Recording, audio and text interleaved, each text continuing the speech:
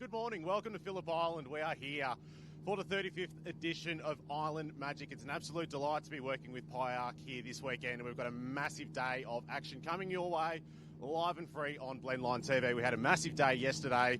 Entire categories running through their first round of races yesterday, and we've got two races, in fact more races, that you can poke a stick at throughout the entire day, headlined by the IPRA Nationals, where we had 97 cars entered this weekend, along with the National Sports Sedans for their fifth and final race. There's going to be championships decided. We've got trophies to hand out. We've got a massive day of action coming your way very shortly.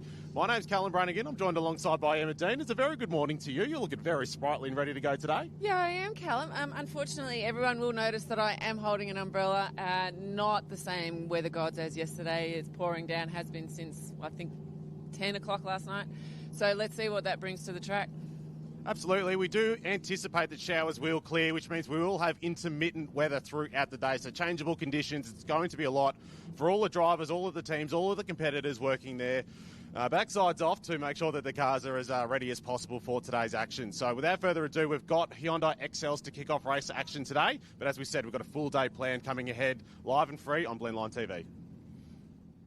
Thanks very much, Callum and Emma down there in a damp pit lane. It is drying down there. There is low cloud and just a little bit of drizzle around, but certainly the radar tells us by about 10 o'clock it will have cleared. But I guess what that means is that XLs, historic touring cars, and the first of the over 2 litre improved production cars for the Nationals will be in damp conditions. They all run a treaded tyre. There's a little bit of breeze around, so the track will blow dry fairly quickly. It's like the local hairdressers get the blow dryer out and dry it off as we go into today's racing. Fantastic fields of cars, as I mentioned. XLs will be first on track. The historic touring cars have got a great field here this weekend, and good on them for bringing all of those cars here. They're very, very difficult to keep going and maintain, but they maintain the rage and have been putting on some amazing racing. The big draw card here this weekend, of course, is the Improved Production Nationals, and a big shout out to all down there at the Improved Production Racing Associations from every state of Australia that have bought a team here this weekend. At the end of the day, after all of the heats and the repechage race, we will have the Improved Production Nationals under 2 litre and over 2 litre races, and that is a one race winner takes all. It is a long process to get there, and you've got to bring your A game to every one of the Nationals. A fantastic induction many, many years ago to run the Improved Production Nationals in the early 90s, and has run every year since. Formula B, straight on after that, they have a very similar Nationals concept, which was held at Tailem Bend this year. Sports sedans for the Ramada Resorts 50k plate, and of course the Hollinger Engineering National Sports Sedans, of course, the Victorians supported also there with QP Lubes, National Blinds, and all of their sponsors that keep them going across their series as well. So the big bangers, going to be interesting if it is wet. Steve Tomasi is poised to grab the trophy. He has not been at all arrogant or confident about doing that. He keeps throwing up reasons that he needs to be careful around this. So he's doing a tremendous job, Steve, but there is many, many behind him lining up to have a crack at that national title. And, of course, the Victorian title in the floor pan cars comes out with leading the way is Greg Lynch, John Ippolito, Jim Policina, who sadly hasn't fronted here this weekend, so won't take the title from those two guys. Aidan Munger, Ben McLeod, who hasn't fronted here either, but still plenty to go for. In the floor pan class for the Victorian Sports Sedans is Greg Lynch, John Ippolito, and Aidan Munger as well. So those three contenders we're going to be watching across the big bangers for this weekend. The Porsche 944's one-make class Porsche racing is always awesome, and they have got turned on the show at the end of the day yesterday, and they'll do it again today. So stay tuned. If you are at home watching this on the broadcast, make your way to the track. It's going to be a lovely day here at Phillip Island as summer is hitting down in Gippsland, and XLs are making their way out on track. I'd like to introduce Tom Reed and Jola Ramsey. Thank you very very much, Darren. Looking forward to this race 2 this morning, the first race of Sunday. And it is a wet one to kick off proceedings here at the Phillip Island Grand Prix circuit. We have Hyundai XLs up for their 7-minute affair. And I'm joined alongside by Joel Ramsey, who sat with me yesterday through the first race. What do you think of yesterday's action, Joel? Great to be back, Tommy. Good morning. It was a fantastic affair. Actually, I really enjoyed the racing, a bit of action there. But big shout out to Racer Industries for sponsoring the XL races this weekend. Thank you very much to the Racer Industries. If you do need any spares, come down. They've got a truck down here. It's a fantastic little setup. But this is going to be a very, very interesting race with Rio Campbell. Was arguably one of the favourites. At the back of the field, they had some damage yesterday. And you've got, as well, I believe, the 22 of Jensen Televeski at the back as well. So, I mean, there's going to be some fighting. Yeah, for sure. And some front-wheel drive cars in some wet conditions. I think either we're going to have a race or we're going to have a drift meet here, so I'm not really sure yet. Definitely watch for car 333, like you said, Rio Campbell in the Marcus Ambrose Motorsport. Adam Macro, Penrite XL off the back. A little bit of damage on the rear of that car from contact down the front straight yesterday with Jensen Teleskivi, who's been sent to the rear of grid, starting out of position number 18, Rio Campbell off of position 20. In the Geelong Performance Diesel car number 530. Jake Harwood alongside him in the tradesman 4x4 XL. Then we go to Lachlan Harvey, David Musgrave, Lee Saylor-Meyer, Brendan Jenner, Sean Carroll, Ed Narkovics. Then we go to Noah Ellsworthy and James Reynolds, who rounds out the top 10. Car 555 there of Jamie Eels lining off of position number 11, then Keenan Jones, Brock Bodle. Then we go to Brett Zieran, Michael Barton, Lee Kennedy, Daniel Harvey, Jensen Teleskivi, who we mentioned before, has been sent to the rear grid in car 22. Watch for the Repechage to make his way through the field. Chad Smith, Rio Campbell, and Carl Nielsen will start off the back of the grid. Yes, this is going to be very interesting as they make their way around very quickly to the starting grid. This is actually counted in, if you didn't know, this is when they go out in their outlap, this is actually counted as per their timings for their race. So the quicker you get round, the better it is, but they're also trying to get as much heat into these tyres as they can. The hard thing with a front-wheel drive car is to try and get heat into a rear tyre. So you'll see a lot of brake lights coming on, and that's them trying to just generate that heat into the tyre. So, but it's going to be interesting few laps. Hard to generate temperature in the rear tyres of these cars, of course, being front-wheel driven cars, so really critical to slide and even grab the handbrake on the outlap as the cars come to the grid. Headed by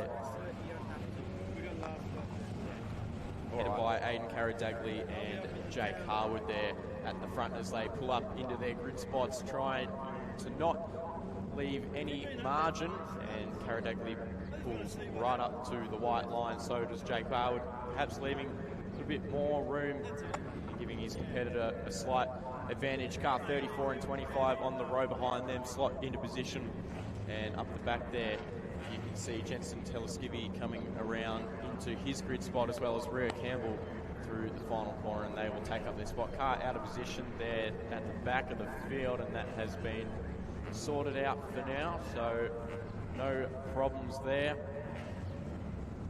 We've just got the stragglers here, but I tell you what, I'd like to shout out to our amazing officials who are out here, rain, hail or shine, making sure we can go racing. So a big thank you to all the volunteers. More than 165 of them this weekend. That's just incredible. So big shout out to you guys. Missing a car on the grid here. Supposed to be starting in front of car 380 there at Keenan Jones. Not seeing the number 2 out there. Oh no, we are seeing the number 2, so perhaps just someone missing in their grid spot there. Is that the 555 that's not there? Not sure yet, but we're set for a start, and we've had the lights go out. Even start off the front row from Jake Harwood and Aidan Carradagli there in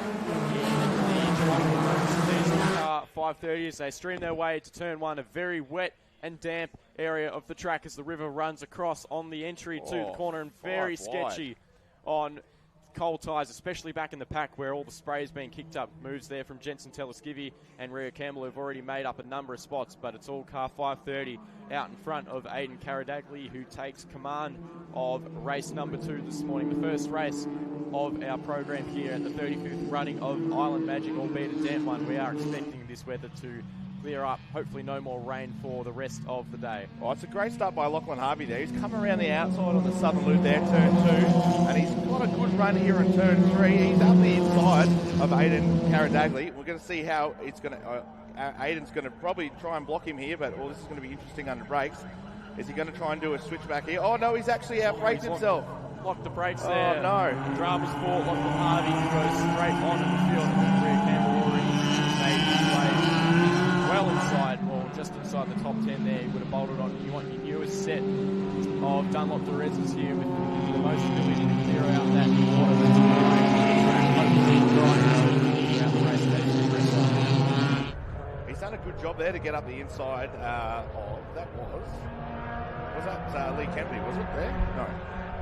At his car, 327 there on shot of Lee Salemeiler, who is right up the back of now. Car he just passed was the 126 there. He's up the inside there, done into Lukey Heights. So he's had a bit of a moment there, a bit of a twitch. As you see, while they're still getting their heat into their tyres here. But he's making great progress, so this is going to be a race on here. Jensen's making some great ground as well. So you see that bright red ASAP trading car. Jensen already making up a number of spots there. These two want to fight their way back to the front for the final race this afternoon, which will be coming up at 12:46. So a pretty early finish for the weekend for these Hyundai XL guys. First on the program, able to get out of the track early this afternoon, but they'll want to stick around, of course, for the improved production over 2 litre final, which comes up later on this afternoon at 4 o'clock. Across the stripe for the first time, standing lap time of a 2:27 from your race leader, Aiden Karadagli, moves throughout the field here. The car 40 and the 555 there, side by side with Jensen Teleskivy popping it out of the spray here down the inside, trying to make up a number of positions into turn number 1. He gets that job done on the 555 there of Jamie Eales and set sight on car 40 just ahead of him of Noah Ellsworthy. There's a great battle going on between here, Ed Narthwitz on the 29 and Noah Ellsworthy in the 40. These guys are battling, and now Jensen's getting his nose into the battle here. He's going to go the long way around. Interesting, very good. He's got some great speed running out of turn 2 here, the southern loop. And you see Noah's trying to tuck right up behind him to get in the tow. But I'll tell you what, that ASAP car is very quick. He was just able to get to the throttle that little bit earlier than his competitors and drag racing him down into turn 3, Stoner Corner. Now he sets his sights here on car 136 of Sean Carroll, who started out of position number 7. Has gone back 1 spot. Lee Salemeiler overtaking him in the process out of Honda turn 4, or Miller Corner as it's now known as, and through the tricky Siberia. You don't want to end up too wide here in the dry conditions, but in the wet it's fine to grab that more abrasive surface, which will hook you around the corner. Side by side action there. Those are the cars that Jensen Teleskivy just passed, and now he's right on the back of the 327 of Lee Salemeiler already, so carving his way through the field. Rear Campbell, an update on him, has moved into position number 4, I believe.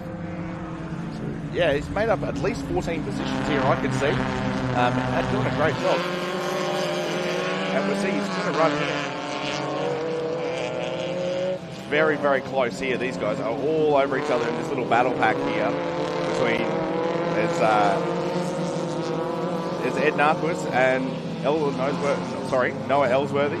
We've got the 86 of Carl Neeson's made up some great ground as well, coming from actually rear of field there.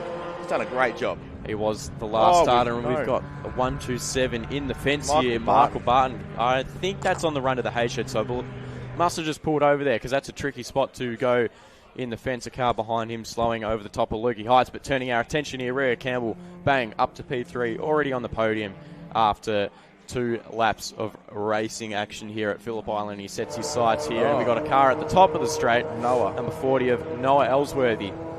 That would have been a bit of a wild ride down the loop coming into turn 12 there. That's is a very quick corner. He's getting himself out of the way. The main thing is there's nothing else. Oh, we've got one more coming. Getting himself around. He'll get himself... Oh, he's turned back. He's the right way. He's facing downhill now, so he's good to go. So that would have been a bit of a scary ride. Safety car, boards and flags waving at the marshal points here, so that car stuck off on the run through the hayshed. Obviously hasn't been able to get going and is in a dangerous spot deemed by the stewards, which we got to have a look in their room last night after the end of proceedings, and it was a great example of how much actually goes on in those rooms. I think they've got something like 23 cameras looking at every single corner and point of this track, and they're able to zoom in and rewind on footage to check out the action on track live. It was actually a fantastic experience. So, here we've got a replay of Noah Ellsworthy here. Watch the 40 car middle of the screen. What does he step out of line a little bit, or does he catch the grass? We'll just have behind a shot. Oh, he's gone up the inside. Oh no, there we go. Up the inside of the 555 there and gets a little spooked, and the car loses it. Makes a very minor contact. That one, when you say it'll buff out, we'll buff out on that one. That's very good. Pop the mirror back on driver's right and all good to go. Car on the right, the shot here, just out of the shot, is the reason for the safety car, we believe. So hopefully a quick flat toe recovery there. Big shout out to Kev the Towie here. He's all here all weekend, making sure everyone gets sorted back on. He's down the bottom of MG. See where he is, but hopefully that 127 Michael Barton hasn't had a great weekend, unfortunately. He had started from the pit lane yesterday, and we were hoping to see him really up there and get some good points. It's a beautifully presented bright blue little car. I love that colour. It looks fantastic. So we saw Noah Ellsworthy into the fence on the front straight there in car number 40. He's only 15 years of age, making his circuit racing debut, although coming from an experience in karting and looking to expand his motorsport career. He started karting at the age of 12 and progressed to XLs at the age of 14. And he is an ambassador for Le Mans go-karting and entertainment down there in Dandenong. It's very cool to see the young drivers coming through, don't even have a road licence, and they're doing a great job. I mean, yes, he's had a 5 cent, 50 cent moment up the top in turn 12, but it's going to learn. He's going to learn really quickly, and this is, some challenging conditions for a tyre like this tyre, which is an all-weather tyre, and of course generating heat into it. So this is all racecraft he's learning with the XLs, a little bit different to the go-karts, but he's doing a fantastic job. So shout out to Noah, great job. All about experience for him. He's only 15 years of age, so he's got a lot more time to gain that experience, and the best way to do it is here at Island Magic in the XLs in these tricky conditions. And under safety car, you can see the guys weaving side to side. Rear Campbell up to position number 3, like we touched on before. Jake Harwood behind him with the Yarrow Valley towing sticker down the side of his car, running in 4th. And he started on the front row there, so he's gone back a couple of spots, but the biggest mover so far, definitely Rear Campbell.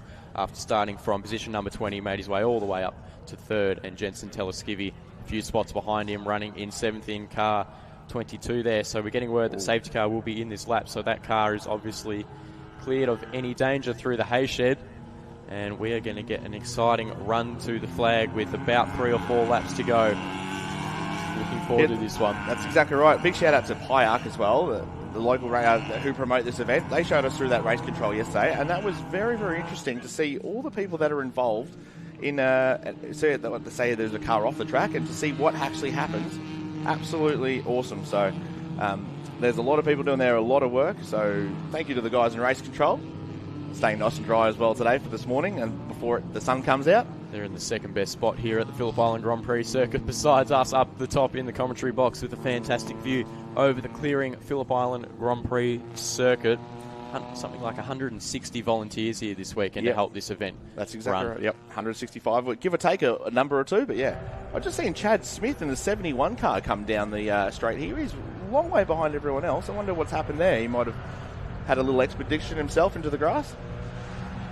Perhaps, yeah, just catching up to the safety car, although I don't think he will with where the field is at the moment, going over the top of Lukey Heights. Lights out on the safety car, so Haradagley's had a chance to think about what he's going to do on the restart, same as Lachlan Harvey. And it's showing on the timing screen that it is lap 404, so they are getting the checkered flag ready at the starter's box, so perhaps this is the last lap, and at this point it will be all Aidan Haradagley to the line, unless he gets towed by on the run to the flag. What would you do here on your restart? You'd just hold him all the way to the line and just stay, and you play the smart game here.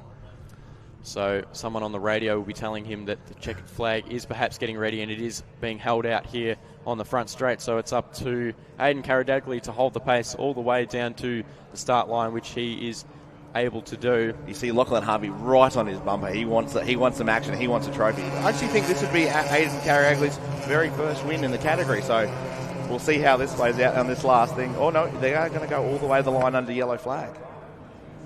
So it will be all Aidan Karadagli for race number 2 this morning, who will come across the line, albeit under yellow flags, and Lachlan Harvey right behind him. Lachlan giving him a little push, I think, across the line there to make sure. Rhea Campbell making it all the way up to P3. And then we've got Jake Howard, Aidan Musgrave, and Brad Jenner in your top 6.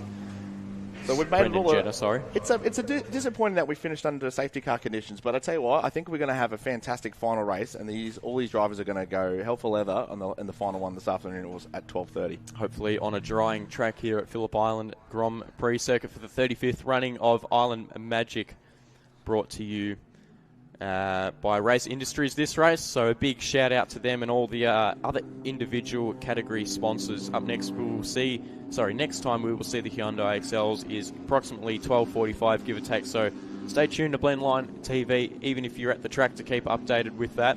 But up next we will have the historic touring cars and then improved production over to Litre, groups B and D coming up. Don't go anywhere.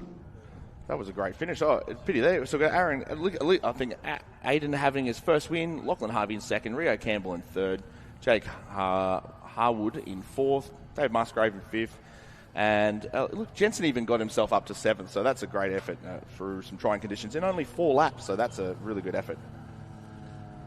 Dak down to 11th, Jamie Isles, 12th, Ed Nuckwards, 13, Brett Zirin got up there, which is good, 14 for James Reynolds, 15, Lee Kennedy, 16, Keenan Jones, 17, Daniel Harvey, and 18, Brock Bodle. Unfortunately, no over that little spin got himself down to 19th, but he was up there about 11th, I think he started, so that was a great effort. So it's all the learning experience, it's good to see. So next up is improved production, and we'll hand over to the very talented Mr. Darren Smith. We will. I will. Don't go anywhere.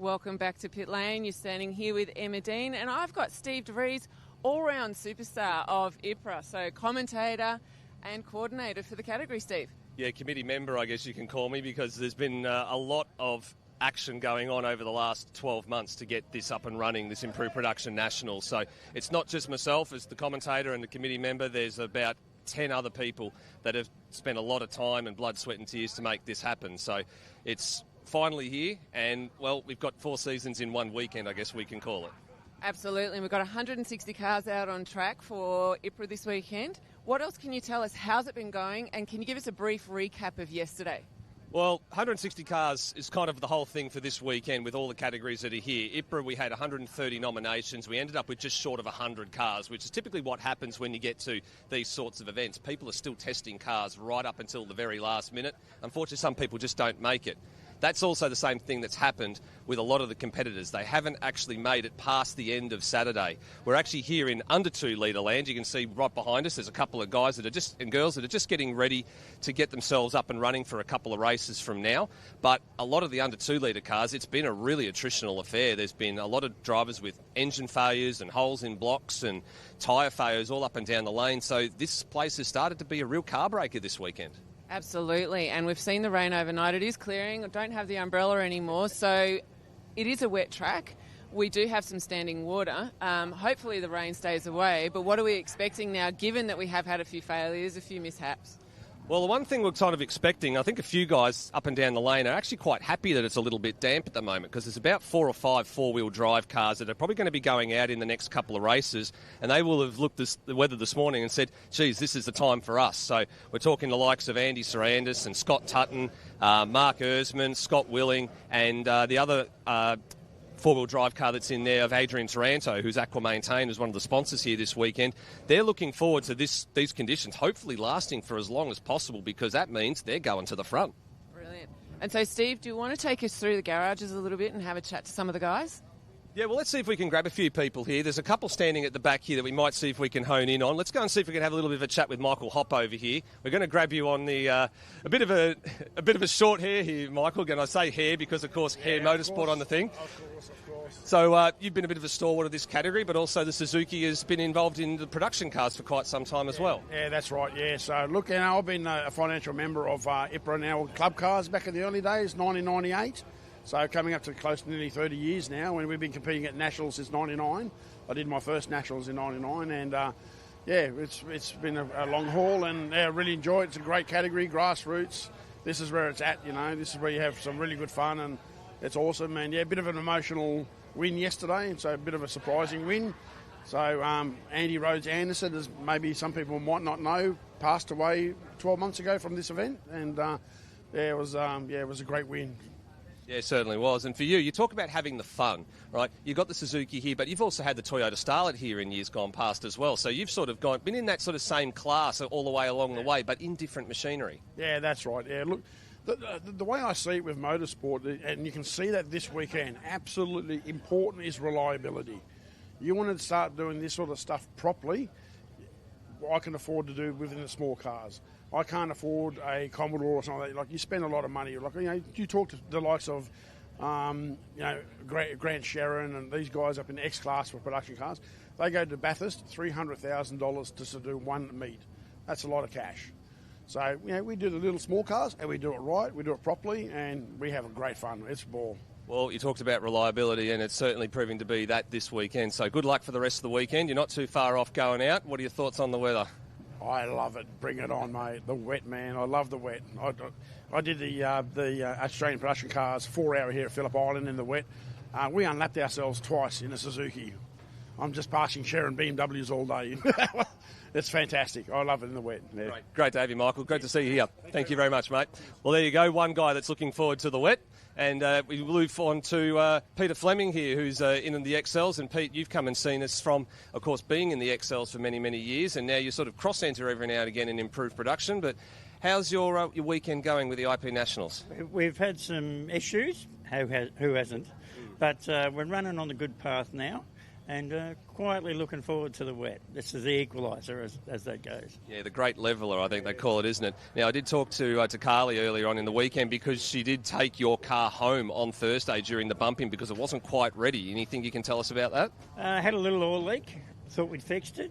Turns out it was a bit more of an oil leak than we thought. The gearbox had cracked. So then we had another night of changing over the gearbox. But we're on the track, and that's the main thing. We're finishing races. That's good. So, in terms of the class sort of trophy, you're in that sort of same category as the Michael Hopp and Brad Harris and those sort of guys. It's a very, very tight class because the times between everybody is so fine. It's like, 1 or 2 second difference in the best overall lap time. So, kind of a very open sort of under 1,600 litre modern class this round. It certainly is. And, like we said, bit of track knowledge we've got. Carly's right in the mix. She's right up the pointy end. So, if we can, we'd like to bring up a bit of silverware, and hopefully that'll be Carly. Yeah, well, we'd like to hope that it'd be interesting to see an XL that could actually take out a class title in improved production for the Nationals. So you're going well, keep it straight, and we'll look forward to seeing what you can do in the wet. Another one that's looking forward to the wet. Appreciate. Thank you very much. Well, it might not be raining at the moment, but it still is going to be quite a little bit of a difficult track to take part in. So let's see if we can find anybody else that's on the flip side of the scale, maybe someone that's not interested in the wet. But we're still here in under 2 litre land. We've got Tim Maynard, I think, standing over here. Tim, what's with the wide brim hat? This is normally something that you'd reserve for sunny weather, I think you call it, but it's also good for keeping the rain off your head, even though there's not very much of it right now. That's right. I'm trying to hedge my bets here and not get my what's left of my hair wet. for the race coming up in an hour or so. Well, you've got the Pulsar, so another one that's sort of in that under 1,600 litre class, along with the XLs and the Suzuki Swifts and that. How's your weekend been so far? Good. I'm racing with a lot of fantastic cars that have got 50, 60, 70 more horses than I've got. I'm doing my damnedest to bring my driving up to match my lack of horsepower. But I love Phillip Island. It's my favourite track. Obviously, Bathurst is on its own pedestal. But out of the others, Phillip Island's fantastic, and I'm rapt to be here, and especially in such a great crew of people with IP. Fantastic. Well, you're from New South Wales, along with a number of competitors, and along with we've got the fact that every single state and territory is represented here this weekend for IPRA, so it's great to have you on board, and welcome. Yeah, thanks, and I've been told apparently I'm the only under 2 litre New South Wales person left. We've had a rate of attrition which is a bit scary. I've just got to hang in there and bring it home for the New South Welshmen. I think you might be right. I think with Charlie Viola out and a bunch of others, I think you very might well be last man standing for New South Wales at this rate. Yep, and I'll do my best, and we're going to have it looks like there's no more rain coming following, but there'll certainly be a little bit of wet track still, and the Pulsars are usually pretty good, so I'm tentatively looking forward to it. All the best. We'll see how you go in a couple of hours. Great, thanks.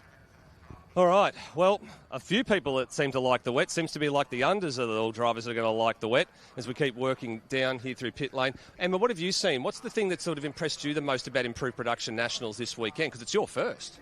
It is my first. I'm actually impressed with how many people travel this far because the preparation for the cars is phenomenal. It's nothing short of gargantuan because some of these guys are doing engine builds on their kitchen table till 2 a.m. in the morning. Some of the guys are flying parts in the night before they have to leave to come to Melbourne. I know that there's a team here that's from Karratha that they go via Perth to come here. So the prep just for a weekend of racing when anything can happen just blows my mind. So the actual effort that goes into it is just phenomenal.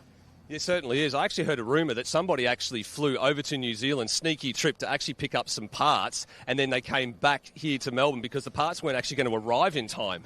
It's absolutely phenomenal. Yeah. We're now starting to get into over 2 litre land. This is the sole representative over here from the Northern Territory in Steve Johnston. And next door to him, he's got a couple of South Australians there. We might see if we can grab Steve. He's in here in the denim jacket and coat. Good on you, Steve. Good to see you again. Everything's going well, I take it, since you were here at Phillip Island a month and a half ago? Yeah, we've had a few gremlins that we're trying to sort out. So on Friday, the car wasn't on performance. And what we found on Saturday morning after qualify, the rotor contactor, the screw had come loose, so therefore was flopping around in the distributor. So we've now put a new distributor cap on it. And, we were picking up a little bit of pace yesterday after finding the loose screw. So that's been altered, and now we're just sorting out any other little gremlins. Well, importantly, when you were here in October and you were shaking this car down in preparation for the Nationals, you were a little bit disappointed with the fact you didn't get down to the lap time that you were ultimately achieving. You were oh so close to breaking in, I think, to the 1 minute 49s in qualifying. Have you actually got the lap time that you wanted to get this weekend so far, or are you still looking for it? I'm still looking for it. Yes, it's coming to me. Now we've found a performance in the car. Our race pace yesterday I was pretty happy with, and enjoying the battles with the Vic IPRA guys. So some great racing going on. I'm really enjoying myself. And this car originally started its life in Victoria too. It's just taken a long journey north to Northern Territory to find your hands. A long journey via road and a long journey via in the mechanic shop. So 4 months on the rotisserie and changing everything on the car. Isn't that like every race guy? They all just change everything on the car the minute they get it? Absolutely. If you can, why not? Make it modified to your suit and your performance value. So. And you're the sole representative from the Northern Territory, and I think, like we were just talking to Tim Maynard, he's like the only representative from the under 2 litres in New South Wales left standing. You're the only person here from the Northern Territory across all of the classes, so there's a bit of pride on the line here. You want to get to the finish line, you want to finish that last race on Sunday afternoon. Yeah, absolutely. That's key. Paramount, get out there in the final and represent and get as high in the field as we can. Well, great to have you down here, Steve, and all the very best for the rest of the weekend. All right, thank you very much. And just a shout out to my wife who just survived the cyclone Fina last night in Darwin. So, yeah, thanks, Evie, for holding the fort. Well, we did see actually there was on the bit of bad weather up north there, so good to see that everybody survived that. We keep walking through pit lane here, and a few drivers are just starting to leave the lane to go down to the marshalling area. We might stick our head in the door here and see a couple of South Australians. I think, no, they're about to go out. So two of the stalwarts. One stalwart, I think, here from South Australia there, Ian Statham, who's about to go out, and Mark Kempster. A couple of unique cars there with the Mitsubishi Magnas. You can see next door to them you've got Scott Cook in the Nissan Silvia and George Michel in there as well. They're actually going out in the next session too, so it won't be too much longer till we get the next over 2 litre race for the Improved Production Nationals. A couple of very quick cars in there, so looking forward to see how they go. We've actually now brought behind here, we're having a look at the Scott McLean Commodore who's here. He's got the Superior Installation Equipment team running right here. We might see if we can sneak in here and have a little bit of a chat with Scott. Scott, a little bit of an interesting day yesterday. You had a couple of heat races there. You did have a little bit of contact with Mark Tutton in that second race, which put him in the gravel trap when he had the stuck throttle. How's the repairs come up this morning? Well, good news. The guys did an amazing job. I want a big shout out to Luke Valentich. He came over. He's a panel beater by trade. Thank God for that. They were so kind. He came in his race suit and everything. Came and got the slide hammer out. Straightened it. I reckon it was better than when I first had the car. So I couldn't be any more thankful. And Peter McLean and certainly Andrew from Superior Installation Equipment came over and helped as well. So it's got us back. So we think we're good. We had to do a bit of adjustment of the wheel as well, but I think we're in. We're in with the show. Okay, that's good, because it looked like you had a little bit of tyre rubbing going on post that contact yesterday, so there wasn't any more significant mechanical damage underneath? No, we had Andrew from Yokohama Traction Tyres actually come over and check, and he's actually happy the tyres, we put them on the rear. So I'm just so grateful the tyre held in, because there was a bit of smoke, as you saw. So, yep, they're going on the back. We should be good to go. Nothing more mechanical than that. And we hear Mark's done okay as well. I think he's going to get back out as well, so I couldn't be happier with that. All right, fantastic. You've got a great crew working on the car here, so good to get you back out. And what are your thoughts on this? I know the rear-wheel drive cars and the big V8s don't really like the wet weather too much. Well, one of the things, I actually love the wet. I'm not as high-powered as some of the cars out there, so I'm actually in the show here with the wet weather and got some good tyres. So I'm actually looking forward to it, and I've done really some big laps in heavy rain here on this type of service. So I'm actually looking forward to see how that plays out for us. So I'm actually optimistic, excited, because I think a few others are going to absolutely get a bit nervous out there. So we're just trying to find the right lines, nothing crazy. I think there's a good high line. Shh, don't tell anyone. I'm going to have a bit of a look at. So let's hopefully that helps us, give us in a mix to get in the final if we can. Yeah, well, they call that the go-karting line. So you've just spilt the secret there. So we'll see how you go in the wet weather then. All the very best. And not too far now until your next race. Absolutely. Thank you very much. And thanks very much, IPRA Vic, for putting on the show today, and everyone here at doing the Nationals. Steve doing a great job too. Thanks very much, buddy. All right, we might see if we can wander back this way and see if we can find a few other people, because they've all starting to leave and head over to the marshalling area for the next IPRA over 2 litre race. What are you finding, Em? You've been running up and down the pit lane. What have your thoughts? Well, I've actually been bumping into some of the guys from 944s and having a bit of chat about their race being cut short yesterday. So just catching up on the goss. But I think we're going to go over to Garage 16 right now for one of your IPRA guys to have another chat to. Yeah, I think so. We're actually going to go into the garage here. We've got one of the Mitsubishis that are sitting here. I think Callum's waving frantically at me here. We take around and have a look here. We were just talking about these two unique cars. This is the Mark Kempster Mitsubishi Magna. There's also the other one of Ian Statham, who's actually just gone out to form up for the marshalling area for the next race. These cars are just two unique cars. You just don't see these sorts of cars in any other category these days. Across any sort of motorsport. So it's great to see the complete variety that we get in these sorts of in improved production. We're just going to quickly wander through here. I think Callum's waiting for us on the other side, along with a couple of other bodies here who've we've been managed to round up. No, we're waiting on a few different things here. Have a look at that. Just look at the way down the end of pit lane there. Still the mist that you can see. There's still a little bit of this misty rain still in the area. Perhaps we might be about to get another little bit of a shower. We're not quite sure what's about to happen here.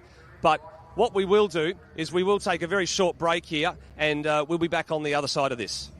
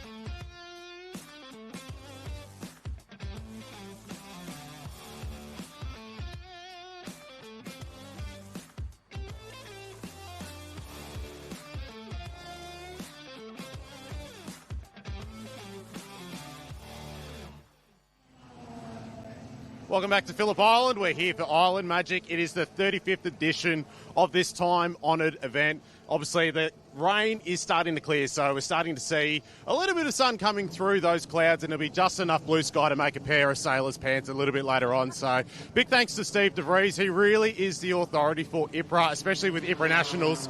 His finger is on the pulse. He knows all of the drivers, and he's put in tireless amount of hours in the lead up to this event to make sure that we've got such a robust, strong field of people competing this weekend. So we might have a quick look at the hub, because what we have got is the IPRA hub. So if we slowly make our way down, Emma, if you haven't seen the trophies, obviously wearing a jacket over the logo at the moment, but if you have a look at the logo, which is rather cool, it's got a penguin on it, and if we're going to have a quick look up here in the hub. So this is actually where all the IP members are set up. It's a bit of a central location for them to hang out, pick up some merchandise. We did come in here yesterday and have a quick chat and look at a few of the trophies here, but we'll get a good shot in there. Actually, we're looking at the Yokohama Motorsport banner, which has been signed by all of the competitors here this weekend, and there you can see, look at all those trophies. That's exactly what they are gunning for here this weekend, and don't they look absolutely sensational? Does anyone want to have a chat? This is live TV. Tell us all about yourself and what you're doing here this weekend. My name's Peter McKay. My husband's Gary McKay with the red XG1 that most people are pretty familiar with. Sadly, he didn't get to make the race this weekend because he blew his motor up last round. And despite his best efforts, we didn't get there, but we were always going to be here. We've been in IPRA for many years, and so I've been looking after all the hospo side of things of the event, and the merch, and keeping all our drivers happy and all of that stuff. So, yeah. Not to put you on a spot, how many shirts have you sold this weekend? How many shirts? Well, I can tell you I've only got about 10 left, so 260 shirts. We had 250 people at our function on Friday night, which was wonderful out at Golf Club, at the Phillip Island Golf Club. And, we've got some bucket hats and kids' T-shirts, and everybody's having a great time. How many months planning has it been to get to this point right now? Well, we probably started initial conversations 2 years ago in the lead up to this to lock in that, yes, we were definitely going to do it at Phillip Island and at Island Magic. And for the last year, we started off monthly meetings, fortnightly, weekly, daily, minutes with all of the texts and group chats and whatever. So, yeah, it's been a mammoth effort, but we've got an amazing committee that have really all just put in loads of hours, loads of work to make sure that the event's going to run beautifully. So, yeah, all good. Awesome. Thank you so much for all of your wonderful work here this weekend, and we thoroughly appreciate it. Under 2 litre, and he's on the committee, but when the husband's on the committee, you end up being the helper. IP WAG. We're the IP WAGs. The most important people here this weekend. Thank you so much. Everybody happy. Thank you. All right, thank you so much. We'll keep this one going, Emma. Yeah. There's actually something I want to show you. There's something I really, really, really want to show you. So Phillip Island is a notoriously difficult track. A lot of fun for seasoned racers. Turn 1 and Turn 12, particularly hard on tyres, but most of the turns are really hard on tyres. Yokohama is supplying the tyres for this weekend's Island Magic. And just to show you how tough this track is, I want you guys to have a look at... Can you zoom in and get that, the wear on that tyre? That is what Phillip Island does to a set of Yokies. Isn't that phenomenal, Cal? It's crazy. And obviously, the front right absolutely cops it here. Most of the left-hand turns is really hard on the right-hand side of the car, especially when you've got the big V8 Commodores, the Monaros. The top end of town, they're pretty heavy, robust cars, so it does actually absolutely torture the tyres. And there's a hive of activity. I'll take that back off you, sorry. A hive of activity down here, Benny Shoots, in the spinning Dorito, the RX-7, getting ready for their next over 2 litre session coming up as well. But it's fantastic to have so many competitors here. In fact, we might even just have another quick look here at the Yokohama Tyre Centre. We did have a look yesterday, but the team has been working extremely hard from Traction Tyres. Of course, they are supporters of the Island Magic event and have been so for such a long time. There's Andrew McCarthy through there. He's the man running the show, standing at the back there just underneath the garage door and making sure that their customers are being well and truly serviced here. And if we actually swing around here, you can see the truck. So we had Joel Ramsey behind the microphone yesterday alluding to the amount of tyres that they've brought here this weekend. It's a lot easier to bring them here and make sure that they're nice and speedy, putting them onto the rims whenever called upon, and they are different size rims. You've got 16s, 17s and 18s, but the Yokohama AO50 doing an A-OK job so far this weekend, but having a look at the torture on some of them.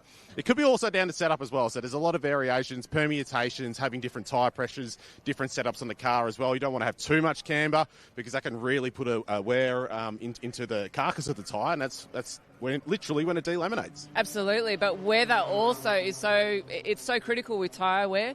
Yesterday the temperature got quite humid and the UV was quite high, so by about 12 o'clock yesterday the track kind of, as we would say, went off.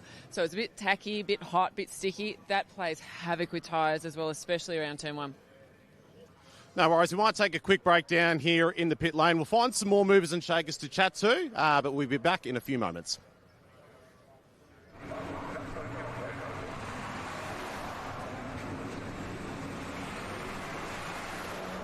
Fantastic to have everyone down there in the pit lane. They're part of the Improved Production Nationals, the Viola Wealth Improved Production Nationals here today. Good to see our reporters down there. Steve DeVries working very, very hard across the entire field of Improved Production Nationals. And, of course, Callum and Emma getting themselves well known down there in the paddock area. And so many great people, the stalwarts, the newcomers, the ins and outs of everything that is going on down there in the Improved Production pit and paddock area. We've got the over 2 litre Improved Production cars, groups B and D, going to make their way out onto track in just a couple of moments. I'm Darren Smith. Steve DeVries, the voice of Victorian, now National Improved Production Racing Association, has jumped on. Steve, let's just do a little bit of housekeeping. We're talking about A's, B's, C's and D's, under 2 litre, over 2 litre. Just give us a bit of a rundown of how that all plays out. Yeah, so the way that the groupings work out in the Improved Production Nationals is they have the qualifying sessions which took place yesterday morning. So because the overs grids are so large, they split them into 2 groups and then they combine the results afterwards. They work through and say the fastest qualifier is in Group A, second fastest Group B and C and D, and then the cycle repeats from 5th through to 8th and so on and so forth. That then means that every competitor goes into an individual group and they face each other competitor in that field at least once over those 3 heat races. So A and B would race together, C and D, and then A would be against C and B would be against D, and so on and so forth until they've been through those 3 races. And then all the points are awarded based on where you finish in each race. They tot up all the points and then they work out the final starting grid for the final. They take about 30 or so cars through straight away, and then the balance of the cars will then have to go through the repechage to get onto the back of the final grid for the overs. In terms of the unders, there's no groupings there because the amount of unders cars is enough to fit on a grid in its own right. So they just have the 3 heat races all by themselves, and again, the points determine what the final starting grid for the under 2 litre final is going to be this afternoon. So there really is a very heavy focus on reliability to get through to this afternoon's Nationals race, as we've got Callum Brannigan back down in the paddock. Back down here in the pit lane, the paddock here at Island Magic, the 35th edition of the time-honoured meeting. Brad Varika, you're here this weekend, part of IPRA Nationals. It's a massive vibe down here. How's the weekend been so far? Yeah, really good. It's actually my first time racing in Improved Production, so my brother's raced for a long time in the series, and it's always a good family atmosphere, so it's good to be involved. And at Phillip Island, obviously one of the best tracks in Australia, you can't say no. So, it's really cool. Simon Phillips, the owner of the car, has been very kind to get me on board and put me in the seat. So we started the weekend off, with a lot of work to do, just because the car hasn't ran for so long. So we just need to try and find the window, and we're honing in on that. And now the weather gods are at us, but our plan all weekend was just to get to the final, just chip away. We didn't care about times. We didn't care about just put ourselves in the right position, and that's what we've done. So I think we're tracking good. Yeah. Be there at the end of the day, as they say. We'll have a quick chat to Simon. Don't go too far in case we do need to have another chat. But Simon, this weekend you've installed Brad. How's it been from your perspective? Is it hard to watch from the sidelines, or would you rather be behind the wheel? Oh no, I think I'm old and slow, and I never really enjoyed driving after weeks of prep. I just found it really draining. So I'm actually enjoying watching someone else drive. I've known the Verica family for years and years and years, and used to crew for their father and their uncle, Thunderdome, and it's sort of, we've had this relationship. So it's great to be able to put the youngest Verica son, Mark's son, in the seat. He's a handy steerer and a good mate. So Yeah, but the car prep was phenomenal. We changed everything 3 months out. New engine, put a 6-speed sequential in it, obviously new shafts, clutches, new ECU, new wiring, new dash. So it's been a massive feat to get here. We didn't get a test in, but yeah, so it's okay. It's okay. I'm never fully relaxed and never fully happy, but we're heading in the right direction. The driver's relaxed, makes me a bit more relaxed, and I think we're in a good position to have a crack. Yeah, to have a crack. So hopefully the weather dries up for the final. We'll need that. The Datsun's not much fun in the wet. I'm glad he's driving it. I go, oh, thank Christ he's driving it. So I'm very happy. Yeah. No worries at all. Look, go well today. All the best, and thank you so much for supporting this awesome event. So, just spotted someone else. Thank you, guys. We just spotted someone from 944 Land, Carter Fox. Real quick, mate. How's the weekend gone so far? It's good to see you back behind the wheel of a 944. Thanks, mate. Yeah, no, really good so far. First time for me without practicing. So to jump in and go straight into P5 in not my own car, it's pretty good. Happy with that. Yeah, we might walk into it because there's a loud little buzz box over there, which sounds fantastic, but will kind of interrupt us. Carter, I just wanted to chat to you about the 4.4s and what it takes to run a car for the weekend. You were saying that you could potentially do it on your own, but realistically, what would you like in terms of support for a 4.4 on a weekend like this? Yeah, absolutely. So 4.4 is a pretty simple platform. Really, it's just an inline 4 with transaxle out the back. And as long as you look after the car and prep it properly, you pretty much can just torque the lug nuts, put some fuel in it, and off you go. Most guys in the class have 1 or 2 dudes helping them out just to ease the load off the driver's side. But really, it's a great entry-level platform where you don't need, a huge team and a transporter to get you out on track. So, Carter, you're in Andrew Jackman's number 20 for Poolmaster, the 944, the Aqua 944. You're driving Andrew's car because he's a bit out of action at the moment. He's a little bit busted up. Get well soon, Andrew. But what are you hoping for? What are you looking for in terms of your career, your racing career driving? I'm using it as a great platform to kind of refine my craft. Jumping between my car and Andrew's car, there's some similarities and some differences, which is a great way to refine what I'm doing as a driver and hopefully take my career up the GT pathway and end up in GT3 land someday. Okay, and do you see 944 as an entry level? Yeah, absolutely. It's a great thing. The cars they're really quick as a one-make category, but they're not outrageously fast where it's unpractical to jump in off a road car. Brilliant. Thank you so much for spending time with us, Carter. Thanks a lot. Good luck for today. Back to you guys. Thanks very much, Callum and Carter down there in the lane. The over 2 litre race for improved production cars are making their way out on track now. We're very, very lucky to be joined right throughout this weekend to an absolute champion of this category. Should be out there on track and probably next to, in front or behind of these couple of cars rolling down now. A big welcome to Luke Gretsch-Gumbo. Back to you, Steve. Thanks very much, Darren. As Luke gets his headset on here, we can see that Jared Tonks is leading out the field of over 2 litre improved production cars for heat groups B and D to have their race. Luke, very, very different conditions today compared to what you and I called yesterday. Let's talk a little bit about what has to happen in conditions like this, because the real thing that I know happens is the tyre pressures, because you want to open up that tread phase to try and clear the correct amount of water, but there's probably a lot that goes on behind the scenes as well. Yeah, there really is, Steve. G'day, everyone. Welcome back to Phillip Island. Yes, so the big trick with the wet here is reading the tyre pressure. There's the obvious things you need to think about, like cambers. If it's a full wet race, you can stand the wheels up. You want to soften the front rear anti-roll bars up. The tyre pressure, though, is probably the magic here, because if you can pressure the tyre up to the right amount, you can actually get a little bit of a crown out of these Yokohamas, which helps push the water away. But it's a very fine line between having it pressured up high enough that it creates that crown, but if it starts drying out, you can blow the temperature off them really quickly. So I'm surprised these guys aren't working them a bit harder on the outlap, to be honest with you. Yeah, well, that's exactly right, because this is the conditions are not, it's not saturated. The circuit itself is not, it's damp, but it's not got a constant flow of rain coming down at the moment. So as you're talking about, it's that fine balancing act that you've got to find. You've got to get that tyre pressure right, because if it starts to dry or a dry line starts to form, you've got to go searching for the wet, don't you, to maintain the temperature in the tyres. So as you said, you don't overheat them and you don't overstress them. You really do. And it's, as a driver, you get pretty good at it. You get a feel for your car, and you hear drivers and supercars and all the top level things talk about how the car almost becomes an extension of your hands and your feet. You really sort of get to feel it. And the Yokohama tyres really do talk to you in these conditions if they are starting to go over. It's you're watching Jared here just trying to warm those rear tyres up. It looks pretty slick out there. But trying to keep them warm without blowing the temperature off them is going to be a challenge for these guys if the track starts to dry.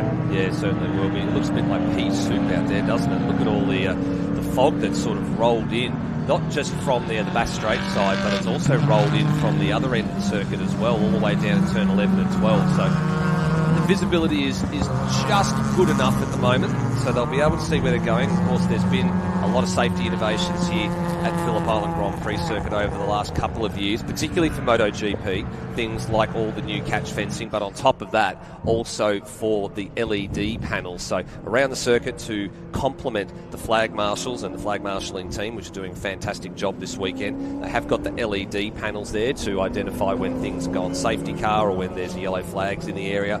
They've also got a really big, nice board just under this bridge. You can probably might be able to just see it off to the far right of your shot there. Just there's the lights, and then there's the new LED panel board off to their right. So that's used to display things like checkered flag at the start-finish line. It's used to display people that have got black flagged and a car number and those sorts of things there as well. So some great innovations that they've put in over the last couple of years will help in conditions like this. Yeah, it sure will. And it doesn't look like the spray is going to be too bad. There's not too much standing water out there. So I think hopefully the visibility will be good. All the teams should be on the radios telling everyone that they need to have their rain lights on.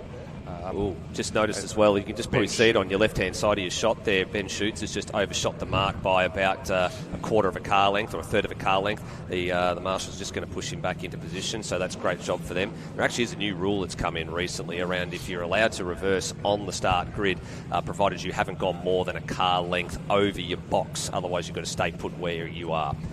So they're marshalling those last of the cars into position. So front row there, Jared Tonks from Victoria and Justin Keys in the orange Holden Commodore there on the right of your shot.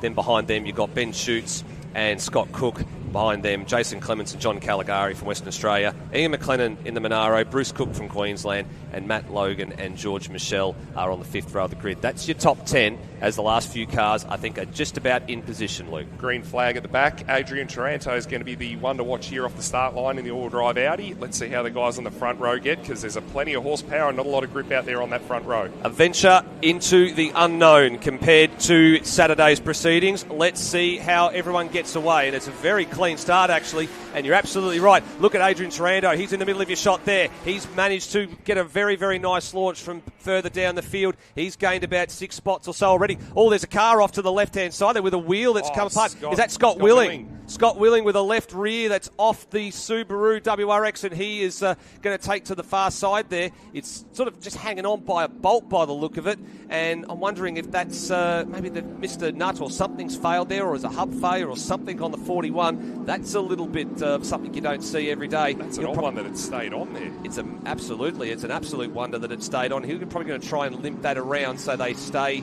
green flag. If he can manage to do it, that'd be a great bit of driving for him.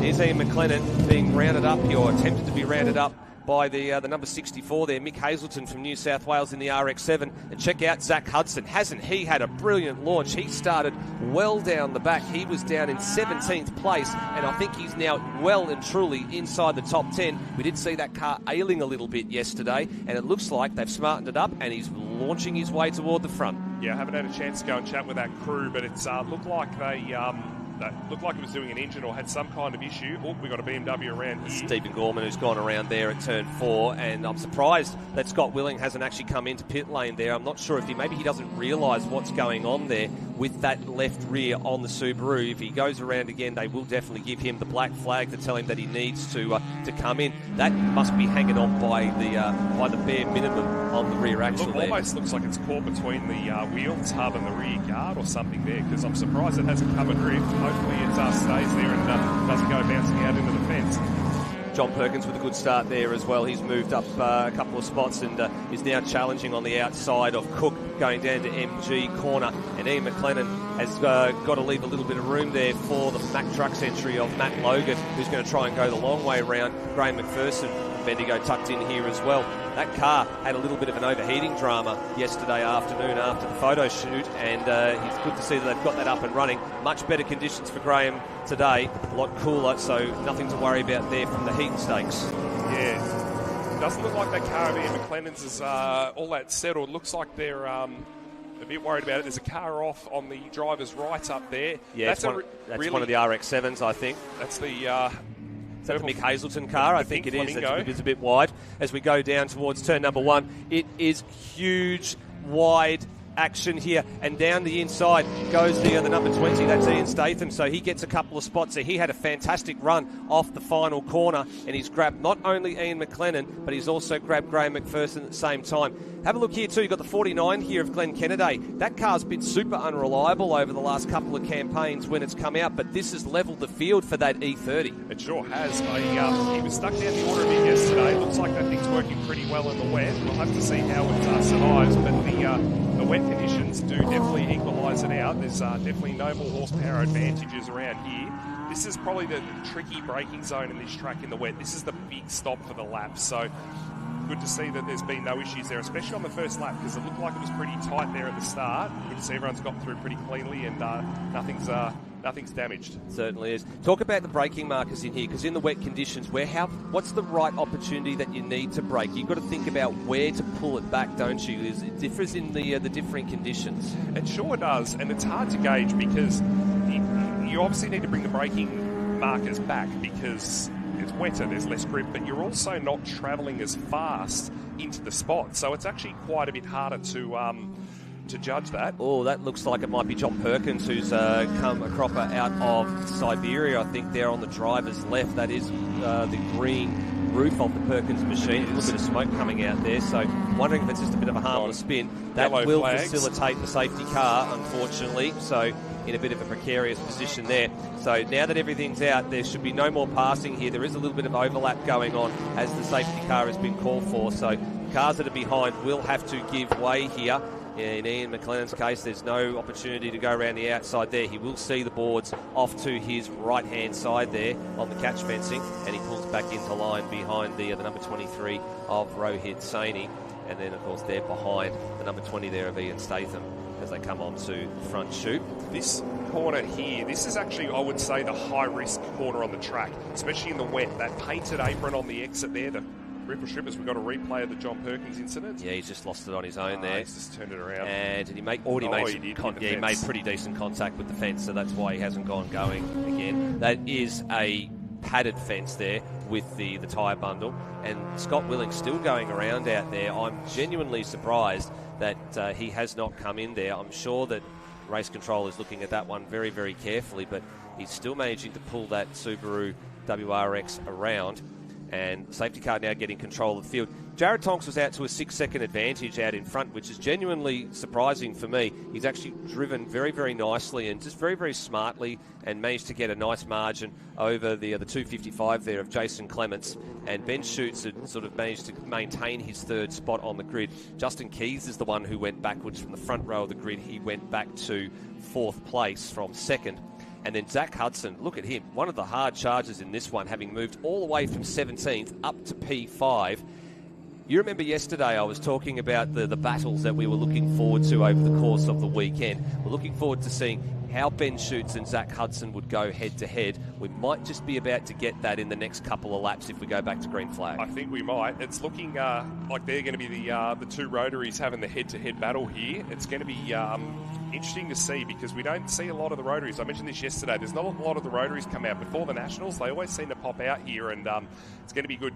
Both of those guys are experienced guys. They've both got fast race cars. So here's Scott Willing. I cannot believe that wheel has hung in there. That is unbelievable. Well, officially it has now been seen by race control. They have they're holding out the black and yellow. We call it the meatball flag affectionately, but he will be shown that across the start-finish line this time around. So he has been given the mechanical black flag, so he will be obliged to come into pit lane this time around. It's a bit hard to see, I think, Luke. You look at the mirror on the side of that car there, and where you're positioned in the car with the safety harness and the seats and the wings opposite your either side of your helmet to try and keep it all in place, and the harness device, it can be a bit difficult to see the left-hand side mirror out of that car. But not only that, you wouldn't be able to see below below the door line of the car to actually know what's going on behind. All he'll know is something's wrong and something's dragging, but the car's still going forward.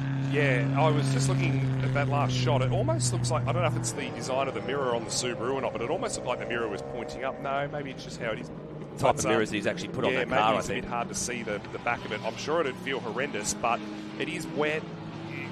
You've been the benefit of the doubt here. I'm sure that car does feel a bit odd, left to right in the wet. So I'm not sure how that wheel's wedged in there, but it's dragged around for a fair few kilometres here, Steve. It hasn't gone bouncing anywhere. No, it certainly hasn't, and he'll definitely see it this time around. So that will mean he will be obliged to come into the lane. I'll tell you what, he's definitely going to need a new set of at least one new Yokohama AO50 after this one, because that thing is going to be down to the canvas. Let's have a look at the start here as we head towards turn number 1. I'm wondering if we can see the actual failure happen here. Yeah, it just pops out. All of a sudden, it looked like as he came over the little crest in the front straight, all of a sudden it just boom, and out it came. I wonder if it's broken a hub or if it's surely their experienced team. I doubt it would have been loose, but we've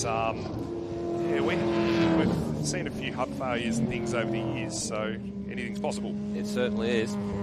We were talking about Adrian Taranto. We're just looking to see how far he managed to get in conditions like this. We were expecting him to launch up the order pretty comprehensively. He did get a really good start from the back of the field, and as we wait for the timing to let us know where indeed he has moved up to, I would say he's probably in the just outside the top 10 if he's been able to keep going. In that shot, he definitely was looking pretty handy. We're being told that it is a checkered flag this time around because they do need a bit of extra time, probably to repair the wall and to recover the John Perkins RX-7. So that will be deemed another heat race win for Jared Tonks. So like Adam Poole yesterday, who won both of his heat races, he's going to now have notched 2 heat race wins. For him, he's had to do one of them in the wet. He sure has, and I was watching that car on the first few laps of green coming out of the final corner, and he's driving it nice and straight, not too leery, nothing too stupid, just nice and square, and he's got the eyes on. I was having a chat to him before we came up here to commentary before, and he looks like he's in. It looks like he's in the zone. He certainly is. So Tonks across the line ahead of Jason Clements, Ben Schutz, Justin Keys and Zach Hudson. Scott Cook wasn't looking forward to the weather this morning, but he's managed to hold on to 6th place, so that's a solid haul of points for him.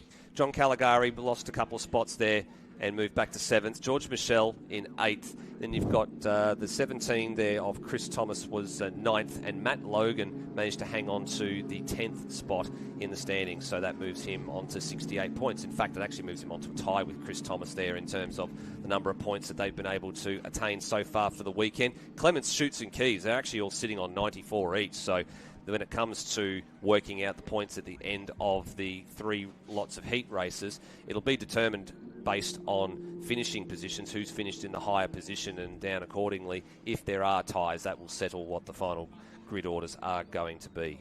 It sure will. It's what have we got? Another couple of heat races, a repechage and a final today.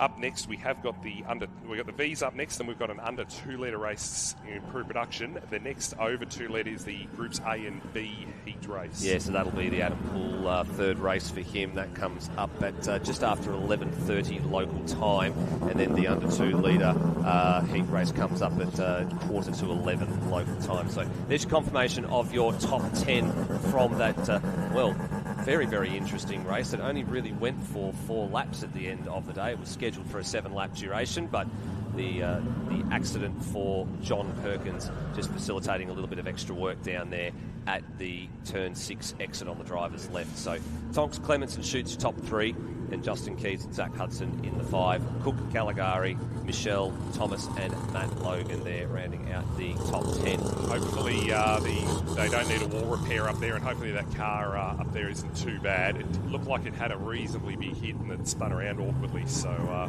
fingers crossed there's not too much damage for that team. Certainly. Well, we'll take a short break here in the commentary position as the grid just ticks over there, and we can see, looking to see where the little Audi S3 managed to get up to. Doesn't look like he actually managed to get inside the top 20 there for Adrian Taranto. He probably didn't have enough time to really exercise the power of the little Audi S3.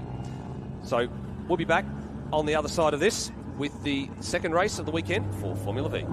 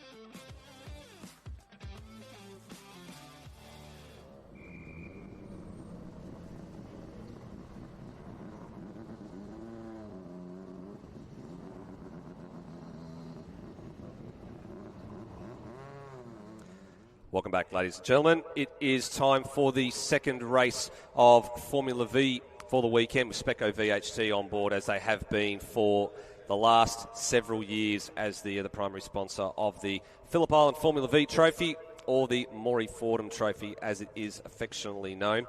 There's been a lot of names that have been added to that trophy over the years, and a lot of the Formula V field this weekend is looking to notch their first trophy here at Island Magic. There's a number of names, as I was saying, that are meant to be that have been on that trophy over the years. The defending champion for the Phillip Island Formula V Trophy, of course, is here this weekend. Daniel Reynolds is looking to try and notch his third one of those after waiting quite a few years in between his first and second trophies. He's a guest of the Sabre Racing team this weekend. As I welcome Tom Reed to the box to call this race with me. Tom, let's have a look at the grid here, because there's interesting not only trophy implications here, but championship implications in Formula V. It's the final round of their club championship. Thanks, Steve. Yeah, looking forward to this one, a wet race this time for race 2 of the Solo de Capri Formula Vs here at the 35th running of Island Magic. Andre Kieran lines off of pole position, and the points are going his way at the moment with Ashley Quiddington in car number 1, the reigning champion, starting off of position number 2. They've just been given the 1 minute signal down on the marshalling grid to get ready in a second. Brock Hamilton on third, and then Daniel Reynolds rounds out the second row. Brocco Spinley there in car 82.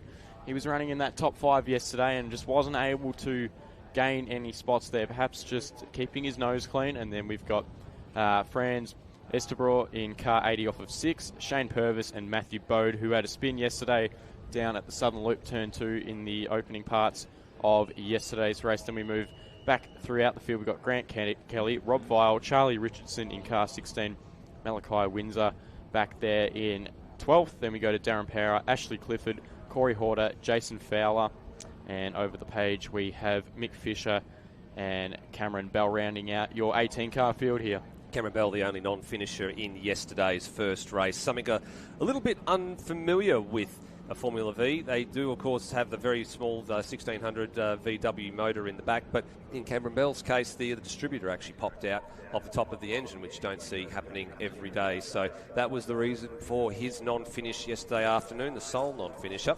Hopefully he'll be able to get that car onto the rear of this grid, and he'll be able to take part for the remainder of the weekend. Looks like we've got most of the field now rolling down the lane. Mick Fisher might be the last of the drivers that was out there, and then Cameron Bell out behind him. So yes, we do have all 18 cars that had started race number 1 yesterday rolling down the pit lane and coming round to form up on the grid.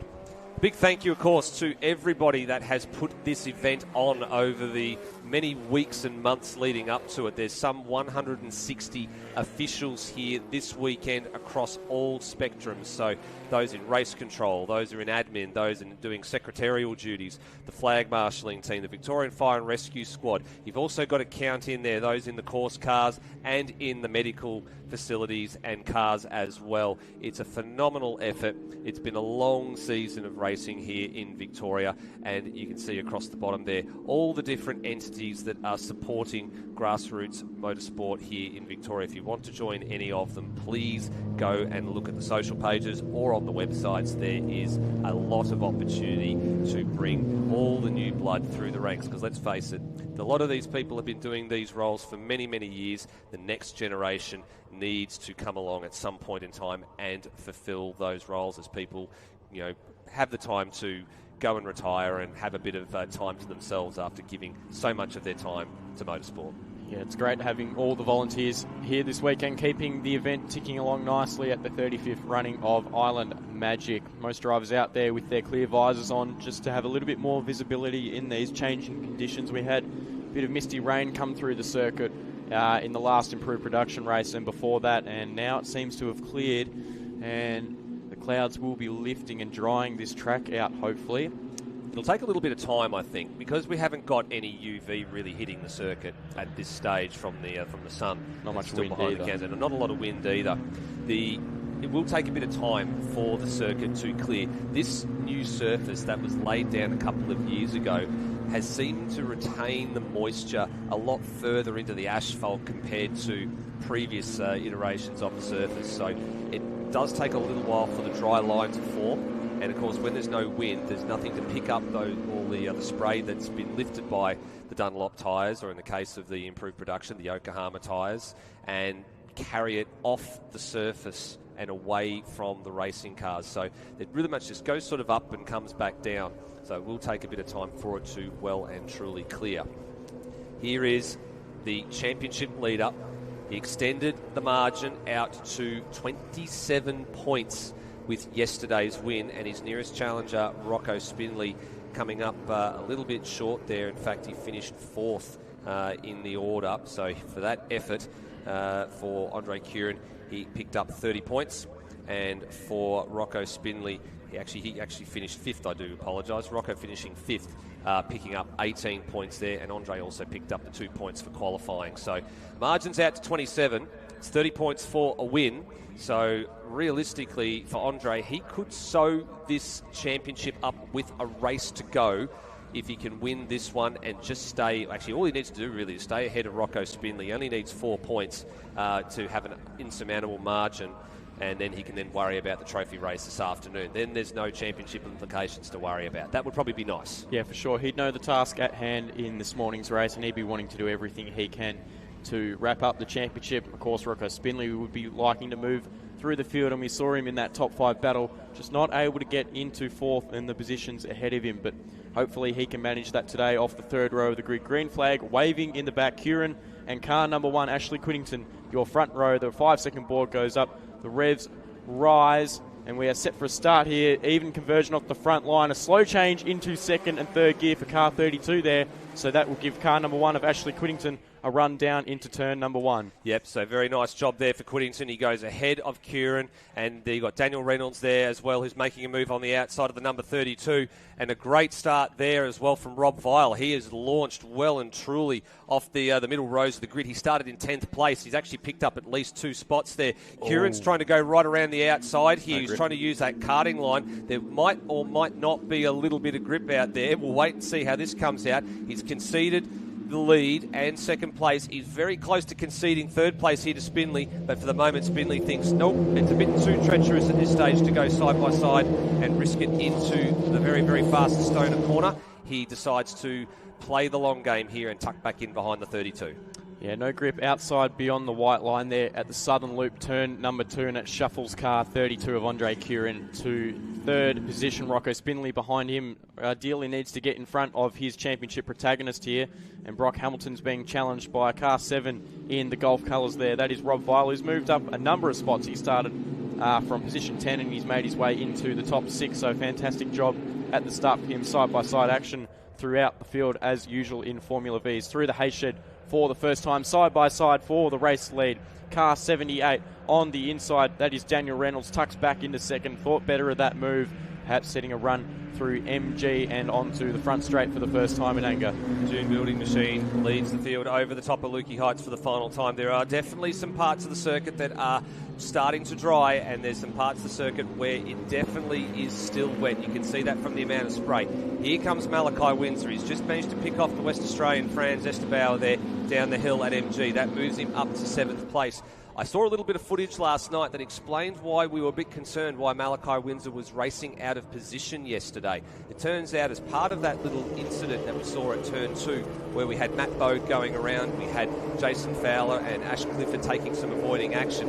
It then was also impacted by Malachi Windsor. He was actually out of the frame of shot. He actually went a little bit too far avoiding that, caught some grass and had a spin, so that consigned him to racing out of position for the rest of the race. That explains his dramas yesterday. 4-way battle for the lead here, and Andre Curran goes from third to second, and it's still car number 1, your race leader of Ashley Quittington. 2:16 is your standing lap time. The first time around, Curran trying to do what he did on lap 1 and go the long way around on the white line, but there's no grip out there. Watch for the tuck in here from car 78. He gets the momentum and draws alongside the 32 there of Curran. Yeah, the wise head there, Daniel Reynolds, knew what line to take, and he knows what he can make happen with this Sabre 02. Of course, he's raced a Sabre 02 for several years before jumping into the checkmate of Paul Corcoran on multiple occasions. He's now back in a slightly different Sabre. It's got a little bit of different competitors there as Kieran goes around.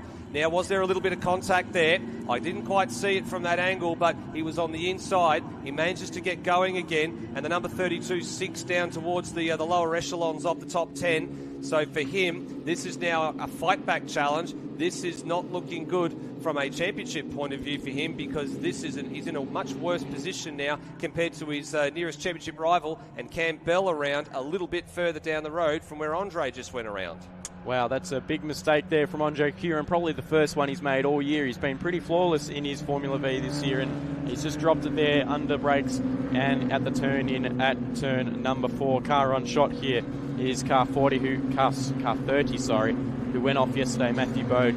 He was able to claw his way from the back all the way up to position number 8 on the starting grid, and the spinner for car number 7, Rob Vile, who was going wheel to wheel there with Andre Kieran. And he's stuck in the grass. Yeah, he might be beached there. He's got grab reverse gear. He's trying to find a little bit of a patch where he can try and get out here. He did that all on his own. Here's the replay of what happened to Kieran. Oh, there was a bit of a moment there for Whittington.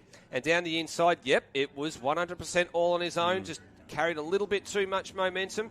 And the rear came around on the number 32 Sabre 02. And he's now trying to fight back through the field. Here he is on the screen here, with Franz Estebauer tucked right in behind him in the Jacer. So for Kieran, he's now fallen down the order to 6th. He will have gained a couple of spots back, one by virtue of passing Estebauer, but also with the likes there of Rob Vile making that little bit of an error coming down the hill. Rob Vile's managed to get going. That's great to see. He's managed to be able to get out of that very, very slick grass on the outside of turn number 10. They were getting ready to throw the safety car boards here on the front straight, so he's done that just in the nick of time to keep this race going.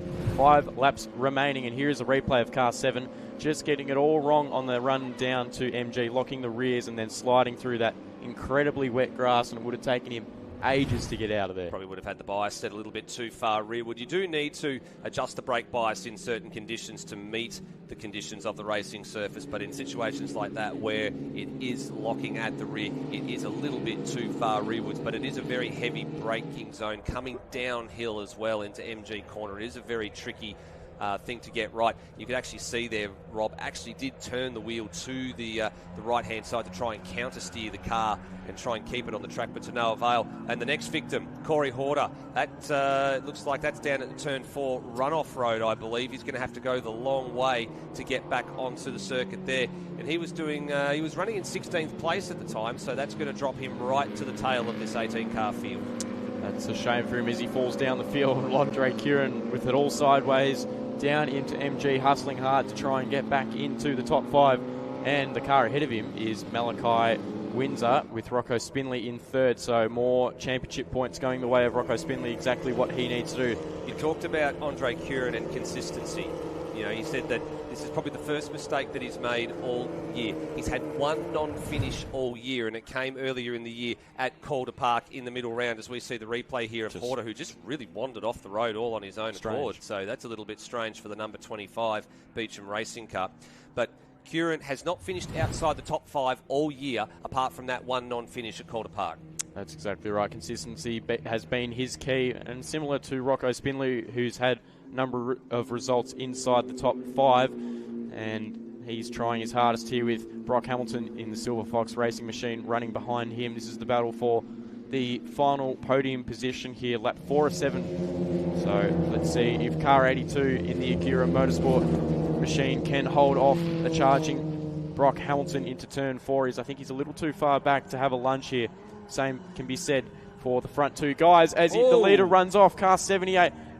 Daniel Reynolds runs off and gives a free kick to Ashley Whittington to retake the race lead. Just braked a little bit too later there into turn number 4. Ran a little bit too deep. That allowed the number 1 Oasis and June building machine to get back underneath the 78 and then lead them through and down and out of Siberia. Didn't really bring the margin back to Rocco Spinley. He will have maybe gained a 10th or 2 with that little exchange, but these two are definitely working very, very hard together out in front to try and make sure they've got a gap there.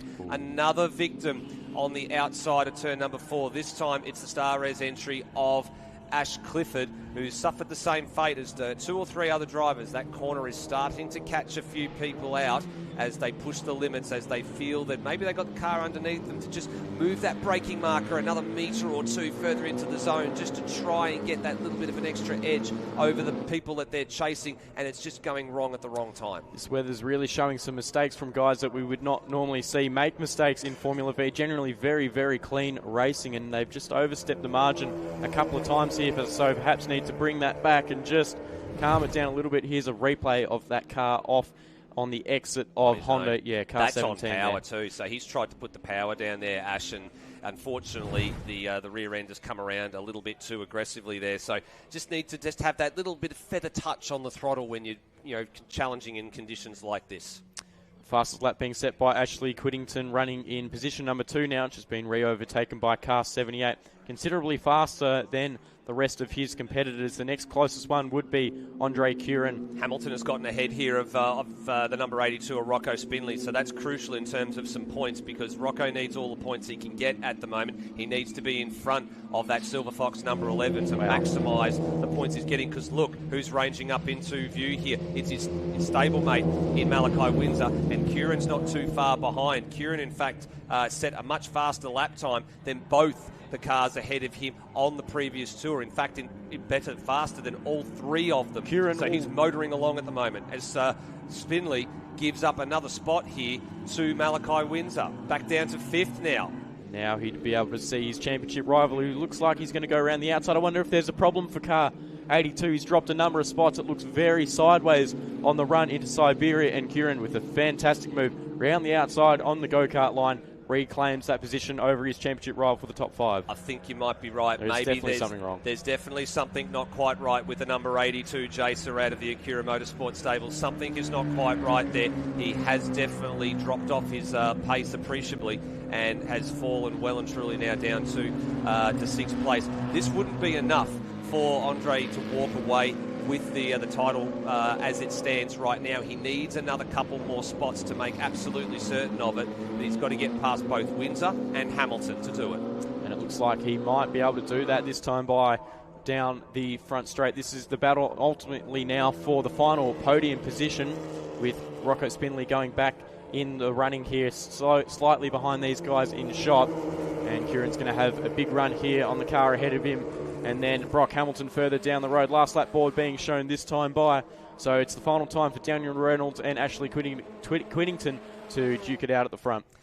There's your 2 leaders going down into turn number 1. Here is the really interesting battle. So Curran has now gone through to 3rd place, so that might be enough. We'll do the math calculations in a minute. He leads ahead here in this group for 3rd over Windsor and over Hamilton. Brock Hamilton, I caught him running around the Phillip Island Grand Prix circuit yesterday. He was doing some laps with his partner in a course for Movember. Every kilometre he runs, every $10 that he gets, he runs a kilometre, and he did about 6.5 Ks yesterday after the Vee Race had finished and after racing proceedings had happened yesterday. He did a full lap of the circuit and about 3 or 4 laps in the pits, so he's a very fit and very determined young man. So he will definitely not want to give up this fight for 3rd place on this final tour, and neither is Windsor, who he has to challenge here very, very heavily against Curran if he wants that 3rd spot. Andre left him a little bit of space at turn number 4, but he ultimately didn't have enough to go through. Andre Curran now up to P3, followed by car 88 there, Malachi Windsor, who has been shuffled back. Brock Hamilton now running in P5, but your leaders have checked out. They are in front of this shot, and it's being headed by Daniel Reynolds, with Ashley Whittington behind last time by a second on the timing screen through the hay shed for the final time. Andre Curran just hanging on here to this final podium position. Certainly is. Up and over Lukey Heights for the final time. The leaders have checked out. They've got a good 6.5 second margin, and it's looking like it might be a Daniel Reynolds victory here. But the battle for 3rd is very, very fierce, and it looks like Curran has used those wide lines to good effect here, and he's staying well and truly away from the apex, as he might be able to hang on for 3rd. Reynolds, the seasoned campaigner, has come to the front when it mattered most. So it's going to be another win here at Phillip Island for Daniel Reynolds. That'll put him on the front row of the grid for the trophy race this afternoon. Comfortable win over Ash Whittington. The battle for 3rd is going to go down to the line here. Is there a late minute challenge here from Malachi Windsor? He's going to snatch 3rd over the number 32 of Andre Curran. So a last gasp effort for the line there gets Windsor a podium finish. Here's the recovering Ash Clifford, rounding up Shane Purvis and Charlie Richardson right on the tail of the Joust Raceway number 6 as they swing through the final couple of corners for the final time. This is for the last spot in the top 10. He's just gotten by Purvis and Charlie Richardson there. So around the final corner we go, and it will be the recovering Star Res car there, car 17 of Ashley Clifford, who makes his way into the top 10. Just up ahead of him down the road was car 30 of Matthew Bode, who has recovered from the rear of the grid yesterday. He's actually dropped a spot in this race, back down to position number 9. Purvis just manages to get to the line there ahead of Richardson, who tried the same thing that Malachi Windsor did, but unfortunately in her case was a little bit unsuccessful. Campbell's going to bring the number 4 machine, which of course is the former championship-winning car, Heath Collinson, around the final couple of corners. That's going to bring him home in 15th place behind Mick Fisher, who had a little bit of a disappointing day yesterday by his own admission, but he'll be pretty happy to bring that car through to 14th with everybody else around them having their fair share of dramas. The likes of Darren Power, Rob Vile and Corey Horder have had a little bit of an interesting trip through the rain-soaked circuit this morning. We see there on your shot Daniel Reynolds from Ash Whittington and Malachi Windsor with about a half a tenth margin there over Andre Curran for 3rd place, with Brock Hamilton in 5th, Spinley 6th, Estabauer 7th, Grant Kelly a little bit unsighted there in the Stinger in 8th, Matt Bode with another top 10 finish for him in 9th, and Clifford, despite the spin, managed to get back to 10th place and managed to outlast Purvis and Richardson at the end of the day there. Now, championship implications by virtue of the finishing position. So a 4th place finish for Andre Curran gives him 20 points. A 6th place finish for Rocco Spinley gives him 16. So that extends the margin from 27 points to 31 with a possible 30 left on the table. So it is official. We can put it in the book. Barring a disaster or anything else for Andre Curran, he's wrapped up the Victorian Formula V Club Championship with a race to spare, and he can focus all his energies this afternoon on chasing down those other 2 sabres of Whittington and Reynolds for the Maury Fordham Trophy. Coming up next, improved production under 2 litre. Don't go anywhere.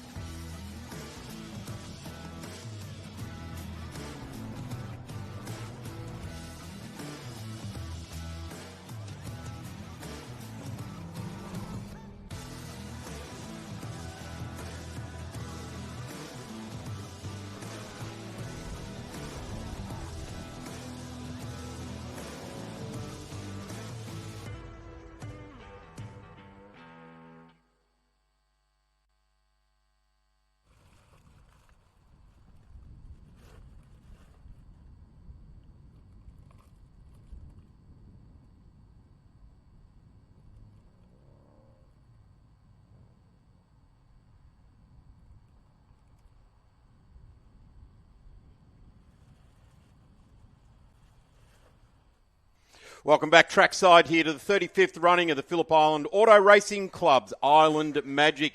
And year after year after year, the stories just keep on delivering at how magic it can be here at the Phillip Island Grand Prix circuit. We're currently absolutely engulfed in the world's magic. Let's call it fog, but it is the world delivering us magic here to Phillip Island, keeping the crops growing and the grass green. Apparently the Penguins like it this way. Still got plenty of racing coming your way. 10:46 is what we're counting down to for the improved production under 2 litre race 2 for the weekend. Nice little bit of a story actually out of that. While we've got a minute, is overnight Blair Cool had a failure with his car, and the world of motorsport steps up just when you think you're done in the 2025 Veolia Yokohama Improved Production Nationals. Megan Kirkham has, in her Inertia Apparel Pulsar, presented by Virgil Autosport, has come forward and handed the keys of her Pulsar over to Blair Cool. So his assault on the 2025 improved production nationals continue in the under 2 litre category, and it is very interesting. Megan and her husband Phil, who we sadly lost recently. Phil was an absolute legend of the club car and early improved production era. He raced a massive blue Centura, and when he was on fire at places like Winton and Calder, you'd just about get sucked down the Webbers off the side of that thing. So a big shout out to Megan and, of course, Declan, her son, for handing over the keys of the Pulsar to Blair Cool. So we go down to Callum Brannigan, who's giving us all the great stories out of the paddock. Thank you, Darren, down here in pit lane, joined by Paul Koenig. How is it going this weekend? You're competing in sports sedans, I believe. Yes, correct. Been pretty good. Yesterday was a good day, I think. I made a couple of spots, so I'm happy with that. Yeah. What about the conditions today? How does that, obviously dry conditions yesterday? It's looking a little bit wet, starting to dry ever so slightly. What is your preference? What's your proclivity towards weather conditions? I don't mind probably this. It gives me maybe a little edge, brings the field a bit together, I think. So I'm relatively happy with it, I think. No worries at all. And how are you going up against the national guys this weekend? It's obviously fierce competition out there, but they're pretty quick. Yeah, they're pretty quick. They're miles ahead. I'm at the back, so it doesn't worry me. Just stay out of their way. No worries at all. Thank you for joining us. No worries. Thank you. We'll keep walking down pit lane. So, obviously, 35th anniversary of Island Magic, proudly organised by the Phillip Island Auto Racing Club. Huge amount of people here this weekend, obviously, with 97 entries for IPRA Nationals, 25 sports sedans. I've actually spotted Alan Nash, who's busy working, so I'll get Tom to have a quick look here. This is Perkins Engineering chassis number 46. They're working tirelessly. You can see Tom on the back there, just getting the wheels bolted onto the car. We've got Alan in the background as well. They're working very hard at the moment, so we won't get in the way of them trying to get ready to get out for their next session, but they're bolting wet tyres onto the Jack Daniels Commodore. This used to be raced by Jack Perkins back in the day, back in period. I think it was back in 2007 when this car was in competition. Francois Habib walking through. Actually, we'll grab Francois if we can. Francois. Oh, sorry. You want a live chat? Mate, Francois Habib, what are you doing here this weekend? We're on live TV at the moment, but obviously you're not behind the wheel of the Dodo Commodore. We're just admiring another V8 supercar. But I'm admiring both of these supercars. They're amazing. A lot more advanced than my Dodo car, so yeah.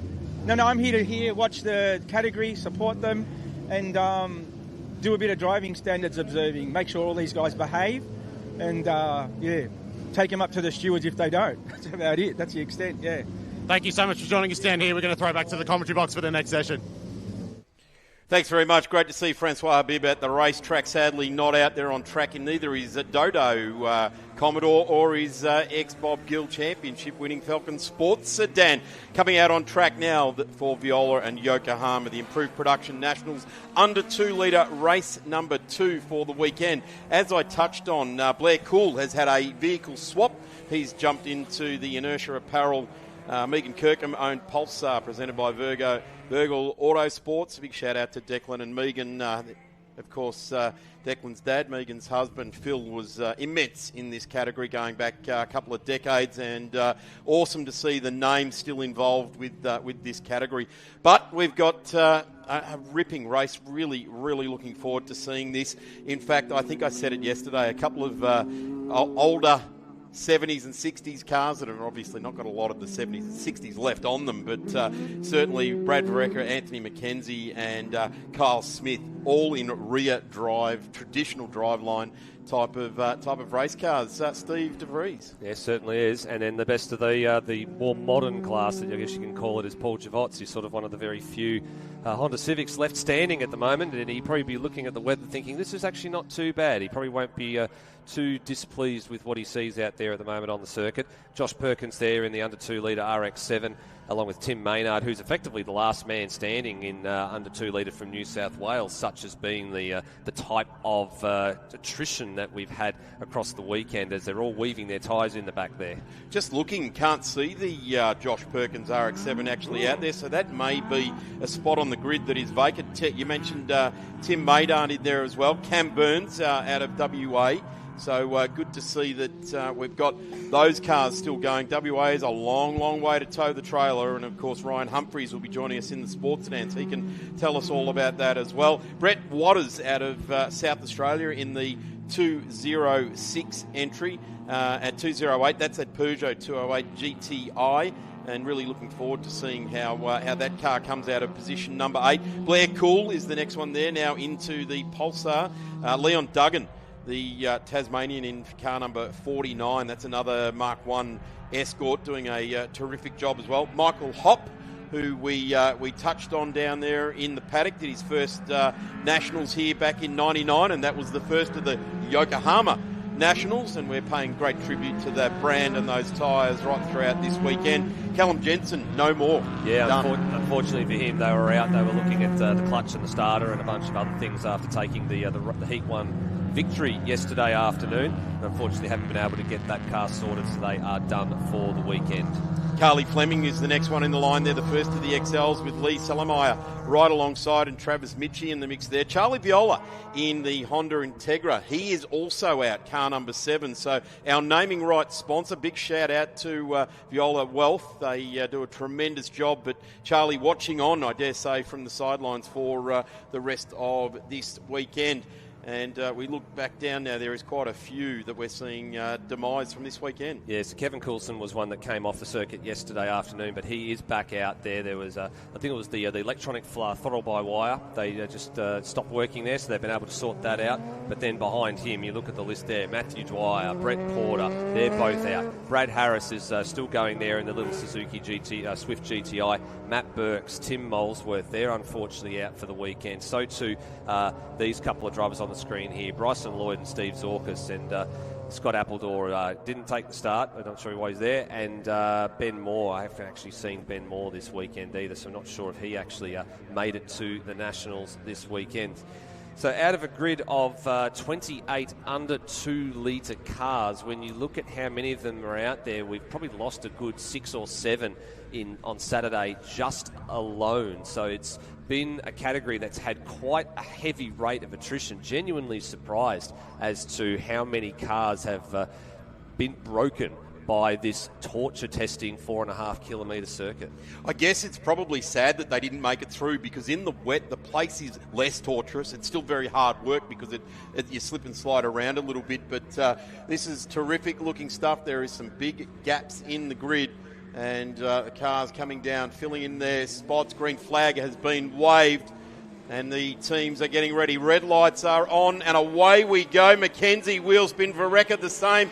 Chris Watts gets away nicely, but have a look at the WA driver in car number 71. That's Cameron Burns, gets away brilliantly. That's the green bumper and green headlights we're looking at off the side. And the 74 bobs out the side there as well. That's Brad Harris. He's having a big charge down on the inside there. He had a ripper launch from the rear of the grid. Of course, the grid was set by the combined points that everybody has scored so far over the first 2 heat races. This is the final heat race for the under 2 litre cars before we get to the final later on this afternoon. So every point counts. You've got to make it count in this particular race if you want to be starting up the pointy end of the grid. You can see Burns there moving his way forward. Here's that little Suzuki of Brad Harris, the TCR racer you've seen for many previous seasons in there. The Honda Civic there, the exclusive switchboards machine, is synonymous in TCR, and it's doing very, very nicely here, right down the inside of Cam Burns. He has had a brilliant start to this race. I tell you what, it's the typical start there, and it's emblazoned down the side of the car and across the front. It is absolutely the road runner, taking wide lines everywhere, just trying to find the bit where there's no standing water in the hot mix, and just getting lots of drive with that front-wheel drive Suzuki, reminiscent of years ago if you were around in the Group E production car ranks of Mark Brame and those guys that used to absolutely take it up to the big horsepower cars, and that's what we're seeing Harris do here now. Gets up the inside there, and that don't be confused. That's not the Blair Cool entry, but he is out there. Under brakes. Have a look at this. Made his way all the way up to Paul Watts, so up to about 4th place. Yeah, absolutely. He's well and truly inside the top 4 now. He clears the number 45 Honda Civic. I guess we can say Quoth the Roadrunner and Meep Meep. Yes, He is on an absolute tear at the moment. He is going from pretty much dead last on the grid and is now well and truly in the hunt for a podium finish here in this race. Let's just see how far he can get in this very short 7-lap sprint. Mackenzie still leads the way. He has got a very, very healthy margin at the moment over the Datsun of Brad Verica, who's coming under some pressure from the Tasmanian Kyle Smith. Certainly is, and have a look at this, the 74. Brad Harris, the New South Welshman, has caught onto the back of this top three, fighting from a podium. Don't forget, he started out at 22, so he's made up 18 spots on the first lap of this third race for the under 2 litres, and doing a ripping job. Heat number 3 gets up the inside of the Datsun and makes short work of Kyle Smith. Interestingly enough, great shots coming out of the blend line there. So we're seeing him just adjust the wheel mid-corner there, trying to find the traction. You couldn't do that in the dry. You'd tear your tyres off. But in the wet, you can adjust it. And that's really interesting. The camera work is just catching that adjustment in the steering wheel angle mid-corner. And that is a guy that is just testing the grip levels right around the track, using different lines to absolutely everyone else out there. Now, Steve, is this water meeting its level? Is this water finding its level? Plumbers will know what I'm talking about. Will Brad Harris now meet the back of Brad Verica, and will they now fight it out? You know, both these guys racing on a national level in Utes and in TCR. Now we're starting to see some guys that are doing a lot of regular racing, and they do it door handle to door handle. They certainly do. We're rubbing our hands together up here, waiting to see what the next instalment of this is going to be on the next lap.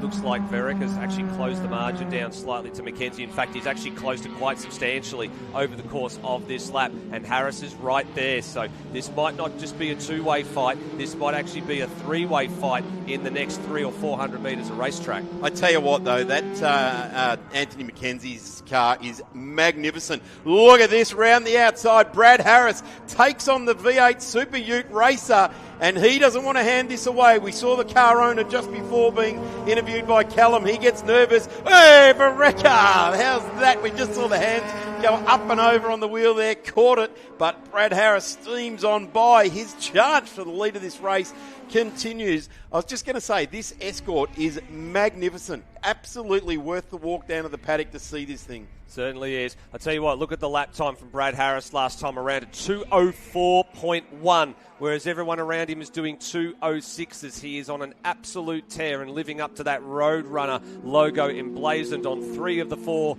sides of that little Suzuki Swift. Everything going through the front wheels of this car, as Simon Evans, 4-time Australian rally champion, said, in a front-wheel drive car, all the rear wheels do is stop the back dragging on the ground. You could probably put some tea trays under it and it'd still be That's quick. exactly right. Get those McDonald's takeaway trays and put them under the back there. But at the moment, these conditions, drive and steering, all going through the front wheels, is what is being used by Brad Harris just magnificently. This is really a lesson in front-wheel drive racing. For many, many years, it was Bruce Woodward in the Golf that we lauded for his style in front-wheel drive racing in club cars and improved production. I think Brad Harris is bringing it to us this weekend as he sets up for the run around the top of Lukey Heights. They head that way now. The rear drive Escort just getting nicely done there. Very ginger at the apex. This is where the front-wheel drive storms up. He's going to go wide. Steve, he's going to go wide. He's gone. And straight past. Yep, right around the outside at Hayshed, and up before he even started to crest Lukey Heights. He had the pass done.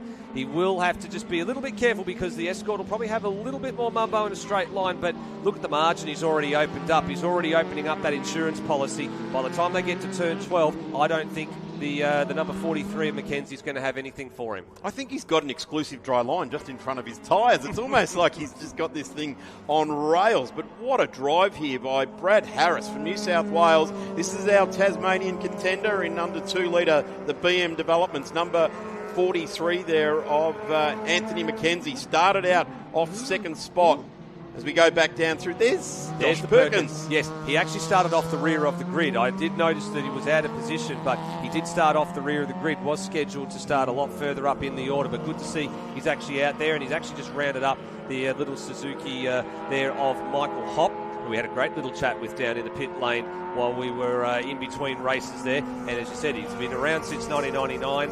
and been a financial member of the Victorian Club for quite some time. That's that's Carly Fleming. That's the second time we've seen that car come to grief. Here we go. Let's have a bit of a look what happened. This is down at Siberia and lost the rear. And normally you can, when the rear starts to come around in a front-wheel drive car like an XL, you can normally just counter steer and power your way out of it, but that went very, very quickly on her. Very interesting to see the influx of XLs coming into improved production. It is a different rule set to the XL series itself. In fact, they can start to develop the car a little bit more as well.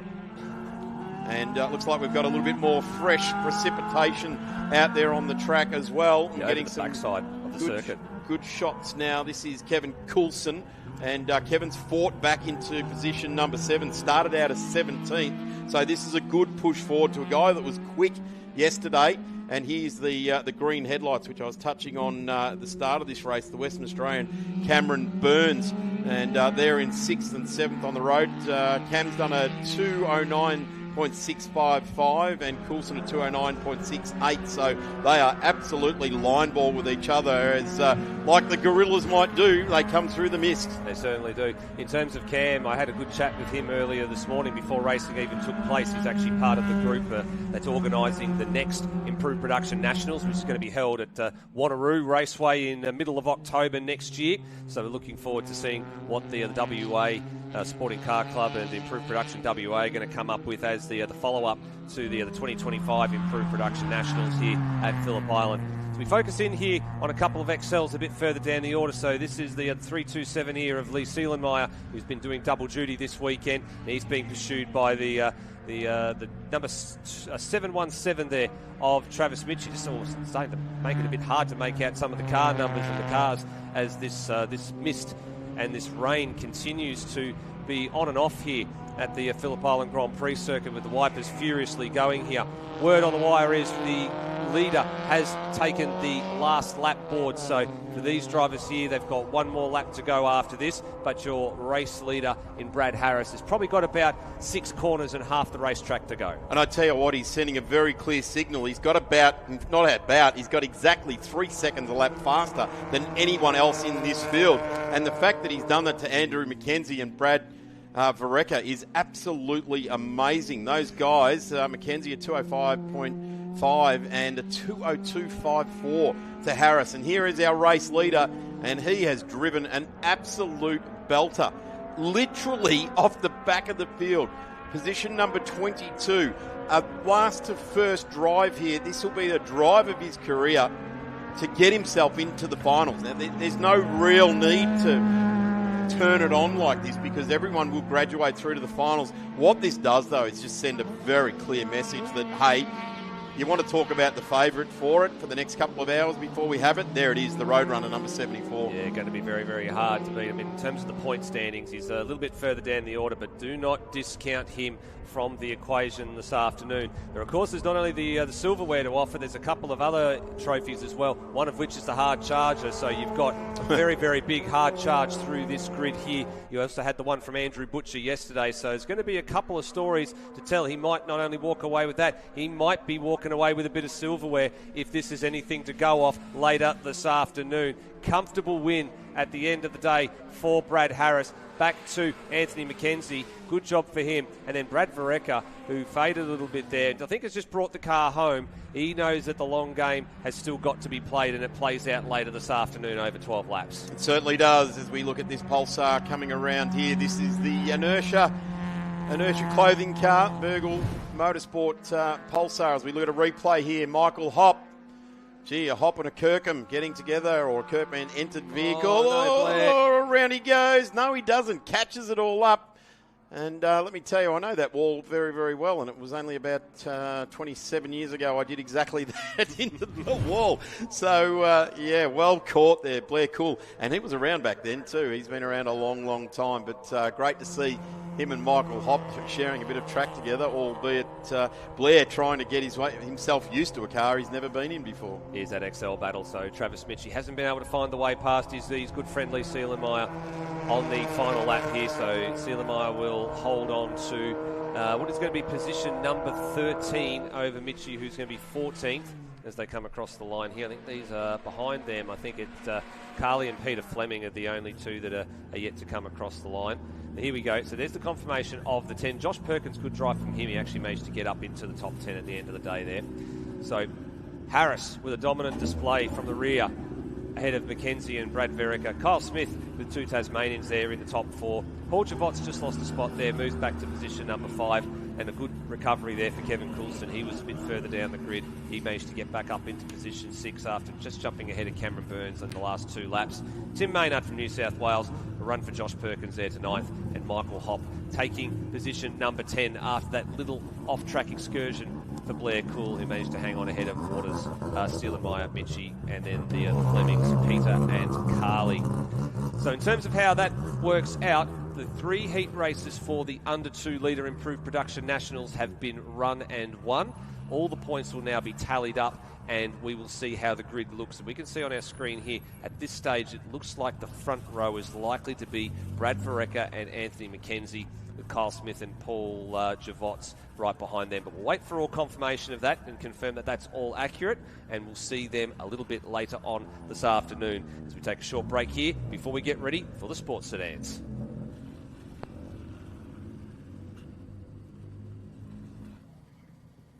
Thank you, Stephen DeVries, up there in the commentary box, calling an excellent under 2 litre IPRA Nationals race. That is, of course, the 3rd one for the weekend. If we just turn our attention to the Ryan Humphreys XE Falcon now, there's been a bit of a last-minute change for this car. I believe they had some slick tyres bolted to the XE Falcon. They've now thrown a set of wet weather tyres at the car because they're in a bit of a rush against time to try and get it ready for the upcoming Sports Sedans race. So you can see wet weather tyres shod on the car as he comes through the pit lane and on his way to the dummy grid. But out from Western Australia, of course, it's great to have Humphrey here this weekend. So that was a fantastic effort. Unfortunately, the Safaris HRT Commodore is parked up here, so it won't be featuring in this race. But we were seeing it was a flurry of activity down here in pit lane for all of the sports sedans to make sure that they were wearing the right tyres for the race coming up. So it's going to be a bit of a tricky proposition, I would say, given the amount of horsepower that a lot of the sports sedans do have. So let's walk up pit lane here. Plenty of racing action going on. Of course, we've got the headline act of IPRA Nationals broken down into heats, and it's all building up towards the finals coming up later on today. On top of the Nationals titles, of which we've seen the illustrious trophies that are on offer this weekend, they've also got the PIARC trophies as well. So they've got the Matthew Flinders plate, which has been handed out as part of Island Magic for so many years, over 35 years, in fact, being handing out those trophies. And, of course, the National Sports Sedans are all racing for the 50k plate. And the defending winner, Stephen Lacey, is back here this weekend. And, of course, he's also at the top end of the pecking order as well for the National Sports Sedans here this weekend. Formula V's, fantastic to see them here this weekend. Such close racing, and that was an epic race that we saw earlier today. And a bit of a quiet moment here. It's a bit the quiet before the storm, before the sports sedans roll out of the dummy grid out for their race. And look at these beautiful Beecham prepared Sabre 02s. These cars are actually developed locally. When I say locally, in Braeside in Victoria, so relatively metropolitan in Melbourne. But Mike Borland was the creator of these cars before handing over to Daniel Reinhardt, who is created the Sabre Racing Cars operation, along with Brett McLennan, who was also operating in the background as well. But actually the IP of those cars have been handed over to Daniel Reinhardt, and it's fantastic to see these cars, brand new models being pumped out right here in Victoria, a homegrown product, and they're very close to a Spectrum Formula Ford. Of course, the main panel of the car is actually transferable from one of these Sabre Formula Vs to a Formula Ford. But fantastic to have such a strong field here this weekend. Ashley Clifford, the club president, and Ash Whittington as well, featuring at the head of the field as well. So great to have them here as well. Here's an example of the hardworking officials. So the course car, it's actually a prototype model, I believe. It was a pre-production prototype model of that specific vehicle, and they're pretty smart in a straight line, it must be said. But fantastic to have them here this weekend. There's also a safety car as well, but you hopefully don't see too many of those here this weekend. We've got a willing victim willing to talk to us live on TV. Could you please introduce yourself to our audience? Hello, I'm Brendan Jenner. I race the Hyundai XLs. Just here this weekend having a run. That's about it, I reckon. There's a few issues with the car, so we're trying to sort them out and see how it goes for the next one. What sort of issues are you battling with? Straight line speed majority. We had a crash at Calder about 2 weeks ago, so it's a mega rebuild job. We had a lot of help for a lot of people, so yeah, it's been a travel of a week, 2 weeks, but yeah, we've got it done. Just got very minor issues. So, unfortunately, you were the first cabs off the rank this morning. It was a very wet race, I guess. How was that? How do you focus, keeping your head forward and making sure that you don't make contact with your fellow competitors? But like, where is your head at during those conditions? Oh, it was pretty tricky. It was hard to see cars in the spray, so I was just looking at rain lights, looking in the mirrors, just trying to keep it clean, try the wet lines, not the dry line, so it wasn't easy, but we got it done, so yeah. Are you good in the wet? Like, was it hard for you, or do you prefer the dry? What are your preferences? Whoa. I've done the wet twice. Both of them were flukes. I did pretty good. This weekend, it's a different surface to what I'm used to, so it's hard to judge, but I went okay. I kept on the track, so I can't complain. No worries. And how are you looking for the finale coming up later on this afternoon? Hopefully we'll go all right. I want to walk away this weekend with the trophy, so we'll see how we go. Eyes forward, go on, mate. Thanks, mate. You too. Got another willing participant here. Please introduce yourself to the audience. We are live on TV at the moment. I'm Corey Horter, driver of the 25 Beecham Racing Sabre 02. And yeah, it's pretty wet here, but having a bit of fun, so that's the main thing. And yeah. You're saying it's fun. Is it actually fun, or is it a lot of concentration? Oh, that last race wasn't as fun as it has been, but it was still all right. It's still fun being out there with everyone and that, and definitely a lot of concentration. I had a few minor moments where we ventured through the grass, but it's all good. We'll tune the driver and car up for the last race this afternoon and see how we go. How's the Beecham Racing operation going this weekend? There's always so many cars as part of this operation, but you've got Sabres, and I think there might be a Jacer at the front there as well, but mainly Sabres. They were historically a Jacer operation, but they moved to the locally developed Sabre 02. But how do you find fitting into the... have we got Drew here this weekend? How do you find fitting in? Drew's here. He's come today to have a look, and his son Caden's sitting in the car who takes over from me next year. But yeah, Greg's been awesome for me.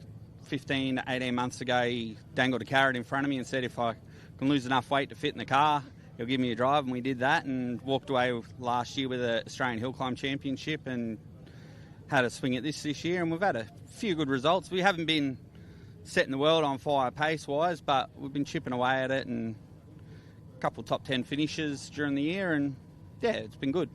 So if we could just spin the camera around and have a quick look here. We've got some officials chatting to Drew. What exactly is going on here? Because we do have officials having a bit of a look at the car, but what's going on? I think Ash looks like he's just given the logbook back to... That's actually Greg there that's running the team at the moment. But, yeah, Ash is just... Looks like he's given the logbook back for the weekend and probably just having a chat with him, and, yeah. No worries at all. Thank you so much. As you can hear, we've got National Sports Sedans rolling out for their second race of the weekend. Back to you.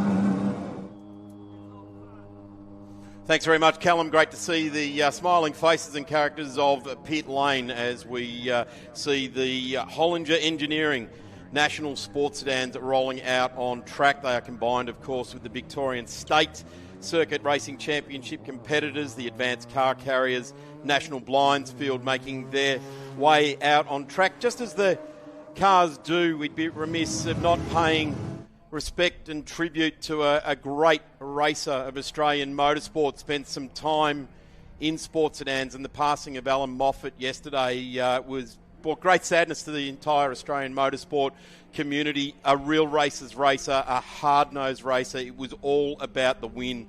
And in this particular category, he drove the legendary Cologne Capri and, of course, that magnificent Chevy Monza in the 70s.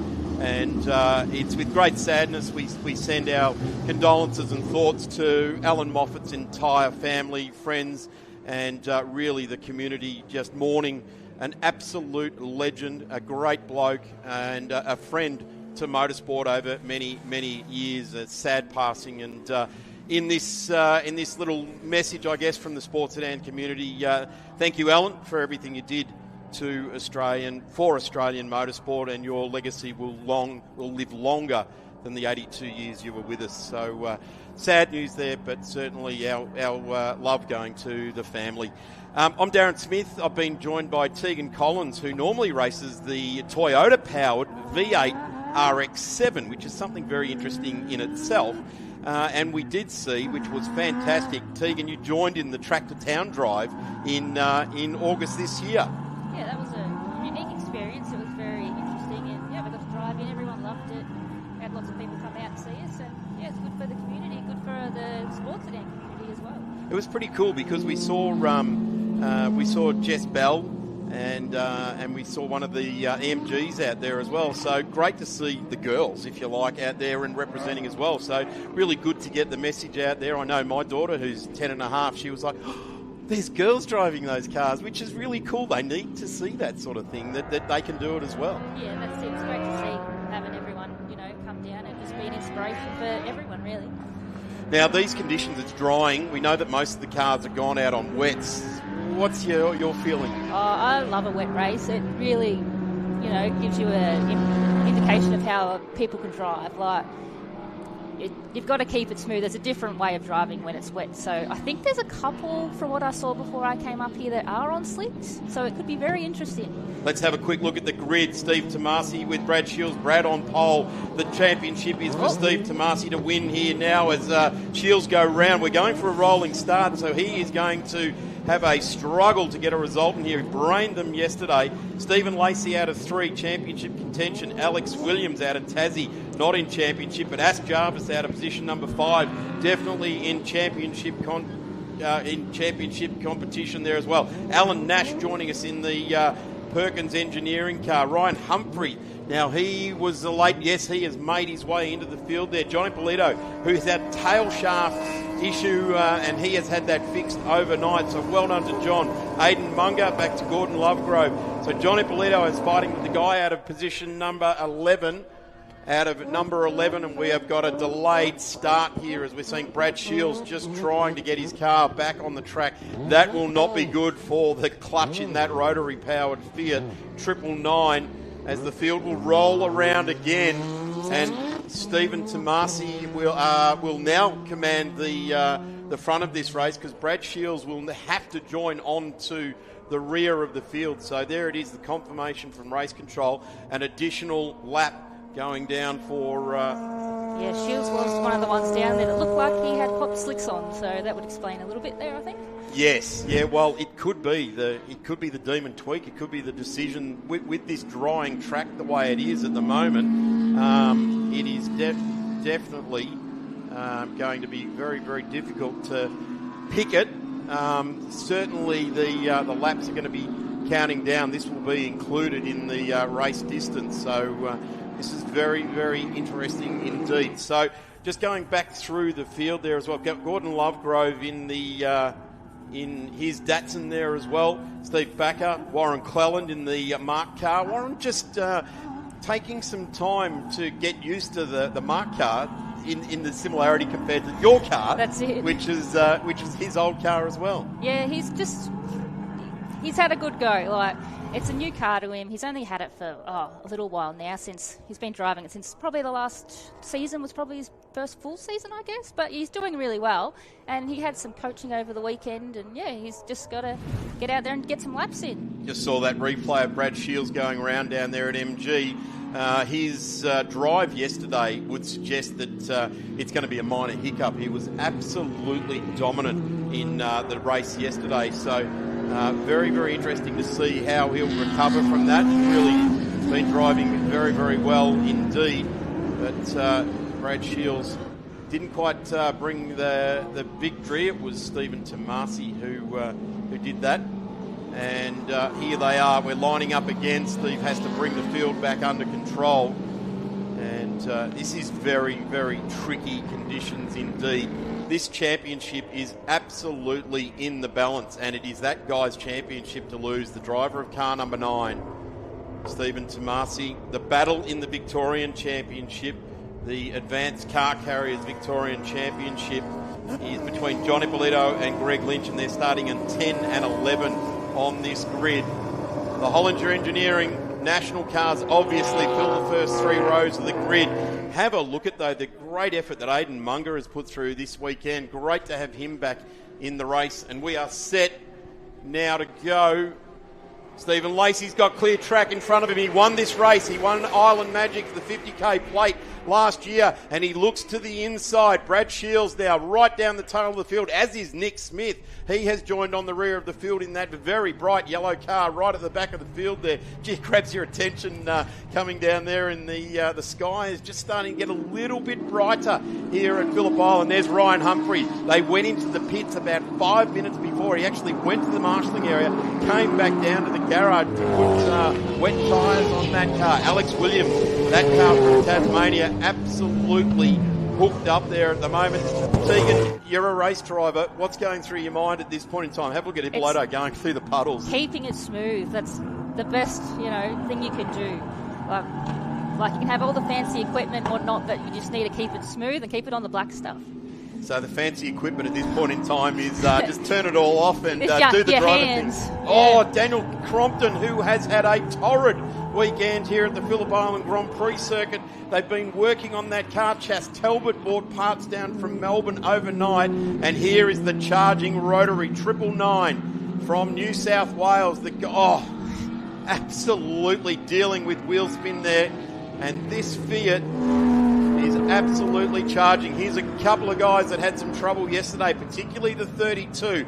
This guy comes good in November. So many 50k plates under the belt of Michael Robinson. Yesterday, retired with an oil pressure problem. They, I think they had to pull the pump out and replace a spring. One of those $2 parts, one of those days where you just go, not going to win it today, but Craigie and all the crew down there that work with Michael Robinson, they worked through it and got the car ready. In fact, they were ready and gone by 6 o'clock last night.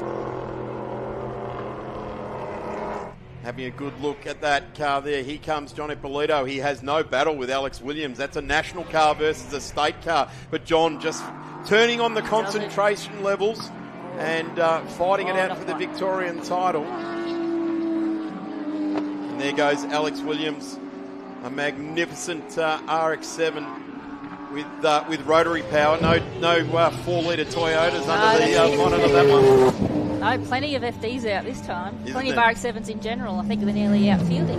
Yeah, they're doing very, very well. And, of course, Nick Smith, who's joined us in this one, and he is who started from the rear, and Nick is trying to push hard. He isn't in the top 15 at this point in time. There's Lynch, Greg Lynch in the Tribute Scaife supercar, and Aidan Munger right in behind.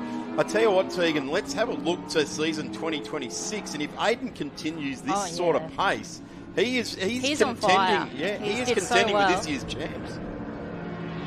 I think he might, it's a good chance to end up third overall for the sports fans, Vic.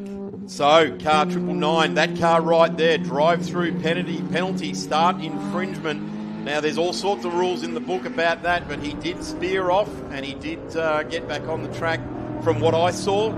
Started from the rear of the field. He may have passed before the control line. All of that sort of conjecture we can wonder about, but there it is, a drive-through penalty for car number 999. So that's going to light the fire under a race driver like Brad Shields. He's, you'd have to say, semi-professional race car driver, applies his craft across different countries, and really this car, I'm going to say Brad's a great race driver, but this car is just magic. Who would have thought that a little old Fiat with a rotary engine in it would just come along at Tailem Bend with those long straights, winning races was just amazing. It's such a cute little car, that Fiat, and the rotary just tops it off, I reckon. Daniel Crompton again, he spun it on the opening lap of this race. Great to see the Crompton name continuing on. His dad raced this car for many, many years in the National Series, and great to see Daniel doing it again in his career.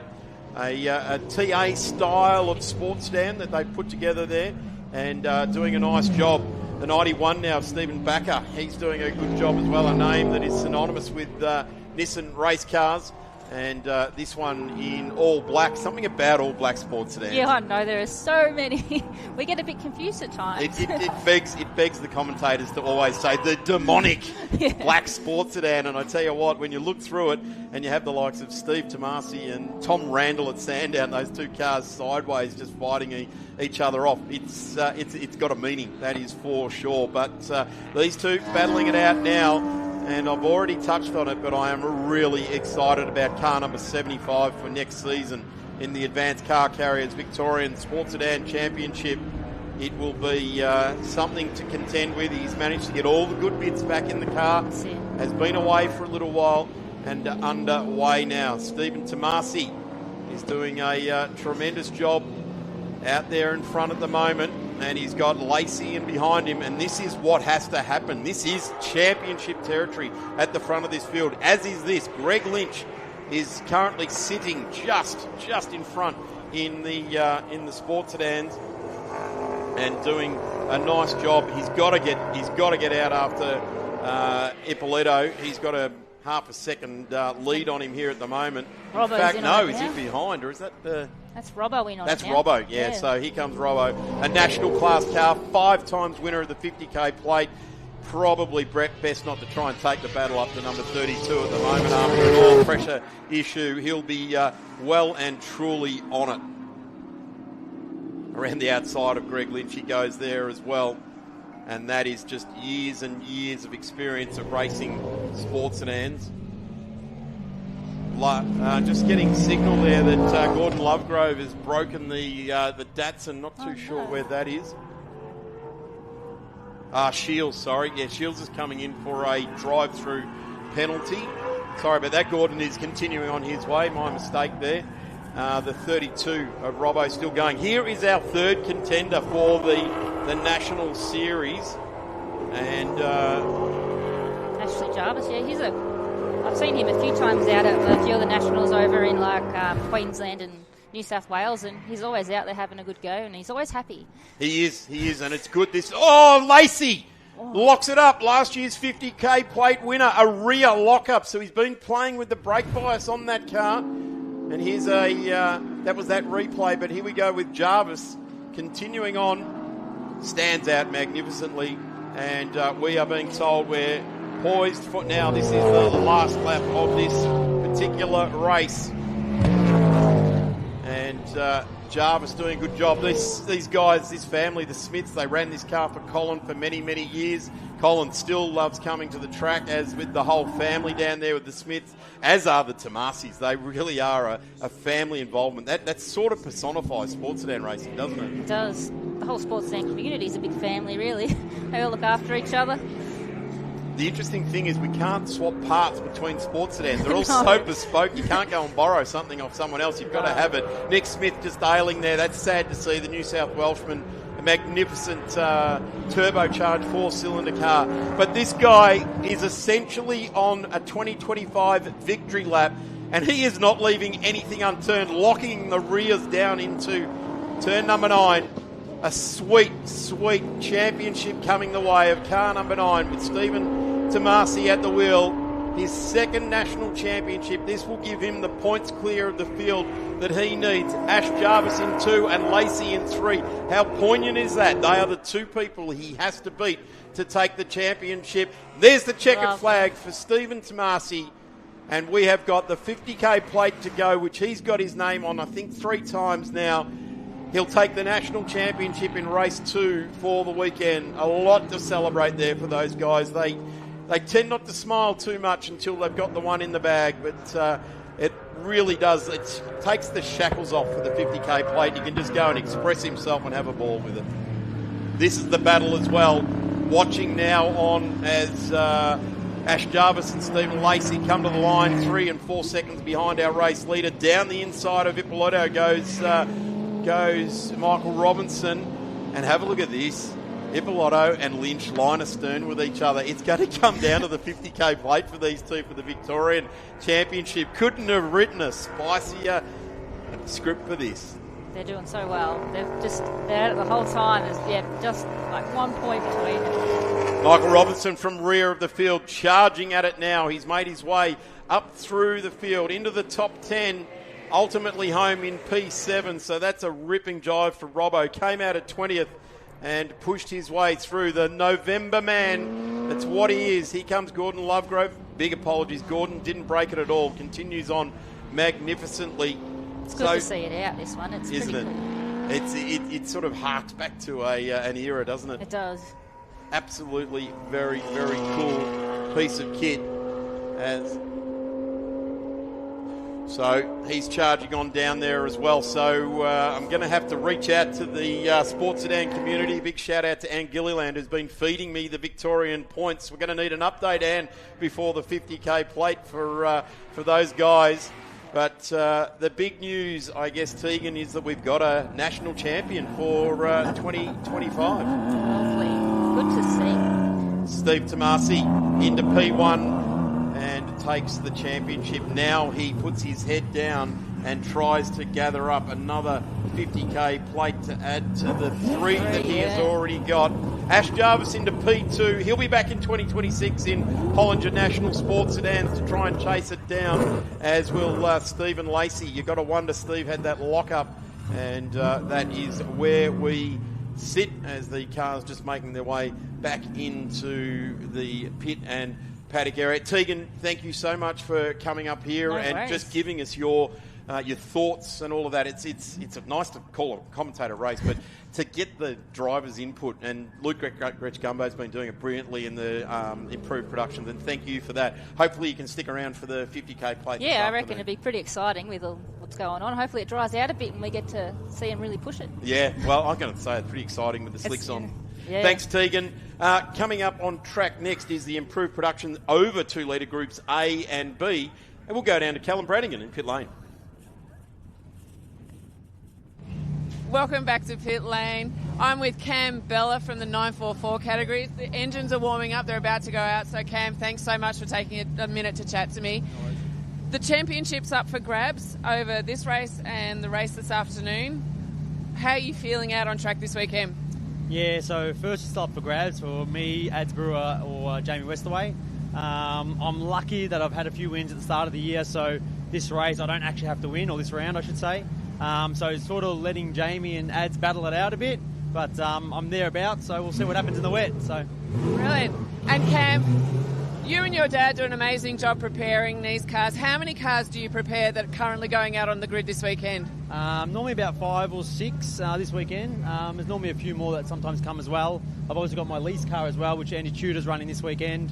So about 6 of them. Yeah. God, that's a lot of work. So how much time does it take to get ready for 6 cars for Island Magic? Fair while. Sometimes it depends too. I mean, these are a little bit getting a bit old, these cars as well, so sometimes you have more things to do on them. Sometimes they're pretty robust. It just depends on the car and the driver sometimes too, so probably spend more time on my car sometimes because I'm a bit rough on the equipment. So is your car always the last one to have the maintenance done? 100%, yeah. It's a Thursday night before we're loading and just quickly chuck it on and do some jobs, but we focus on the other guys' cars first and then do mine last. So. And what's the main challenge with 944s in terms of preparing them? Are you running out of parts? Are they getting harder to find? What's the biggest challenge that you find? Yeah, parts are a little bit harder to find. They're still around, but I don't know. We're sort of trying to keep them going by running fiberglass panels and keep things like that. Engines are getting a little bit scarce, gearboxes as well, but they're actually not too bad for what they are. So okay, and can you give the people at home a little insight to what it's like in a 944 going around a wet Phillip Island track? Great fun. Because they're so balanced, it's just great. So, a lot of fun. Okay, no worries. And what about the rest of the field? So the top 3 are in contention, but have we got any other mid-pack battles? There's a few going on, yeah. So Atlee's coming up through. There is a few in there. I'm trying to focus on myself. So, yeah. No worries. Okay, great. Thank you so much. I'll let you get your helmet on and get in the pits. Cheers, thank you. Thank you. Hi, how you going? Good. How are you, Anna? So good. We're about to get into the cars. What are you hoping for today? Some better weather, ideally. This isn't what we signed up for, but we're here. We're the same conditions for everyone. It's going to be a bit unknown because it's been dry for the last, or not raining for the last hour. So it'll be a game of who's got the best strategy with tyre pressures, I think, in car setup. I'm glad you mentioned strategy. What is your strategy? Or are you not able to share that? Yeah, it's a trade secret, I think. But ideally, just keep it on the black stuff, not on the green stuff. It'll be a bit slippery. So, if we can move forward a few spots, that's the aim. See if we can get a podium, hopefully. Today. And how was Friday and Saturday for you? Friday was better than Saturday, funnily enough. So we put some newer tyres on Saturday than what we had on Friday and went slower. So we put the old tyres back on and went faster in the race, but a couple of spots back from where I wanted to be. And we had a drag race down to the finish line with young Carter Fox, and I think he pipped me by, I won't say what it was, but it wasn't very much. So, I want to beat him today. I've got to get some revenge. How are the Yokies going this weekend on the 4.4s? They're a great tyre. We've been with the Yokohama AO50s for a long time now, for about 15 years I think it is, and the tyres are just brilliant. They'll handle well in this condition. If it comes down, if we've got the pressures up, the tyres will handle it. And in the dry, they're brilliant. We can go, we can do 2 full seasons with 2 sets of tyres. They're a great tyre. We love them. Brilliant. All right, you better get your helmet on and get to the dummy grid. Thank you so much. Back to you. Thanks very much for Emma Dean down there in 944 land. Back to Steve DeVries and Luke Gretschcumbo getting ready for the next Improved Production Nationals heat race. So this is Groups A and B. And for the 2 men that are on the front row here that are just leaving the lane there, Adam Poole and Jared Tonks, they have both had 2 heat races so far. Tonks has actually already run this morning along with a number of drivers in this heat. Adam Poole's had his feet up since yesterday afternoon with 2 wins, but between the 2 of them, Luke, someone's going to be on pole position probably for the over 2 litre final this afternoon, but they're both even on the points. Yeah, it's likely there's a good chance one of these 2 gentlemen is going to be on the front row for the final, but the both front rows, or the front 2 rows are actually got a few heavy hitters with Kate Lehman and Justin Keys off the second row there.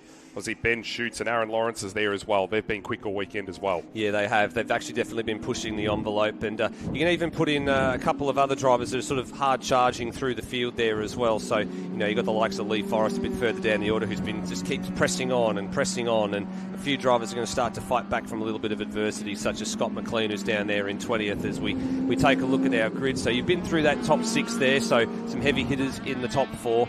Ben Schutz and Aaron Lawrence, they've definitely been there or thereabouts so far this weekend. So just trucking along nicely, picking up some good points, making sure they're towards the pointy end of the grid, so they don't need to go into the repechage a bit later on this afternoon. Ashley Isaracina in the RX7's also been going pretty nicely there in 7th place, and George Michel in the 200SX out of South Australia there in 8th. Over the page we go. Matt Logan was out this morning, so too was Ian McLennan. Now, he did have a little bit of some oil dramas yesterday, but it looks like that car's been smartened up. Lee Forrest, we just mentioned, right in the shot there. There he goes, the veteran, the stalwart of Improved Production, along with Tom Allen in the RX7. And the next group there, Peter Dixon and Mark DeFarnis and Steve Johnston from the Northern Territory, and Rick Hogan there in the VS Commodore in 16th. Rick Hogan pulled off to the side of the road at turn 2 yesterday. I had a chat with that crew. They had a right front tyre let go, I think, on that, so he parked it off nice and safe. That was in that same group of cars that we talked about overnight, where a number of tyre failures happened in that latter race because they had to back up so quickly. Yeah, there's a bit of talk in the paddock about whether the fact that they were out on track, then they had basically a 20-minute gap and then they'd come back in, refuel, set tyre pressures again, and then go out for the next race. There's a few people wondering if the fact that they possibly bled too much pressure out of the tyres and didn't leave enough pressure in them to support the sidewalls on the opening few laps. That's sort of the theory that they've got, why there was so many failures in that last race yesterday. Yeah, you're right. Such a short space of time to back up, and of course you come in from that race and the tyres are hot, so the first thing you got to do is you normally let the car just settle down, but it was such a tight turnaround that the checklist of items is there. Okay, what's our starting pressures, what are we going to do? And as you said, some people just they did bleed them back to what they would think the starting pressures would likely be, but because the tyres themselves are still too hot, of course the temperature was then lost and they actually probably dropped below what the pressure would have ideally should have been to start that race. Yeah, correct. And you normally hurt the tyre on the first or second lap around here. If the pressure's too low on the outlap, you can sort of squish the inside shoulder of the tyre. You can cause a failure there, and then later on in the race they normally let go. Cars rolling down the start-finish chute here to the grid spots. So 2023 champion on the left-hand side of your pictures there. Was looking pretty handy yesterday. not only did he take both race wins, but he did lower the lap record by 0.06 of a second. So he continues to evolve that lap time and march closer to a sub 1 minute 39 lap, which would be absolutely incredible if he could pull that off. He, of course, won the 2023 championship, but he was in prime position for the 24 championship in Darwin until a late DNF in that final, which then handed the title to Matt Cherry last year, who sadly hasn't been able to back up and defend that title this year at the 35th running of Island Magic. Yeah, you're dead right, Steve. But I believe the car did a crank angle sensor of all things. You know, you had the best package on the grid, and then that little sensor just lets you down, unfortunately. Yeah, the little 1%ers that go a long way, and they'll go a long way with and behave themselves for so long, but it's all those little 1% things that you don't really think you need to worry about checking until they actually let go. Here we go, green flag at the back. This is the second last heat race for over 2 litres with these two groups, A and B.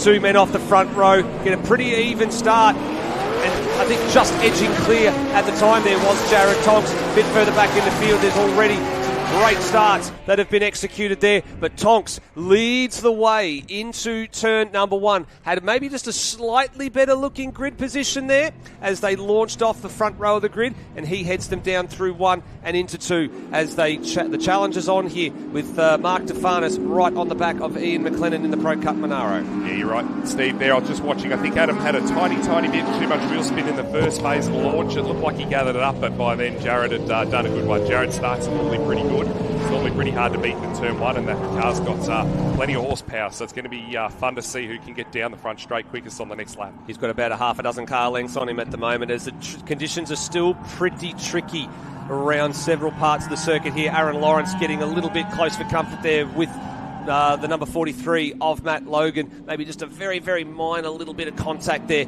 And now he's got to give way because here comes George Michel in the 200 SX and he's having a look at Siberia. Yeah, I wasn't sure if there was a little bit of contact there, but it was very close. Good drive from Matt Logan out of that corner to put the power down as Mark DeFarnas is trying to go side by side here.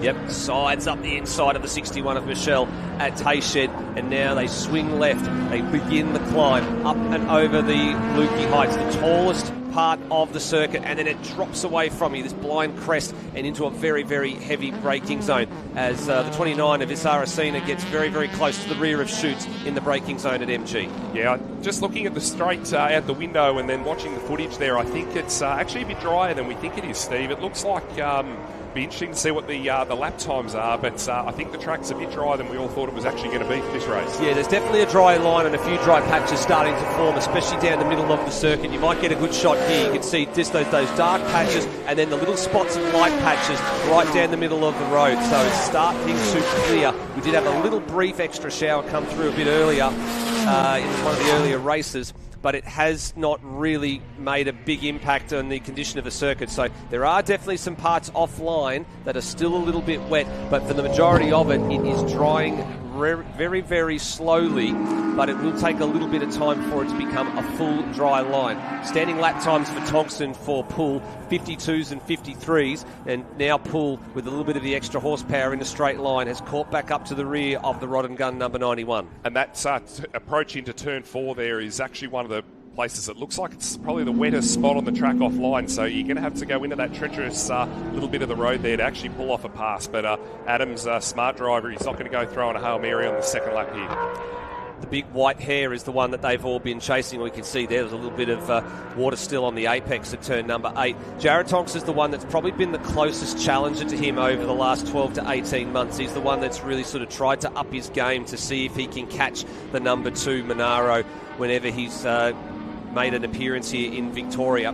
So Jared's going to have his work cut out for him here, but again, he knows it's a safe game that he needs to play. He'll know that on points that they're level coming into this heat, so it's not going to be it's not going to be a problem for him if he has to play second fiddle to Adam, because you've just got to get through this heat race. Then you can worry about setting yourself up for the final later on this afternoon. It'd be lovely for for him to start on the pole and then be able to say, you know what, I was the quickest out of all of the over 2 litre cars, but he won't be disappointed if he's starting second on the front row to Adam. No, I don't think he will. I had a chat with him this morning. They're still developing the engine in that car. They'd like a little bit more mid-range out of that, he was telling me, but it's certainly not sure about it straight. There you go, Rob Neal, I think they're right around the outside. It's not Rob Neal, that's the number 11 there, sorry. Right around the outside, that's Andrew McMaster.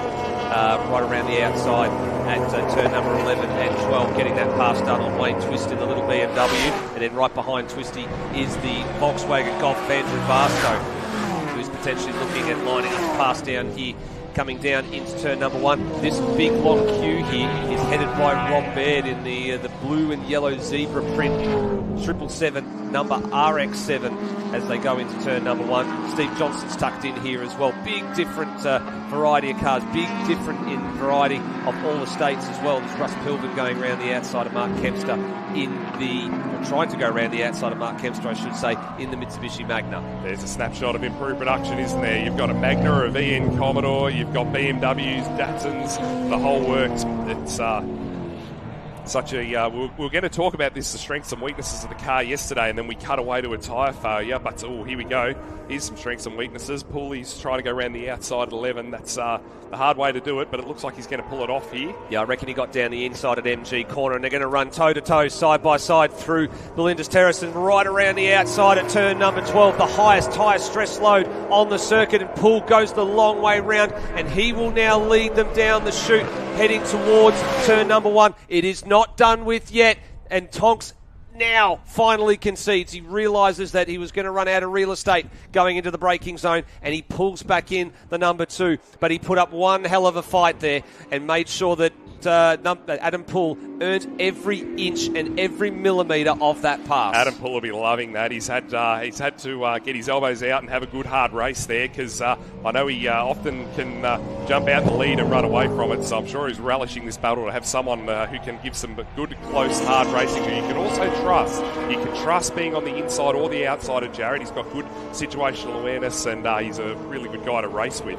So Poole already has pulled about a half a dozen car lengths from that last shot before we cut back to this group. There's Barstow now trying to get underneath Twist instead of going around the outside. He's trying to get underneath him at turn number 12. He's just got his nose in front here. This is actually bringing the EA Falcon and Chris Pedal into proceedings as well. So with all the lap times being a little bit slower than what they have been in ultimate pace from Saturday's running, it is giving a bit of a free kick here to some of those cars that are typically toward the back of the field. It's still a relatively level playing field, but as we said a bit earlier, it is slowly starting to dry.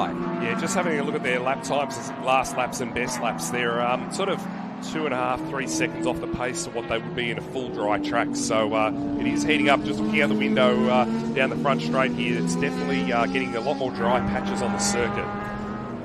Here's Peter Dixon, another one of the Monaros. The number 21 machine is just holding off the advances of the stalwart in Lee Forest here, the Toyota Celica with the rising sun on the roof. Beautifully presented car, something that, again, we talked about different makes and different varieties, so synonymous with improved production. And great to see that Lee's been able to make the trip with all his fellow Tasmanians across the ditch from Tasmania for this one. I think there's 4 or 5 of them lined up for a photo shoot on Friday afternoon after practice.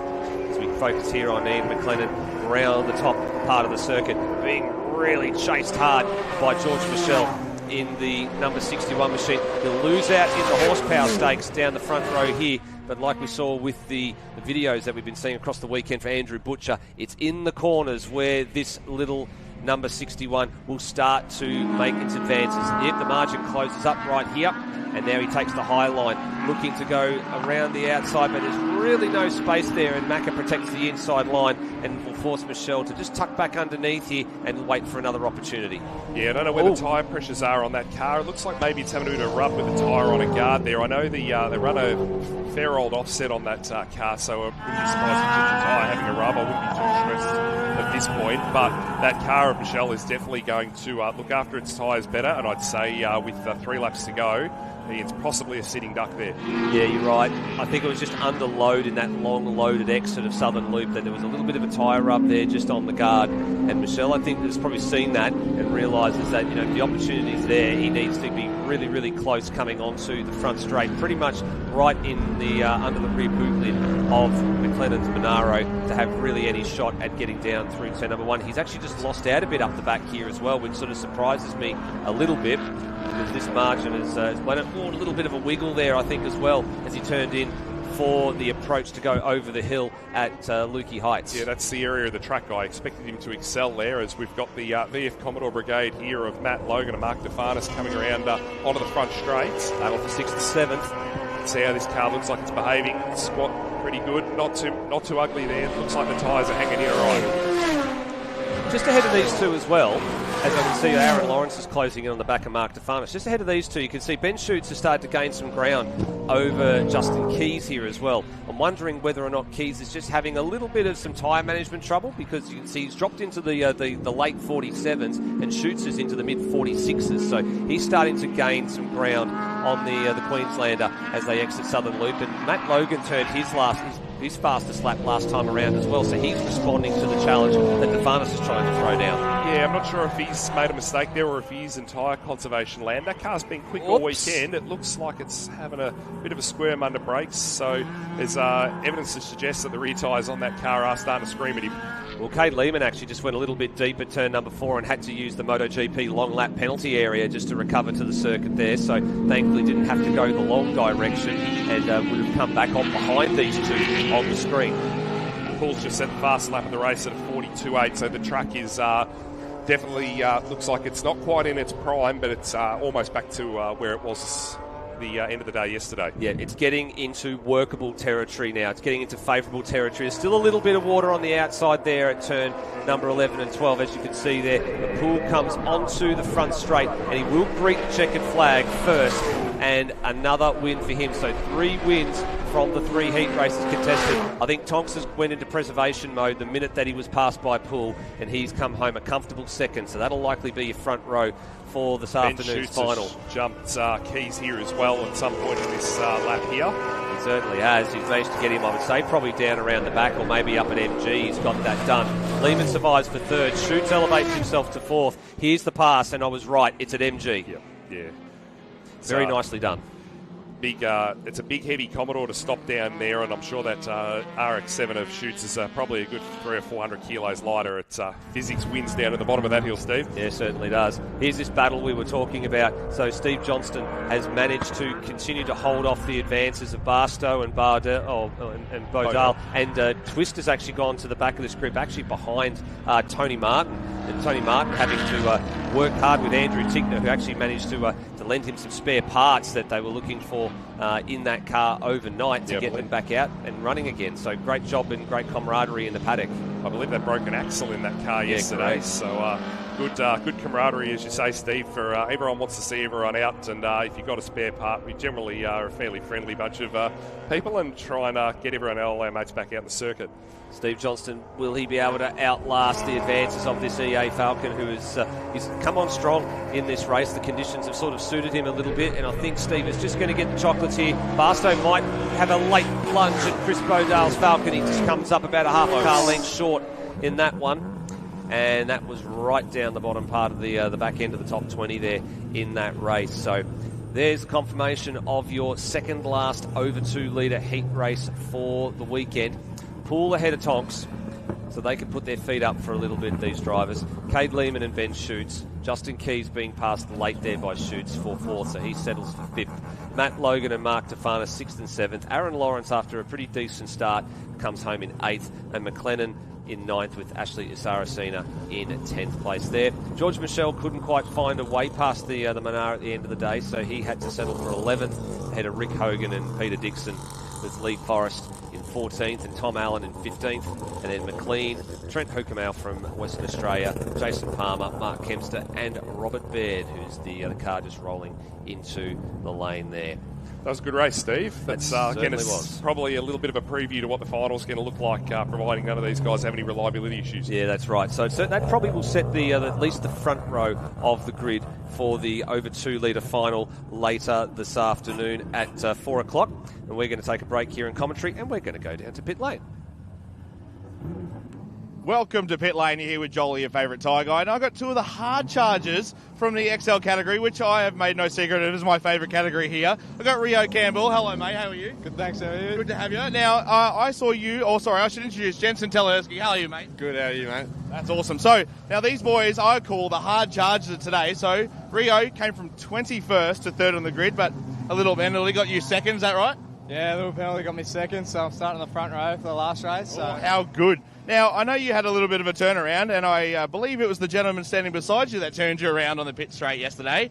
That's okay, or have you come to blows, or has he bought you a beer? Oh, I mean, it wasn't on purpose, just an accident. It's just racing, just hard racing up the front, but yeah, hopefully he doesn't do it again. No. well, let's hope so. We got it on camera, he won't do it again. Now, so I hear that you had some repairs to do. How long did that take you last night? Oh, it wasn't too much, just a bit of tape, bit of repair on some things, and just took probably an hour. Yeah, nice. All right, now, Jensen, you come from 20th on the grid. And how high did you get today? Yeah, we ended up 6th after a penalty from yesterday. Obviously made a mistake and hurt Rio's race, so deserved to be out the back and making the way front now. That's all right. Well, you got a new race to do, race 3, guys. That's 12:46, so best of luck, and we'll see you guys in pit lane, and best of luck for the race, guys. Thank you. Cheers, mate. Thank you. Thank you very much to Jola down there in the pit lane. We will be seeing those XLs on track very, very soon. But in the meantime, Porsche 944 Challenge is out getting those Yokohama AO50s warmed up as they prepare for race 2 of in the lead up to the Isola D Capri Endeavour Cup, which is what the Porsche 944s are competing for here at the 35th anniversary of Island Magic 2025. We are getting very, very close to a race start here, and the track has dried a little bit since the rain that we had this morning, but there's still quite a few damp patches around, which means everything is a little bit up in the air when it comes to conditions. My name is Matt Dunlop. Joey Kellick is alongside me. Joey, great to have you as always. Let's run through the starting grid for race 2. Starting grid. It's very exciting. I'm standing on the right-hand side of you today, not the left-hand side. I'm a bit discombobulated. But we've got Adam Brewer starting in first position, Westaway in number 2, Bella in 3. We have Mark Verdino in his brand new, beautiful, well, not a brand new car, but it's had a birthday. It looks fantastic. Carter Fox, Mark Torbitz, Tony Andrevsky, Anthony Westaway. Then we have Jack Atley, Andy Tudor, Manny Metzer-Salma, and Josh Brisbane taking up the rear there. 13 cars on the grid here for race 2. 13 starters yesterday, 13 finishes, so great to see the whole field coming back around to take the start for race 2. We always love to see the full field keeping going without too many cars dropping out, so they're all coming up to form on the grid as we see them peel around. So at the moment, it's effectively match point, not quite there yet for Cameron Bella. There's still a little bit of racing to go, and it's going to be very difficult. He can't lock in the championship in this race unless something unfortunate happens to both Westaway and Brewer, which then would give Bella the championship. But we sincerely hope nothing like that happens and that we do get some more fantastic racing between Westaway and Brewer like we did yesterday. They've all formed up, or they're getting formed up in the grid now, but it will be Westaway on the left-hand side of your screen if you're watching on Blendline TV. Brewer on the outside. Those two were trading places all day in yesterday's race, and it's anyone's game between those two. They're both still in with a mathematical shot at the championship, and this is going to be their best shot at making a real stake for that claim.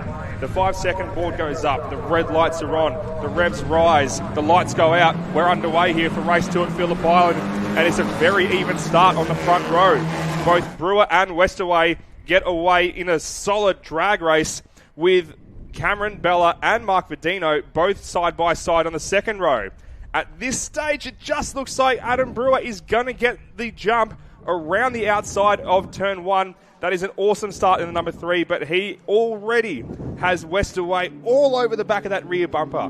Wow, let's see if Bella can keep up with those two front guys today, and let's see if Vadino can then keep up with them. He was a little slower around the last two corners yesterday, which was allowing those two guys to creep out in front. I'll be very interested to see. Look, Bella couldn't keep up with them yesterday. I'll be very interested to see if different track conditions allow him to stick on them and hopefully finish in front of them. Very, very late braking from both of the front runners there. We saw a puff of smoke from the front of the number 3 car trying to get that thing pulled up as late as he possibly could. But Jamie Westaway has been an absolute demon on the brakes so far this weekend. That has been his game plan and he's been paying off handsomely. Does well to hold on to position there through turn 4 as they go across the back of the track. It is Westaway, Brewer, Bella, all could be covered by a blanket with Vadino right behind them, making this a 4-car scrap for the lead. Torbitz is also swimming around in the back in that number 66 machine, wanting to make it a 5-car scrap. It's a 5-car scrap right now. That's exactly what it is. Now, Westaway is so good here in the dry, but he is absolutely incredible in the wet and damp conditions here as well. So we are ready for some really, really tight racing here. So we see the 5 of them still pretty close together. And as we see them rounding onto the straight here, with Westaway has a little bit of a gap. Oh dear, who's that? That's Carter Fox, who just had a big excursion in the gravel, keeps the thing out of the fence, but he's got that thing buried right in the middle of the gravel. If he keeps the boot in, he'll be able to power out the other side. No harm, no foul, but that looked pretty dramatic in front of that camera angle, didn't it? Geez, you do not want to lose it there. Really, really dicey stuff. Great to see that he's kept it going. He's on the grass. He has not made his way back onto the track just yet. He's probably just checking that he's sort of all intact, I suppose. Very, very muddy, very, very wet out there. He's done well to keep it on the track there. He's rejoined. Or to get it back on the track, I should say. And he has rejoined, as you mentioned, fairly far down the main straight, which is good because it gets mud off the racing line. So that's going to help these guys a lot when they're going to be thrashing it out for the rest of this race. Meanwhile, back at the front, Westaway's actually started to pull a little bit of a gap. So Brewer doesn't have to feel the need to go attacking on the inside line where you can't really get much pace through turn 4. It's quite grubby on that inside line, so you can't really get the traction down. Less so when it's been a little bit wet, as he has to hold off now Cameron Bella, who's got looking a lot racier now than he was yesterday, trying to look up the inside at Siberia. Can't get it done this time. He really is. Cameron Bella looks hungry for that position on Adam Brewer. Maybe not quite as hungry as Darren Smith is, and that role that he's devouring in the commentary box right now, just behind us, looks very good there from the tuck shop at Phillip Island. But yeah, this is some really tight stuff here. It certainly is. Get down and grab yourself a feed if you haven't already, folks, to a trackside. A little bit of a lock-up we just heard just from, I reckon that might have been Jamie Westaway, just letting the front tyre squeal a little bit. It doesn't look to have affected him too much as he is driving that thing at what seems to be 110%, trying to make as much of a gap behind him as possible and break away in the lead of this race. They round the final corner. You can see little bits of water, standing water almost on the middle of turn 12 there. Yep. I almost wonder if that's where Carter Fox may have gotten unstuck last time around. We saw Cameron Bella kicking a little bit of that up. The drivers will be aware of that now as they take the strike for the second time. So let's take stock. It is Jamie Westaway from Adam Brewer, Cameron Bella. Mark Vadino's all over the back of Cameron Bella as well. Torbitz in 5th position, and then behind these drivers we're seeing on screen right now, Anthony Westaway, Tony Andrzejewski, and Sam Rofe have crossed the stripe in 6th, 7th, 8th, and then Andy Tudor in 9th. Jack Atley in 10th position as they stand right now. So it is starting to peter out, as we can see on screen at the front, just that little bit. But this race is far from over. I think everyone's going to be just sort of taking a bit of a moment to just sort of evaluate, get used to the conditions, and then once the track either starts drying out or they get comfortable with where they're going to be putting the car on the track, where they can make their moves, we're going to see some fireworks at the end of this one. We absolutely are. Westaway is disappearing up the road there. I don't think I've seen anything disappear as quickly as that since I saw that roll disappear into Darren Smith's mouth. This is really, really, really tight stuff. I tell you what, look at Vadino's car. That looks so good since he's got that new paint job. Awesome looking machine there. That number 44 car that's being steered around. Vadino has been a force to be reckoned with on the faster tracks of the calendar for a couple of years now. Had one of his breakout weekends at Calder Park in recent years, and since then that car has been a rocket here at these faster tracks like Calder, like Sandown, and here especially at Phillip Island, where fast, smooth momentum is the name of the game, but he's got 3 of the most experienced and fierce competitors up the road in front of him. Yes, he does. Jamie Westaway, a previous champion. Adam Brewer, a driver who's been knocking on that door for a long time. And Cameron Bella, the 5-time champion, looking to make it 6. Meanwhile, a bit further down, we're looking at the number 27 car of Tony Andrzejewski, that purple machine, currently circulating in 7th position last time he crossed the stripe. It's always good to see Tony. He's been a somewhat regular competitor for a number of years, but hasn't often been able to make it to every single round of the championship. But when he is on track, it's always a joy to see him. Just giving us a great example there of that water that was getting kicked up in turn 12. That's exactly what just caught my attention. That was 12. Look, I have a feeling that Fox possibly could have caught a bit of curb on the inside going around there. But yeah, really obvious standing water there, which is treacherous, especially when the outfield, the grassed areas, are just so wet and so muddy. Let's take a look. This is Carter Fox going through that same corner once again now. He just made a pass around the outside of Jack Atley. And you're absolutely right. Those curbs are treacherous when it's wet because painted surfaces with standing water on top of them, no traction whatsoever. And if you've got that right-hand side tyre loaded up on the exit of that long sweeping left, if you put all that weight on the car, lean it on the curb, you're going to get unstuck. You're going to get basically picked up and taken off into the gravel, as Carter found out very quickly on lap 1. Especially considering these cars are not LSD cars. These transaxle cars, they do not have a limited slip rear diff, so you can get the inside wheel spinning a little bit. Bit of technical jargon there from me, very rare. I'm a driver, not a mechanic, but I do know that.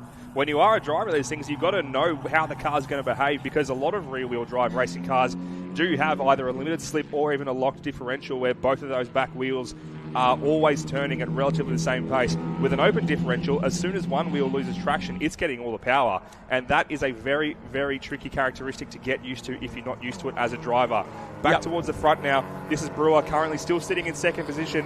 He's trying his best to claw that gap back to Jamie Westaway. Absolutely. And as we look out of our commentary box and we see those splashes coming up from Brewer as he went around the last corner there, we actually see 4 streams of water running across the track out there. It's a lot of standing water there. There is. There's quite a few rivers going across turn 12 there, and we get a really good view of it when the camera shows the cars running through there. All these drivers will have caught that on the first lap, and they've got their wits about them now, because you've got to make sure that car is fully locked in and not sliding at all when you cross those rivers, because if it is, it's going to be very, very difficult to catch a slide at that high speed. So, as I mentioned, these guys at the front of this race, all the way up and down through this field, hey, they know what they're doing here. They're awesome to watch. And Jamie Westaway, who did have at least a second on Brewer, he's starting to lose that gap a little bit. Brewer has the carrot dangling in front of him. He's got the foot through the firewall. He's so keen to go for a race win here because he is in with a shot at a championship. It's going to be tricky, but it is doable for both Brewer and Westaway, along with Cameron Bella. So they don't want to leave anything to chance. No, Brewer is hungry like the wolf. And interesting to see that Bella has not been able to keep up with those 2 drivers in front of him. But yeah, as you say, Brewer has definitely closed that gap to Westaway. Not sure if he's made a mistake or if Brewer is just finding his feet, so to speak, and getting some temperature into those tyres, because he's right on him now. Yeah, the gap. He definitely is showing an advantage through certain areas of the track. The gap at this point is academic. You can see it on the screen. They're basically bumper to bumper almost. And it's going to be really interesting as they go through this last corner. What lines are they going to take? We often see varied lines with one driver trying to get momentum. There's those rivers going across the track that you mentioned, Joey. So they're just tiptoeing through there. But you've got to strike a balance between keeping the car nice and stable through that corner, but getting as much speed as you can to get the momentum down this long main straight. Jamie Westaway is snaking. He's on the defense. He's close. Brewer is close. He's so close. That draft is really paying off now. Gap down to 0.35 of a second between those top 2 guys. Adam Brewer is feeling like $1 million right now. He'll be oozing with confidence and he'll be looking to make a move. Will he be brave enough to try something into turn 4 this time around? So the duration of the race yesterday was shortened slightly. I'm not sure if we're going to get the full race today. It says 6 of 7 laps, so I'll be very interested. But Brewer is all over Westaway. Westaway is struggling here. He is. I don't know if Brewer's going to give it a try. I think he's learned his lesson from just how good Westaway is on the brakes. He's tucked in behind, but Brewer's so quick and he knows it. He knows there are other places around this track where he can make that move. He doesn't have to try and gamble at turn 4, make a potentially risky move that could cost him or even Jamie Westaway as well pretty dearly. We're keeping this with a nice fair race. I'd almost hazard a guess and say Adam Brewer is going to fancy his chances into MG. So let's take a look now as they go past where the old hay shed used to be here. I'd highly doubt they're going to be going side by side. It's so fun watching in the drive when they do all sorts of weird stuff. Loose from Brewer there. Loose from Brewer. Super loose. He is giving it 11 tenths in that number 3 ABI technology car. He's not going to be able to make a move into MG this time around, but we do still have a little bit more racing action to go. It's not over yet. He has lost that sort of advantage that he had of being right up close behind him. We know that he's not going to do it at Honda. We think that he's not going to be able to do it at MG. Where's he going to do it now? He does not have enough of a he does not have enough of a run on him to do it into turn 1. I'd be so interested to see how this pans out. So they're going to add a lap to the duration of this race is what we're hearing on my ears. So it does say lap 7 of 7 on the top of the screen, but we're looking at an 8-lap contest here. So I don't know if these drivers are aware. By not seeing a last lap sign, they might be. But Jamie Westaway does still lead. That gap has gone out a little bit now, but the fastest lap of the race there, 149.6 on what is an ever-drying track.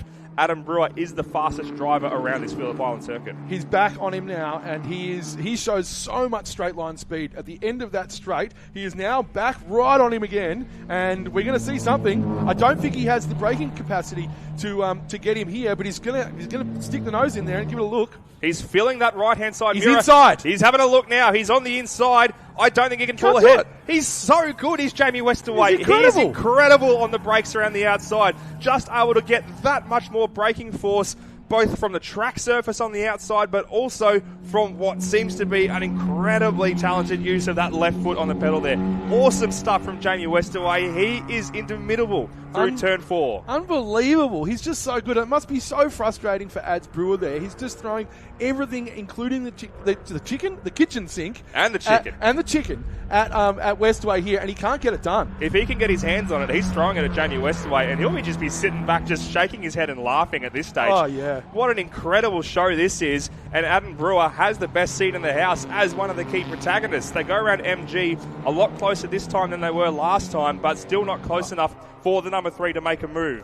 And sorry to interrupt you there, but yeah, Brewer, you can see he does not have the traction out of MG and into the final complex. But what he does have is great. He can get the power down through turn 12, and as we see right now, he on screen is right up behind him on the straight again. And look, he's going to try and make a move into turn 1. He has to do it here. He's got to go around the outside. He's got a lot of pace. He's going for a run around the outside. Is he going to get the move done? No. Jamie Westaway powers back through on the inside, decisively shuts the door on Adam Brewer, keeps him into second position, locks up that inside line into turn 2 as well. Jamie Westaway puts together a brilliant piece of reactive driving there to get back in front. Meanwhile, Cameron Bella's nowhere. He's fallen right off his battle, but he is not going to mind one bit. No. All he needs to do is finish at least 5th in this race and this afternoon's race, and he'll be the champion. But these two don't want to leave that to chance. They want to do everything they can. Brewer's having another look up the inside. This time, he finally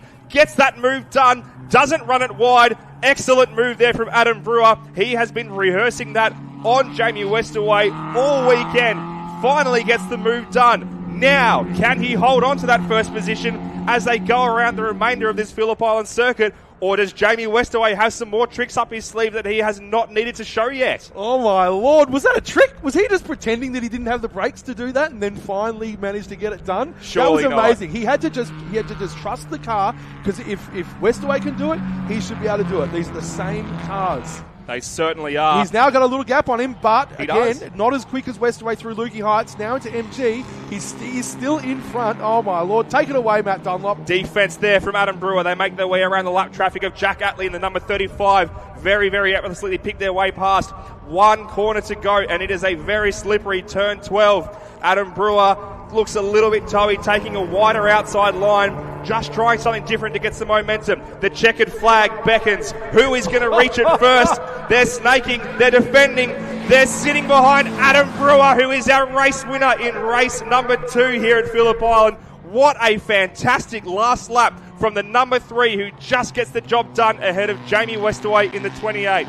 Cameron Bella does cross the line in 3rd position, so it is still match point C Bella for the Victorian for the 944 Championship as a whole for this year. But we have to wait until this afternoon's final race to see whether he can lock that away or whether Brewer and Westaway can do anything about it. 4th was Vadino. 5th will be Tony Westaway, with Mark Torbitz dropping to 6th position there in the number 66 car. So not the race that Torbitz was hoping for, having been on the back of what was almost the lead battle for 5 cars there. Had a lot of pace but couldn't hold on and has fallen back to 6th position. We're now seeing some more battling shaking out here. So ahead of these 2 guys, Tony Andrzejewski crosses the line in 7th. Sam Rowe, will he greet the line in 8th, or will Josh Brisbane get him at the line? It will be Rowe in 8th. Brisbane recovers from 13th start after his spin yesterday to 9th. So a great recovery drive from Josh Brisbane.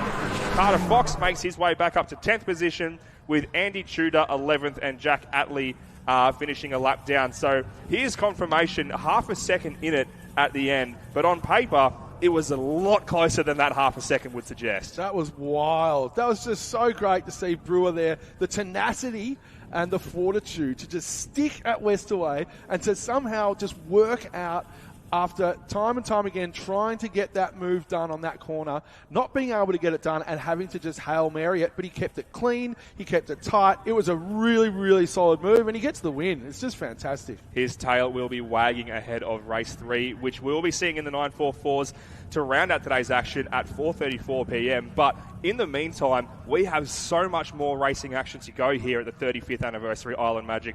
Joey Kellogg, thank you so much for joining me in the box. We'll be back for that afternoon 944 race, but in the meantime, we'll be seeing improved production over 2 litre back on track again for groups C and D, and then we've got a full jam-packed afternoon of racing action for you. Don't go anywhere, folks. You don't want to miss a moment.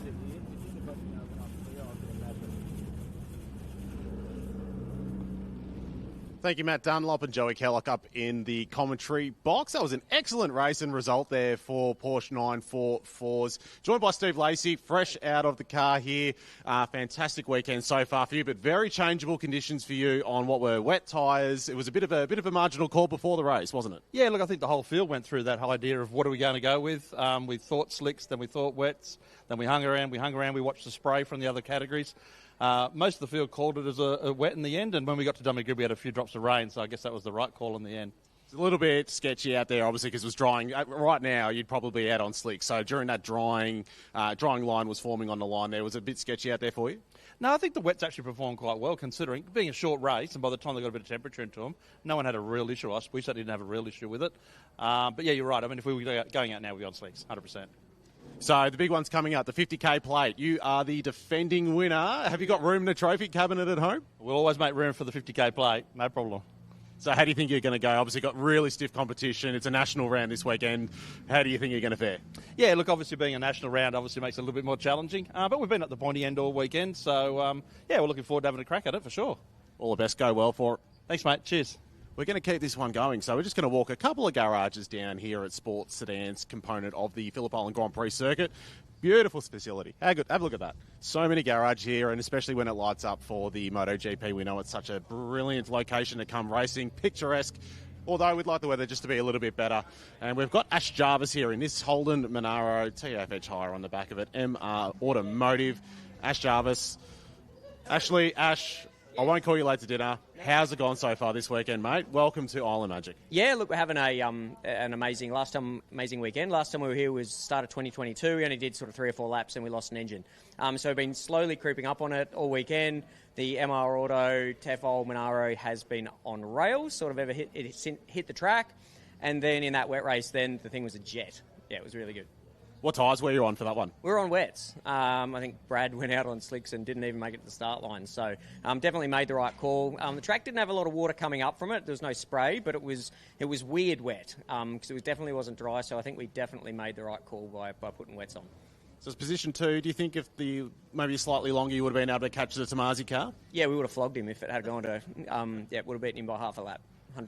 No worries. So how do you think you're going to fare for the 50k plate coming up later this afternoon? Not sure. So we've got a really, really good tyre bank if it dries out. So starting off the front row next to the little Calibra. So we'll give it a shake, and we end up where we end up. So just going to go out and enjoy ourselves like we normally do, and normally we get a pretty good result if we do that, do our job. Ashley Jarvis, thank you very much. Thank you.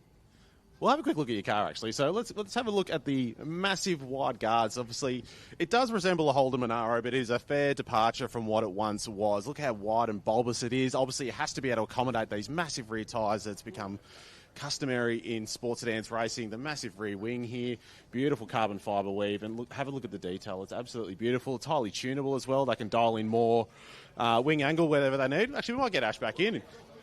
So obviously you've got about a mid setting here for the aerodynamics or the rear wing. Would you want to trim it down or higher, or is this about optimal for the race? We actually wound a little bit more wing into it, trying to get a little bit more weight over the rear end. But then for the dry race later today, we'll lay it back flat, try and get a bit more top speed down the front straight. Beautiful, mate. I'd love to hear more, but we're going to have to wrap there and bring you the IPRA Nationals coming up next. Thanks very much down there, Callum, in the sports sedan paddock. Darren Smith here with Steve DeVries for a quick update, Steve, as to we're about 80% there to forming our field for the Veolia Yokohama Improved Production Nationals. Where we stand, it's looking pretty good, isn't it? It certainly is. So under 2 litre is pretty much settled. All 3 heat races have been run at once, so that's now set and officially a grid for them. We have this last race to go here for the over 2 litre heat races. So this is Group C and D. That will then give us the balance of where everybody sits in the pecking order, first to last in the over 2 litre category.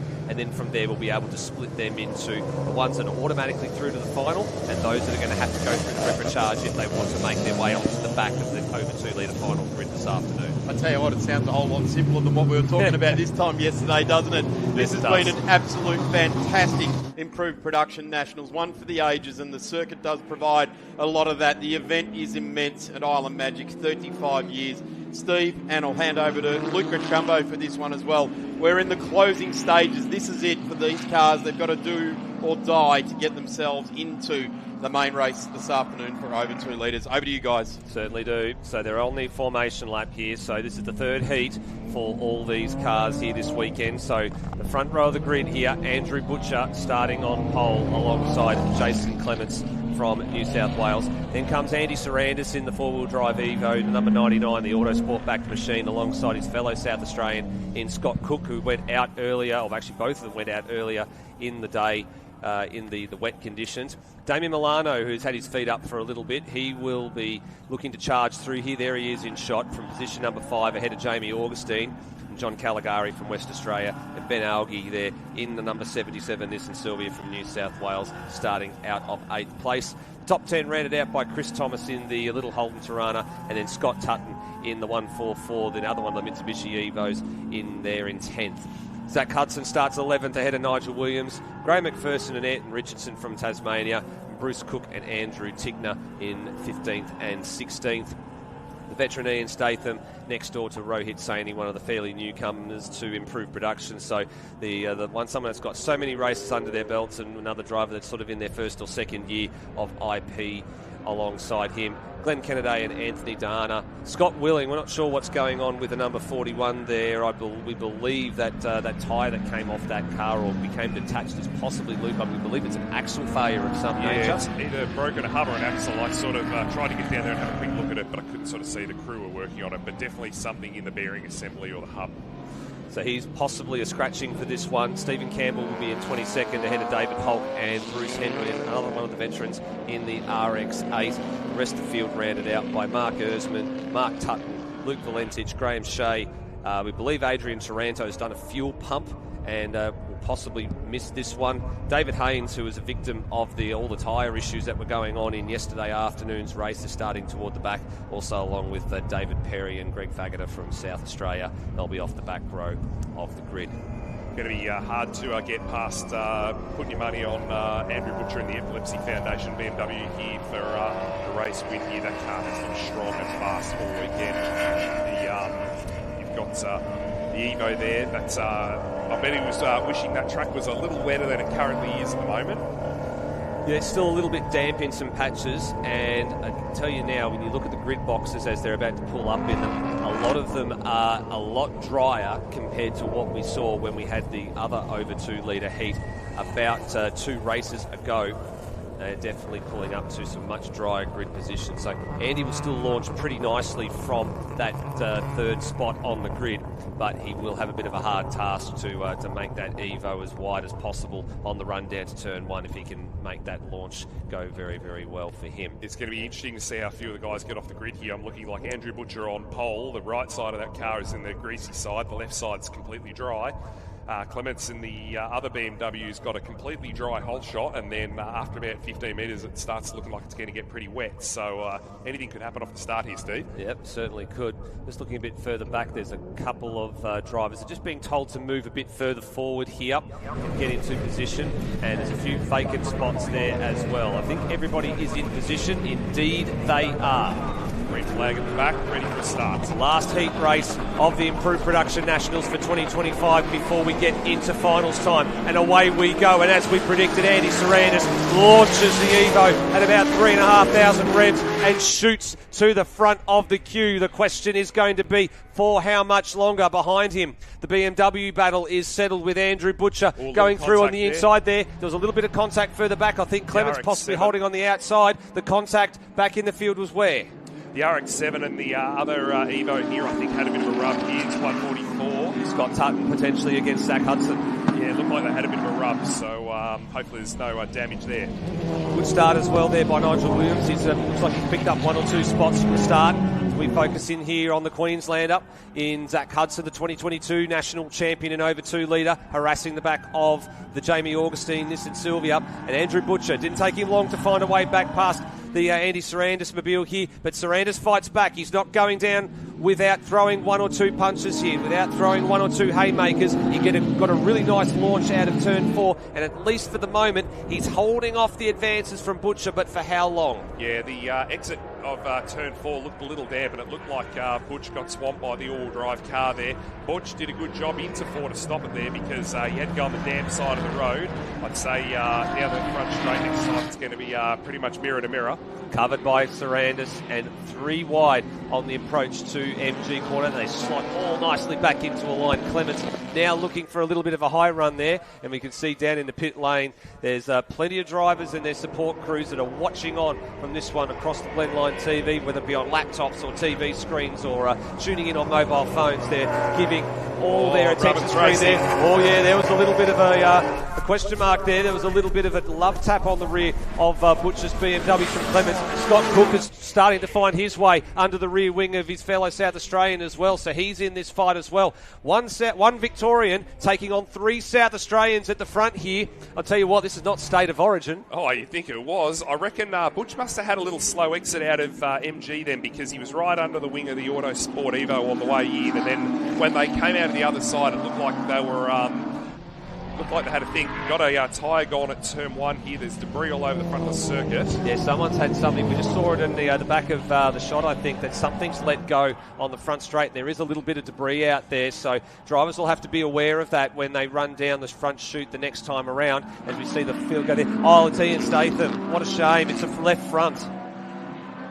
It's interesting. Oh, no, you're right. Drives right-hand front. It's either left front or right front. The left front looked a little bit down, but when he turned there at the right hand to get out of harm's way, I think it just had a little bit of a lock-up as it was going through the grass. So looks like a front tyre failure for the Mitsubishi Magna, the number 20, the veteran out of South Australia. Unfortunately, taking no further part in this one, but they're going to have to be very, very careful as they run down towards turn 1 on the next time around. Sarandis has got a little bit more in hand this time here. He's just got a little bit of margin. Oh, Clements with a big lock up in the rears. He's pinched the rears, goes around an MG corner. Through goes Cook, Milano, Caligari. They're all going through there. He'll have to go the wrong way. He'll have to flick spin. It's probably to the left, I think. There goes Chris Thomas going to the opposite side. And Clements gets that pointing the right direction. But that's been very, very costly for the 255 BMW pilot. Playing for keeps down there. Butch, they were both down the inside of the damp side of the road there, covering off each other. I'm surprised Andy Sarandis has kept the BMW guys really honest here as we're watching down there going to turn 1. There's a fair bit of debris down there. I'm be interesting to see if they call a safety car or a debris flag at least down there, because there's a bit of stuff on the road. There's double wave yellows down there as well on the approach, so there is no passing down into turn number 1, although there's, I think a few drivers may or may not have failed to heed that warning. Oh, that was close. That was cutting down right in front of Zach Hudson. There was Scott Cook in the 126. There might have been a very, very minor bit of contact. That was very, very tight exiting Southern Loop. You are absolutely right, Luke. They are playing for keeps in certain parts of the circuit at the moment. And Milano's thrown a few haymakers here, and he's managed to get the big Commodore in front of Scott Cook. He's trying to give chase to the BMW of Butcher and the Evo of Sarandis, leaving this little battle, which is starting to lick our lips over here, because they're trying to go with the big heavy Commodore. Yeah, Damien had it all crossed up there under brakes and only just managed to keep that on the road there. It must be pretty damp down there. So I'm surprised, Butch hasn't got up to the front yet, but he's back under the wing of Andy Sarandis there. Check out how much of the road Hudson was using on the exit of turn 8. He was taking it right out to the ripple strip, maximising every bit of this Phillip Island Grand Prix circuit. Butcher, has he finally found a way past her? Is Sarandis going to fight back? No, the 99 Evo Sport machine gets great drive traction out of the slow MG corner and goes back to the lead. This is the big strengths and weaknesses battles that we've been wanting to see all weekend long, and the Evo is holding off the advances so far on the Epilepsy Foundation supported BMW as they roar onto the front straight once more.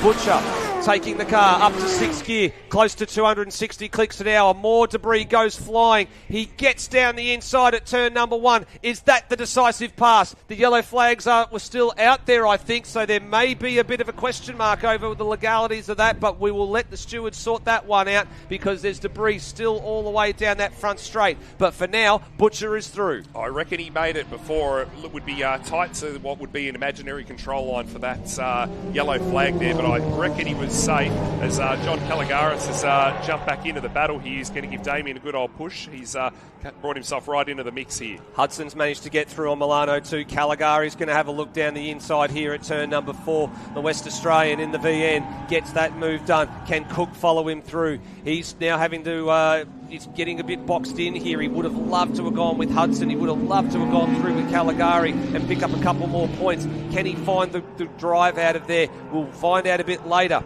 Here's Clements after that spin. He's having to recover right through the pack. He's just cleared the Corolla of Ayrton Richardson. Now fighting here with Chris Thomas in the little Tirana. And then you've got Bruce Cook in the Escort directly ahead of him. He's down in position 14, but that car's obviously had the pace to run at the front. So 3.5 laps to go here. I'm sure he can get himself well back into the top 10. What can the Phil Laird prepared Hudson RX-7 do against the Evo of Andy Sarandis? This has been a frantic race. He's now right on the tail as they come through turn 11 and 12. Chris Thomas is going around the outside here of Bruce Cook. That's a very brave move, trying to go down to MG corner, but he might be vulnerable here as Richardson tries to put the Corolla the long way round and follow Cook through and take a spot off the Tirana. He thinks better of it. He clears the throttle, tucks back in behind. Thomas keeps his boot in it, goes to the outside of Cook, but he's not going to have any space there either.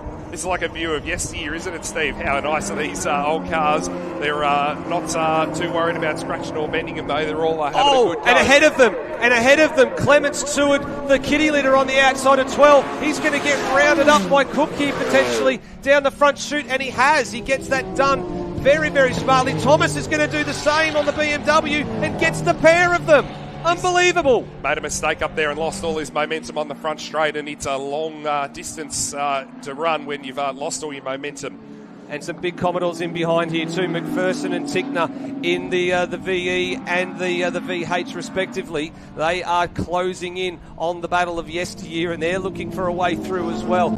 All the way up and down this field. This has been the most frenetic of all the heat races. Check this out. He lost the rear going into turn 12 and had a big old slide coming onto the top chute, and then somehow plucked a couple of gears, kept it facing the right direction, but he lost a couple of spots.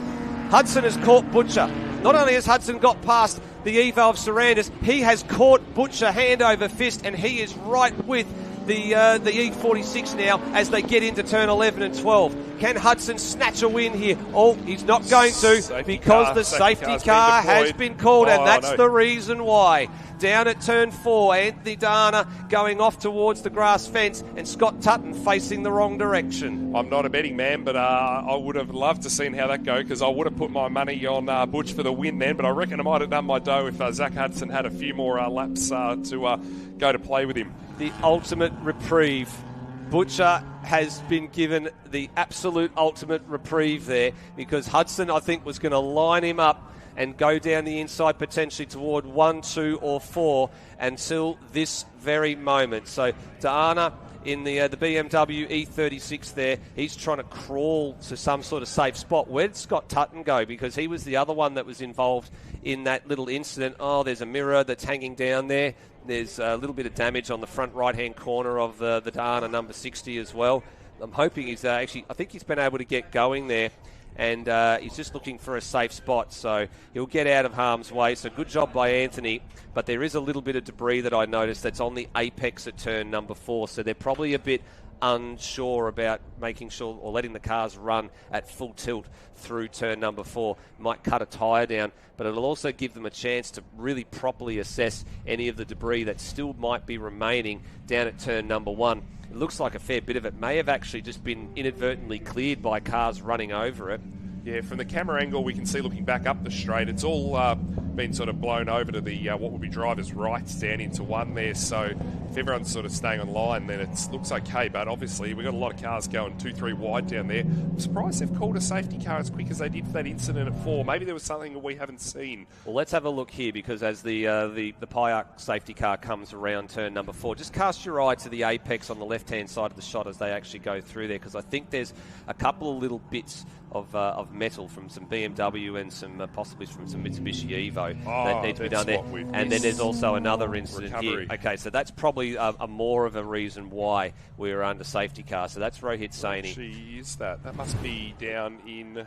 Yeah, so it's up on 2 wheels. Yeah, Glenn Kennedy involved as well. So I think what may have happened there, maybe Tutton's gone around and Dana's not been able to avoid the contact, and that's why he's sort of gone up on 2 wheels there. And it looked like I think it was Glenn Kennedy maybe had a bit of minor contact there as well. So Saini's been cleared from the gravel trap, so that's why the safety car was thrown, because that was directly in the firing line.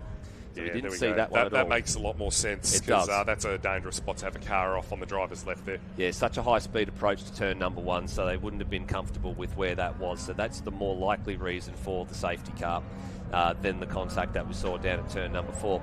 We are being told that it is a checkered flag this time around, so 1 lap lopped off the duration, so it's scheduled for a 7-lap race. We got the better part of 4 or 5 absolutely frenetic laps in before the checkered flag is going to fall.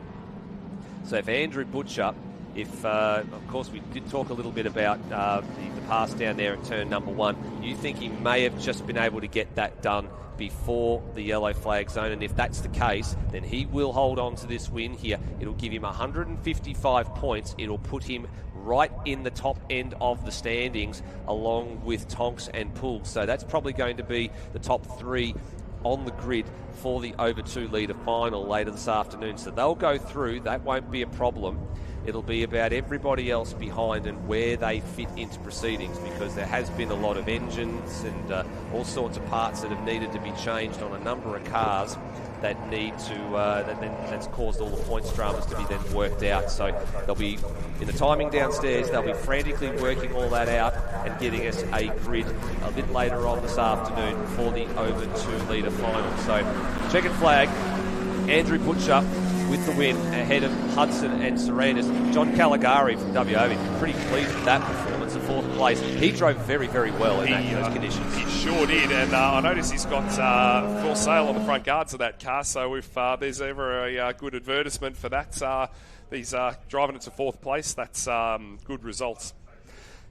So behind Caligari was Scott Cook, Damien Milano, Jamie Augustine and Ben Alge. And then Nigel Williams in the 163, and then I think it's Clements who managed to just get back inside the top 10 there after all of that. So there's confirmation of the results on your screen as we were just talking about them, as they've come across the line behind the safety car. There is a lot of merchandise and a lot of things that are available for sale still down in the IPRA Members Hub down at Garage 20. So if you're here at the circuit and you'd like to get a little bit of memorabilia, such as hats or T-shirts or a couple of stubby holders, please go down and see the team that's in the IPRA Hub in Garage 20 in Pit Lane. They're right next door to Yokohama and Traction Tyres. And get your memorabilia and remember what the 2025 Improved Production Nationals was like here this weekend. A couple of non-finishers and a few, obviously, the non-starters that are in there because they, of course, are in the previous heats. So while the safety car leads the field back into pit lane, we are actually going to cross down to pit lane and see what's going on behind the scenes yet again.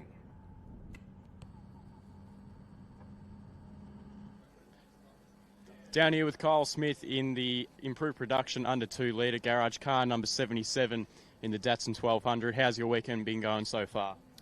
We've had a great time so far. The car's still performing all right, even though we're sort of nursing at home. But no, it's been a fantastic event so far. Yeah, very good. And you've been running on the same set of tyres, or have you bolted a fresh set of tyres on for today? So we put a fresh set on this morning in the wet, which is probably a little bit of a mistake, so it took a little bit to come up. We'll be running those for the final. So a nice sticky set for the final coming up. Do you know roughly where you're going to start for that race? Yes, we're starting out at P3. So, yeah, we've worked our way up. We got a little bit held up in qualifying, where we only got one lap to actually do anything, which put us a bit further down than where we would have liked. But, no, we've worked our way forwards, which is good. Worked your way up throughout the field. It's your first time driving in the mainland, you said. You've got a bit of experience back home at Simmons Plains and Baskerville. Could you just talk me through what those tracks are like in this car specifically? Yeah, sure. So Simmons Plains in particular, that's a very high horsepower sort of track. You just basically have to go flat out, stop, turn and go again. This car holds the current lap record there. We've had it for nearly 2 years. And Baskerville, we're probably about a second off the lap record there, but it's normally in the top 3 or 4. Yeah, beautiful stuff. All right, I think we're going to throw it to an ad break here. Thank you very much for your time. Look forward to seeing you in the under 2 litre final coming up later this afternoon. Thank you very much, mate.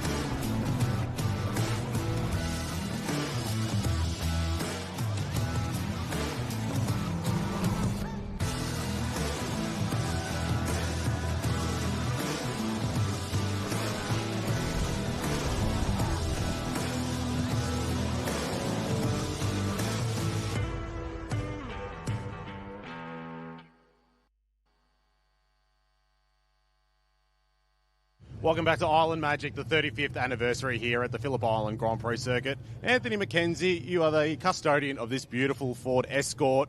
How's the weekend gone so far? There's been a lot of action on track for the under 2 litres. Yeah, my weather has. Thankfully, we're still running. It's reliable, which is fantastic. It's a bit unfortunate, actually, to see the high attrition rate, because I was sort of looking forward to running against some of the quick cars. But just shows you've got to be there at the end. So that's what we're trying to do. What do you think the high attrition rate was attributed to this weekend? We've had a few 4-cylinders go pop. What's been going on? Are you hearing some rumours from the other competitors? Oh, not a lot, really. They're probably, the characteristics of the circuit probably, there's a lot of wide open throttle, which probably puts a lot of strain on engines. They possibly might be highly strung. I'm not sure. So we're just worried about what ours is doing at the moment. So we'll just keep on. So what's your starting position for the final coming up? Grid 2, I believe, yes. Yeah, no worries at all. So thank you so much for joining us down here in the garage, Anthony. So we're going to keep this one going. We've lined up Brad Harris. Let's have a look at his truck. It's an incredible setup. And, of course, there is a TCR car on the side of it. It is a cartoon version, but there's not too many tailgates that have been painted the same colour as the rest of the team and everything going on. Behind the Tirana, there's a very small little Suzuki Swift. And Brad Harris, you can see his forehead just popping over the bonnet there. We've already lined up a bit of a chat with him. Let's see if he can come out. There he is, Brad Harris. Let's pull him through. Don't be shy, mate. Brad, thank you for joining us. That was an epic charge through the pack in the Swift. How was that from your point of view? No, it's good. It's ideal conditions for the car, so you just got to stay on the black stuff. And we've had problems with it all weekend. So it's to finish the first heat all weekend and finish go from last to first was ripper. How long have you had the car for, and what's the development story behind it? Yeah, so we originally built the car in 2012. It started off pretty basic, and then we've developed it for a couple of years, and then it's pretty much the same as what we used to run back in 2016 when we came here last time. It's just got a slightly different engine now, but yeah, that's it. Without giving away too many technical details, what are some of the secrets under the bonnet? It's got 140 horsepower, about 100 short of the 2-litre car. So, it's pretty much a 77mm stroker crank in it, 77mm bore, and it's just got a head on it, and away we go. How does it compare to an FL9 Civic in TCR spec? It's a beast to drive. The suspension's everything very basic, so it definitely bucks and weaves and does torque steers and everything, not like the Civic. So this operation here is beautiful. It's beautifully presented. You must be on par for a Best Presented award at some point if they're handing them out here this weekend. How do you like your chances in that department? That is one thing. Like we always, presentation's key, so we always have a go with that. So see what happens. Brad Harris, thank you. Thank you.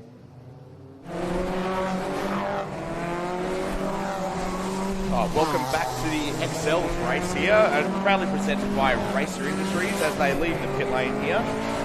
We're going for our third and final race of the weekend here at Island Magic. We have an 11-lap affair, which I am very much looking forward to. Tommy Reid, what do you think about this 11-lap race coming up? Thanks, Joel. Yeah, looking forward to this, the final race, the first of the final races for the weekend at the 35th running of Island Magic Hyundai Excel action up now.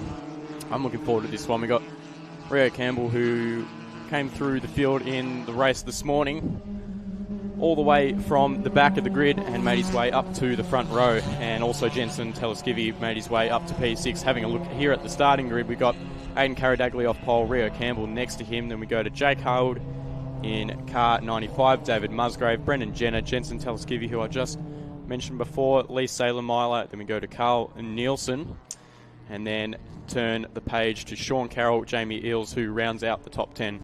We've got 11, we've got Ed Narkowitz, and 12 is Lachlan Harvey, 13 James Reynolds, 14 Lee Kennedy, 15 Keenan Jones, 16 Daniel Harvey, 17 we've got Brock Bodle, and then 18 we've got Noah Ellsworthy, so hopefully he's going to move forward there after recovering after that little spin in the last race, and then 19 we've got Brett Searan, and 20 position Chad Smith.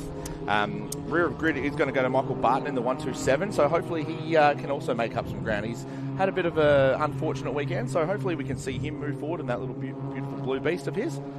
But we'll see how this plays out. It's the drawing track, and I'm really excited to see this. Well, we've got rain on the camera here up the top of Lukey Heights, and that looks to be the only spot of the track where there maybe is a bit of dampness. But we did see that spin from Noah Ellsworthy, like you said, in the race earlier on. He just made light contact with the tyre barrier on the inside at the final corner, so no real damage to that car, and expect to see him make his way through the field. He started out of position number 9 in the race this morning, so if that's anything of a form guide, he should make it up around that area in the field. Having a look at car 34 and the 119 here on shot. These guys starting out of 4th and 5th. That is David Musgrave and Brendan Jenner. And David Musgrave has the Raceline sponsorship and brakes and more down the side of his number 34 car. A very cool number in Australian motorsport, with lineage to Gary Rogers and his efforts throughout his time in motorsport. So down the front straight we go. Cars will slowly line up, and it's your pole sitter, car 530, the first to take that spot down the front of the grid, maximising in the grid box to try and get any advantage over the 333, which has been fast all weekend. It just hasn't necessarily been his luck. No, he does have a little bit of that left-hand tail push in. He is right, Rio's right on the line, so he's going to try and maximise every inch of this. And this, I would say, a drag race to turn 1 here. Yeah, looking forward to this 11-lap final for the Hyundai Excels race 3 here, set to get underway in just a moment. The final cars lining up at the back of the grid. That will be Chad Smith and Michael Barton now lining up into his grid spot. We should get a green flag waving at the back. The 5-second ball goes up. Left hand on the handbrake, right hand on the steering wheel. And we are underway after a long hold. Real spin from Rio Campbell on the front row. And it's a better start from Aidan Carradaglia as Rio could not get the transition from second to third gear in time. And that gives the lead to car 530. Windscreen wipers wiping down the front straight. Those Trico wipers doing a fantastic job. Jensen Teleskivi having a look here into P3 and gets that move done. So that was a great start move from him. Absolutely great move up the inside. He's just found the right hole, pushed the nose in, and there he goes, straight in. So I think we're gonna have a pretty close battle up here with, looks like I'd say a top 4 here. And very entertaining as they come through out of the southern loop here, and you just want to get a great drive out of here. So we'll see how this runs up, and when they run through later in the circuit up here, and how much if there is going to be rain up the top of Lukey Heights. So Aiden's gone a bit wide. He's going to try and cover the line here into Honda under brakes. But we've got Rio's right up beside him here, right up. Oh, how are we going to go here? Tries to go around the outside, Rio Campbell there. Can he make it stick? Because he will get the inside for Siberia, which you do not want to be on the outside for, and it looks like he's got that nose up there. Jensen's going to stick his nose in right here. He might pick up a position here. Teleskivi to P2 momentarily, but gets shuffled back to third place. And now right on the back of him will be car 95 there, I believe. That is Jake Harwood. So these top 4 right together. Rio Campbell taking the race lead.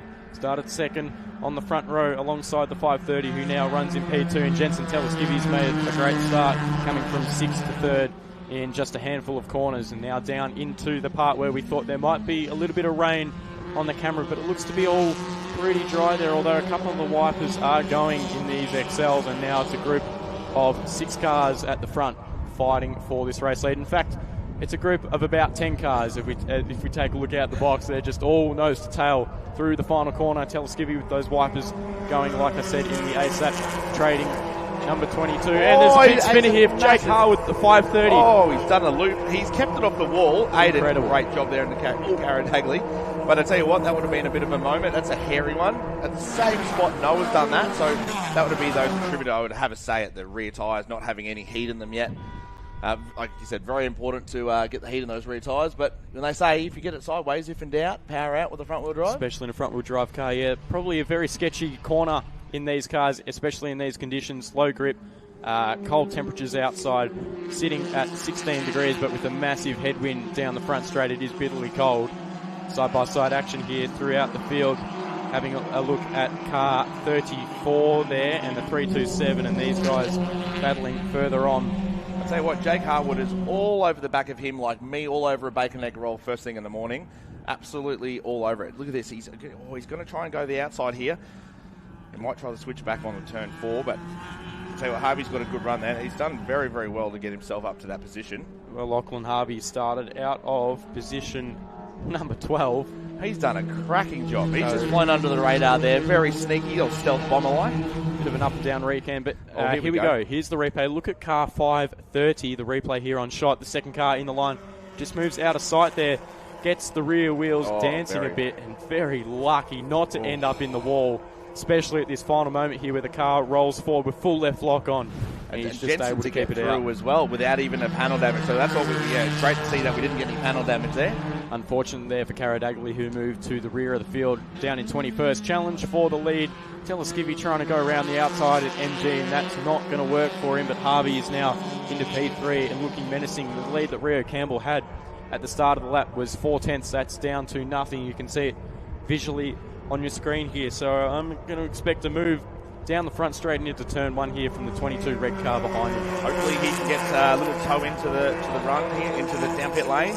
I'll tell you what, it's when I was talking to the drivers, they reckon it's about 7k an hour difference down the front straight here, and that's a massive difference. And that's been shown now with the headwind down the front straight. Teleskivi goes to driver's left, the outside of the circuit. It's going to be for turn 1. I think Lachlan Harvey's might have got Rio on the outside here. Both of them are clear. What a great job there. So Campbell goes from 1st to 3rd in just one corner there, and now he's under big pressure from the 95 here of Jake Harwood, a little lock up from the 25 there of Harvey through turn number 2, grip limited corner, and they got to get on the power early to maximise it. The long run through turn 3, which isn't really a corner in these cars, not in most cars, and then the hard braking zone at 4 down a couple of gears. I have asked a few of the drivers if they could go through turn 1 flat, and they all say no, they should lift. But I tell you what, I reckon someone's going to try it. Someone might try it and end up in the gravel trap. Big lock up on the right rear from Rio Campbell. That doesn't matter though, because they are the unloaded tyres, and you often see them dancing in the air with the rear tyres chirping. But he's moved his way up to position number 2. Lap 3 of 11 here, so a much longer race than we've seen. And hopefully we can get this one going green flag the whole way. Exactly, and we'd like to see the safety car stay on the infield and get these drivers plenty of race time. I have talked to a few of the other drivers down over the course of the weekend, and we talked about actually the roll cages inside. There's 2 different styles. There's a bolt-in one and a welded-in one, and actually will affect the handling of the car. The bolt-in one gives a little bit more flex in the car, so it's not so stiff, and you can set up the car a little bit easier. So that's cool. But when you have a really rigid roll cage, it will actually pick the tyre up, and you see it might skip a lot, which you do see here on these inside unloaded tyres. See that a lot in go-karting, where you get the wheel hops going through the hot temperatures, but these cars just so light in the back end. This is the battle between the 380 here of Keenan Jones and car 40 there on shot of Noah Ellsworthy, and now he's moved up 2 spots. That's good for the 15-year-old Noah. That's great job. Recovering after that spin earlier in race number 2 this morning. The 15-year-old out of Mornington in Victoria doing a great job. Almost 4 wide down into turn 1 for this battle, and Teleskivvy still holds on from Lachlan Harvey and Rio Campbell. Jake Harwood still keeping a watching brief there in position number 4. These guys separated by absolutely nothing. Throw a blanket over the top 4 as their racing has been superb so far in this race. That's absolutely fantastic, and I like it. Very, very clean racing. The guys are doing a great job here, and it's very entertaining. I make no secret that I do really like the XLs, watching the XLs racing. Very entertaining, and a great way to go racing. Quite a cheap. I've talked to a few drivers. They reckon they could do this weekend for under $2,000. Incredibly affordable way to go motor racing and still have a lot of fun. I wonder how much I could sell a kidney for. Do you reckon I could get a race car and do a couple of weekends of racing? Not sure about that one. Not going to explore that conversation anymore. Go back to the battle on track here with Lachlan Harvey running into Rio Campbell's managed to get to position number 2 here. And these guys still going at it. And just behind is Brendan Jenner in car 119, not able to hold on to this top 4 battle. You can see them just in the back of shot there. He's being challenged by Musgrave in the 34 there. So those guys last time round setting 2-minute 2.8 and 2-minute 4.8. So quite a difference in pace between them. Fastest lap of the race so far being a 2-minute 1 set by Jensen Teleskivvy. Last time round, quite a long way off the lap record, which is a 57.8 set in the state round last year by Ryan Phillips. Yeah, I'd actually, Jensen Teleskivvy did actually do a 1:59.25, I believe, in qualifying or practice on Friday afternoon. It was really cool to see them crack the 2-minute mark. It's a good effort, really, really. They were having a bit of play. Himself and Rio Campbell having a bit of a toe down. May have been bump drafting or pushing. Drafting. No, they wouldn't do things like that, no. Not on XL Racing. I tell you what, so Rio's done a great job there. He's actually pulled in 3/10 in that last little sector from MG through to the main straight. Incredible work there. And there's still a good 4 battle pack here, and I can see 2 more groups of 2 behind that. These guys are still having a go at each other. And Noah, sorry, my apologies, go for it. Battles all the way down the field, like you were just going to touch on Noah Ellsworthy there, side by side, down the front straight away. I think that was with Stephen Carroll. Just dipped off our timing screen, and it was either Sean Carroll, my apologies. Bodle or Jones there, and back to the front. Rio Campbell trying to go around the outside. Front Another left, lock-up. chirping on the 25 there, Lachlan Harvey. So if these cars do have adjustable in-car brake biases, he might want to click that to the rear ever so slightly, but not too much, as most of the braking performance comes from the front of these machines. Look at the inside left wheel, rear left wheel, dancing on the Elita's cars as they tip it through Siberia. Jake Harwood's done a great job. He's got it up the inside there at Honda, so we're back up to 3rd. Oh, we're here with the 2 guys, Nielsen and Seelemeyer are having another battle. Fantastic run here. So they're doing their own battle. 7th and 8th on track, having their own little bit of fun further down in the pack. And both of these guys setting PBs last time round, 2 minute 4.5 for Nielsen and a 2 minute 4.3 for Lee Seelemeyer, who is the car ahead on shot here. Down into MG, one of the hard braking zones. You can see the hopping like you were talking about from the 327 of Lee Seelemeyer there. And perhaps it might hurt his exit out of the final real corner in these cars. Might have pulled a little gap as if Seelemeyer just as he's come out of MG there, and you're hoping he's going to get a run. He might have just broken the toe here, so you do see here that you might see some of these drivers going fairly close to the wall here. It will also depend on, here we go, he might be coming in close. They get a little bit of a draft assistance, like a side draft you see when you're trying to pass another car, so that'll actually help the car just go that little bit faster, and we know a couple of Ks an hour will actually make a big difference down here. If you tend to hug that pit lane wall, it will, like you said, reduce the wind blowing into the front of the car, especially if it's a crosswind. We're pushing a ton. The cars actually weigh 1,000 kilos, and a few of the drivers do have actually weight plates in the car to try and make sure they're at the minimum speed, minimum weight. My apologies. So it's not a lot, but you don't have a whole lot of pushing it. There's a 1.5 litre engine there.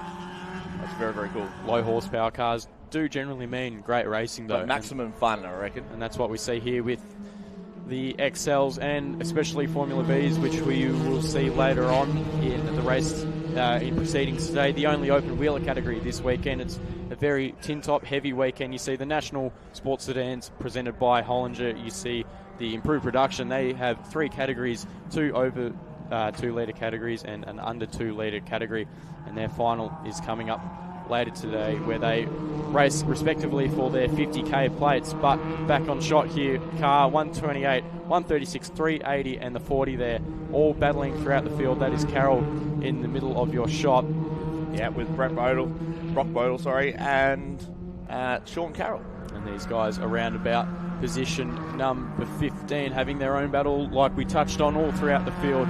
These guys tend to battle no matter how fast they are, and in their respective cars having great fun out here at Island Magic.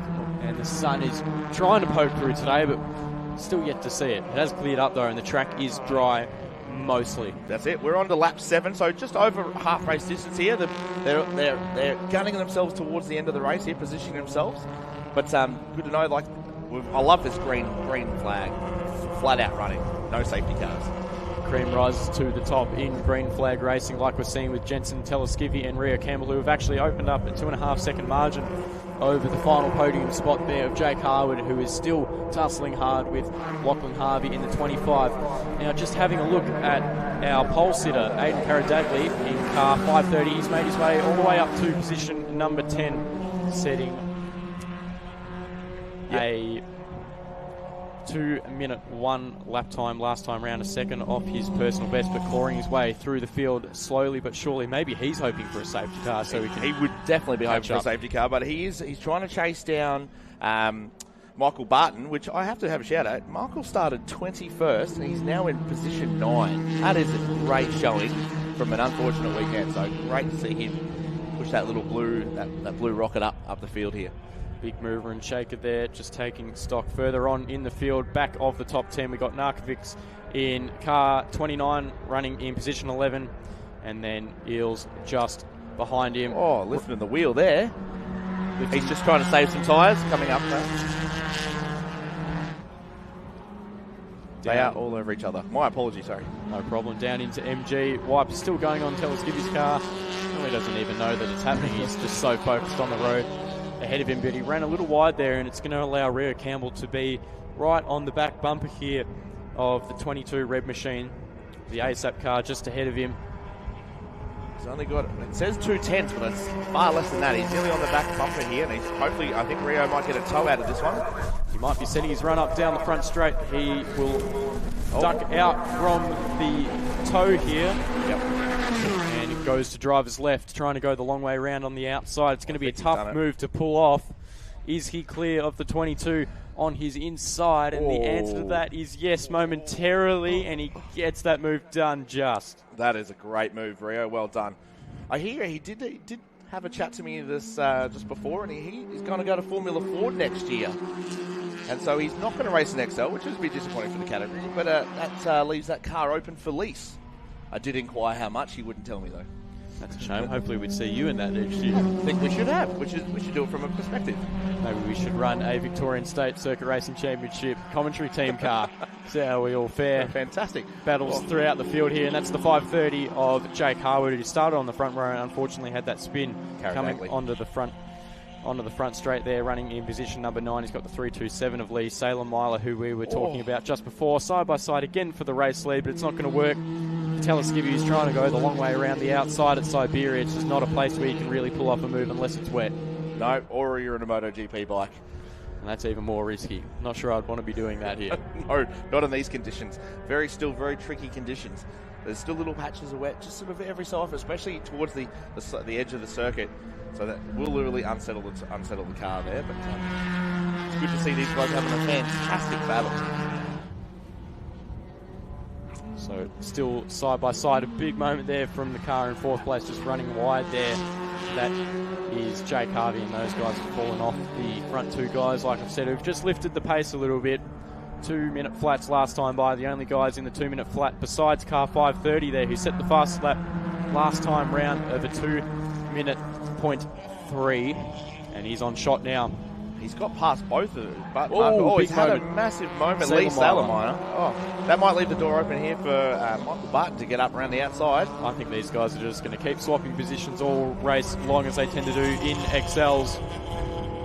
Fantastic racing throughout the field. The 86 of Carl Nielsen, I'm sure, is going, come on guys, you bang doors and I'll just step right through and pick up 2 positions. This race proudly presented to you by Race Industries, who've put a great effort in. They've got their truck down there selling helmets, balaclavas, suits, whatever you need to keep you going during motorsport weekends. Door to shot door there. 530's already put a margin on these guys behind, and these guys are side by side into turn 1. There's that side draft we're talking about there. Actually, when you pull out from the side, from the draft, and pull up the side, it actually pulls the other car back. It slows it down, which I'm still getting my head around, but I'm like, well, if it works for you passing, that's a good thing. You see that often in NASCAR, and it's quite fascinating to watch how well drivers can manage that and actually pull their competitor back and get a massive slingshot. But of course, it can happen to you, and you've got nothing in your power to stop it. No, that's right. It's a pity if you do get that, but it just shows you how on the ball you need to be, or if you can break the toe.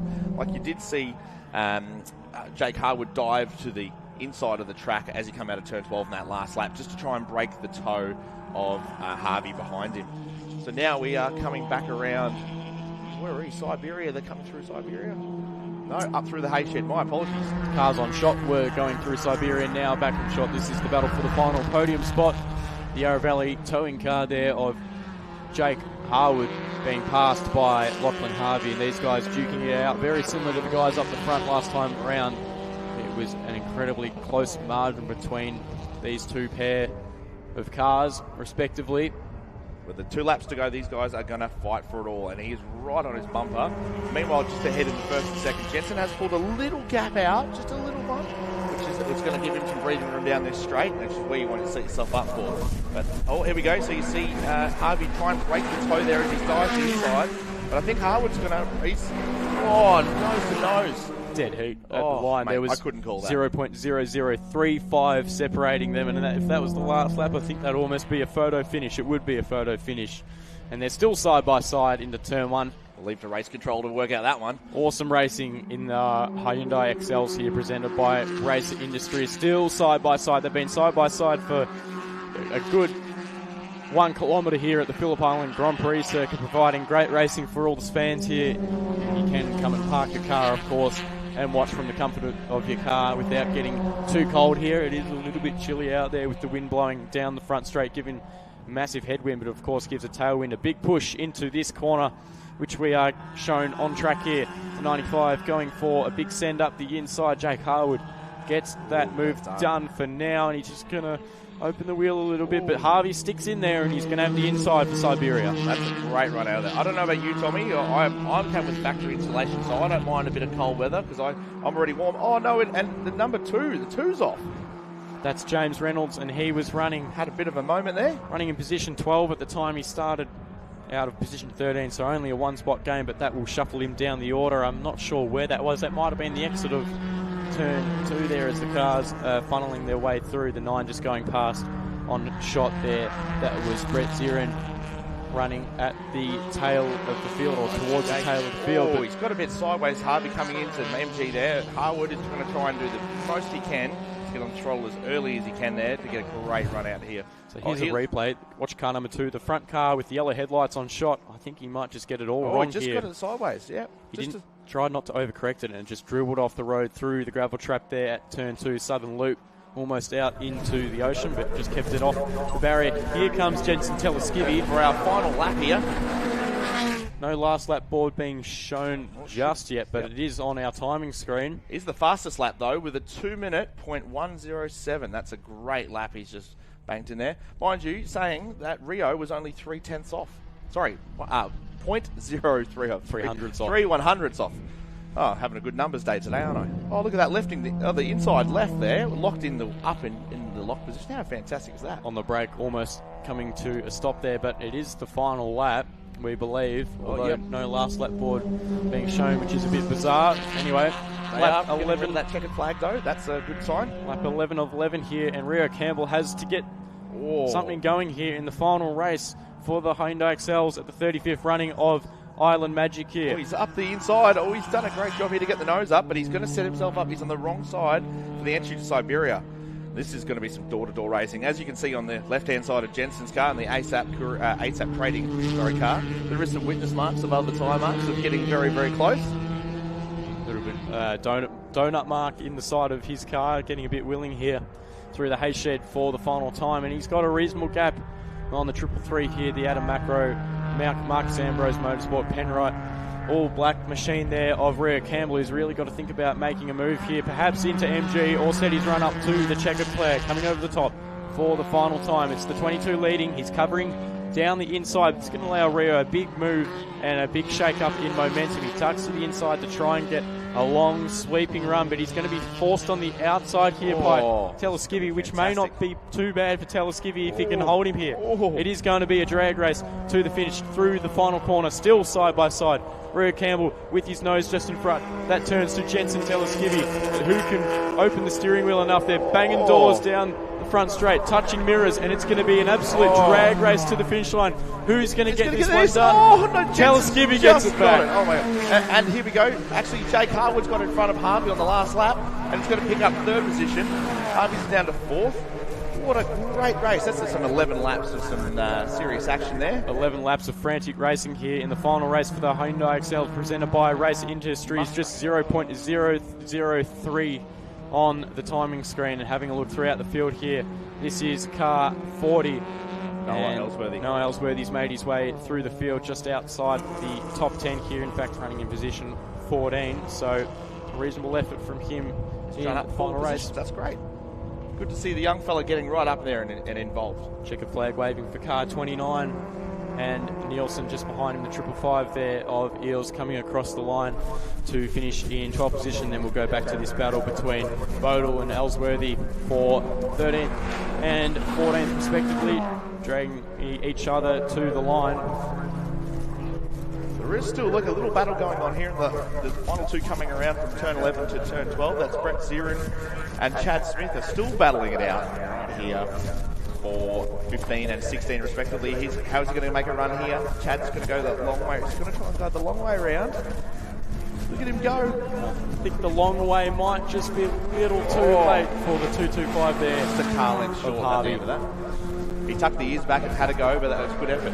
Coming across the line there is the 136 of Carroll coming home in position 17, and only a handful of cars left. But we'll take a look at the Racer Industries Excels Race 3 provisional results here up on screen. Jensen Teleskivy and Rio Campbell. drag racing each other to the line, and look at that finishing margin on your screen, 0.033 separating them, and then the 95 there battling with the 25 for the final podium spot. Give that to Jake Harwood, only just by a number of tenths there. David Musgrave home in P5, Brendan Jenner in 6th, Aidan Karadagley in 7th. Good effort to get him back himself there. And Michael Button in 8th, all the way from 21st. Great job. And then we have Lee Saylor-Myler, Ed Narkovitz there, rounding out the top 10. Carl Nielsen, Jamie Eales, Noah Ellsworthy, Keenan Jones, Lee Kennedy, your top 15 result. Daniel Harvey, Sean Carroll, Brock Bodle, Brett Zirin in 19th. Chad Smith coming across the line in 20th in car 71. And I think we're going to throw to Callum Brannigan here, who's down in Parc Ferme. Don't go anywhere. Thank you, Tom. Down here at the podium presentation area, some very hot and bothered drivers down here. We have got Jensen Teleskivi here, mate. That was an epic race. What a performance for that finale, mate. You're looking a little bit hot and bothered there. You must have been hard work out there, but you must be proud. Yeah, Rio put me to the test there. It was pretty stressful the whole way through, and I lost the lead for a second. I thought I was gone, but managed to stay with him. Chris prepared an awesome car, so that was good. Awesome stuff, mate. You must be proud. He's the proud recipient. There goes the hat. There's a very proud family right there. So also the proud recipient of the Hyundai XL trophy, as well as a $50 certificate for Ramada Resort. When do you think of coming down to use that? Oh, maybe next weekend. Got nothing planned, so... It is schoolies after all. Yeah, exactly right. Cheers. Thank you, Jensen. Rio Campbell, mate, what an epic performance there. You're keeping him honest all race, but you couldn't quite get him in the end. No, I was trying my best. In the end, I was like, I just got to try and brake a bit later. And I got onto the back of him, got around the outside. I was like, there's a bit of patch of water. I don't know if I'm going to make it. Got it.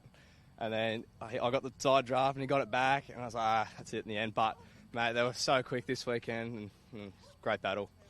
Awesome stuff. Congratulations, Rio. Third position, Jake Harwood, just hopping out of the car. Awesome stuff there, mate. Finishing on the podium. What a way to wrap up your weekend down here for the 35th edition of Island Magic, mate. Well done. Yeah, no, it was great. Tough race. Harvey really giving me a bit of a hard time, but no, it was good race. What do you need to do next time, mate, to try and just make it the extra 2 positions and get into the lead? What do you need to do? What's the secret? Oh, probably another new set of tyres, probably, but yeah, bit more grip, but no, pretty good. Just got to hang on to the back of these guys, and then Congratulations, mate. Awesome stuff. Mixed conditions for all of the Hyundai XLs. Of course, they are the proud recipients of the trophies, which we've got lined up over here, actually. So we'll have a quick look at these beautiful presentation trophies. Position 1, 2 and 3, along with a $50 gift certificate for the Ramada Resort as well. It's a big thanks to Racer Industries for throwing their support behind Hyundai XLs. But for now, we're going to go to a break.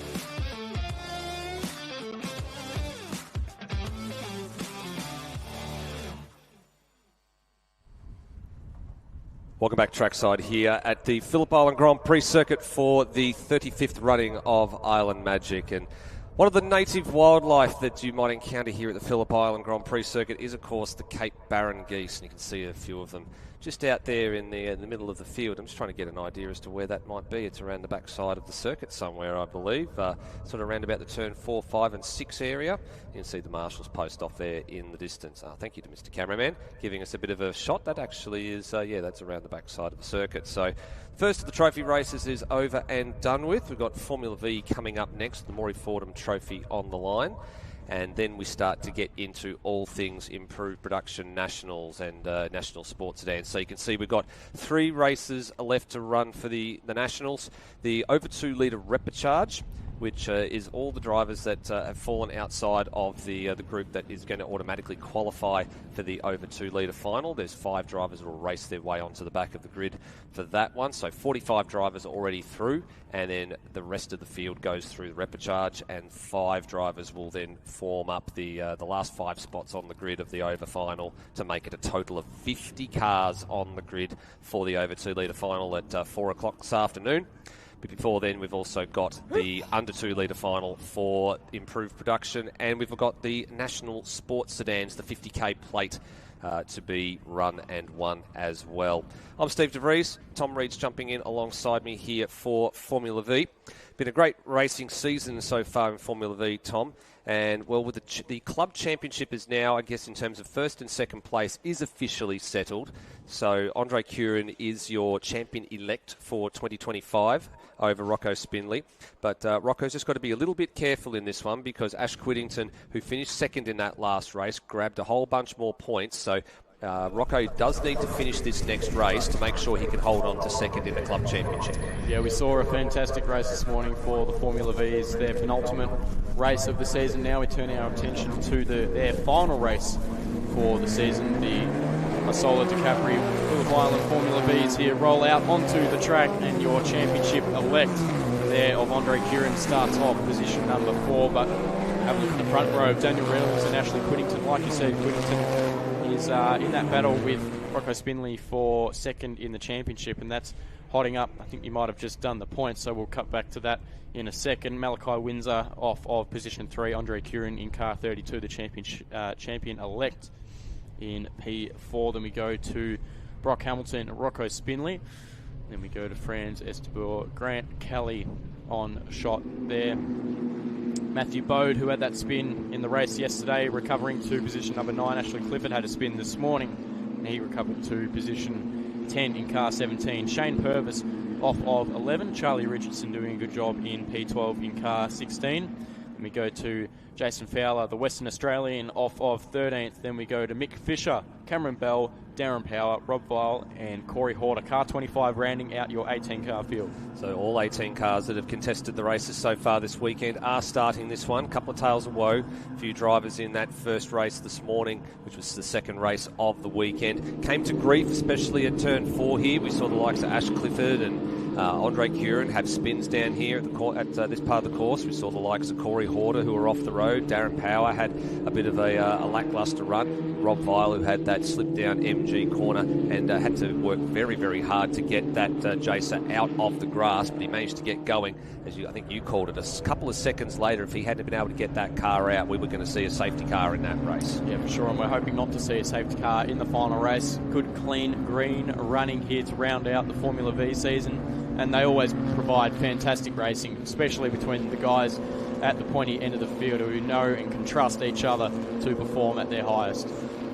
So for Andre Curran, with the 2025 state championship sewn up a couple of rounds ago or a couple of months ago, and now the club championship sewn up, he can focus all his attention on catching these two sabres out in front. So Daniel Reynolds, who last won the Maury Fordham Trophy in 2023, and that was a fair old wait for his second title.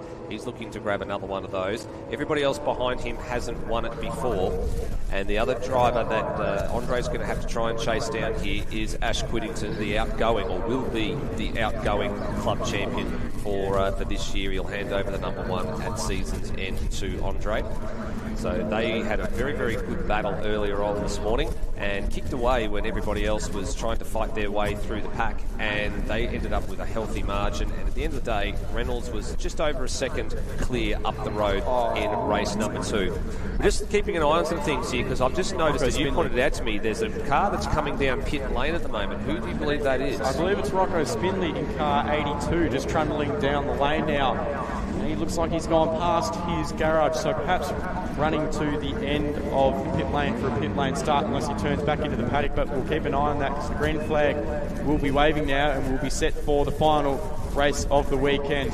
It's worse than that. Spindley's turning left. He's going into the paddock. He's not going to take any further part in this one. That's a shame, because that means he will have to pray for a little bit of good luck here to hold on to second potentially in the club championship fight as we get underway for the trophy race for Formula V. The permutations were such that Ash Whittington was only 7 points behind Spindley going into this one. So as it's a 3-wide run through turn number 1, already wasting absolutely no time with a lightning start. It's the number 32 of Andre Curran, sweeps around both the front row sitters and goes to the lead. All balls to the wall in that one. That was a super committed pass around the outside at turn 1. Super committed, super move there from Andre Curran, taking the race lead from car number 1 there of Whittington. And Whittington pretty much now just needs to finish to hopefully grab second in the championship. 7-point gap between he and Rocco Spindley, who unfortunately turned left and went into the paddock with something going wrong with that car. Well, there was a little something that happened in the earlier race this morning. I did go down to the Acura stable and have a little chat as they were installing Rocco into the car. They said they believed that it might have been a little bit of a kink in the fuel line. There was something that wasn't that was causing the engine to have a loss of power. They believe that they may have sorted it out, but it sounds like, well, judging by the fact he's come into the lane, it looks like that is still an issue that they are yet to solve. So he's out of this one as it stands right now, and I don't believe he'll take any further part as we focus on the leading 3 and head up over Lukey Heights. They crest the brow of the tallest part of the circuit, then they plunge down the hill and pick the braking zones appropriately, all nice and quickly nose to tail. So leading the Acura charge, then that goes to Malachi Windsor. So he's in 4th behind this leading group of 3, just out of your picture frame here as they roar around the top part of the circuit and head onto the front straight for the first time for the first of 11 laps to be completed for the trophy race. Side by side down the front straight, pit boards hanging out 3 wide across the stripe, and it's a very tight pinch, so nearly contact between car number 1 and Daniel Reynolds, and it's shuffled Andre Curran back to position number 3. Watch for these guys behind, Brock Hamilton, who got a huge run, and then further back in the field there was a big battle there with car number 6 of Shane Purvis. Certainly was. So Brock Hamilton with a great slingshot past Malachi Windsor, and that got him up into 4th. It actually dragged the 2 of them both up to the rear of the leading group of cars. Here's that battle you were referring to. Purvis had managed to get the best of Grant Kelly there in the number 93 Stinger and get to the head of that little group. That puts him up to 8th. This is a great start for Ash Clifford. He started in 10th place. He crossed the line in 6th. He's going wheel to wheel now with Matt Bode out of the Sabre Racing Cars stable. Bode coming out with the ascendancy through Southern Loop and down through Stoner Corner into turn number 4, Miller Corner. He grabs 6th place away from Clifford there at the beginning of the second lap of this 11-lap race. There's car number 7 there on shot of Rob Vile, who went for a spin down at MG, which we will be coming up to in a moment. Just lucky to get it out of the very, very slippery grass there without causing a safety car, so a full green flag running in this morning's race, and hopefully we get the same thing here. And still on shot is car number 6 there, who holds this 4-car train, and these guys are battling for the last spots inside of the top 10. Tucked in behind these 2 on screen here, it's the 2 West Australians that have made the journey over, Franz Esterbauer and Jason Fowler. Jason's had a little bit of an up and down weekend, but coming good at the right time here, and he's latched onto the back of this train for the top 10. It's his fellow West Australian that occupies the last spot in the 10 at the moment. In fact, Jason actually owns the car, the Jason that Franz Esterbauer is piloting. So it's just something that I was talking to Franz about, that they did do a little bit of a car swap, because the Sabre, in his opinion, is a little bit more twitchy, but the Jason is a little bit more forgiving and he's a bit more comfortable in that car. So that's why he's running that this weekend, and Jason's running his brand new Sabre 02B, which he only picked up at the National Challenge in September at Shell V-Power Motorsport Park. through turn 1. Andre Curran shuffled back to P2. Reynolds again with the race lead by a very small margin. Actually, it was Andre Curran at the timing screen, at the timing line here at the bottom of the control tower.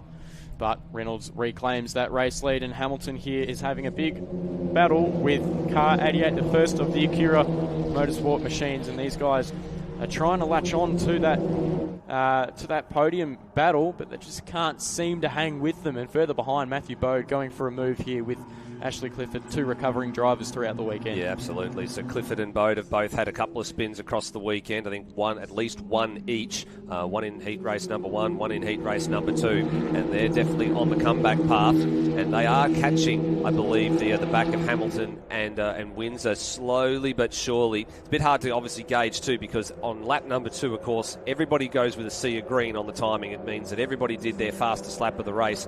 We'll then start to really see how it all shakes out. At this stage, the leading 5 or 6 drivers are all in the 1 minute 53 bracket with a few tenths of a second difference between each of them. And then Clifford last time out of 1 minute 54 flat. So he's not too far away from breaking into that 53 time slot that all of the cars ahead of him are currently doing. The next group of cars headed by Shane Purvis into the mid 55s and an early 1 minute 56s. So this group here is definitely about a second or a lap or so slower, but they are engaged in their own private little battle. In fact, Grant Kelly has lost touch here. He's actually lost more than touch. He's lost about 2 spots. He's gone behind Fowler and Estebauer, and in fact, he's got someone right on his tail as they come across the line here. That's Darren Power and Cam Bell, who are going to split it like Mika Hakkinen and Michael Schumacher did to Ricardo Zonta back at Spa-Francorchamps in the day, although I think they thought better of it, and they've actually pulled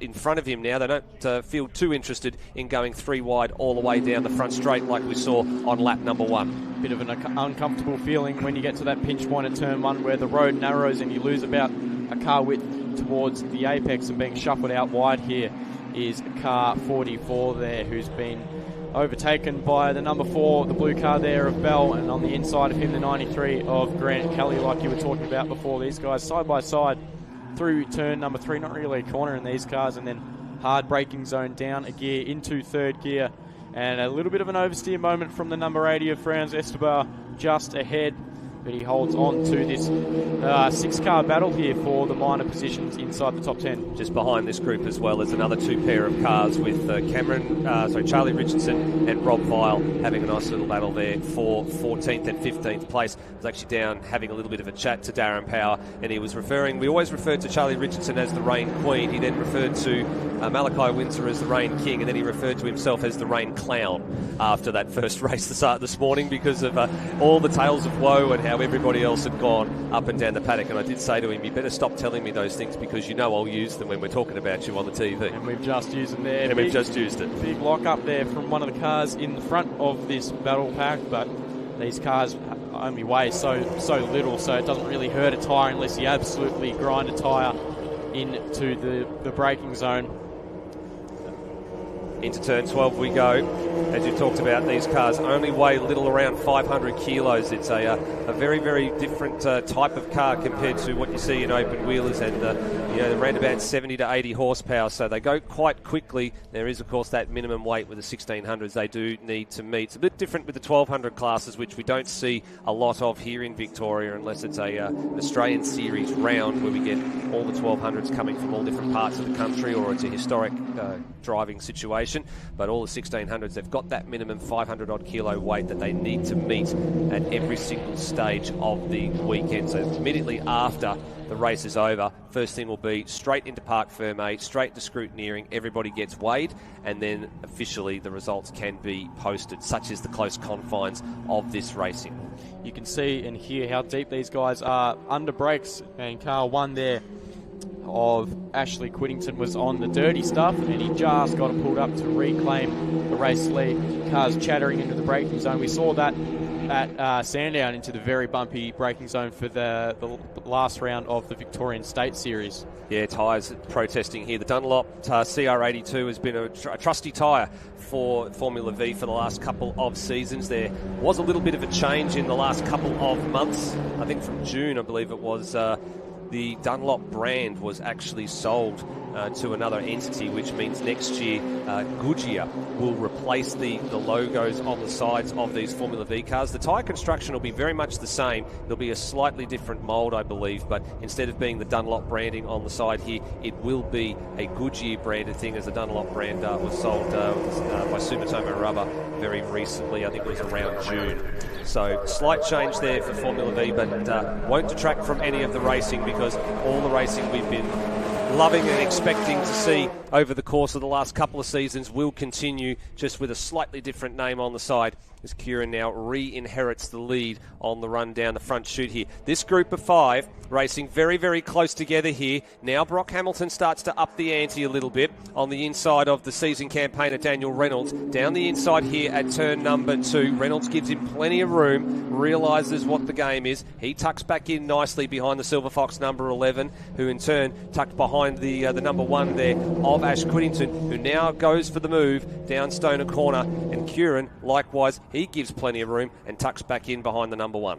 Kieran back to second, and the guy starting in position number 2 reclaims the race lead. Your pole sitter Daniel Reynolds back to position number 4, and Brock Hamilton, after starting from 5th, has made his way into a podium spot. And this battle further down in the field between Purvis, Bell, car 44 there, and the 93 of Grant Kelly rages on, and this is again for the 9th, 10th, 11th, 12th and so on positions, just outside and inside the top 10. This is a great group of 6 cars that are fighting over the last bits of the chocolates, I guess, or it's like Seagull looking for the last bits of the chips inside the top 10. They are very much pushing very, very hard in pursuit of Shane Purvis, who occupies 9th spot. It's great to see a little bit earlier on in the week too that the next generation of the Purvis clan coming through from the karting ranks. Blake is not too far away, I think, from taking over this V from his father. I'm crossing sort of my fingers there and hoping I've got that information correct, because there was a little bit of a test day where they put Blake in the car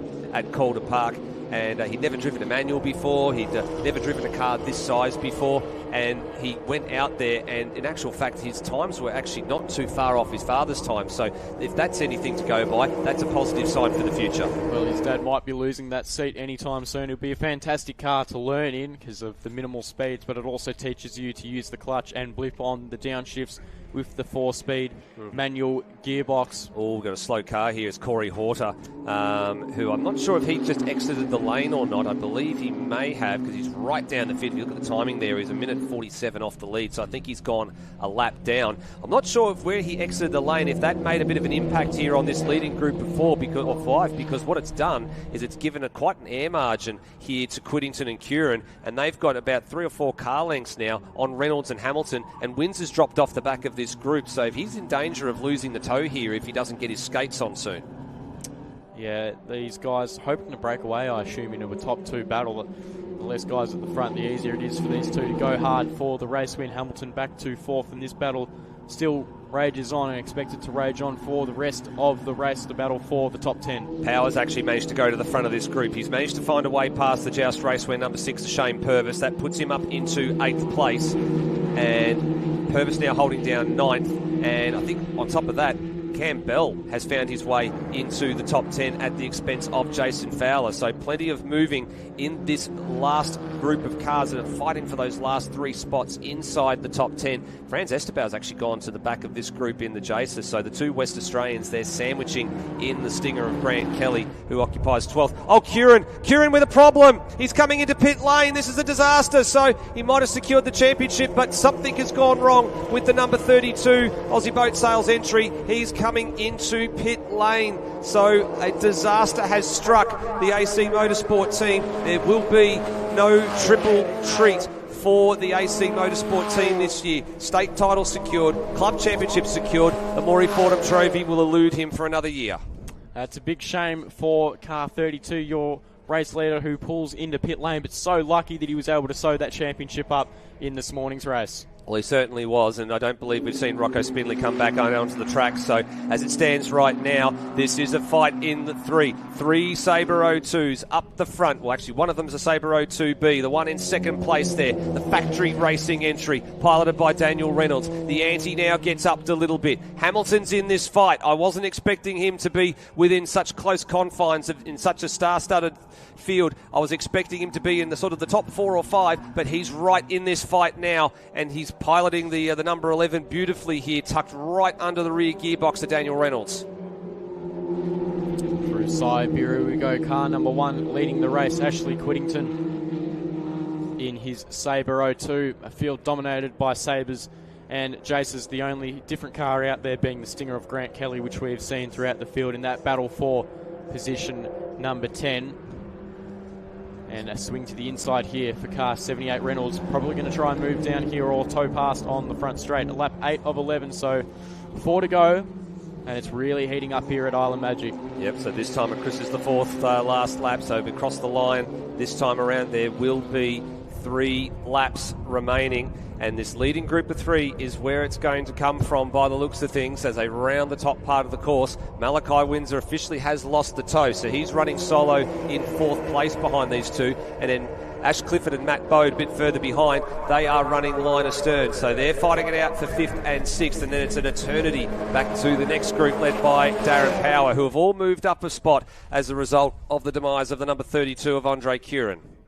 So Curran still in the lane, unfortunately for that car. He will take no further part in the final race for the Formula Vs, but Hamilton's gone to the lead at the front of the pack here.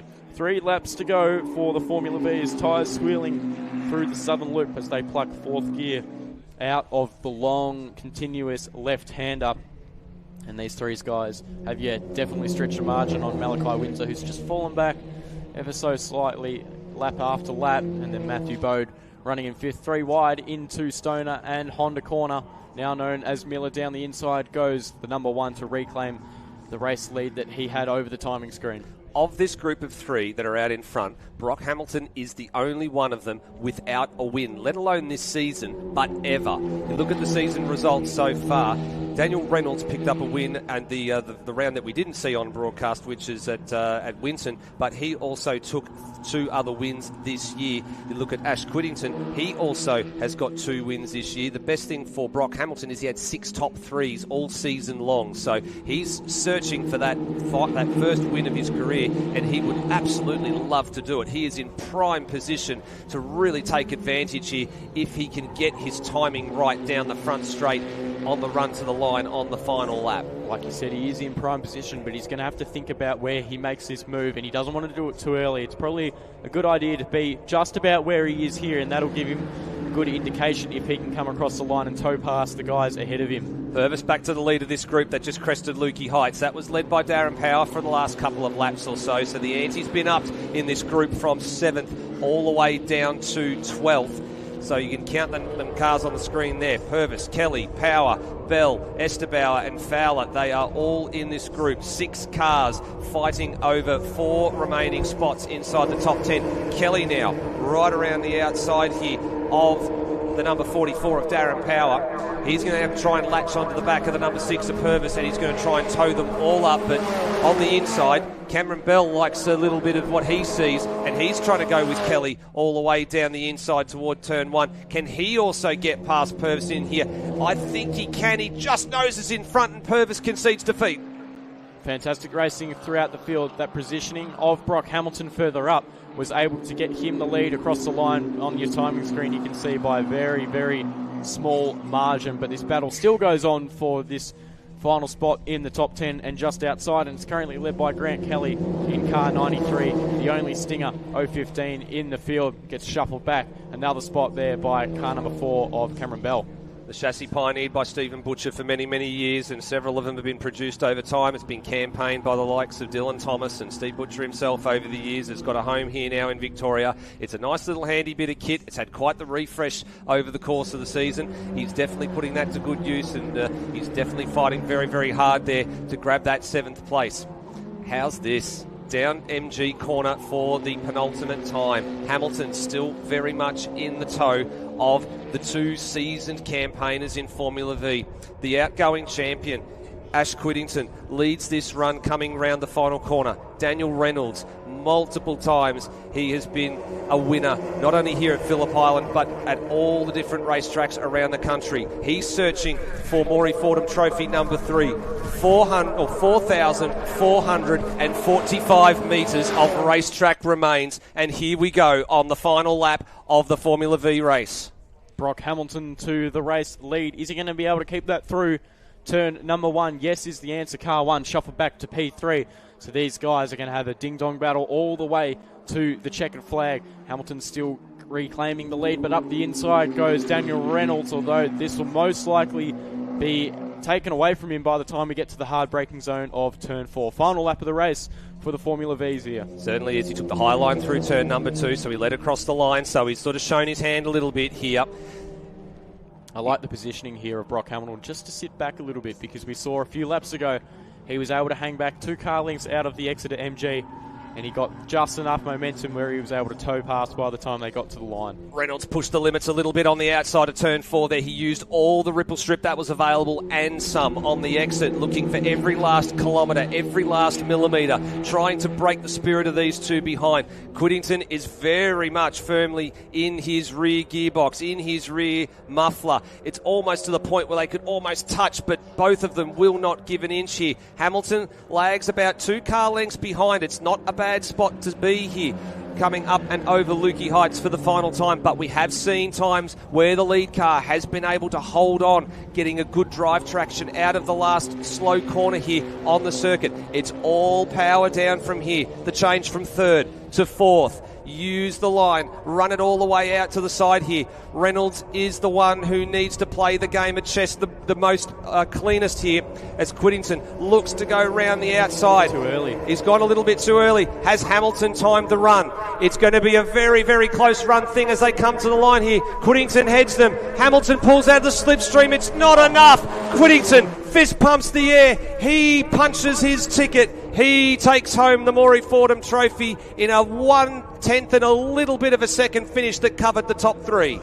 Not too early. He timed to perfection and knew what he was doing. The race car driver in the cockpit of car number 1 did a fantastic job there to take the race win, but this battle still on shot. This is for the minor spots in the top 10, and it's going to be headed by car number 6, only just over Grant Kelly there. So Purvis finishing in 7th, Kelly in 8th, Power 9th, and Cameron Bell rounding out your top 10. Wow, what a great finish with those ones here. It's not over yet. Charlie Richardson has just been gazumped by Rod Vile on the line by little under 0.5 of a second as well. So fights all the way up and down the field, as the eye can see. As we go to the Builders Crane Hire, number 33 there of Mick Fisher, who's running in 15th place. He's actually the last finisher on the lead lap, because Corey Horton was a lap down. It's been a bit of a stressful weekend for Mick, but he's kept his head high, kept his chin up, and he's finished the race there. Those two on screen there, Clifford and Bode, they came across the line in 5th and 6th. They were behind the Malachi Windsor, who ran solo for about the second half of that race following the demise of Andre Curran, who sadly didn't finish this one, only his 2nd DNF for the whole entire season. So Ash Quiddington punches the air in triumph on the way across the line and pinches his first Maury Fordham Trophy ahead of Daniel Reynolds, who last won it 2 years ago in 2023. Brock Hamilton will be happy with the weekend's work. He takes home a bit of silverware for 3rd. Windsor, then Clifford and Bode. Purvis with that huge train of 6 cars. He headed that line all the way through from 7th right all the way down to 12th place. So that was great to see. As they all come into the pit lane, we're going down to, I think it's down to the pit lane area. Actually, we're going down to Parc Ferme to have a chat with the drivers that have just topped the podium in the Formula V Trophy race.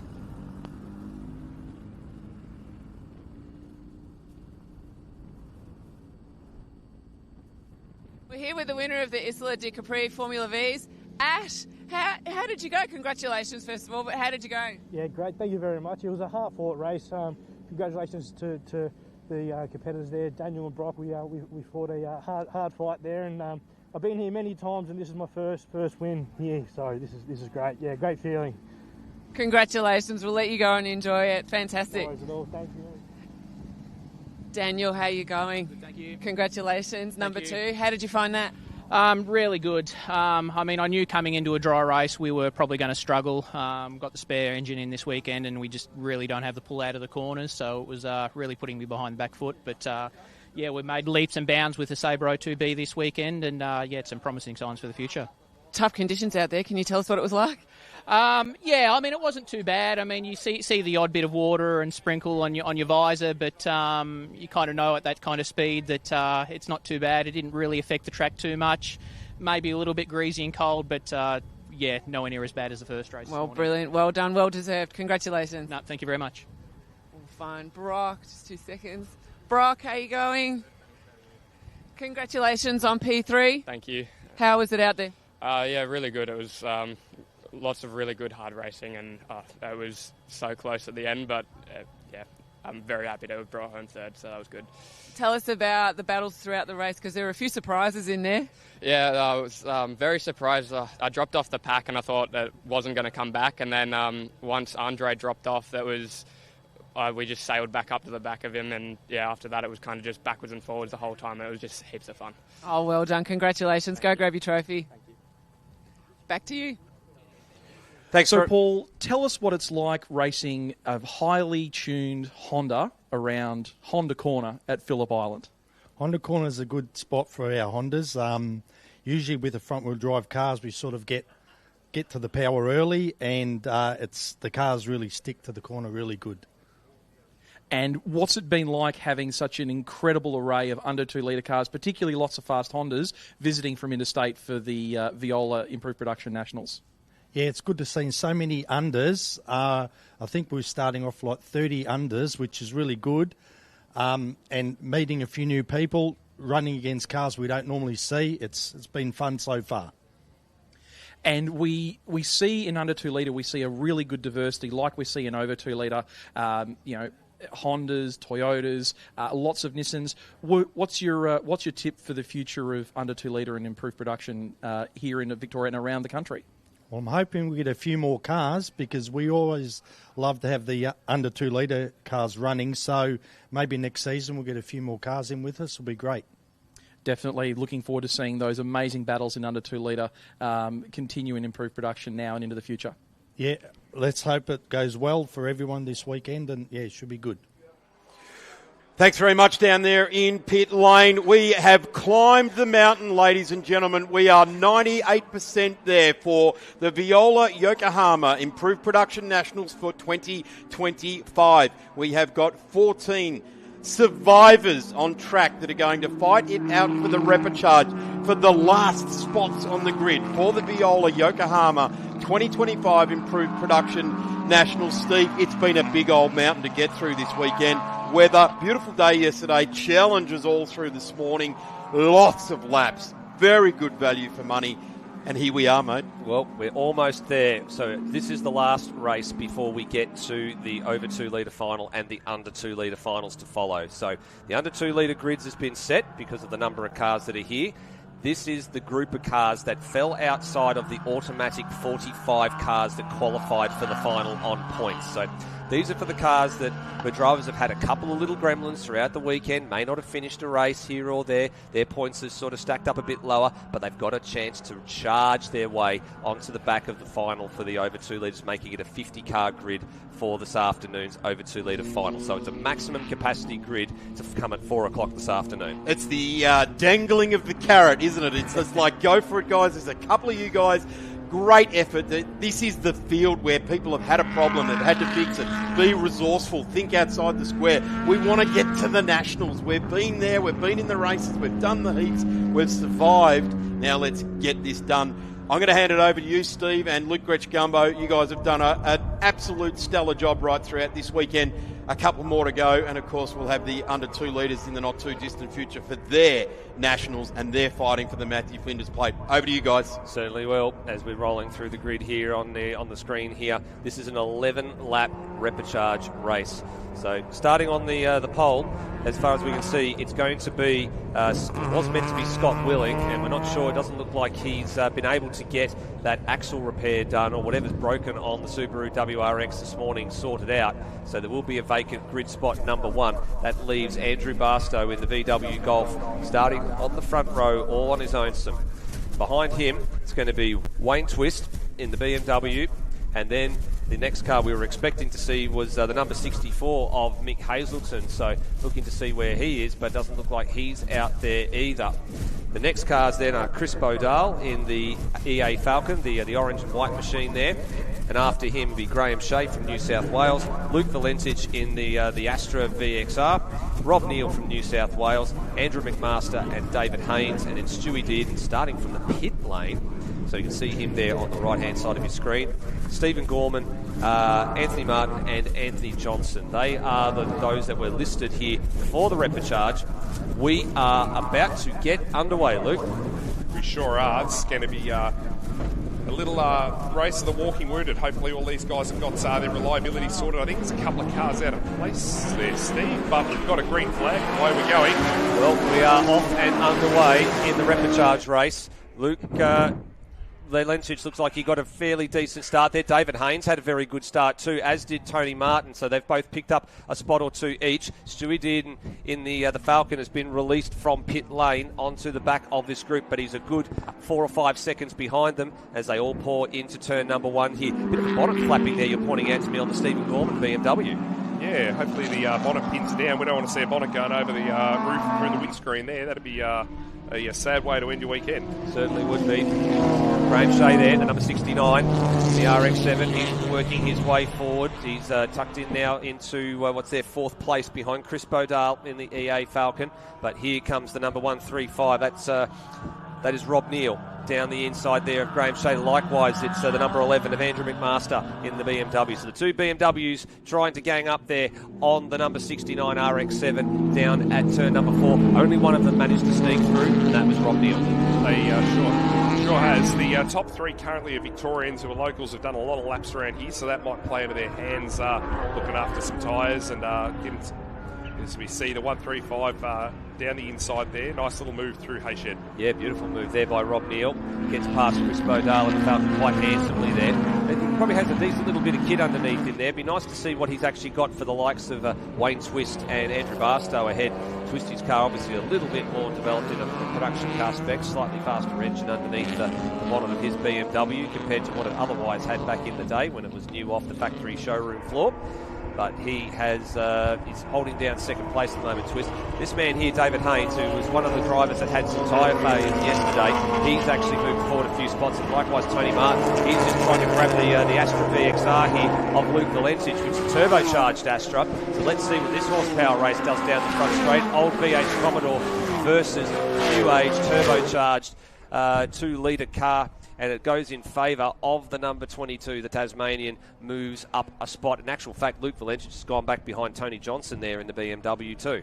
Yeah, long straights for a restricted turbo. Luke Valentich was very brave out in that curbing out there because even though the track surface is dry, there's lots of little potential crevices and bits and pieces in the sawtooth curbing there to find some water and slip off the road. And the painted lines are obviously a big issue when it comes to the wet too, because they actually take the longest amount to dry, because it's not like the bitumen where it comes out of the bitumen, the paint is actually on top and the water can actually sit on top of it for quite some time. Yeah, it's sealed so that it's not porous, as we see the RX-7 down the inside. So that's down the inside of Chris Bodale. So he's losing some spots here. He's actually coming under quite the rapid assault. So through goes Graham Shea. Now McMaster will be the next one to line him up. So Bodale's now 5th in the running order and at risk of falling out of that top 5. I wouldn't be surprised to see David Haynes probably by the end of this race, if he can just look after the tyres on the 127, he could potentially start to climb over the top of these other cars, and maybe he could probably be that last man, I would say, inside the top 5 that takes that last spot on the over 2-litre grid. Yeah, probably something I'd be putting my money on. It's got the horsepower advantage down here in the long straight, so time will tell, but it's an interesting little grid here, like this very diverse group of cars here. It's as we watch these guys coming around onto the front straight. Let's look at how these cars are behaving. Just listen to the roar from the trackside cameras as they all pour around turn number 12. You can see there Barstow's holding a nice 2.5 second margin, or thereabouts over Wayne Twist. So very nice job for Andrew so far in the Volkswagen Golf. Rob Neal has just posted a 1 minute 52, so he's actually quite safe here as well. Graham Shea into the mid 1 minute 53s, and Bodale is the one at risk here. He did a 54. David Haynes 153 flat, so that goes to that horsepower advantage you were just talking about there, Luke. And I can actually see just behind Bodale here, it looks like David Haynes is sizing up the number 11 of McMaster. I don't think he's going to have much out of here. He'll have a bit of a drag race behind Chris Bodale out of Southern Loop. He might be getting done. Oh dear! Chris lost a rear bar. Yeah, is there a reason it's come off? Has it blown a tyre up, or has it just had a mounting failure? It looked okay from my perspective in terms of the tyres. It looks like the mount must have failed on the rear bar of the number 19 for Wayne Twist, because that's come loose at a very, very fast bit of the corner. I think he's still going at the moment. We'll just wait to see if there's any further trouble after that. Haynes slowing there, was he? Yeah, I'm wondering if he... I'm not sure if there's a yellow flag there, or is he actually slowing there. I think he's not taking the conventional racing line, so something... He's got a problem. Yeah, I think, David Haynes, you're right. I think something's not quite right there, as he is comprehensively being outpaced by even the slower cars, even by Luke Valentich's VXR there. So something not quite right. Yep, there is the rear bar of the Twist machine. Have a look at this. Yeah, just let go of its own accord. So I'm wondering if a little bit of wind maybe got under the back there, got underneath the car, and there's maybe a mounting, as you said, or a couple of grub screws or something that have failed, and it's just plumb blown it straight off. Yeah, they're a big sail, the rear bumper bar on these cars at speed. Like, most people use some pretty big washers and things just to give them some extra support. I'm not sure how it mounts up on the back of the BMW there, but it's obviously come adrift. Hopefully it doesn't cause any issues as far as the officials deeming it to be in a dangerous position or anything like that. Yeah, it's just backside of the curb on driver's left on the approach to turn number 4. So let's take stock of where everybody is at the moment. So Barstow still leads. He's actually doubled that advantage now over Wayne Twist. So fastest lap for Barstow, 49.7. Quite a handy lap time there. And the only driver that is sub 1 minute 50 at the moment, so he's enjoying himself out in front. Then comes Twist, Rob Neal, Graham Shea, and Chris Bodale still hanging on to 5th place there in this repechage race. As we focus in on that BMW that we saw bonnet flapping around a little bit on the opening laps of Stephen Gorman in the number 54, the BMW E36. He's currently running around in 8th place, giving chase to Tony Martin and Luke Valentich. These two have been joined by a rubber band for the whole time we've been green here, so it's going to be close at the finish. I reckon these two are just going to go blow for blow every lap to the end of this race, Steve. Yep, check the rear licence plate out on the BMW behind for McMaster. Kegman. The Kegman, that's it. I think that's to do with the Beers R Us business that we've been synonymous on his race cars for quite some time. That's actually a car that he actually had to change into at a very late and short amount of notice when the original car he was planning to enter for the Nationals wasn't ready. Graham Shea's going to have to go pretty balls to the wall here around the outside at Lukey Heights, and that forces Bodale to concede defeat. He actually might cough up the spot here. Here comes McMaster down the inside at MG corner. He's got some real estate to work with now. Can he put the power down? Can he hold it around the outside at turn number 11? Bodale leaves him the space. Good racing between the two of them, but for the moment, the Falcon survives. Yeah. This car used to be owned by Paul Bullerman. He'll be loving seeing this car having a good little battle with a few different cars here. Anyway, haven't seen Paul racing in this category at all lately, but credit to him, he's handed down not a bad little mousetrap here for these guys. Yep, certainly has. Tony Martin trying to give chase. He actually set a personal best for him. He was just sub 1 minute 54 then in behind these drivers that were into the 55s. So he's slowly closing the margin down, but he is going to start to run out of laps if he doesn't start to close the margin down at a much faster rate.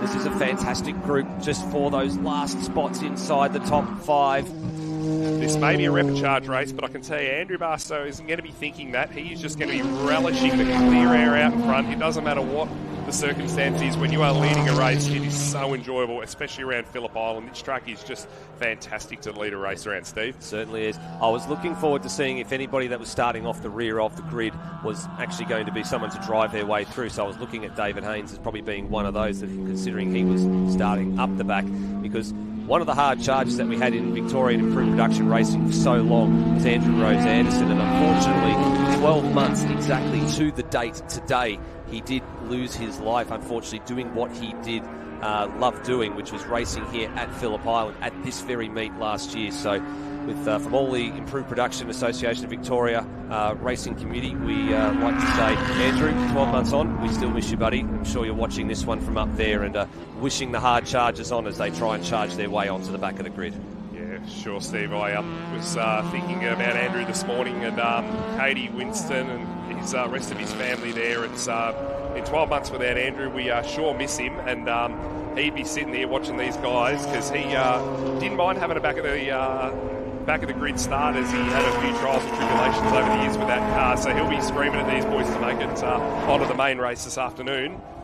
Well, one that won't make it onto the main race this afternoon is Stephen Gorman, and he is at turn number 10 and just sort of must have run off the road, or the car must have shut down or something there, because he had to get that going again, and I'm wondering if he's going to try and limp that car into the lane. We'll wait and see how that pans out. So one unfortunately won't make it and is a bit too far off the back to make it work. Chris Bodale's doing a sensational job here to not only stay with Graham Shea, but to hold off the advances of Andrew McMaster over the course of the 5 laps that have been completed so far. Hard to believe, only about to chalk up the half distance mark this time around in this repechage race, considering the fact that there's still 12 laps to go of the final to come this afternoon as well. This is a long race track in terms of time and distance, so 12 laps around this track is a long way, especially for the fast guys this afternoon in the final. They're going to be watching engine temps, diff temps, tyre temps. There is going to be a big aspect of, to finish first, you must first finish this afternoon. So anything can happen here, as these guys are showing now. Basto's brought himself out a 7.5 second lead now. He'll be hopefully going nice and smooth to the end of this race to make sure he gets a spot in. No point doing anything silly now. He's in the final as long as he can finish. Don't want to put the commentator's curse on him, Steve, but if he can carry on nice and smooth, that's the place to be. Yep, he's definitely got the advantage. He's effectively done what the likes of Jared Tonks and Adam Poole have done in the overs races so far. He's built the margin. He's got the insurance policy. He can afford to not take his foot completely off the gas, but instead of driving it at 98%, he can afford to knock it back to 95%. Make sure he looks after the car, brings it home, gets it into the paddock nice and straight, and then he can go about the business of making sure it's right for the final. Yeah, exactly, Steve. I said this earlier in the day. The race car's got to become an extension of you. You've got to become one with it. You've got to feel it. You've got to listen to it. It'll talk to you through the race. The tyres will tell you what they're telling you. The brakes will tell you what they're telling you. So you've just got to drive it to a number now, make it nice and smooth, nice and sensible, and listen to that car and get it over the line. Wondering if Andrew McMaster's having a little bit of trouble with the BMW here, because Anthony Martin in the VH Commodore, which has been recently repaired from an incident at Sandown earlier in the season, I think it was in August, when he found the wall at turn number 4 with a little bit of car-to-car contact. He's just gone past McMaster as well, and he's trying to charge his way up to the back of Chris Bodale. I'm wondering if he's got maybe a little bit in reserve here. Perhaps he might be the man to take it up to Bodale and to Shea and make something happen there. Or did Graham Shea go in there a little bit too deep? It looked like the rear end was about to swap ends on him there, and yeah, he did go in a little bit too aggressively at turn number 4, and Chris is trying to seize the opportunity here to go the long way around at Siberia, but he's going to run out of real estate pretty damn quickly. I'd love to see the in-car from these two fellas. I hope they put it up online, because this has just basically been 7 laps of side-by-side for these guys. It certainly has. Tony Martin has now dived into the 1 minute 52, so he is catching these two hand over fist, and he's going to be right in this battle to take one of these spots inside the top 5 in the next few seconds or so. I'm glad he got that car fixed as quick as he did, because I was having to talk to him at Sandown. He was really dejected after that beautiful old Commodore had a fairly squished front end in it after an unfortunate incident at turn 4 there. So good to see him back, and I'm sure he'll have a fire in his belly to get back on the main grid this afternoon. He's got the headlights on too. Maximum intimidation as this big old beautiful girl runs up to the back of the EA Falcon and the RX-7 in front of him. Let's check the times out next time around. Here's a little bit of what happened to Graham Shea. Oh, a bit of front locking and a bit of understeer. That's what did the damage.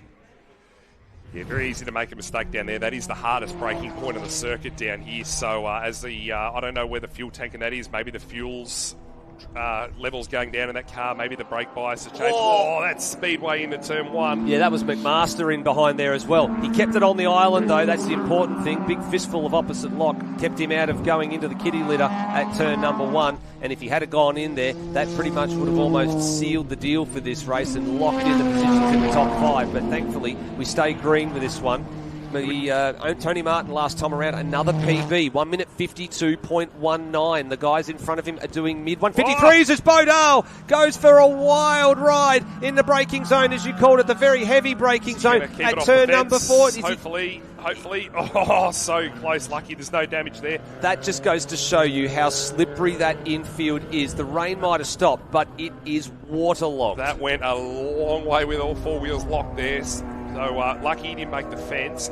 Double wave yellows down there. Hopefully he can drive it out, and that doesn't give us a safety car. And suddenly, Tony Martin's got the last spot inside the top 5. Just like that, fortunes can change. I feel so bad for him. He was having such a good race. It looks like he's getting that car out of the grass. I wonder if he's had a problem there, if he's just had outbraked himself, or let's see if he drives it back on the road. No, he's doing the Joker lap, and he's rejoining the race. Yeah, so he's going to rejoin from what we can see. Here he comes, and it'll be the last classified car, I think, at this stage, as they act all very close to it. I think he's only ahead of We've got a replay. I've got a suspicion he's grabbed at the grass. Oh, on the way and twists, rear bars become a victim. Yeah, he certainly has, and I'm not sure what happened there. Did he just he turned in for turn 3 as if per normal, but then the car just didn't straighten up. So that's a very curious one for Chris, and the Wayne Twist's rear bar might have copped a bit of damage along the way. I watched that again after the race in slow-mo. I don't know if he's just made a mistake, outbraked himself and had to dive to the left to not make contact with the RX-7, or if something abnormal's gone on with that car. Very, very strange incident. He's not the first driver that's come off at that part of the circuit across the weekend. I think Corey Horter was another person in Formula V that did something similar.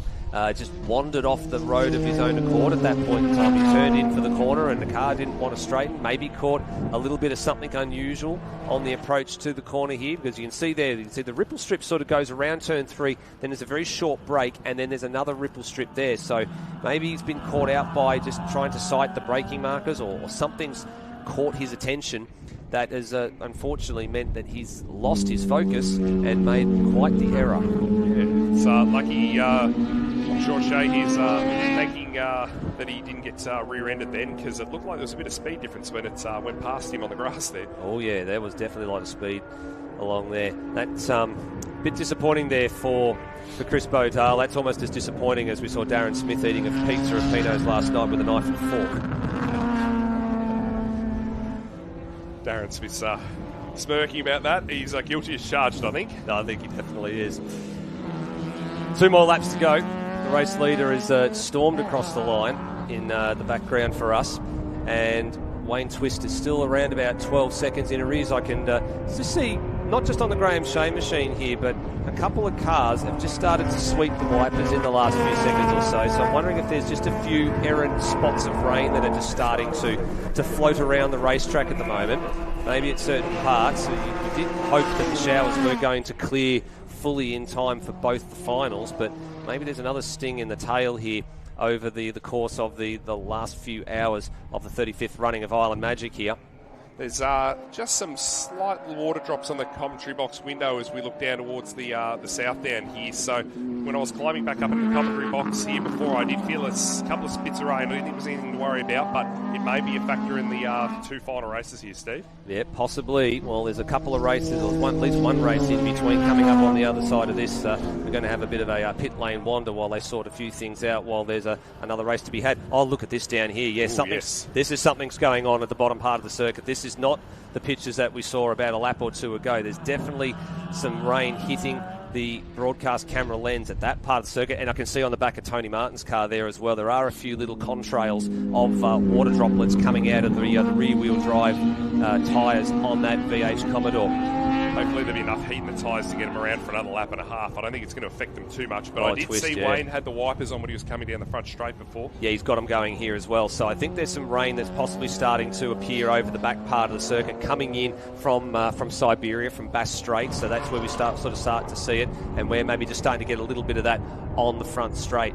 So here's the Wayne Twist machine. I'm wondering if there's a little bit of... have a look at the front left-hand corner there. The bonnet's just flapping. Fluttering. Yeah, it's fluttering a little bit. I'm wondering if there's a little bit of contact damage. They might just need to repair that with a bit of race tape, as well as go and retrieve the rear bar and then put that back on the car. Hopefully it hasn't had too much damage to that rear bar. I just had a look, Steve. The front bonnet of that car is just starting to creep up in that corner. I looked at it as it went past our commentary box window.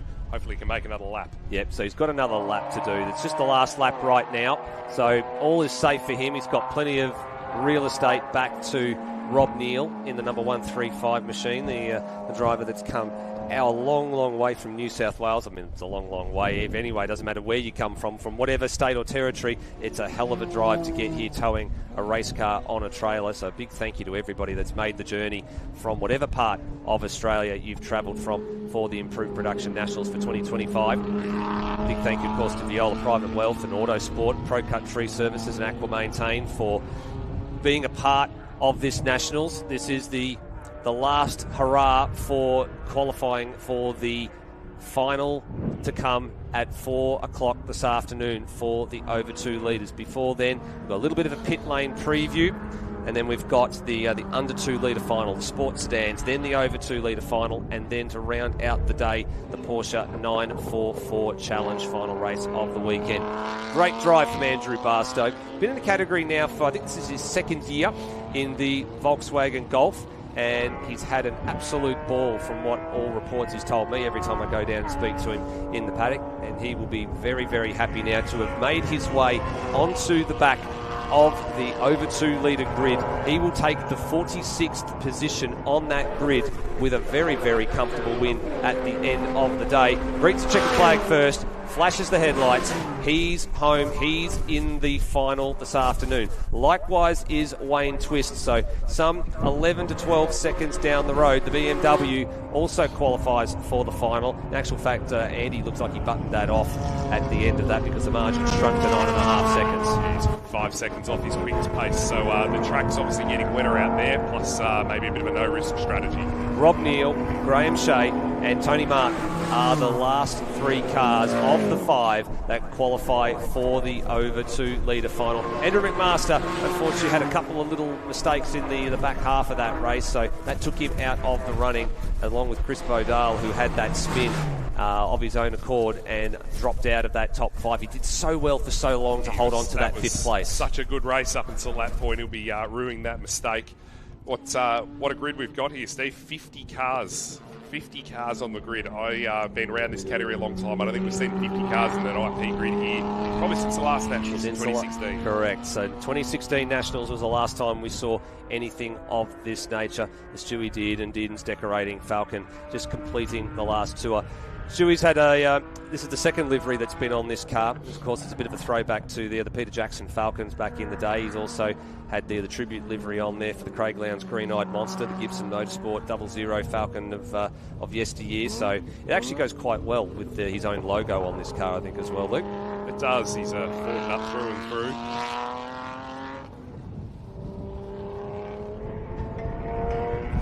Around the top part of the circuit for Stewie Dearden. He is the 10th runner to, or will be the 10th runner to cross the line. So 12 cars started the repechage, 10 got home, and unfortunately for 5 of them, that is their day. They'll be putting the car on the trailer after this one, and Barstow, Twist, Neal, Shea and Martin will go back to the garages, put a bit of fuel in, do all the maintenance they need to do, and get ready for the final at 4 p.m. So there is the top 10 that got home at the end of the day, and of course the top 5 go through to the over 2 litre final.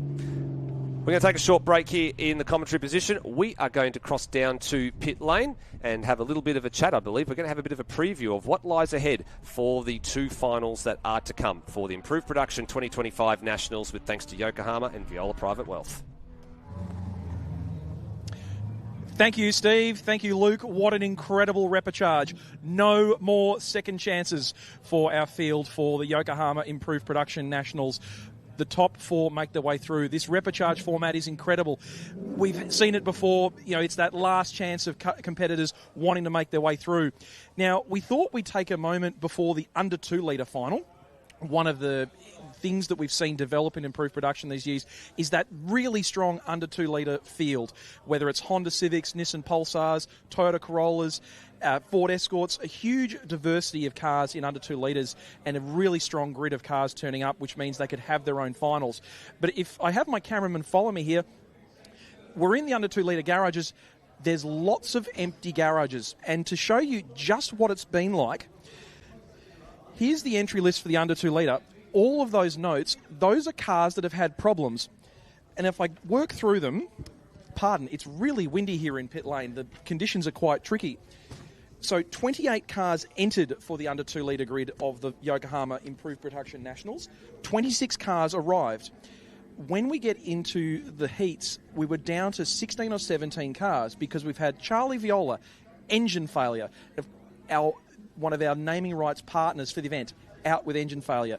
Blair Cool, a steadfast stalwart of improved production racing in Victoria, out with his original car, swapped to a backup car, thanks to Declan and the team from Virgil Precision Automotive. He's been running quite well in the Nissan Pulsar. Stephen Zorkis, out with a tuning issue, couldn't quite get the engine running properly. Matt Dwyer in the Toyota Celica, out with engine failure. Bryson Lloyd in another Toyota Celica, out with engine failure. Leon Duggan, out. That beautiful white Ford Escort is on the trailer out the back. We'll have a look at it in a sec. Brett Porter in his yellow Honda Civic, out with engine failure. Brad Harris we saw pull in during one of the heats earlier yesterday with a massive coolant leak, and they couldn't find out where it was coming from. Porosity in a blind hole in that Suzuki cylinder head. Drill it, tap it, put a grub screw in it, sort it out. We had Matthew Burks with a Toyota Corolla, massively competitive at the front of the under 2 litre field, hole in the engine block. Kevin Colson had an electrical issue in his Civic, got it back out. Timothy Molesworth, engine failure. Reese Howell, engine failure. Callum Jensen had won the first heat for under 2 litres with a faulty alternator, got that fixed for heat 2, and then had a clutch and a starter issue and wasn't able to make it out for heat 2. The number of retirements and people who have had an early shower and put their cars back on the trailer is massive. We'll follow through to the paddock and learn a bit more. So we've got Paul Gravotz in the number 45 Civic there watching on. I can see a little bit of myself on screen there. All smiles down here. Paul, get you to come through here. Now, you've got your suit on. You're looking nice. What's it been like? The attrition rate in under 2 litre heading into the final has been massive this year. It definitely has. I was hoping for maybe a top 15, starting 4th on the grid. So you can see everyone's had such hard luck, and I know everyone's put all the hard work into their cars, all of us, so I'll take starting on 4th for this race. Definitely. Now, you've got plenty of miles here aboard the Honda Civic around Phillip Island. What are some of the places that you need to really watch out for in an under 2 litre car here? For me, coming over Lukey Heights, hopefully no one else is listening, but that's going to be behind me, but my weak spot's probably coming down come over Lukey Heights or down to the corner after Lukey Heights. I tend to have a bit of issue. People catch me there, so anyway, that's secret. But well, what I'll do, I'll find some more competitors and we'll have a chat to them and figure out where their weak points are, and you can stay tuned to Blendline TV and figure out where the weak spots are for your competitors. Okay, thanks for that. Thank you. Thank you, Paul. We'll keep moving through the garage. Now, again, completely empty garage. Both cars here have retired. If we get my cameraman to pan to the left, we've got cars already packing up. 52 Civic back on the trailer. The white Duggan Ford Escort back on the trailer. Now, here's a really cool story. Michael Hopp aboard his Suzuki Swift. Is Hoppy in the garage, guys? Can we get the man of the hour who's in the box seat to win Class D? He will follow into the garage. We've got my mate Hoppy here. Now, Hoppy, it appears that not only are you on for a pretty good result in Class D, but given the fact that so many retirements in under 2 litres, you're on for a pretty good outright result in the under 2 litre final. Yeah, I'm quite surprised I'm starting in 10th position for the final. So, it's been a very surprising weekend. A very high attrition rate. So the Suzuki you're driving is actually fairly close to production. It's one of the cars we might see in the Bathurst 6 Hour. Do you reckon that's really helped you make your way through all these races? Yeah, it has. It has. Been a production car, 3E. She's super reliable and no dramas with it at all. So, we just kick the tyres, mate, and we go. Go hard. Definitely, but of course we know that 10 or 11 laps around here at Phillip Island, it doesn't sound like much, but in a highly tuned, improved production car, it can take quite a toll on a lot of the equipment. Yeah, absolutely. I mean, these cars are pushed to the limit. You can see that with Brad Harris's little Suzuki in Class D. That thing's really hard worked, and he's had a lot of dramas this weekend with the 2 DNS, but very good third race. So he went from last to first. So, but 12 laps around here is going to be a challenge for everyone. Definitely. Well, we wish you and the team in the Suzuki Swift a good run for the final. Thank you very much. Cheers. Thanks. Thank you to Hoppy. So he mentions an interesting character there. We've got the Harris family team in their beautifully presented exclusive switchboards truck over here. So if I get my cameraman to follow me. Now, you may have heard the Harris name from some of the TCR Australia series. They've run a beautiful series of Honda Civics in conjunction with Wall Motorsport. And if I wander over here, here's one of the Harris boys himself. Hey, look, this team is definitely in the box seat to win the Best Presented Team Award. They definitely did it in TCR Australia series, and they've certainly brought that level of presentation to improve production. Now, we have a chat with you every now and again at the Winton 300, Sydney 300. Maybe we'll see you at One Raceway. What's the weekend been like so far aboard the Suzuki Swift? It's a fun drive. It's to be honest, it was the first heat we finished this morning, so happy with that. We'll see what we can do in the final. Hopefully the rain comes, but we'll see what we can do. So we should explain to people that not only do we have under and over 2 litre, but we also divide improved production into improved production classic with the cars before 1986. But then, of course, for our modern cars, and indeed both, we also separate into under 1600. So that's where we see cars. We've seen the Mitsubishi Mirage in the past. We've seen Suzuki Swifts. Now we're seeing a lot of cars come across from the Hyundai Excel Racing, bolting on the improved production tyres and stickers and having a great run. So what's it been like having some more people to play with? No, it's definitely good. Like normally you go to a Nationals, you might only have 1 or 2 under 1600 cars, so there's 5 or 6 here, so can't complain. It's more fun to push with the under 2 litre boys. Like you've got a 1400cc engine and you're pushing with the big boys, so we'll see what we can do. Need to get that 1600cc big block in there. Now, we've seen incredible attrition rates. We did see you have an issue in one of the finals yesterday. I take it was a bit of porosity in the cylinder head, just something you could not have anticipated happening. No, definitely not. It's a 30-year-old cylinder head and it starts spitting water out. So we ended up sticking a pop rivet and some epoxy and it's fixed the problem. Nothing that the bit in the bottom of the toolkit can't fix. Thank you very much for having a chat with us. Best of luck with the final and hoping for a really good outright result. And hopefully that Class D trophy's in there for you as well. Cheers. Thank you to the Harris family team. Now, that's Suzuki, such a beautifully presented car. We've seen them before on Blendline TV coverage, including Harris Senior's, of course, sports sedan, who's hanging just in the background. Sorry.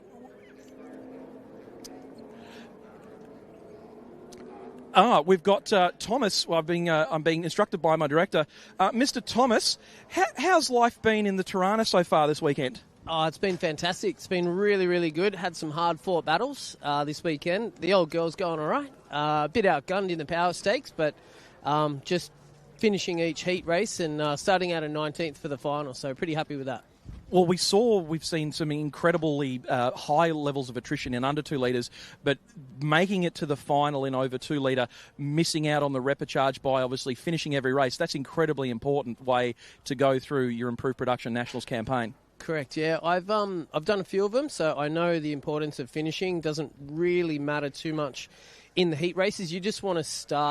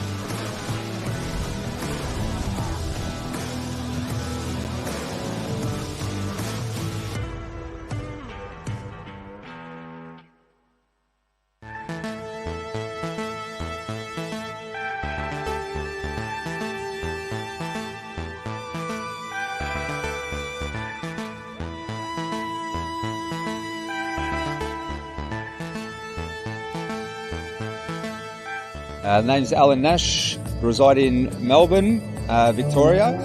I've got this awesome car beside me, PE 46, so it's a Perkins built, debuted in 2007 as Jack Perkins' first V8 supercar drive. That's the year that Jack got diagnosed with diabetes, so he had to step away from the car, and Marcus Marshall jumped in and did the remainder of the season. The best result the car's had was 4th at Adelaide at the opener with Todd Kelly behind the wheel, and then from there it's been used in Super 2 a lot. It's an amazing car. It's just a privilege to drive it, to own it, and then it's just there's not much I can really say about it. It's a dream to have.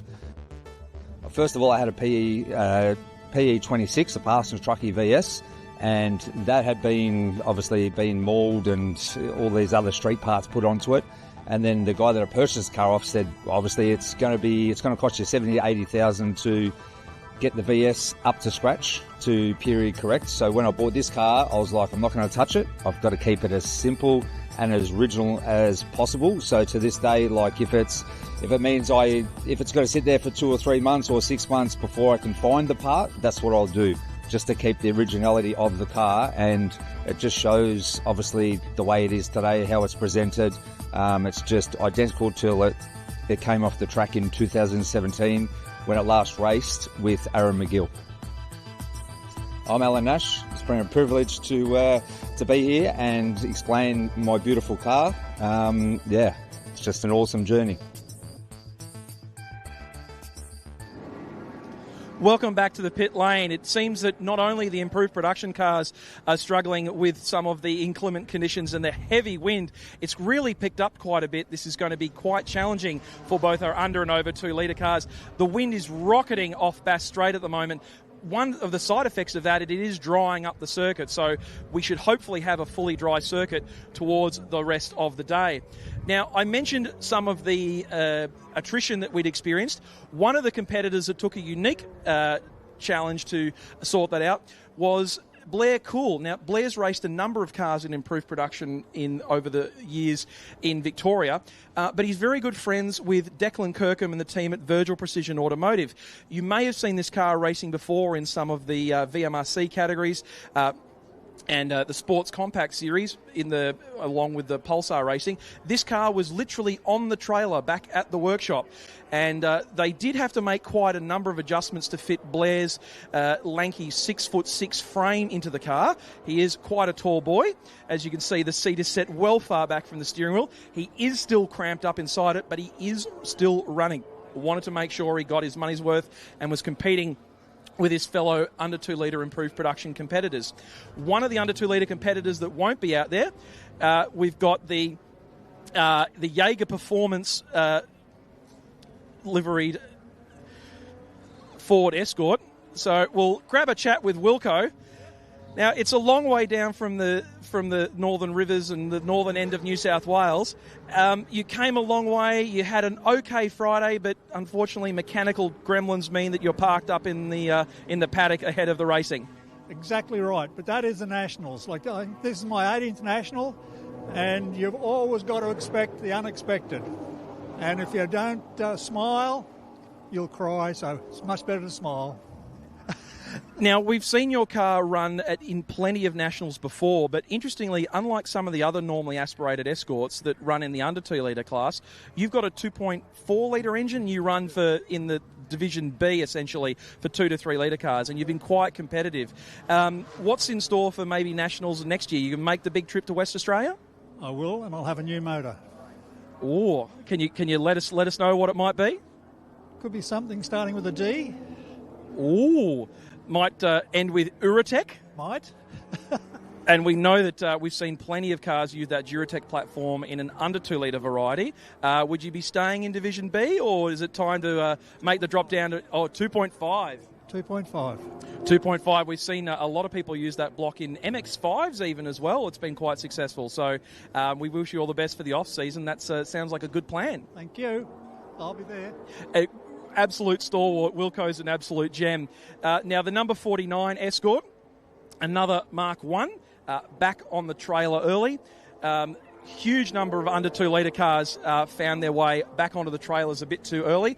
One of the under 2 litre cars that hasn't, we're starting to load those cars, the drivers into those cars now. We've got Kyle Smith aboard his Datsun 1200. Look at this thing, beautifully presented. We've seen plenty of Datsun 1600s over time. Thumbs up from the driver. Last-minute adjustments. Getting the tyre pressure set exactly correct for the inclement conditions, something that is a lot of the garage gurus will work on. We'll see if we can sneak in the microphone beforehand. Wow, under 2 litre racing at to the Improved Production Nationals at Phillip Island. What a treat. What's it been like for you? Dream come true. Absolute dream come true. It's a fantastic place and great racing. Now, your Datsun 1600 is beautifully presented. Whereabouts do you think it fits into the overall under 2 litre scheme in terms of what do you anticipate as being a good finish this afternoon? A finish. Just a finish would just be the absolute top of the order. Yeah. Well, we'll let you complete your preparations for the event. Have a great one. That's one of our classic under 2 litre improved production competitors there. You heard him say it, folks. Just making it to the finish would be success. More than 40% of the field that entered for the under 2 litre event here did not make it to the final. One of the cars that's back out again, the Coulson Civic. They're running drive-by-wire throttle, so there's no cable connecting the throttle pedal to the throttle body that allows the air into the engine. They had an electronic issue where the throttle body and the ECU didn't want to talk to each other. So the car basically ground to a halt like it had a snapped throttle cable. They got that car fixed. They got it back out. They've made it to the under 2 litre final. One of the other cars that's made a very long trip is the Steve Johnston Holden Commodore VP. I was chatting with Stephen earlier. This car's made it through to the over 2 litre final, but a problem with a bit of a sticky injector on cylinder 5, something they've been dealing with over time. He's come all the way from the Northern Territory, one of a few competitors that's made their way further than the competitors from Western Australia, some of the competitors that come from Darwin.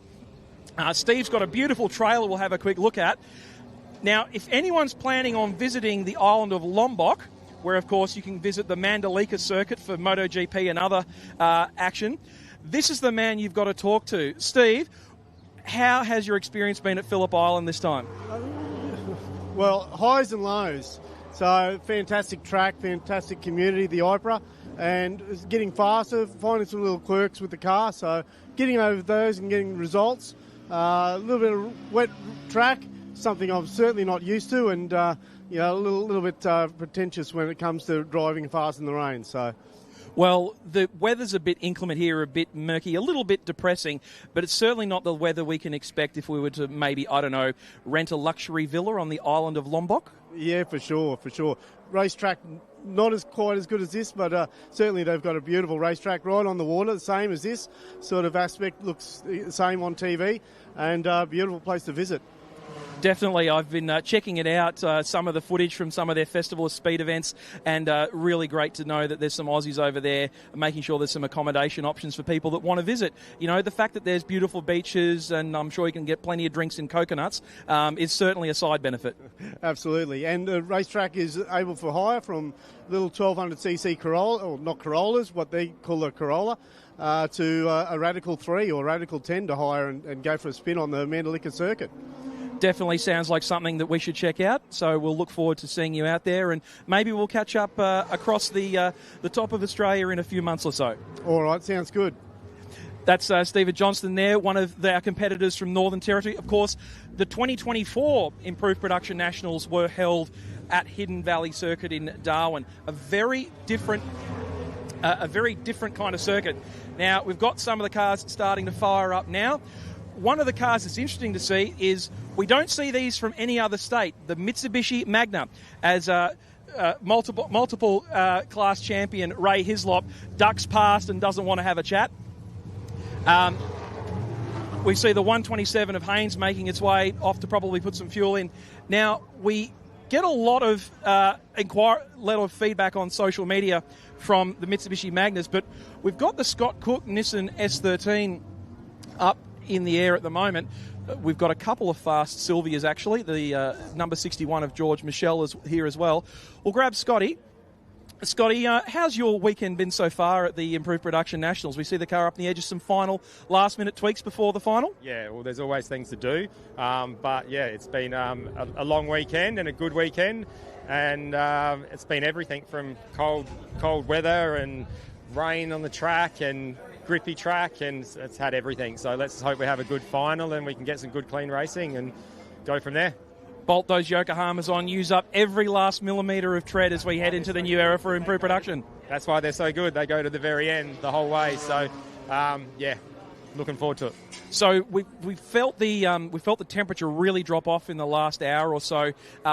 Cold air, dense air, better for turbos, improves your chances a bit for the final, you reckon? Oh, yeah, there's a lot going on out there. It'll come down to the run and what's happening right in front of me and right behind me and stuff. So just need to hang in there for the whole 12 laps and see if I can capitalise at the end a little bit. So is there a little battle going on between some of the South Australians to see who turns out top dog, or is it every man for himself out there? There's no battle. We just want each other to do well. And, there'll be a few of us hopefully in the top 10. Definitely. And, of course, in a couple of years' time, the Nationals will rotate back to South Australia. Yep. Of course, a little bit of redevelopment work put into Mallala Motorsport Park, so that could turn up as an option as well, maybe not the Bend? Yeah, if I was a betting man, I'd probably say it'll be at the Bend. It's too good a complex to not use it, and it's on the right side of the city and makes it a lot easier for interstaters, and it's just an unbelievable complex. So I'd say it'll be at the Bend. Now, we saw an incredible Nationals there the last time in the rotation, so it'll be good to see some cars turn up there in a couple of years' time. The rotation, there's not one track that suits any particular kind of car in every single part of the rotation. Yeah, no, it is a good track. It's got a bit of everything. So, hopefully a lot of guys get over from interstate to have a go. No, definitely. We'll leave you to complete your preparations. All the best for the final. Thanks. Cheers. So there we go. So the Improved Production Nationals work on a rotation system. So each of the states and territories that have a racing club, so West Australia, Northern Territory, South Australia, Victoria, Tasmania, New South Wales and Queensland, run in a 7-year rotation period. So last year we were up at Hidden Valley in Darwin. The year before, Sydney Motorsport Park in Sydney. The year before, Morgan Park Raceway in Queensland. 3-year hiatus in Nationals due to the COVID-19 pandemic. Now, Graham Shea in the number 69 in Garage 22, the last competitor to make it through to the last spot on the grid for the over 2 litre final, took out position 4 in the Repechage. The RX-7 is a staple of Improved Production racing from before its time in club cars and in road registered before that. And you can see why. Lightweight, low slung, lots of availability of tuning parts for the 13B rotary engine. The amount of rotary engine development that's gone on in Improved Production over the years is massive. Huge developments in porting technology, in injection technology. And then as cars have gotten more and more advanced, better braking, better drive lines, better axles, better fuel systems. I was having a chat with one of the famous RX-7 tuners just previously, and he said the advent of E85, that's 85% ethanol, not 15% regular 98-octane fuel, has been a godsend for rotaries because it allows them to get cooling into parts of the engine they don't get to. Matty Logan, the Holden Commodore VF, has been having a great run in the Victorian State Championship. He's there putting the final bit of fuel. If we spin around, there goes Brett Waters in the 206 Peugeot. He's actually borrowed that car back from the competitor he sold the car to because his Peugeot 208 GTI not running effectively enough. So he's trying to take it really, really easy in that car. Now, one of the cars we've seen beautifully presented on track was one of the late model HSV GTS of Rohit Saini here. As we can see, still an LS-based engine under the bonnet. Doesn't look that technologically advanced, but I can tell you there is so much work that goes on into these cars. We'll grab a quick word. How's your weekend been so far this weekend? We put a new engine in after we had an incident in Queensland. So we're just trying to do using it like a test weekend. It's a production car running in Improved Production. So we know our limits, so we're not going to go crazy. But the car is going good and we're having a good time. Definitely, and you've done a really good job with the livery of the car. It's nice and it's clean. You're looking after your partners. Great to see some of those 3E production cars make their way over to Improved Production. All it often takes is a change of tyres and a change of stickers. Yeah, mate. I'm pretty new to the racing, so I thought a production car, not a proper race car, gives me a good opportunity to learn. And I've got another car at home which runs in V8s and stuff. So I'm just taking it as a learning. Well, we wish you all the best for the final. We're going to go check out the other interesting story in your garage, which is the Subaru, which came back in with some wheels pointing the other way. Best of luck for the final. Thanks, mate. Cheers. So we've got our camera panned on the Subaru WRX, the number 41 of Scott Willing. Now, for those of you that were watching the heats earlier this morning, saw an incredibly weird occurrence. The left-hand rear hub on this car basically departed company. Turns out it was a drive shaft failure. The hub's come disconnected. The wheel is still connected to the trailing arm and all the rear suspension elements, but it was sitting out here with about 48 degrees of tow out. It's torn through the sidewall of the tyre. It's actually bent all the brake caliper brackets back, but they've managed to get the car in a position they can roll it back on the trailer. It's not in a position that's going to be able to take up its place. It was actually set to take up its place at the front of the grid for the Repechage. Unfortunately, it didn't take part in that. It will take no further part in the event. Just one of those stories. Scott's done a lot of work with the car, but just a really random failure of an original equipment part.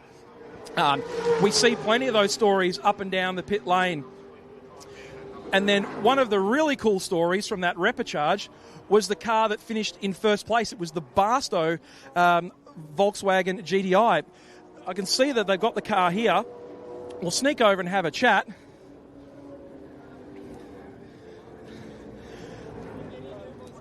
Now, Tony, you've made it through to the final. You're all good. You're all set, ready to go? I believe so, yes. Yeah.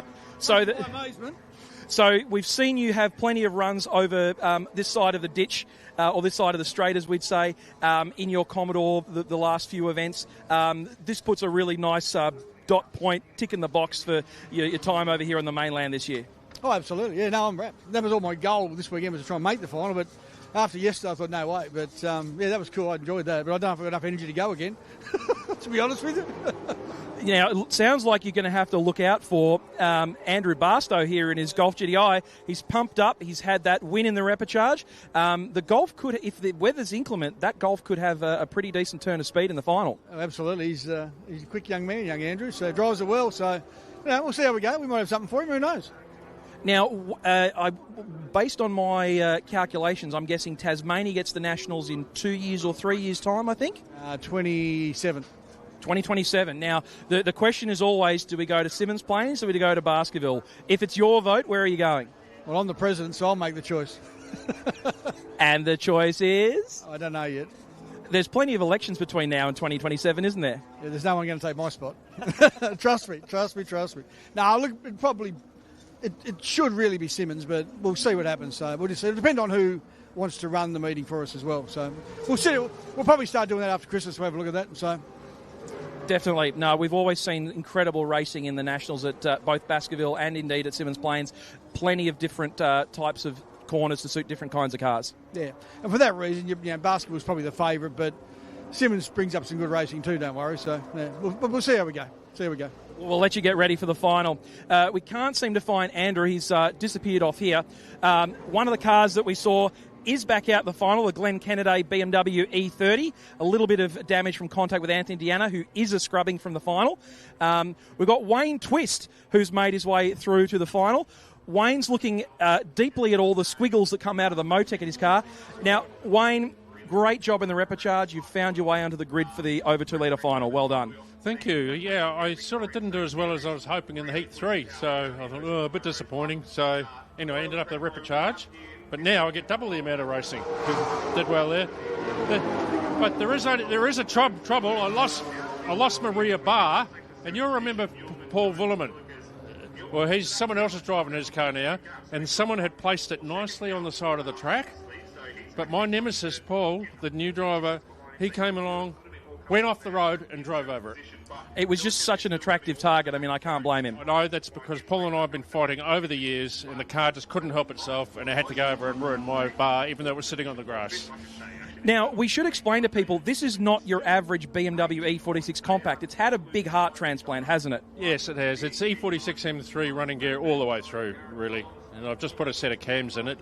It's So, and I haven't driven for a while, so this weekend's been a big shakedown for it, and especially today with doing the repechage and the final. Big deal, yeah. Well, you've definitely got your money's worth, and you're among friends in the garage. We've got our president of the South Australian Club racing his S54 engine E30, Tony Johnston in his V8 engined M3. We've got Steve Gorman next door in another M3. This really is BMW paradise here in these garages. Yes, it is. And we did have Adrian, but he's gone home too, unfortunately. So it's a bit of a shame there. But yeah, I think most of the BMWs are still going, which is good, really good. We're looking forward to a really strong showing from, say, Andrew Butcher out the front of the over 2 litre field. If the weather happens to turn in the middle of the race, he could be an inside chance, I reckon, for victory. Yes, it could be. In fact, in that race, the weather did change slightly. I had to have the wipers on for the second half. It just got slightly greasy, so it's pretty hard to set your car up when the weather changes halfway through a race. But anyway, that's life in it. Well, we'll leave you to your preparations. Have fun looking at the squiggles, and hopefully we'll catch up with you after the race and enjoy a cold, tasty beverage between us. So that's one of the competitors that's made that jump from the repechage into the final. For those of you familiar with speedway racing, it's like finishing at the front of the B main and making your way to the back of the grid for the A main. One of the things we like in improved production is some of the tribute liveries. Mark Tutton's Commodore VL SS Group A in this beautiful Walkinshaw body kit. It's got a bit of a non-period correct dent in the door, although that being said, considering how hard they used to race back in Group A, some might say that's a fairly typical dent to have in the door. Garage 33, Jason Clements with his BMW E36. This car was originally built out of a Super Touring chassis by Justin Wade out of Queensland.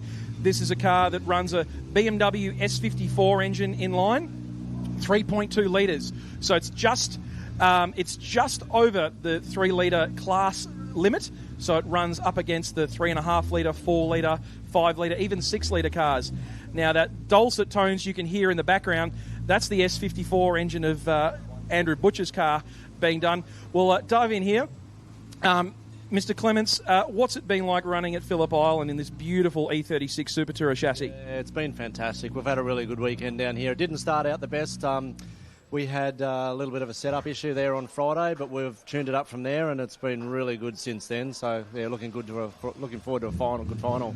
Now, I've been meaning to catch up with you. You had a little bit of a detour at the exit of Turn 12 in one of your heat races where you might have put a couple of stone chips in the underside of this beautiful car.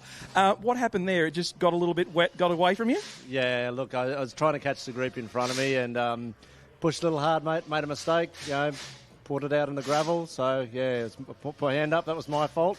So I just head down for the final, mate. We'll bring it home from there. Well, it sounds like we've got an absolute bevy of fast BMWs in there. We wish you all the best for the final. Appreciate it. Thanks so much. So that concludes our walk through the paddock. It's an incredible grid of cars in both the under and over 2 litre finals. Can't wait to see what comes up next on the screens of Blendline TV.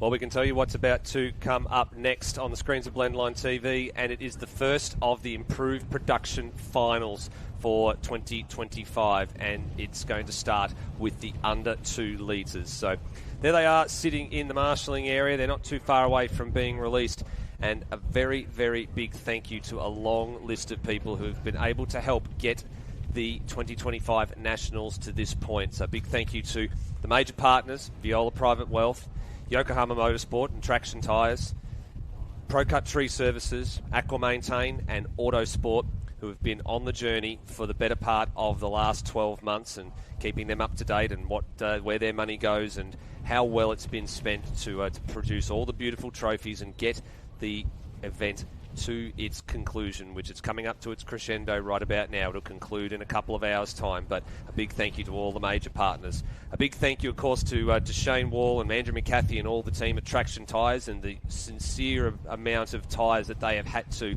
prepare and test and flip on rims and all that down there in garage number 21. They've done an outstanding job and they've serviced the IPRA community here in Victoria so well for the better part of the last quarter of a century. A massive thank you as well to every single committee member from the Improved Production Racing Association of Victoria, everybody that helped out in the IPRA members hub over the course of the weekend. Peter McKay, Michelle Javots, and a whole bunch of others along the way that have stepped in as the partners of a number of the committee members and helped man that fort, and to all the committee members that invested so much time and hours over the last weeks, months, and indeed the last year to make this happen. We are almost at the finish line with the 2 finals to come. Under 2 litres right now, and then punctuated by the sports sedans. It'll be the over 2 litre final to follow. I'm Steve DeVries, Darren Smith's alongside me for this one. We've been grinning from ear to ear all weekend long, Darren. We've been up and down the pit lane so many times looking at all these beautifully presented cars, and all along the way we've been saying, he's in with a shot, he's in with a shot, and one by one they've all just sort of either been able to make their way to the front or they've dropped off the face of the earth, because there's been all sorts of trials and tribulations up and down this paddock, and that's the nature of improved production. It absolutely is, Steve, and the emotions are welling too. It's the hairs are standing up on my arms. I hark back to '99 when we organised for the same club that it is now, the Improved Production Nationals, the first of the Yokohama Nationals, and we're at the end of that era. Everything has an era. Things move on, so that is it. And I applaud everything you just said. The commercial partners, thank you so much. But it's the emotional and the time and the energy that the committee puts on in the background. And a big round of applause from everyone that has competed in the 2025 Viola Wealth Yokohama Improved Production Racing Nationals. And a big shout out to all of the broadcast crew that have been sitting through this sort of weather that we're seeing now. It is just immense fog. It's not actually rain at the moment. It's just droplets of air. It's almost just like vapour in the air. It's like, like when AC/DC step out on stage. They don't step out without smoke behind them, do they? No. They have all of this drama that builds up, and there's a drum roll that starts. We've started off with this slow drum beat, bang, bang, bang, and we're just increasing the momentum, and everyone is climbing the mountain. For the under 2 litre guys, we're about 2, 3, 4 minutes away from that becoming engines on, let's go racing. The overs, everyone is down in the pits frantically working. We've just seen Dave Stillwell down there mixing it amongst with all the people down there. We've seen Emma and Callum down there getting the stories. You've been down there getting the stories. And this all just builds to a crescendo. It's not the Bathurst 1000. But for anyone with an improved production car, hey, it's the Bathurst 1000. It's the 2025 Improved Production Nationals.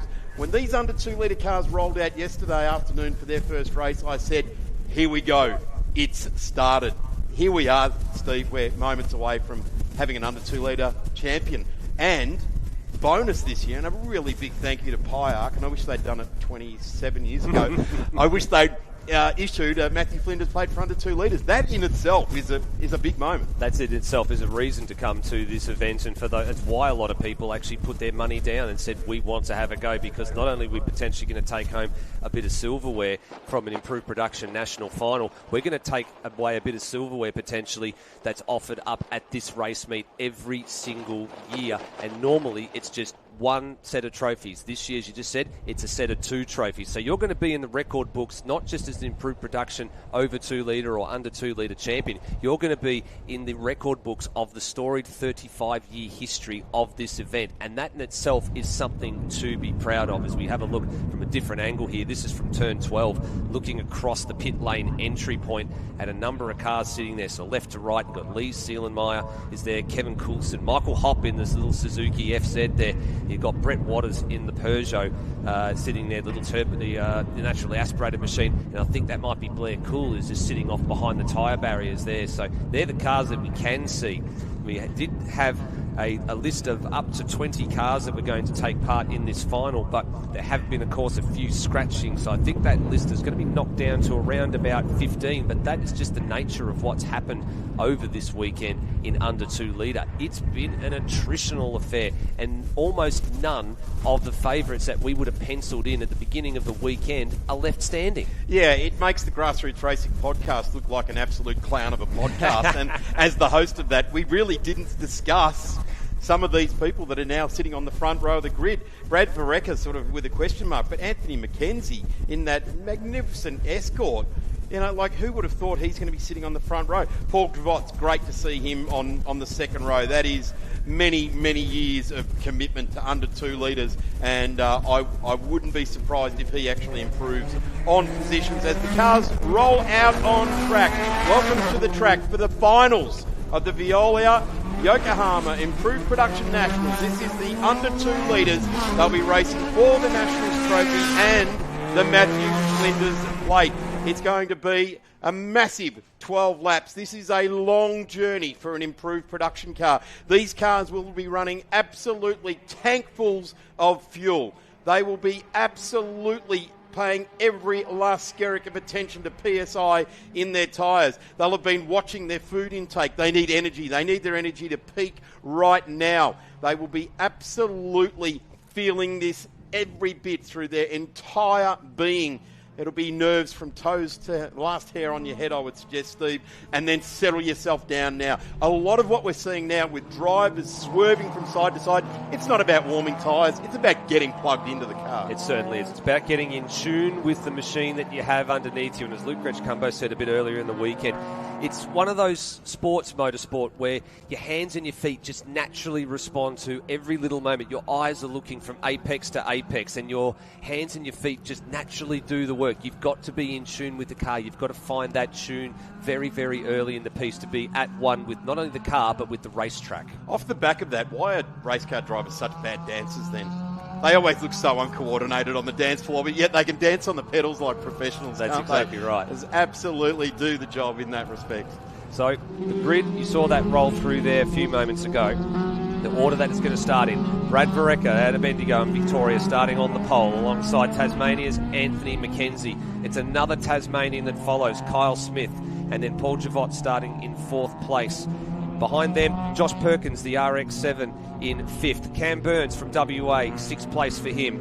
Tim Maynard's the last New South Welshman left standing in unders. He's starting in 7th in the Pulsar. Blair Cool in another Pulsar starting alongside him.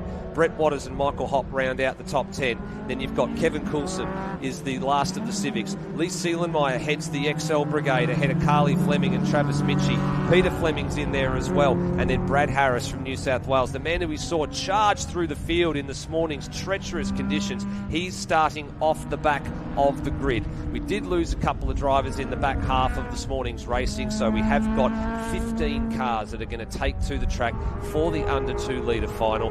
This is looking like it's going to be something that I think a lot of people have been looking forward to for the better part of the last 6 months. We didn't expect to see that this Datsun on screen here would be the one that would be sitting on the pole for this final. We expected him to be there or thereabouts in that top 4 or 5. We were talking about him being a bit of a dark horse, especially in the early model class on the Grassroots Racing podcast, but we didn't expect him to be starting on the front for this final. Absolutely. Lots of racing, and that's the secret to this game.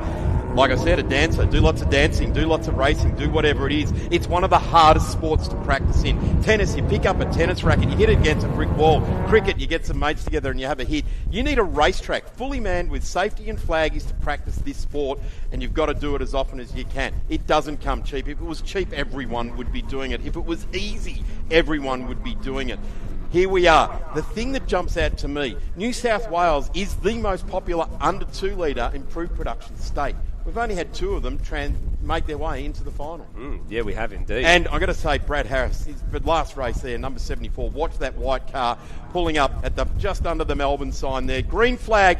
Steve DeVries, we're about to get underway with the under 2 litre final. Certainly are. Let's kick it off. It might be the smallest grid on the field for the final, but it certainly packs a punch. Wheel spin from the rear wheel drive cars off the front row. We are underway. A stalled Kevin Coulson struggles to get going from the start of the grid, but it's Brad Vereca who puts foot to the floor the best. He gets the whole shot into turn 1 ahead of the Datsuns of McKenzie and Smith. So top 1, 2, 3 and 4, and in fact top 6 as they started on the grid, run through the first couple of corners on this, the first of 12 laps in this final. It's a 50-kilometre sprint. It's returned to its original format a couple of years ago. It used to be 10 laps here at Island Magic. In the last couple of years, it's been up to its original 50k distance, and that means 12. I tell you you what, it doesn't matter how magnificent your BM Developments Escort looks out there at the moment. In a Datsun sandwich is what Anthony Mackenzie has to work out. He's got to try and get that gap with the Datsun in front and not let the Datsun behind. Have a Brad Harris. Have a look at this. What the a start. Roadrunner. He has jumped about 12 positions as we head into turn number 4. He's got Cameron Burns out of WA going right round the outside like two Buffalo girls, right round the outside. And just like the TCR car that he's used to doing, it's cocking its back leg in pure enjoyment as it goes around Siberia, that heavily cambered left-hand corner, and up came the left rear corner of the Suzuki Swift GTI as he rounded up the Honda Civic from WA and seeds his way through the field into 6th place. Next man up for him is going to be the RX-7 of Josh Perkins, the number 42, the black with the yellow stripes as he goes down into MG corner. Josh Perkins driving very, very well in this RX-7, an unlikely contender in under 2 litre trim, but he is doing a tremendous job here. Josh, car number 42, has got the 74 Roadrunner. I just love the fact that this has got Roadrunner written on the side, and Brad Harris is charging at it like no tomorrow. From 17th spot on the grid, they go across the line. Brad Vareca, 0.004 of a second. He relinquishes now to Anthony Mackenzie. And that is lap 1 done. Nerves settled. Let's settle down, guys. Let's get back on with it. And I think that's exactly what Brad Vareca has done. He's settled himself down. He's taken a deep breath and went, righto, Mackenzie's right on me here. We'll just have a breath and just see how he's going, because we're going to have to deal with this 74. We know he's charging. Paul Javots has got his hands full here with Brad Harris as they exit Southern Loop for the second time. So Josh Perkins has managed to pick up a spot. That leaves the number 45, the blue Civic, with its boot just sort of dancing a little bit there on the springs that hold it down on the lock. So the rear wing doesn't force the boot to come up. He's got a fight on his hands with Brad Harris hot on his tail going into the number 4 turn on this 12-turn circuit. The guys at the front, they've got to run. They've got to run and hide as quickly as they can, because they don't want to see this little Suzuki Swift GTI in their mirrors for at least another half a dozen laps, if at all. Here's our race leaders now. The Tasmanian. Boy, Tasmanians know how to win improved production nationals over the years. Going back to Krause's Tirana with Roger Hurd at the wheel. Ray Hislop's a mass of nationals. Never in under 2 litre, but have a look at this. Anthony Mackenzie has come over from the Apple Isle. Now Brad Vareca's lifting a left front wheel. Power down. Absolutely giving it to the Datsun. Underneath the bridge they go. Charging around onto the front straight here at the Phillip Island Grand Prix circuit. They come onto the Gardner Straight this weekend. It's Frank Gardner. At a bike meeting, it's Wayne Gardner. Call it what you want. It's Gardner Straight. Certainly is. 2 laps in the books, 10 more to go. Mackenzie leads the way on lap number 2. Kyle Smith, the Tasmanian, there in 3rd place, about 3.3 seconds in arrears of the 2 litres who have started to check out at the head of this field.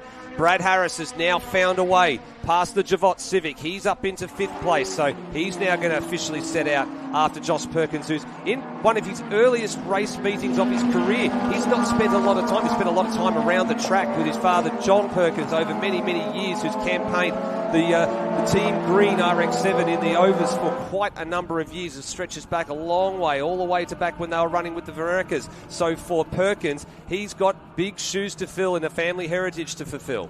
Absolutely. Now we've got a Vareca back in front, and this has been a commonplace for numerous Varecas over the years. This is a car that Brad bought for $800 as his first road car. He sold it on to his mate Simon for $800. Simon has done all the work converting this Datsun into a race car and gladly handing it over to Brad to drive this thing. In his own words, he is a little bit nervous about the whole thing, but as a team owner, he's just getting so much enjoyment out of seeing what his, as he said, this last 3 months of preparation has just come to this crescendo. And I would think that Brad would love to hand back the car with an under 2 litre Nationals title under its belt. And I dare say its resale value, Steve, will grow immensely. Probably will once if it realises its potential and becomes a national championship winning car. Back in the field here, Brett Waters has moved the Peugeot up into 12th place here. In actual fact, I think it actually might be a spot higher than that, because Travis Mitchie, who was occupying 11th, has now fallen behind Michael Hopp. So for Waters, that is officially 11th place. Michael Hopp found his way through, and Lee Seelenmeyer trying to give chase to Mitchie, who looks up the inside here on the number 55. The D on the side of the car doesn't mean anything in improved production. It does if you're in a production car sense, but it spent so much time back and forth between improved production and the production car series. Places like the Bathurst 6 Hour is where you would see this car not just in improved production, but he's got a fight going on here with the number 717 from the Hyundai XL stable, one of the many converts that's come into improved production over the course of the last 12 months. Have a look at him put it up the inside of the Suzuki there. Travis Mitchie driving very, very well. 717 just putting the nose back in front of Michael Hopp now, a veteran of improved production racing and production cars as Steve has led to, and just jumps out of the slipstream. This is all of the racecraft that you learn over a couple of decades of this sort of racing. Down the inside goes Michael Hopp, but the frustration of the XL driver must be palpable when you get back into the lead coming onto the straight, but by the end of the straight they've ducked out from the slipstream and stamped their authority on it. We go back now. This is to position number 3 and 4 on the road. That's the 77 of Smith, Kyle Smith, out of Tassie. Another one. Gee, they've bought numbers here this year, haven't they? And to hang in there with this attrition. They certainly have. He had a little bit of an awkward moment going through Hayshed there. Had to get a little bit of opposite lock, just missed the apex slightly. That's drawn Josh Perkins ever so closer to his rear bar, and of course it's dragging Brad Harris into this battle as well for the last spot on the podium. This group is around about 4.5 to 5 seconds in arrears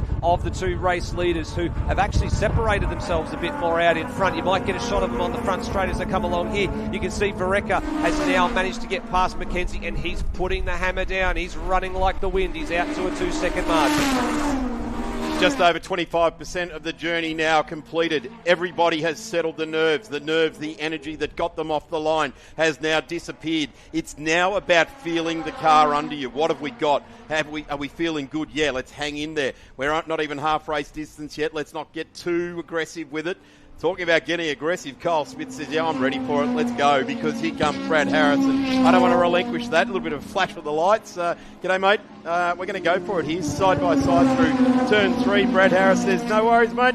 We'll go through here, side by side, and have a look at that. The 77 just drives away. So the nerves have settled. Couple of big, deep breaths as we get into this. Josh Perkins just runs wide, gathers it up, loses 1, 2, 3 spots. Paul Gavots will just cover that off. No, he doesn't. Josh lands in that spot there again. So, pull down on the belts, focus on the windscreen in front, probably grab the rear vision mirror and just flick it up a bit. You might need it again later on in the race, but concentrate with what's out the front window. Certainly is. I think for Kyle Smith, he ran a little bit too wide at turn number 2. And he has a big moment there with a bit of slide coming through Hayshed. That's twice in 2 laps now. He's got the lights flashing there as he flashes on the back of Brad Harris, who's moved through into position number 3. But I think for Perkins, I think he might have been caught out because there's probably a few bits of spots of rain that potentially fell on the circuit at turn number 4, because I can see it on the broadcast camera lens. Here it is down here. Have a look at the broadcast camera lens. It is a little bit wet. I'm wondering if he just got that painted line. He just got a little bit of the curb on the outside of turn number 4, and that's what's forced him to just go a little bit long in the braking zone there, and allows the Harris, Suzuki and the Smith Datsun to go through. I tell you what, the experienced heads around the racetrack have been doing that this weekend, so you've got to forgive Josh for that. That's youthful enthusiasm, having a go, and you can't blame him for that. We'd probably give him a bit more scrutiny if he didn't have a go. So with at this point of the race, gone half race distance, now's the time. Now is the time. What can I smell? Can I smell coolant? Can I smell oil? Is that burnt engine oil? Is that burnt gear oil? I got nothing. The air is clear. The car's good. Go for it. Absolutely. And go for it is what Brad Harris has done. Since he's cleared this group of 3 cars on screen here, he has checked out. Let's see what times he can actually do now that he's running in some clear air. He's actually 0.2 of a second quicker than Anthony Mackenzie the last time around. The problem for him is he's got a 6-second deficit to make up to get to position number 2. So if he is going to get there, he's got half a dozen laps to do it. Will that 6 seconds become 7 seconds? Will it be 6 or 7? I'm not sure. I don't want to go down that avenue. We've been talking about this last night, the fact it means absolutely nothing. So you don't know what it means. If I can tell you now, it probably means absolutely nothing in motor to these racing guys too. as well. Exactly. I actually saw a sign being held up that said, can we please ignore the 6 and the 7, and it skipped. It went from 5 to 8 in a hurry. That's exactly right. Well, in 6 and 7 at the moment is Grizzotts and Coulson. Coulson really did buzz the start, didn't get away from position number 11. It's had to fight all the way up to 7th place. So this is very, very interesting indeed for him. Some lap traffic here. I think that's Peter Fleming in the number 22 that's being lapped by the front runners here. So he's dropped off the back of the XL battle, unfortunately. He's doing very, very well there to get out of the way and leaving the faster cars to have the traditional racing line, which goes all the way out to the side here. Paul Javotz has really got the eyes on here. He's really glued to the rear bar of Josh Perkins in the number 42. He's had a really nice run out of MG and all the way onto the front straight here. Has he got something to get a move done down the inside here at turn number 1? Well, I'll tell you what else is happening at turn number 1 is Kyle Smith. He wants to go back to position number 3. He got a fantastic run on Harris coming down the front straight. He snatches position number 3 back, and Harris is not giving up without a fight. He's almost in the rear bar and almost in the rear boot lid. In fact, he is in the rear bar of the number 77 from Tasmania, and a little bit of a slide moment there, and Harris goes through, possibly with a little bit of contact as a result. Gee, I tell you what, Harris was in a hurry there, but what had happened there was the 77 of Kyle Smith. He shut the door on him, which he can do, and he's going to do it again here down the inside. Good fight back there by Smith in the Datsun, but Harris ran the inside. I've got to say, if you're watching this, Bruce Woodward, does this remind you of 1999? An RX-3 and a Golf doing exactly the same thing that a Datsun and a Swift are doing? Absolutely immense in the under 2 litres, and these guys are fighting it out for the last spot on the podium. They certainly are, and by the fact that they're fighting this one out, they're getting further and further behind Anthony Mackenzie, who is 2.7 seconds behind the leader, Brad Vereker, and in fact he was 0.4 of a second quicker on the last 2. And it's contact! Smith into Harris. They're both in the kitty litter at the top of the hill at Lukey Heights. They're not going to get themselves out of there in any great hurry. So through goes Perkins, through goes Javotz, and there's going to be heated discussions about this. That is not what we want to see on a racetrack right there, and we will go back to the racing out there now. Josh Perkins, he is driving the race of his life now. P3 will be inherited now. As we look down in the far distance, that'll be Mackenzie over the hill. Our race leader is already down into turn number 2, so that has left that gap massive. Paul Grizzotts, come on, Paul, gather it all up and get on with it. Smith is going to rejoin this race and try and get out there. He's probably the only one that possibly could be in the rear-wheel drive car. I think the Suzuki's probably going to be bogged up to its front axle there. Meanwhile, Michael Hopp in the fight of his life, Travis Mitchie and Lee Sellenmeyer giving him absolutely the hurry up here, coming out of Miller Corner, heading up to the turn number 6, Siberia. Mitchie goes through on the outside. That might prove critical when it comes to the class trophies, because I've got a funny feeling they may not be comfortable in race control with where the Suzuki Swift is left at the top of the hill. They might be ready to throw a safety car in the next few minutes or so. We will wait and see. Let's hope not. Let's hope this runs wild and free as it has been. The under 2 litre guys have behaved themselves exceptionally well all this weekend long. Brad Vereker just gone fastest, the 149 dead. Not as fast as what we've seen some of the under 2 litre cars, but let's face it, there's probably 4 or 5 other cars that were up the road from these guys in under 2 litres, but it's one of those ones you've got to be in it to win it, and that's what Brad Vereker and Anthony Mackenzie really, from the start of this race, they've been exceptionally well behaved with each other, and at the moment that's paying off for Brad Vereker. I'm going to say that Anthony Mackenzie came here to win, but we've still got this a lap to go. We've got more than a lap to go. Actually, they've lopped a couple of laps off the distance by the looks of things. Checkered flag is out. We weren't expecting that. There it is. So there it is. Your under 2 litre Viola Yokohama Improved Production Nationals winner in under 2 litres is Brad Vareca, followed very closely behind by Anthony McKenzie. And Josh Perkins. Welcome to the podium, Josh Perkins. The generation of improvement in the Perkins family in under 2 litres comes home and takes 3rd spot on the podium.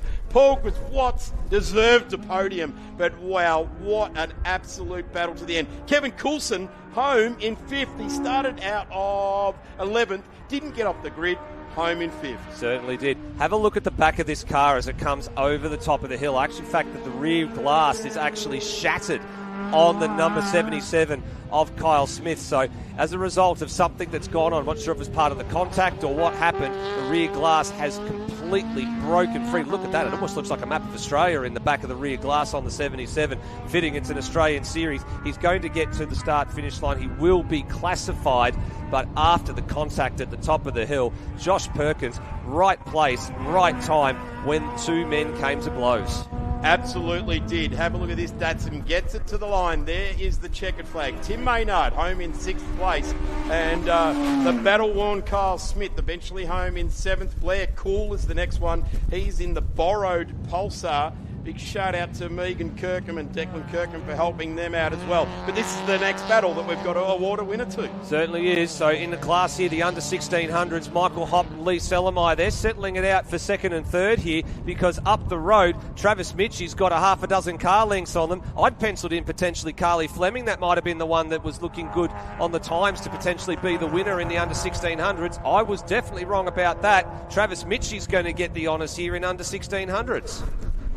Across the line they go, and that is a storming fight there. And Mitchie to Salameyer, Michael Hopp home there 3rd in the under 1600s. So what an absolutely terrific result for under 2 litre improved production car racing right across Australia when we see an old rear drive Datto that has been fettled beautifully and magnificently by its owner and the teams come out on top.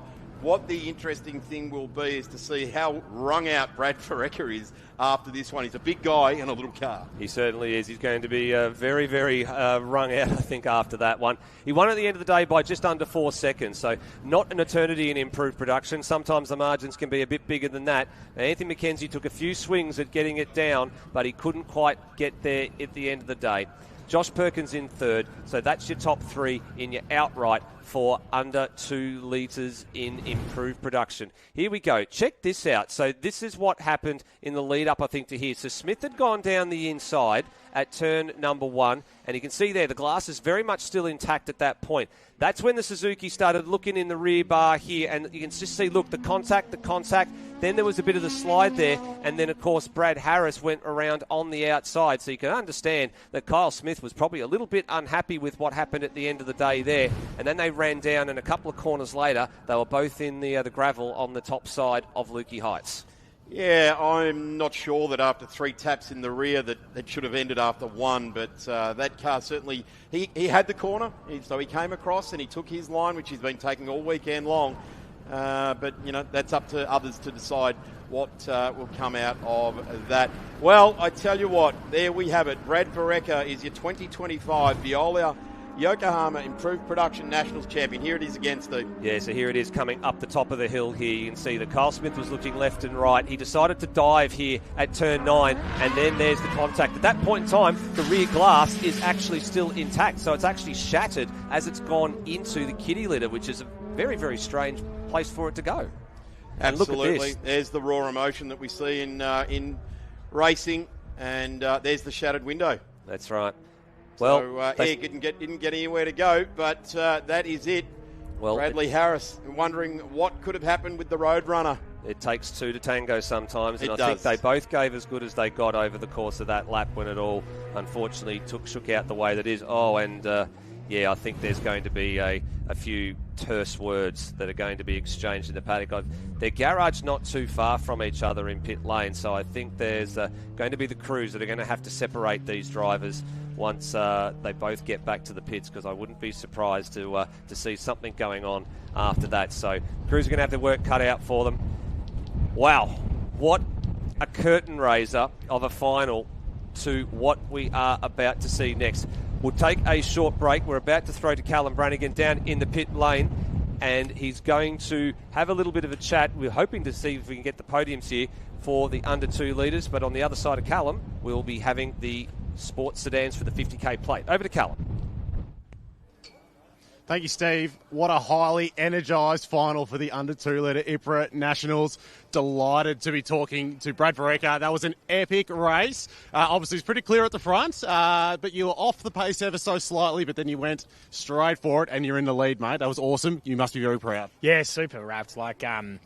Unfortunately, the start of the race probably didn't go to plan. I got a really good start. I hit the water actually coming onto the front straight, which made me open my eyes a little bit. But the Escort got a good run on me down the straight, and then we had a good little tussle. But the plan was always, the whole weekend was just to manage, you know. And at the end of the day, all that matters is who crosses the line on the last race first. So that was the plan the whole weekend. So massive credit to Simon Phillips and all the team, because they've just worked non-stop to get this car going, and I've never raced the car before, so it was all a bit new to me. But we just chipped away all weekend, made it faster, made me more comfortable, and the plan, this was the plan. So, yeah. Mate, you stuck to the plan, and in the end, reliability was the key to taking out the Nationals this year. But, again, you must be feeling absolutely elated to achieve this result, and obviously your mate's carbs as well. Yeah, for sure. It probably hasn't actually sunk in, to be honest with you, because I know Simon has tried to do it a couple of times with a few different guys, and it's just a real credit to, this one's for him, really. So, it's mega. To win a national championship, especially in a mate's car. This actual car was my very first road car, so pretty cool to do that. It's a bit better now than what it was when I used to drive around the road, but so that's really cool. So, awesome. And big shout out to Joshy Perkins running third. That's really cool. So really, really, really, I'm actually stoked for him. It's awesome. Congratulations all around. I highly recommend you watch the replay of the race a bit later on, live and free on Blendline TV. We're going to catch up with Anthony McKenzie, finishing in position 2. What a result for you. How was the race from your perspective? You were chasing hard after Brad. You had the lead for a little bit there, but just didn't quite have the pace in the end there. No, I thought I might have gone the wrong way with balance-wise for that race, and I just didn't have much to fight, really. So, anyway, I'm happy with second. That's cool. Massive trophy to take home for the weekend. You must be proud of the results. Yeah, absolutely, yeah. And I've got a fantastic crew behind me, which I wouldn't be able to do it with otherwise. So, massive thanks to them. Awesome stuff. Congratulations. Third place, we've got Josh Perkins. Look at that, being embraced by Brad Vereka. Epic performance in the RX-7 to finish P3. You had a really good view of that battle ahead of you. Mate, that was a drive if I've fucking driven. Well, sorry about the swearing, I didn't mean that. But that was an awesome race. Me and Grizz battling. I was behind Smith and the other fella, and I was trying to push up on him. I thought, nah, just keep you cool. Let them make a mistake. Unfortunately for them, they did. And we got through and got the third, you know. Were you expecting this at the start of the weekend? No, I was going in blind. This is my first race meeting with the car, with the new setup. We've done a lot of work to it. New under 2 litre engine, new Hollinger. We bought the car as a roller. So, pretty wrapped for my first meeting. Congratulations, mate. Go and get that massive trophy. Coming up next, we've got the sports sedans, the final race of the year for the National Sports Sedans, and it's for the 50k plate as well. So that's coming your way very shortly. We'll take a quick break. We'll be back after that.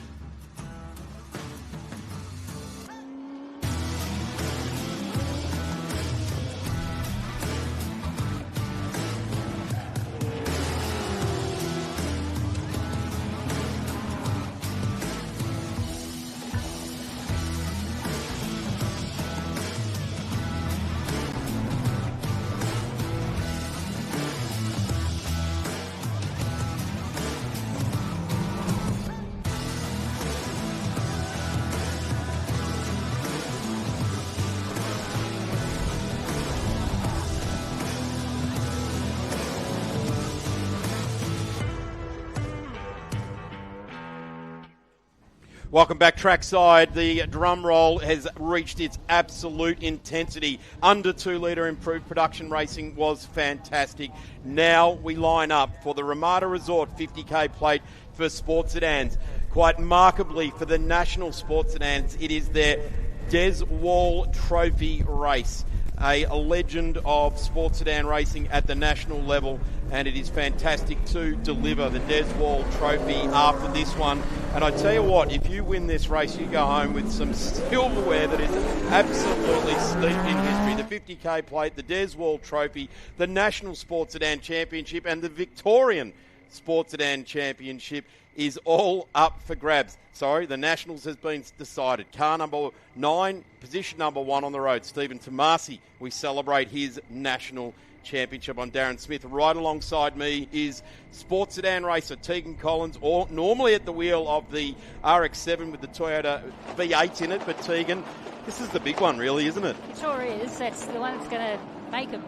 They're just going to have to get out there and do the best with the weather, and we'll see hopefully some interesting racing. Well, the good thing about it is, there's a little bit of spinning on the windows, but these cars generate a lot of tyre temperature. So as long as it doesn't intensify at all, this is going to be a dry race. 11 laps.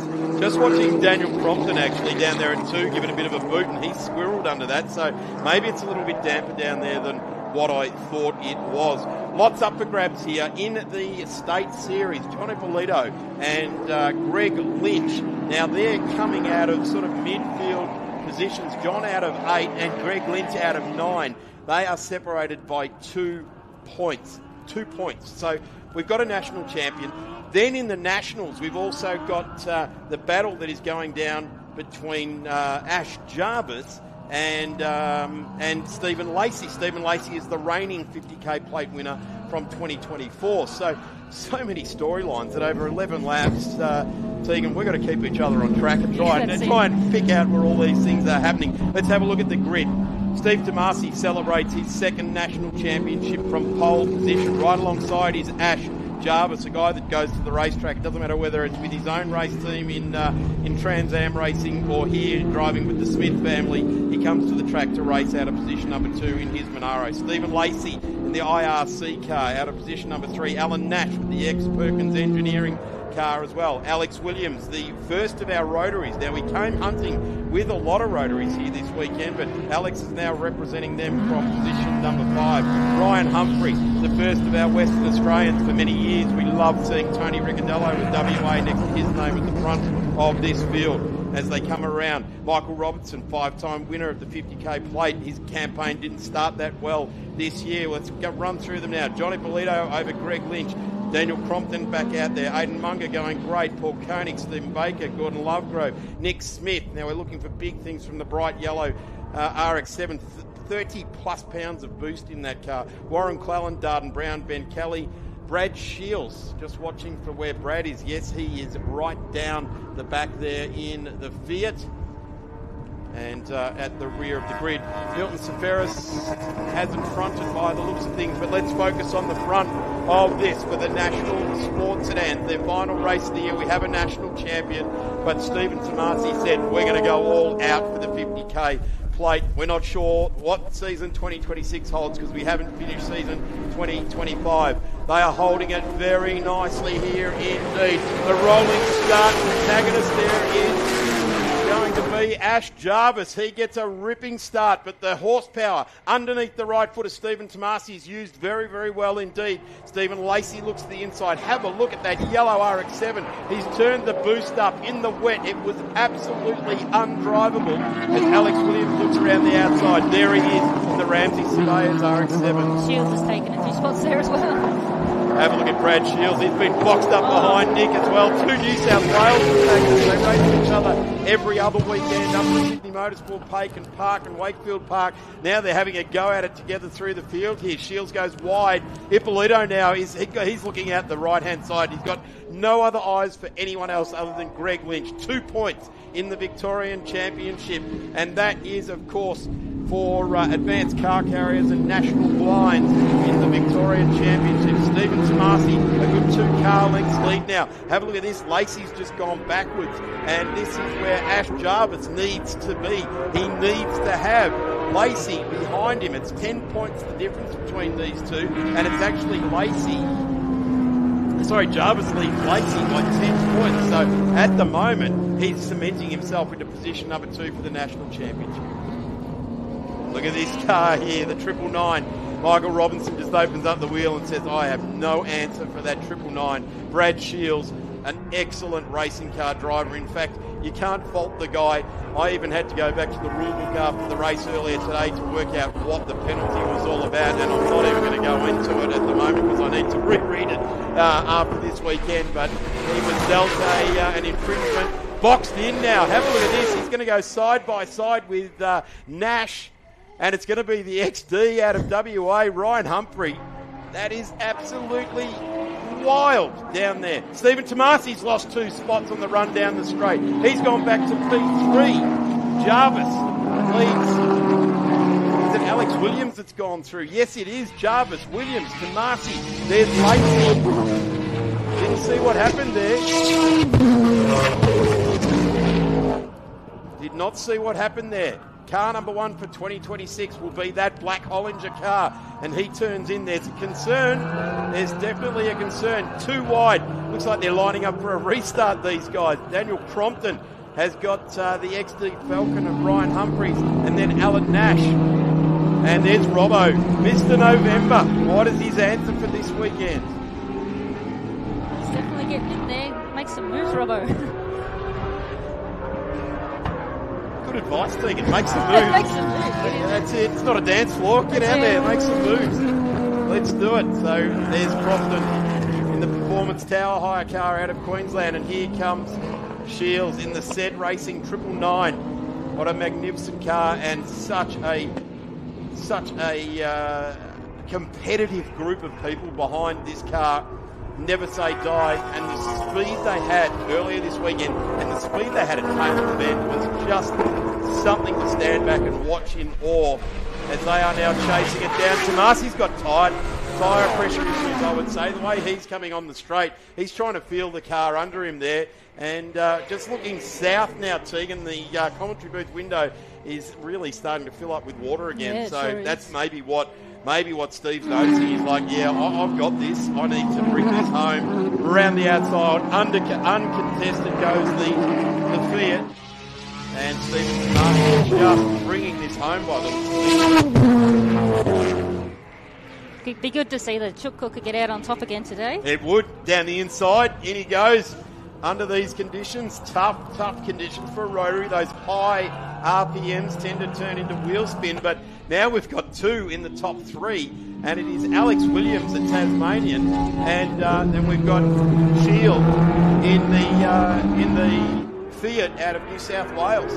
Charging at the front now, the RX-7, and this is amazing. What a run here. Jarvis knows that he can see that he's got Steve Lacey still behind him. There's no real point battling it out.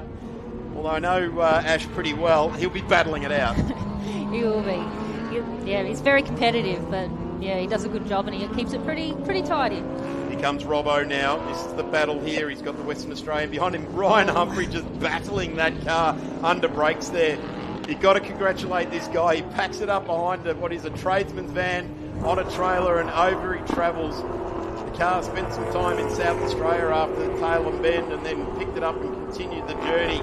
But his first time ever here to Phillip Island. Why wouldn't you bring 700 horsepower in a big, wide, fat car to learn how to get around Phillip Island? That's it. If you can drive that, you can drive anything. That's exactly right. Here we go. Jarvis now challenging for the lead as well. Both these guys, they want a 50k plate to their name. And Alex Williams, he also wants the 50k plate with his name on it. He's been very close before, Alex Williams.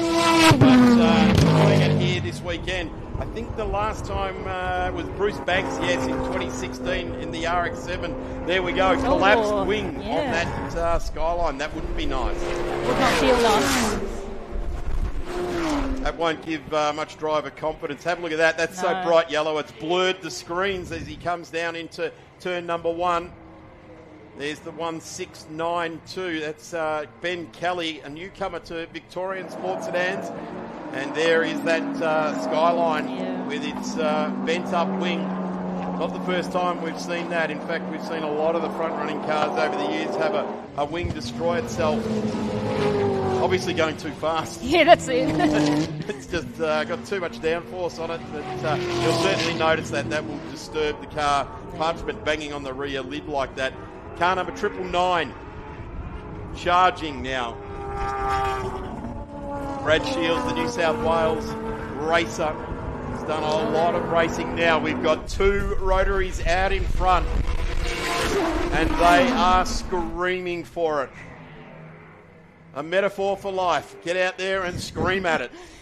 Both red too, see? They're both red, yep. 10% faster. Both rotors, and like I said, it's been a while. Bruce Banks did it. Chris Muscat did it 2 years in a row in 2002 and 2003 in the Silver Bullet in the FC. But these guys, this is moving the dial a fair bit more. They're pushed wide. Darden Brown just holding the inside of the corner there. And that would have felt like a typhoon coming past. In fact, 2 of them going past at that speed. You'd hardly notice them. Have a look at this. Shields is absolutely trying to stamp his authority on this after falling foul of an interpretation of the regulations in the last race. Brad has absolutely got the bit between the teeth. In fact, these guys are probably both around about the same age. Alex is about 3 foot taller. But certainly this is on 2 red cars battling it out. We talked about and down the inside, locks it up. Big lock up there for Shields. That's what he did earlier on in the day as well. So he'll have cooked up that left front tyre. And I tell you what, around turn 12 and turn 2 here, you don't want a tyre that's cooked on the left front of your car. So he's going to have to wrestle this one. We're half race distance. And, well, we just go half race distance now. But Brad Shields has got the lead of this race. Can you believe it? From last on the grid, position number 20 to position number 1. The best sports sedans in the country. He's swept them all, one side or the other, and just driven it through. Alex Williams now. The car is marginally more aerodynamic than the Fiat. Let's have a look at this down the inside. Pinches up that left front. Not too bad. It wasn't like he cooked it. He didn't just slide it all the way into the corner, on and off the brake there. That is the mastery of a race driver with a microprocessor foot to be able to manually ABS it down under brakes. Got John going there. Who's that Von Nash behind him? That's Ben Kelly. Oh, Ben Kelly. I think it is. Yeah, Ben Kelly there. But where are we looking? So Greg Lynch is gone. Greg Lynch is actually out in front of this battle to Johnny Polito. So this is massive ramifications for the Victorian Championship. And there he goes. Greg Lynch trying to wrap up both the Vic V8s and the Victorian Sports Sedan Championship. That's never been done before. The dentist from the northern suburbs. Yeah, John was saying in the pits that he was having a bit of issue with some suspension or whatnot, I think. Just didn't feel right. They had a tail shaft issue with that car overnight, which Yeah. they had to get back down from Melbourne. There's actually been a lot of sharing of parts throughout this weekend, and that was one of them. And Jeremy Davidson out in his car. Here's Warren Clellan and Nash in behind Ryan Humphries now. This is really good. Alan will learn a lot from Ryan Humphrey.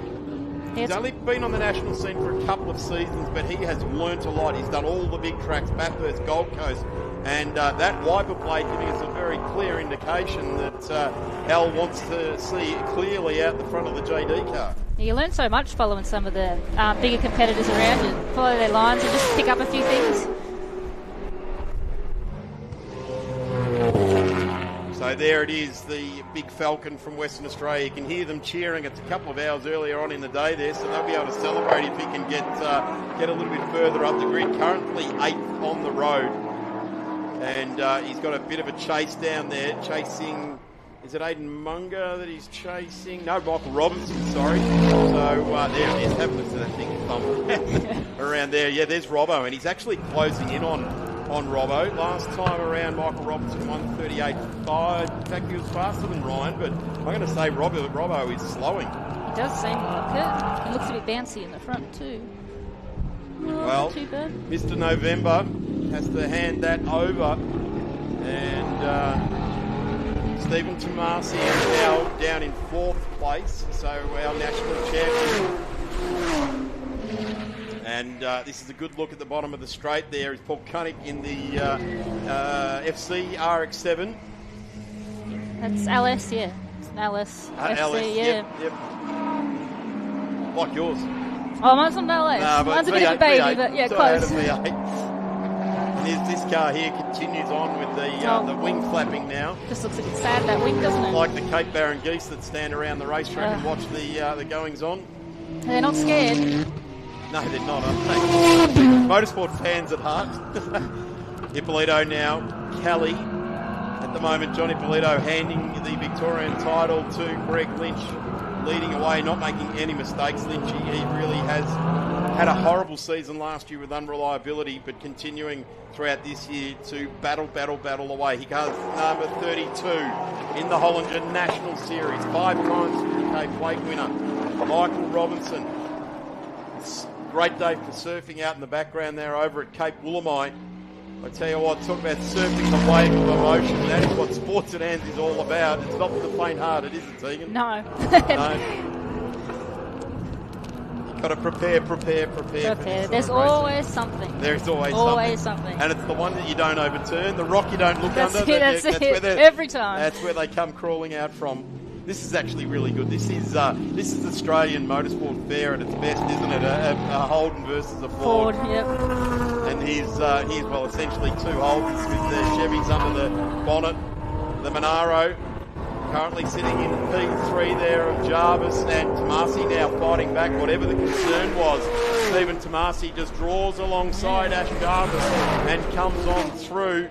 Finds his way through very, very nicely indeed. I wonder if it was a tyre setup. Jarvis's wing's getting a bit bumpy through there too. It is interesting to see that because this track is billiard table smooth. Well, I've heard different over the weekend, that it's quite bouncy. Brown just getting out of the way now as Tomasi gets back on with it. Currently sitting P3 on the road. And a big flame out the back. You know that a race car with a flame out the back like that is 10% faster in a straight line. And there it is. Never fails. One of the best shots of the Sports Sedan is a tail shot of this car going off skyline and a flame shooting out the back of it. Jarvis now representing T-Bowl in the number 44. The Smith family in the background. That's their car. Ash comes along and drives it on weekends. Runs his own race team with a couple of cars in Trans Am. And comes and enjoys the Hollinger National Sports Sedans 5 to 6 times a year. They've had a big journey right throughout this year. Started off around at Sandown here, Queensland Raceway, and Sydney Motorsport Park. Around the outside now goes car number 9. Peel that one off and put a number 1 for season 2026. See, they're just making their way through the field. Imagine yourself in 2 seasons' time, Tegan, and you're about to win your first 50k plate. Oh, yeah. I don't know if mine's quite got the power, but we can see what we can do. Yeah, you never know, hey? You've got to be in it to That's win it, right. though, don't you? Not commentating. Yeah, not up here. I need to be down there. That's exactly right. Have a look at this, though. This is awesome. These guys do not stop working. I found out this morning that Steve's going to be a dad. I hope he's not breaking any news there that his wife didn't know about. But in March, I think it is next year, he's going to be a father. He's super excited about that. And that'll grab his attention, I would suggest, in the early part of 2026. But this guy learnt his trade under the 2 masters of Tony Ricciardello and Darren Hossack. He followed them around for a couple of seasons and just watch how those 2 brave contenders would fight it out. And he has taken everything he's learned off those 2 and improved on the breed as Shields continues to lead the way. Williams in P2. So, wow, a Rotary Festival here this weekend. 1.5 laps remaining in the 50k plate. The Ramada Resort 50k plate for Sports Sedans and the Deswald Trophy for these cars, the National Sports Sedans, to celebrate a behemoth of a man within this sport. Great bloke, a friend to all, and always brought that magnificent Corvette or whatever it was he was racing at the time to the fore.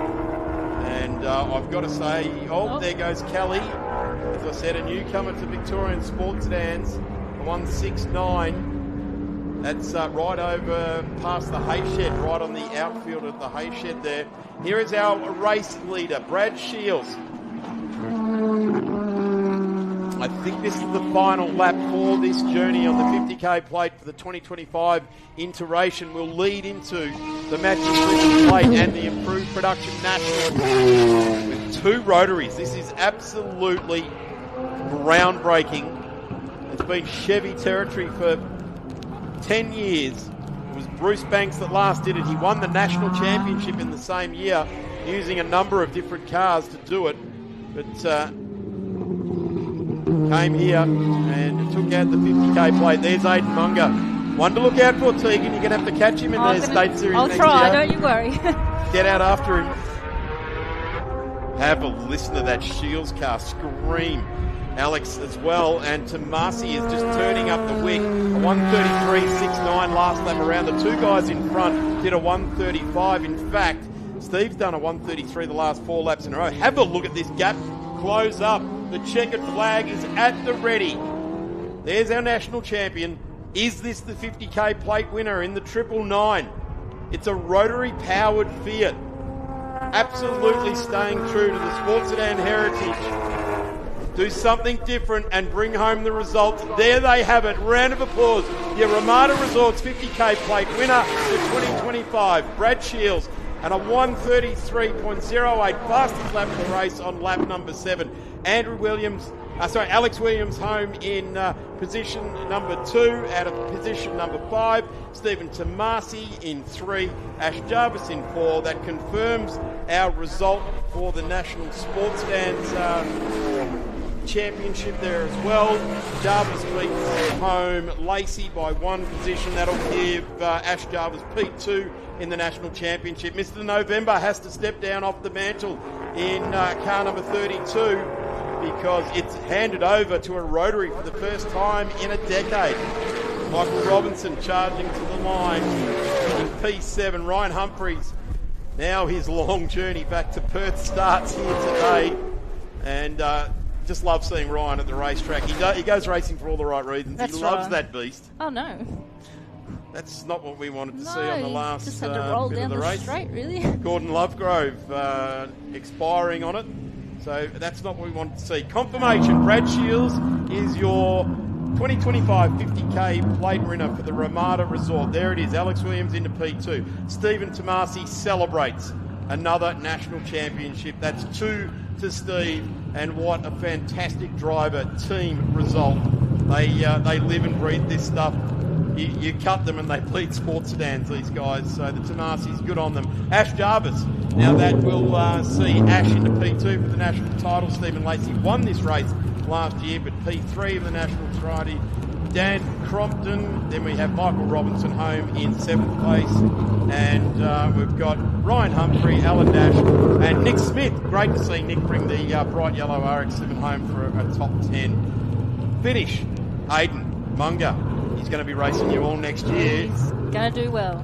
Greg Lynch, what a result there. Greg has secured himself the Vic V8 and the Victorian Sports Sedan Championship. So for advanced car carriers, he is your champion, Johnny Polito, into P2. Tegan Collins, thank you so much for 2026. No more commentary for you. Get back to racing. That's it. I'll go back out there and stick on the black stuff.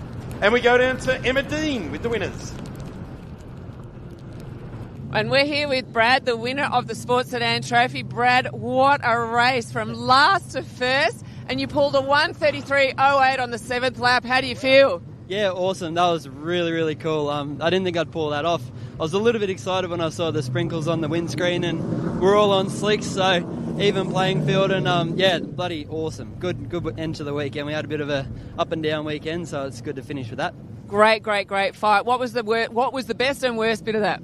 The best bit was getting through all the field. That was heaps of fun. But then when I was in front, the rain started coming about a bit heavier, and I didn't know really how hard to push. So I sort of just did what I had to do to stay in front. It's a bit hard being the first one.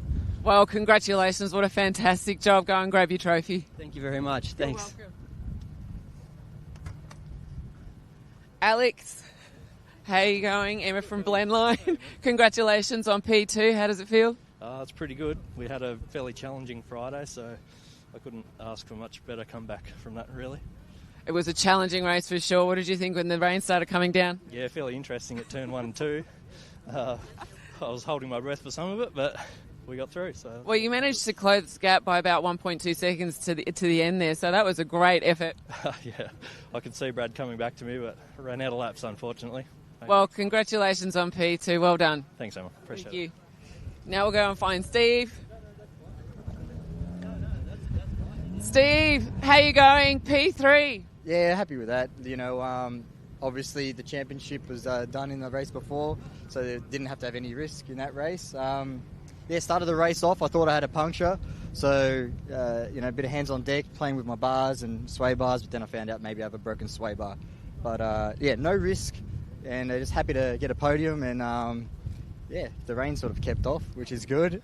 But, fun times. We had a really strong headwind in there and quite a bit of rain came down. Lap 7, you just overtook and started hunting, and you brought the gap down from like 7 seconds to about 3 seconds. So, fantastic job. How did it feel? Yeah, it was, like I said, I was on the comms with the crew, and I'm like, I don't think I have a puncture. They said my front splitter was all okay. I think I narrowed it down to a sway bar issue. And I said, okay, it's all safe, and let's send it. And, it was okay. But, podium, can't complain. Brilliant. Congratulations. Go Gobi Trophy. No, thank you. Thank you.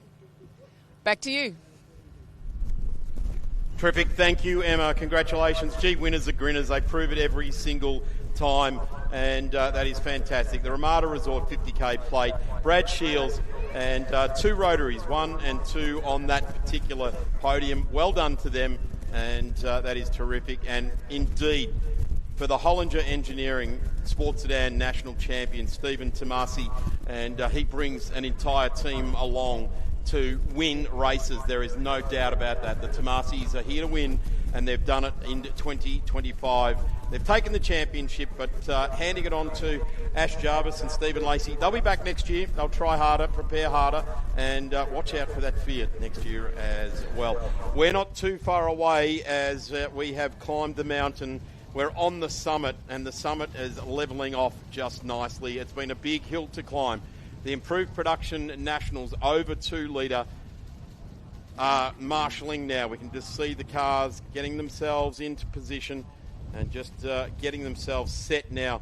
I tell you what, though, this is not an ideal lead into a Nationals weather-wise. I'm Darren Smith, joined by Steve DeVries, who has himself climbed a mountain this weekend and in weeks preceding, including all of the Victorian community that have put all this show on for everyone to come from all over the country. But Steve, rain, hey, this is going to make it a very, very different final. This is certainly going to make it a very, very different final. Good afternoon, everybody. We've been looking forward to this for the last couple of days, weeks, months, whatever you want to call it. It is something that everybody's been looking forward to. What you're looking at here in the marshalling area, this is actually the 3rd row of cars. Normally there's, typical Island Magic, you would have the exit point and you would have 1st and 2nd and 3rd and 4th all the way along the run-up so that just everybody can leave there. They've actually got that many cars on the grid. They actually have to have a 3rd row of cars here just to squeeze them all in because there's 50 of them in this final. Fantastic to see a grid like this. We're not often given the task to represent 50 race drivers on track all at the one time, but we get to do it once every 6 or 7 years here in Victoria with the Improved Production Nationals. Let's have a look at this grid because it is immense and we've got to get through it. Adam Poole on pole. Absolutely slip of the tongue there. The South Australian in car number 2 will start out of pole position. Jared Tonks, the Victorian who wrestled the championship this year, fittingly on the front row of the grid with the guy that had it the year before. Yeah, certainly is. So the man that's been able to hold sort of a candle to Adam Poole in the last couple of times he's come to Victoria, starting on the front row of the grid alongside him. So the interesting thing will be the drag race to turn number 1, who can get the better start in these conditions, which are slowly sort of deteriorating as the day goes on. Andrew Butcher in 3rd place alongside Cade Lehman. So Andrew will definitely be looking to try and capitalise on the start here and see if he can get one up over the big V8s. It's like bringing a knife to a gunfight, isn't it? 6 cylinders versus a whole bunch of V8s. It's not the best spot you want to be in. He's surrounded by them. I tell you what, we look at the next row of the grid, positions 5 and 6. Position 5 is a rotary-powered RX-7 for many, many years. That was what you bought to the Matthew Flinders Plate to take victory, and indeed in the Nationals as well. Ben Schutz has qualified into 5th place for this one. And if the 50k plate for the Big Bangers, the sports sedans, is anything to go by, it was rotaries 1 and 2. And they didn't start on the front row of the grid. So, interestingly enough, the winner came from the rear of the grid. So, that will buoy Ben Schutz going into this. A little bit underdone with that car. Justin Keys, ripping car to see that. The orange Commodore, which has had a history with Skellender at the wheel. Looks a lot different to what it did then, but a very, very fast Commodore. Not in the modern shape like we're seeing a lot of winners these days in the older RVS shape of car there. So Justin Keys starting out of the 3rd row. Andrew Sarandis, well, he's the one. I'm going to call him Handy Andy in the wet because this is going to be interesting. Yeah, if it comes down any harder, he's definitely going to be one to watch. He's starting out of 7th place, which is the outside of the 4th row of the grid. So his starts have been electric. So he will definitely pick up a couple of spots off the start straight away, but he'll be then starting to pray for rain. Alongside him is his fellow South Australian Scott Cook in the Nissan Silvia. We then go back to Damien Milano, another man who has notched multiple state and club titles here in Victoria, but another one who's missing that national challenge or that national championship from his CV. Aaron Lawrence from Queensland starting in 10th. Jason Clements, we saw him take a couple of trips through the gravel in the final heat race in the 255, that beautiful BMW E36 there in 11th. John Caligari, the first of the West Australians, there in 12th. Jamie Augustine and Zach Hudson from Queensland. Look out for that number 65 coming through from P14. I expect he's going to be a very, very handy driver behind the wheel in these tricky conditions. I expect to see him inside the top 10 fairly quickly. And he's an occasion racer. He rises to these occasions. And, don't be confused by his starting spot out of 14s. It's going to be hard to win from that point, but if anyone can do it, it's going to be Zach Hudson. He's got to deal with John Caligari right in front of him first. That's going to be pretty interesting to see that. Ben Algie is the next one along the line. Matt Logan, an immense Victorian, very, very fast racer. Ash Isarina, an RX-7 in car number 29, and he could actually follow Zach Hudson through if it comes to it. George Michel in the next one. Chris Thomas, Nigel Williams.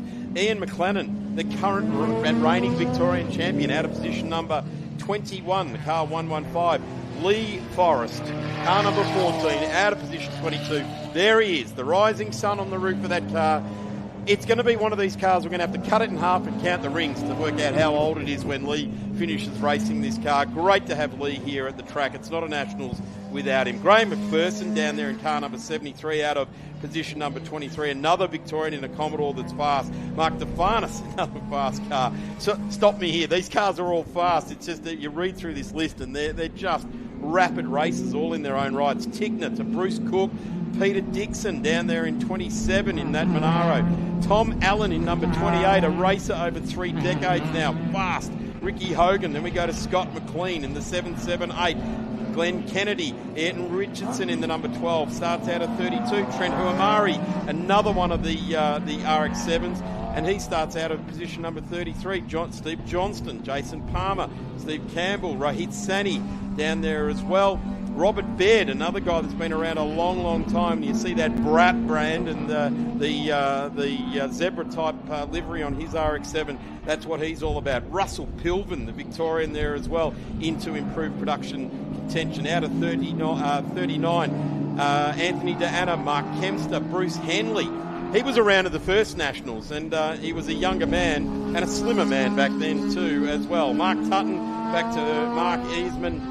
Andrew Barstow, Wayne Twist, Victorian, again into his third decade of racing. Rob Neal, Graham Shear, Anthony Martin and Andrew McMaster. And that is 50 cars in contention for the Veolia Yokohama 2025 Improved Production Nationals. Those last 6 cars that you mentioned, Darren, they're the ones that got onto the back of this grid via the Repechage. Now, originally it was meant to be 5, and I noticed Andrew McMaster's on there as well. So what that means for me is that somebody that had made it through into the top 45, unfortunately, is not going to be able to take the start in this one. And I'm not quite sure who it is, but that means that they've elevated Andrew McMaster into the last spot on the grid, because naturally everybody has moved forward 1 spot as a result. Talking about forward, eyes forward from here on in for everyone as Pooley just slows everyone down. This is going to be quite the wait on the grid for 50 cars to make their way around. They're still coming up onto Lukey Heights at the moment, so slowly coming in. There's a car coming down the pit lane. Is it Jamie Augustine? Correct. It is Jamie Augustine. So he is taking himself out of the start. He's not making his way to pit exit by the looks of things, so it's not a strategy call in any way, shape or form. He looks to be rolling down to try and maybe find his pit garage or a crew member. So drama for Jamie.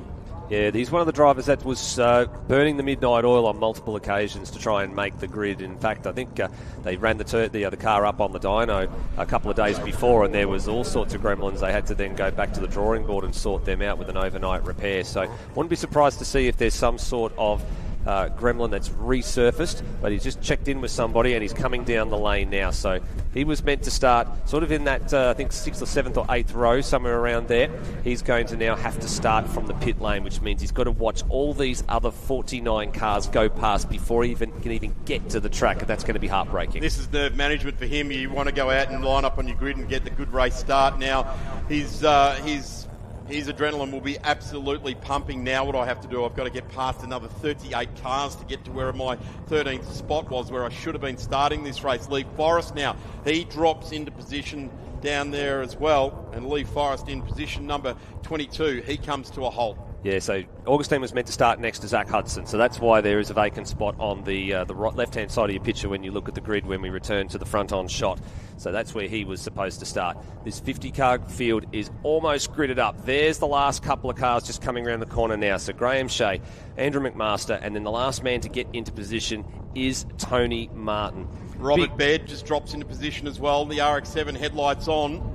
And in behind him, Anthony Downer, Bruce Henley in the blue car. There it is, the green flag. We are poised for the 2025 Veolia Yokohama Improved Production Nationals. We cast our eyes to the front of the grid. The revs are just going bunza. Poole clutches it off nicely, walks it away. Sarandis' four wheels in the dirt, and there's a coming together with Butcher and Shoots there as well, and he goes off into the grass. Sarandis has gone rally style, and he has gone absolutely backwards. Whatever advantage he had has gone. Shoots has disappeared backwards as well. He's got Damien Milano breathing down his neck. Shoots and the Andy Sarandis machine, they both tried to occupy the same bit of tarmac. Unfortunately, Shoots was there first, and Sarandis had absolutely nowhere to go. He had to take the evasive action on the grass, and as a result, the Rallycross heritage of that number 99 did not compute because it did not give him the traction he needed. He's now down around Graham McPherson. He's fallen well into the mid-teens in terms of the numbers of cars on this grid. In behind Ashley Isaracina from Queensland.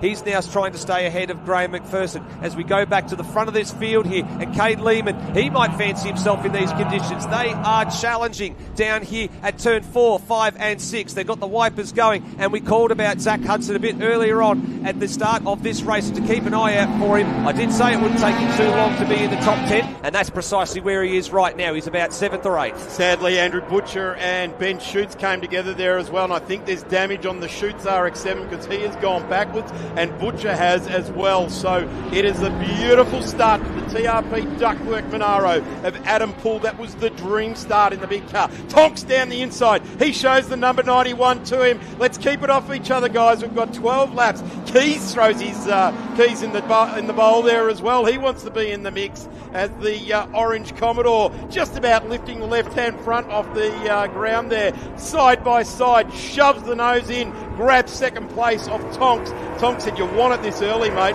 The rod and gun Commodore. We got 12 laps to get through.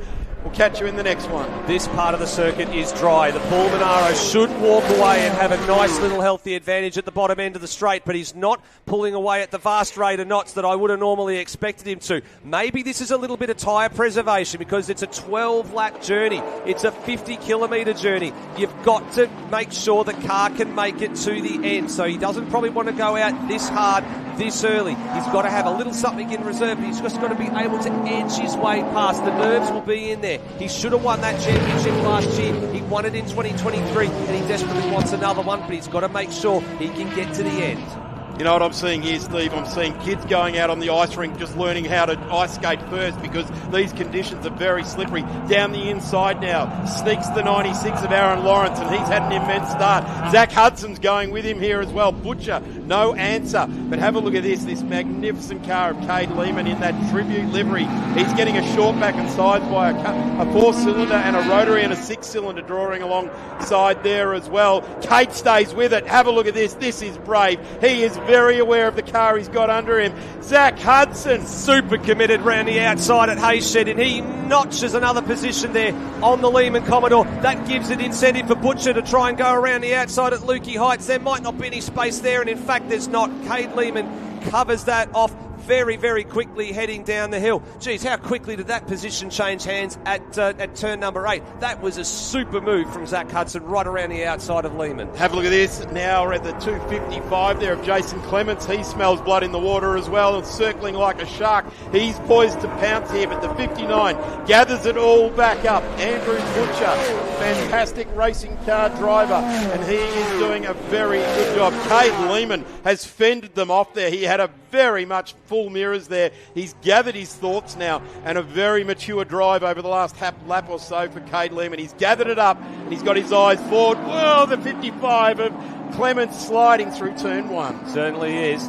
He did take a slide through the gravel trap in the final heat race, so he definitely wants to make sure he keeps it on the island there, but he is still throwing everything at the back of that BMW E46 driven by Andrew Butcher as he tries to pursue the Lehman Commodore, who has just a little bit of an advantage coming out of Southern Loop. I tell you what, the Queenslanders have absolutely come to play. They run 3rd, 4th and 5th. This is the part of the circuit where I suspect that the likes of Aaron Lawrence and Zach Hudson will start to get a little bit of an advantage. These tricky conditions down at turn 4, 5 and 6 and around the back section of the circuit. I saw a green flag waving there. I'm wondering if there might have been a car that was off the circuit somewhere, and then they've now gone back to green flag conditions after the incident's been cleared.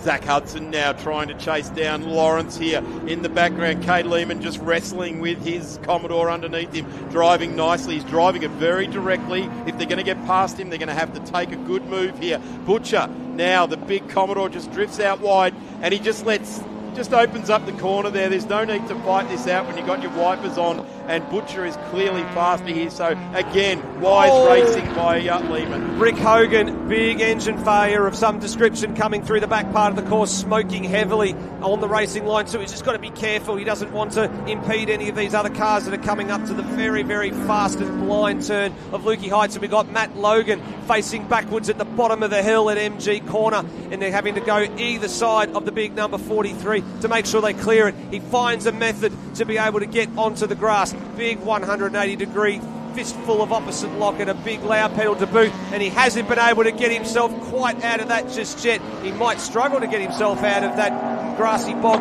at that rate. Well, he went in there in position 14. I think he's going to come out in the donuts there as well. He's going to be leaving some donuts on the track. Have a look at this. Zach Hudson, what a racing car driver. 2 wheels over the ripple strips. They'll be wet and slippery, and he is moving this car around underneath him. He's like a dog on the wet tiles in the laundry at the moment. He's skating around all over the place. George Michelle. 61. Yep, George Michelle from South Australia. That's down at turn number 2, so he's gone off for a little adventure right through the gravel trap, managed to surf it out the other side. Hudson is through on his fellow Queenslander and Aaron Lawrence, and not with a minute to spare because Butcher was mowing down that margin pretty quickly.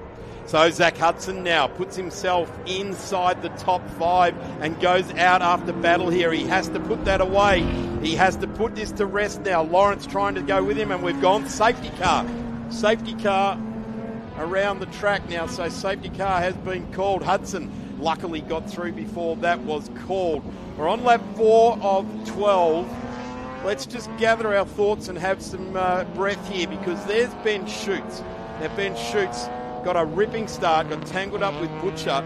2 Victorians came together, and that was what sent Sarandis to the dirt off the start. There's Sarandis now. Just ahead of Caligari there as well, so when you look at where they are on the order, they're well inside the top 20, but well outside the top 10 where they were hoping to be.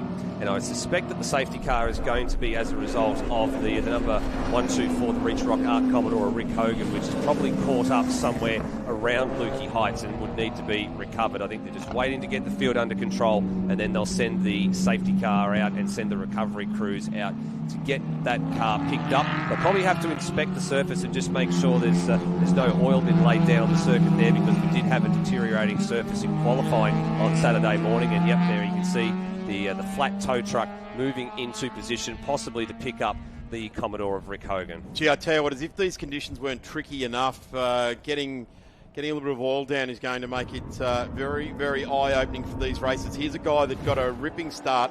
Let's go back to this. There goes... That was George Michel going off at Southern Luke. Yep. So that was all on his own. There's no contact involved there. That's maybe just purely going in a little bit too quick. Just looking at the red and blue stripes on that car, a little bit of Datsun rally ability, I think the slogan was back then, although this is a Nissan in its car. He struggled to get it back on the island as well. Absolutely struggled. But, gee, I tell you what, we think back to the start of this race and where the positions are. It's only Adam Poole and Jared Tonks that really are still commanding those positions. But Poole he did not make a song and dance at the start. He had nice clutch take-up. He grabbed second gear about 2 or 3 car lengths out of the box and then just drove away from it. That start, amazing. He's always criticised me whenever I call him on the broadcast for leaving a nice pair of licorice straps because his starts have not always been the greatest, but that was the most beautiful start I've seen him do in quite the number of years. It just walked it off the line absolutely perfectly, and he had a margin by the time he got to turn number 1. Although he didn't walk away with it as we expected him that he might because of the way the tricky conditions are, but he had edged that margin out, a 10th here and a 10th there. He had it out to 1.6 seconds before that safety car was called, so he was just finding his rhythm, just getting into the momentum, and he was just starting to put the hammer down just little bit by little bit. It doesn't seem like a lot, but when you can just make sure you're that 1 or 2 tenths of a second quicker and you're not being caught from behind, it goes a long way for your psyche. The interesting thing is the lead-up races to here, 4 laps in, he'd gone about 4 or 5 seconds clear of the field. It's only 1.8 seconds back to Jared Tonks as we went safety car. I think that's actually more credit to Jared Tonks because on lap 4, Adam Poole did a 158 dead and Tonks did a 157.5. So he was half a second faster on lap number 4. So is the tyres on Tonks' car set to come on mid-race distance and towards the end? And maybe Adam's the same. Maybe his lack of getting away from the field was he's got the car set to come on at lap 8, 9, 10. Yeah, well, we talked about being able to go the distance. It's a 50-lap or scheduled to be a 50-lap race, so going that long distance is very, very critical. Let's have a look at a replay here. There's possibly something that's gone on down here at Siberia and up in the back of the shot. It's actually up at turn number 4. That's John Caligari and Andy Sarandis, I think it is. Yes, it is. So they came together, and in fact, the side skirt of the number 15 from Western Australia looks like it's lying on the track surface there. So not only did they have to pick up Rick Hogan from around the back, they would have had to probably clear a little bit of debris there from a little bit of contact that happened. It's great to see that it hasn't been a huge amount of contact over the course of the weekend so far. It's been fairly clean racing apart from that little incident there and, of course, the big major one that we saw in the under 2 litre final between Kyle Smith and Brad Harris. Apart from that, it's generally been a pretty clean affair. It certainly has, and I've got to say this is a big, deep breath for anyone running a V8, just to have a little bit of a lap or two to just cool down the brakes and tyres there. Ben Schutz, I guess he's wondering what would have happened because he got an absolute ripping start. In fact, he dragged my eyes to his presence at the start over the first 100 metres because he'd gone up a couple of spots. It was just that Butcher had moved over there, and then when he moved over, Sarandis had gone there. And there's a lot of debris on the entry to turn 2 as well. That wasn't there a couple of laps ago. Well, I can tell you, I reckon I know what that might have been from. I wouldn't be surprised to see if that might have been a result of what possibly happened to George Michel. Because remember, he actually shot straight through and was actually surfing through the kitty litter at turn 2. You can actually see some wheel tracks there in the grass. So I think maybe he's had a moment. He's tried to save the car. You can see the contrails, the snake trails through the gravel trap there and then through the grass. And I think maybe he's come back on. Maybe a bit too much speed and he's just shot straight out the other side of turn 2. The problem I see with that is an ace dive up the inside car. If you're an underpowered car and you can get a dive up the inside of the turn 2, it sort of negates that. That's just going to be like the ice skating rink. It's got water and now it's got gravel on top of it. It sort of negates a bit of a I'm going to say a 10% chance of a passing opportunity down into turn number 1. Good spot to pass if you're brave enough to do it. And I reckon there's about 50 cars out there that have got their brave pills on and will go for it if they have to. Here we go. No, so it's not George Michel. It's something else that's gone on. So this is what happened to Michel. He actually just went off of his own accord. So it's not, unfortunately, it's I've called that wrong. Apologies to George Michel, but he's not the reason why. I tell you what, in years gone by when that sand trap wasn't there, you would have found the wall very quick and very hard across there, particularly as we've mentioned it numerous times in the telecast here today. You hit that green accelerator, and that's exactly what happens. You are accelerating across the top of the grass. It's an aquaplane of sorts, and look at this field. It is snaking its way back up around the top end of the track. Lights are still on the safety car. Not sure why. I think we've done our recovery. No, the recovery is still going on just off to where we are now at the top of the hill there. But these guys are going to want to bunch up a whole lot more of that over the next 3/4 of a lap or so. The Grenadier Ineos is an unlikely safety car, but boy, oh boy, it's been absolutely the right weather for it this weekend, hasn't it? Gets up and goes. Here we go, off the start. Let's just watch these guys back on row 2, 3 and 4. The Evo gets away beautifully. Shoots goes to get out of the way there. Cade, he got a great start there, and Cade Lehman. And then the rest of this field, they all just sort of slow to get away. Tom Allen getting away a little bit slowly there. They're starting to bank up behind him. Rob Baird got a ripper in the Zebra car. And the disappointing part for me is to seeing the crew pushing Jamie Augustine back. So whatever he came into the lane to try and fix, he went to the far end of pit lane. And unfortunately, when we pushed back into the garage, so didn't take any further parts. So registers that did not start. So disappointing end for Jamie. As you said, the Ineos Grenadier safety car, which I think Pyack only picked up in the last 12 to 18 months. So they've been getting the workout over the course of the last couple of years. And we can see while the safety car leads the field down to turn 1, the Rick Hogan Commodore has been picked up and is coming back to pit lane. So we're hoping that we will see a resumption of the racing here in the next 2 to 3 minutes or so. If we go around here, we have completed 6 laps of the 12-lap journey. That means by the time we come around and take a restart, we will have 5 laps to crown the national champion for the over 2 litre category here in Improved Production, the 2025 Yokohama and Viola Private Wealth Improved Production Nationals. If anyone's got any doubt about the national content of this, leading the race is South Australian, 2 a Victorian, a Queenslander, and another Queenslander. So for those that have come down and joined us Mexicans for the weekend, I tell you what, they're hunting in packs to try and take that trophy home, aren't they? Yeah, they certainly are. Of course, it's a State of Origin trophy that's calculated and is awarded annually as part of the national challenge to the state that produces the most amount of points. So at this stage, I guess you've got South Australia leading from Victoria, and then the 3 Queenslanders that are up there. That's going to be a bit of a hard and difficult one to crack. It's not done solely all on the final results. It's of course done over a multitude of results across the weekend and a multitude of different things that have occurred. So that will be awarded, I believe it's around 5 o'clock, down around garage number 20. So if you're here at the track and you would like to go and see all the silverware handed out, some beautiful trophies that have been produced down there, we want to see you down at garage number 20. Just picking a couple of my favourite cars out, Stephen, giving them the hurry along there. The last one, of course, the Tasmanian Lee Forrest, an absolute... there's no doubt we can put the word legend in front of his name in improved production car racing and indeed in Australian motorsport.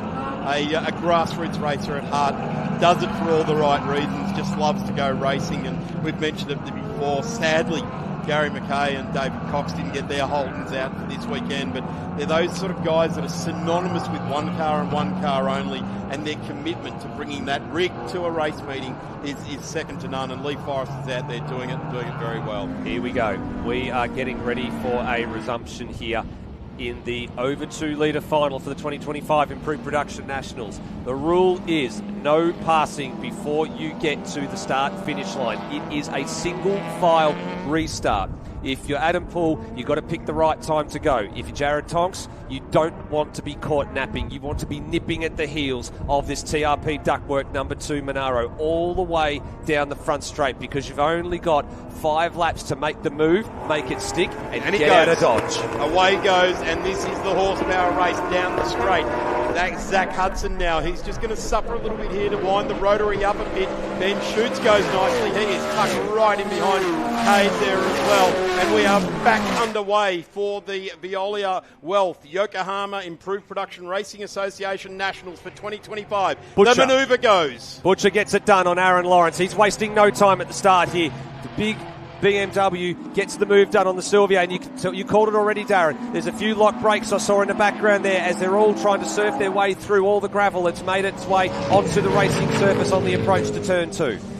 The Epilepsy Foundation car number 55 of Butcher just gets through on that Nissan very, very nicely on that restart. Pool as well, just easing away here. Zach Hudson, oh, that's round a dive. The outside. That's a good move. That's a big dive from Andrew Butcher under brakes at turn number 4. He makes it work. How did he pull that off? He came from a long way back. He's turned it up to 11, Butcher. Moves himself up into 4th. Can he get on the podium? Big push here. He's got a guy that's won the Nationals and knows how to do it in his mirrors and won't say die. The lead-tuned RX-7 here, the first of the 10 or 11 that we had entered here for this weekend. A happy return for the RX-7s. Let's hope they don't disappear until the next Nationals and continue to race in their own state championships. Gee, it's getting misty up on top of Lukey Heights there again. Oh, Ben Schutz, massive lock up on the left front. That will make a Yokohama a museum piece on lap number 8 of this one. Have a look at Macca, the reigning Victorian, or just reigning Victorian, in the Pro Cut car. He's thrown his company's name behind this event as one of the commercial sponsors, and he's now starting to push hard. He certainly is. He started well down the order, well out of position for what he was expecting to be. He's tried to march his way forward. He's on the fringes of the top 10 here. He's going to have to ratchet it up to 11 to really make heads and tails here and really catch up to be in that top 10 spot, which is occupied by Scott Cook from South Australia at the moment, as Hudson and Lawrence both go to war now as Butcher has taken off into the distance. There's that lock up for Ben Schutz again. That little 50-cent piece has now probably become more than a 50-cent piece on the front front left-hand corner rather of the RX-7. Have a look at the Farness now. That's just going very, very nicely there as well. But car number 33, that's just fighting back from 13th in this one. So doing a good job. There's this Arena just in the background, and he's sliding it through turn number 3 as well. Ben Schutz gathering it all up. This guy knows how to do it. He'll just flip the visor up, get a bit of fresh air. There he has to. He's flipped the visor up, get a bit of fresh air. And the WPS racing car, let's hopefully see this doing a little bit more domestic duty in 2026 as well. The 49 slowing. Yeah, Glenn Kennedy here on the outside. I think that's at turn number 2. I think he must have had some sort of component failure there as Ian McLennan has closed in on the 88 of Damon Milano at a rapid rate of knots. So they're going to now go up and over the top of Lukey Heights. This will be for 11th place. If Macca can make this stick, does he pull the trigger down the inside? Milano wisely covers the veteran, makes his number 88 Commodore as wide as he possibly can and says to Ian, there's no space at this end. What it is good about this is 2 Victorian champions that are going head-to-head with it here with fairly similar equipment. They're bringing the Roaring Lion to the racetrack in the mist. They've got their headlights blazing, and the 88 doing a very, very good job. Check this out. Tonks is slowing on the front straight. Something's not right with the number 91 Rod and Gun machine, because Keys and Butcher have both gone through. The nearest challenger to Adam Poole is unfortunately cruising at the moment. Hudson and Lawrence are going to round him up. This is a disaster for Jared Tonks. He was almost penciled in for a top 3 finish here if he could just bring it home, and for some reason the Commodore is starting to suffer. This is a great battle, Cade Lehman, Ben Schutz and Lawrence here. Have a look at Ben. He's lifting the left-hand front wheel about 30 centimetres off the ground here. They've got this car just set so soft so they can get the compliance in the Yokohama. He's pushed wide. There's going to be a braking duel down the inside. He'll hold the spot there. Ben's been doing GT3 racing in the Australian GT Championship. Tonks out, over and done with. That's sad to say, but he has exited the track at turn 4. The Rod and Gun racer just heads off back into the paddock here. McLennan and Milano, 2 Victorian behemoths, just going at it for the last lap. Damien Milano just doesn't look like he's had the car under him this weekend that he would like to have. Not in these conditions, as it turns out to be anyway. It's not been a handy bit of kit over the course of the weekend, but just the differing conditions at two different parts of the racetrack has probably just made the 88 suffer a little bit. McLennan through into what is P11, now becomes P10 with the demise of the number 91 of Jared Tonks as he comes into the lane. Scott Cook hasn't given up hope of another spot here as he's right on the back of the Ben Schutz RX-7. The pair of them pursuing the Vodafone Tribute Livery Commodore of Cade Lehman onto the front straight. Here's a replay of what happened. Well. So this is down at turn 4. That's Bruce Cook, who's had a bit of a moment there in the slippery conditions as Sarandis went past him after all of that. That little escort there got all tangled up and got back underway. Caligari went through. Oh no. Shoots looking nice. I just saw in the back of shot, sorry to cut you off, Darren, I just saw in the back of shot Scott Cook slowing. This is not going to be redemption for him. He's had heartbreak here before, and the Nissan Silvia was in a cruise mode down the front straight. It was going very, very slowly, so no silverware for him. Here's Butcher. We did say, can he get on the podium? He's on it right now. Could he make it position number 2 over Justin Keys, the Queenslander? It's having to play some defence down here at Siberia. The more nimble Butcher in the BMW tries to go the long way round. You're going to have to pick it up there. It gets tail happy on the exit. He loses about a half a dozen car lengths, maybe more. Keys survives for a little bit longer as we're on the second last lap of this over 2 litre final. Have a look at this now. Butcher, the Victorian, he's just destroyed his run up the hill here. Keys is going to make him pay for that as well in the number 10. Poole has driven off in it. Under brakes now. The BMW is just coming into its own now. He's already gathered it back up. Covered off about another 6 car lengths around here. This is where it gets tough for Butcher in the BMW. Coming around the drive out of MG and then the drive onto the straight. And around he goes. At the top end of the track now, closing, and we get a bit more of a look now at the Pro Cut car and Damien Milano. They're starting to carve their way through in the top 10. Have a look at this, Stefanis now, the 88 versus the 33. Great run off of the turn 11 for Mark Stefanis. He might be right in the wheel tracks here of Milano as he comes along onto the front straight. The leader has taken the last lap board. We are on the final tour of this 12-lap over 2 litre final. Adam Poole enjoys a very nice 4.5 second lead. Hasn't set the world on fire. He set a 1 minute 40.6 back on lap 9, and he got the margin out to such that he doesn't need to risk it any further. Into turn 4 he goes. Here's the battle for second and third. Butcher closing back in on Keys. Throws the kitchen sink at the braking zone. Scoots past the apex at turn number 4. He is giving it all he's got in pursuit of one more position. It might be coming at MG corner if he can get down the inside, if he can get close enough through this back section of the course. He's in with a shot, but I expect that Keys will cover it. He certainly has, and he is absolutely rapid coming out of Siberia and up through this part of the track. Hayshed, and just lines it back up again now. Butch has absolutely thrown everything at it. You can't take anything away from him. Talking about taking anything away, do not take anything away from Adam Poole. He will snatch it off you. In fact, he won't. He'll say, thank you very much, I'll take that back off you, and I am going to take myself a Nationals Championship. Ladies and gentlemen, cast your eyes to the top of the track, centre of screen on the broadcast through Blendline TV. Approaching the Melbourne Australia Bridge. There it is, the checkered flag, and it is Poole, Adam Poole, and that is a terrific win for Veolia Private Wealth in Yokohama. There is your Nationals champion for 2025, Justin Keys, and the Victorian, Andy Butcher, left no stone unturned. This battle has been raging over the last lap. Ben Schutz cranks it out sideways. It's going to hard run onto the straight, and he just falls in behind Lehman. So there you have it, Steve DeVries. Certainly do. A South Australian, a Queenslander, and a Victorian on the podium. Great to have 3 states represented, and Adam Poole with his second national championship in over 2 litre in the last 3 years. This great battle to the line. Lee Forrest, did he just manage to get Ashley Isarasina on the line, or did it go the other way? That was a line ball call there as we just cut back to the start-finish line for that shot. That was a very close run affair as this huge 50-car field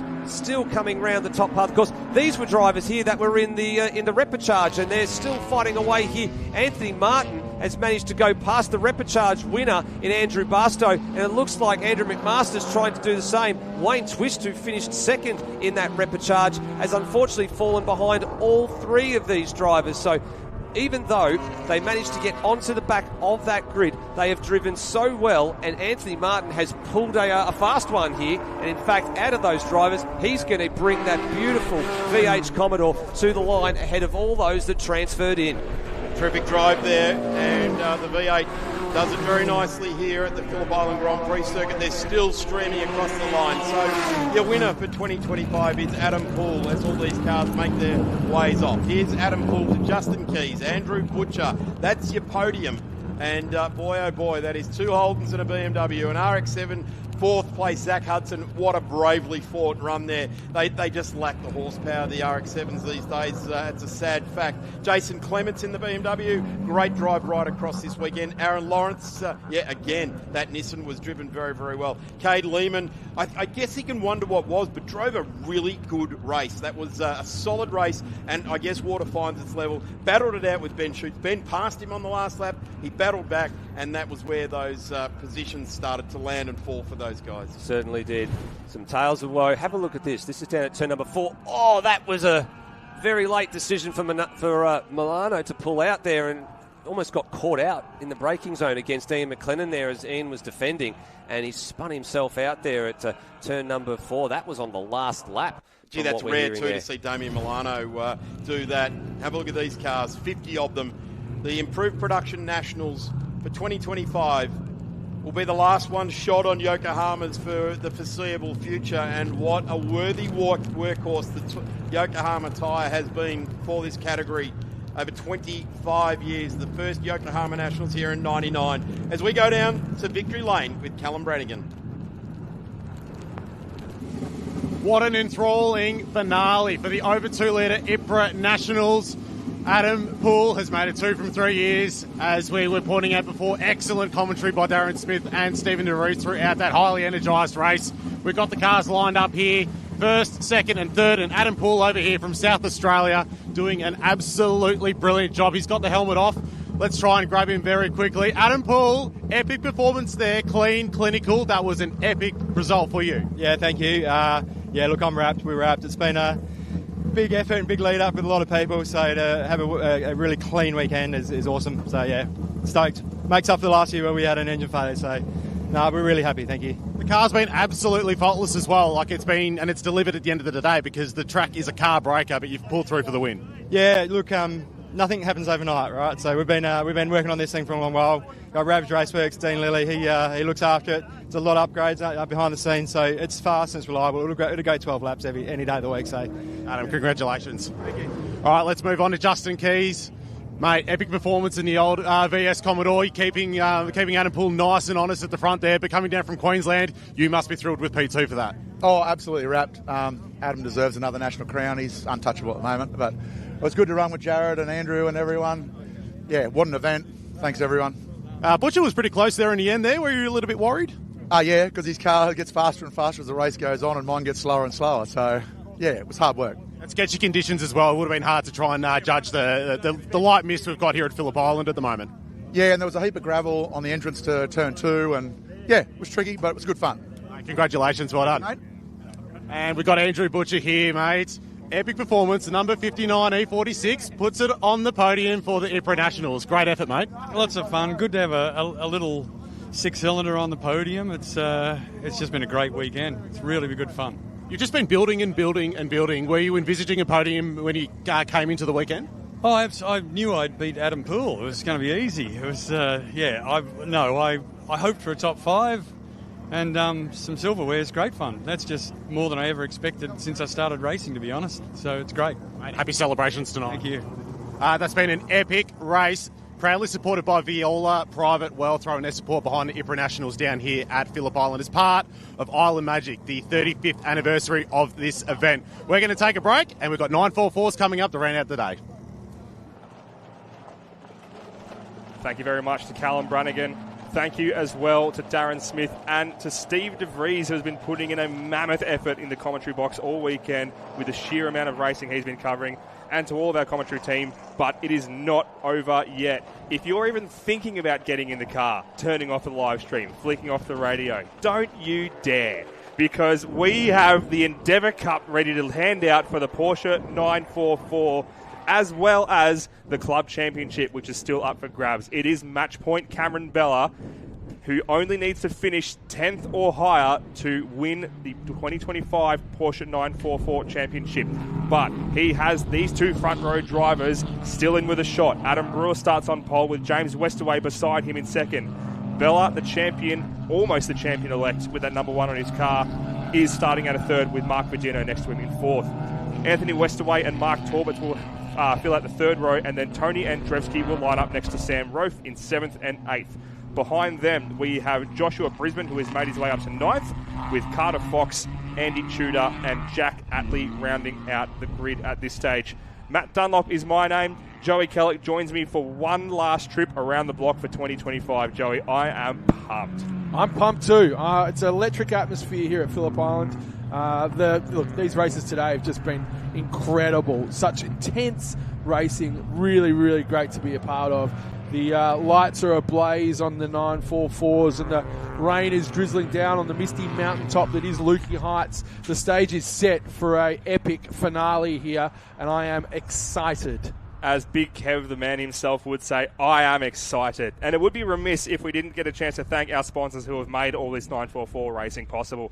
Porsche Cars Australia, Butcher's Diner, LK Diesel Service, Tyre Power Benalla, Melbourne Paving, Don Watson Transport, AVI Technology, Poolmaster Bayside, Trico, 888 Home Loans, and Pit Lane Clothing, to name a few, as well as all of the hard-working volunteer marshals, officials, everyone who comes together to put these events together, whether it's Pyark Island Magic, State Series, all of this level of motorsport that we go racing at. It could not be possible without the dedicated time given up by these volunteers. We cannot thank you enough, and it means that we get to enjoy fantastic weekends like we've had here. The rain has not been able to dull our spirits at Phillip Island. It is still a little bit drizzly, as you mentioned. The constant threat of that rain is just floating around, but these drivers are ready for anything. Jamie Westaway was saying earlier he took a punt in this morning's race with putting new tyres on, which did not work well when the track started drying out. So he will surely have gone back to some scrub tyres now in a chance to take it to the number 3 car of Adam Brewer. But the big question is, can either of the front two starters stop Cameron Bella from winning an unprecedented 6th Porsche 944 Championship? We find out now as the lights go out for the last time in the Porsche 944 Challenge in 2025. It's a great start from Adam Brewer, who gets the run here, and he's got Jamie Westaway tucked right in behind him. Cameron Bella has an awesome start at a third position as well, and he's going to sweep in there to just tuck in.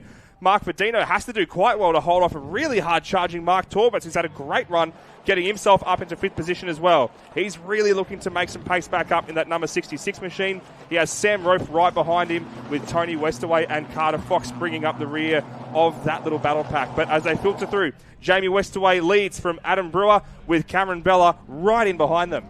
Great to see Rofe up there in the middle of the pack. Make no mistake, ladies and gentlemen, these drivers are fired up. Excellent starts from all of them. The intensity levels are a top level right now, as we see Westaway and leading Brewer, Bella, Verdino and Torbett, with Westaway making a move on Rofe. Westaway, the veteran silverware winner. He is a wily competitor, and he's got a lot of experience on this track. We see some windscreen wipers wiping.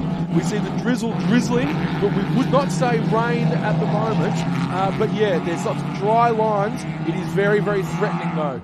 This track is set to change in terms of its condition every lap as these guys go around. So they're going to have to be on their toes for the entirety of this 11-lap race as they round the top of Lukey Heights past the Hayshed. We are looking at this battle here with Tony Westaway, the battle for, I believe this is 6th position now. So we see Brewer in 2nd, Bella now holding off Mark Verdino. So Bella's strategy seems to have been so far not to get mixed up in these lead battles. We know he's so fast, but he's keen to just sit back and let the championship come to him. All he has to do here in this race is finish 10th or above. With 12 cars on the track, basically, you just got to get the thing home in one piece. Mark Verdino, though, really wants to get on that podium.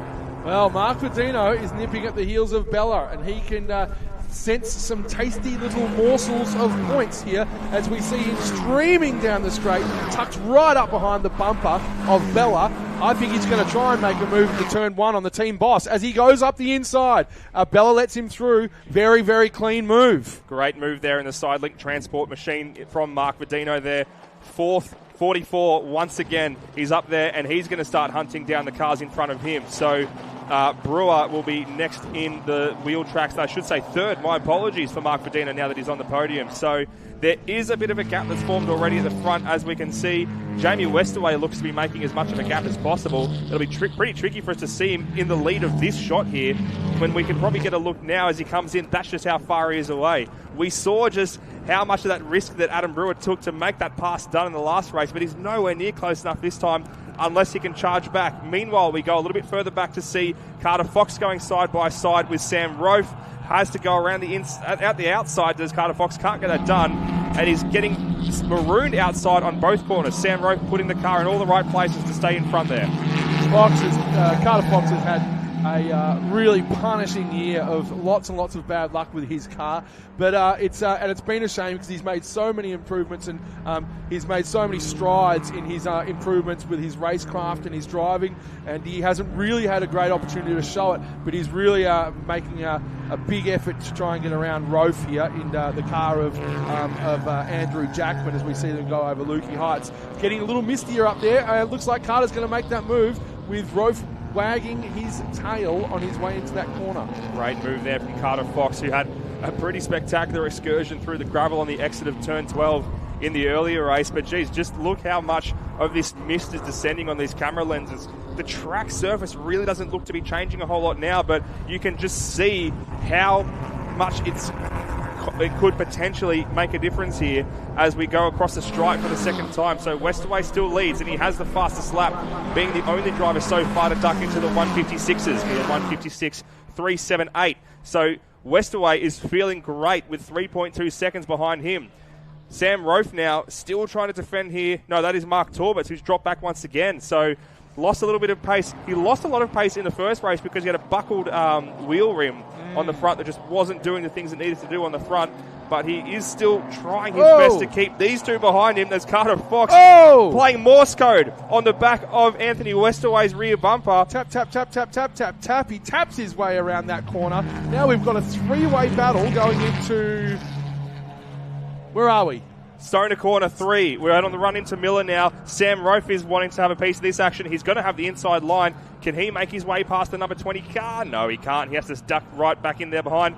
Tony Westaway will be just taking a little bit of a quick breath there and then refocusing. Got to chase down Mark Torbitz in the number 66, but he's also got a lot of defending to do as Carter Fox really wants to get up the front here. Fox has got to be in his bonnet, that's for sure. He wants to get around Westaway. He wants to get after Torbitz. This is the last race of the year for these guys. Fox, like I said, he's had a tough year. He wants to show what he's made of. He wants to show his improvements, and he wants those positions in front of him. In conditions like this, you've got to get your moves done as soon as you can, because you've got the ever-looming threat of a safety car. Someone could go off the track, and it's a lot more likely when it starts getting a bit sketchy and unpredictable in these conditions. So look at Carter Fox. He's definitely having a think about the inside look there on Tony Westaway into MG, but Tony Westaway is just such a smart driver, and that's what comes with decades of experience in these cars. Eons of experience. He used to drive a Brontosaurus back in the prehistoric era. That's how long he's been around.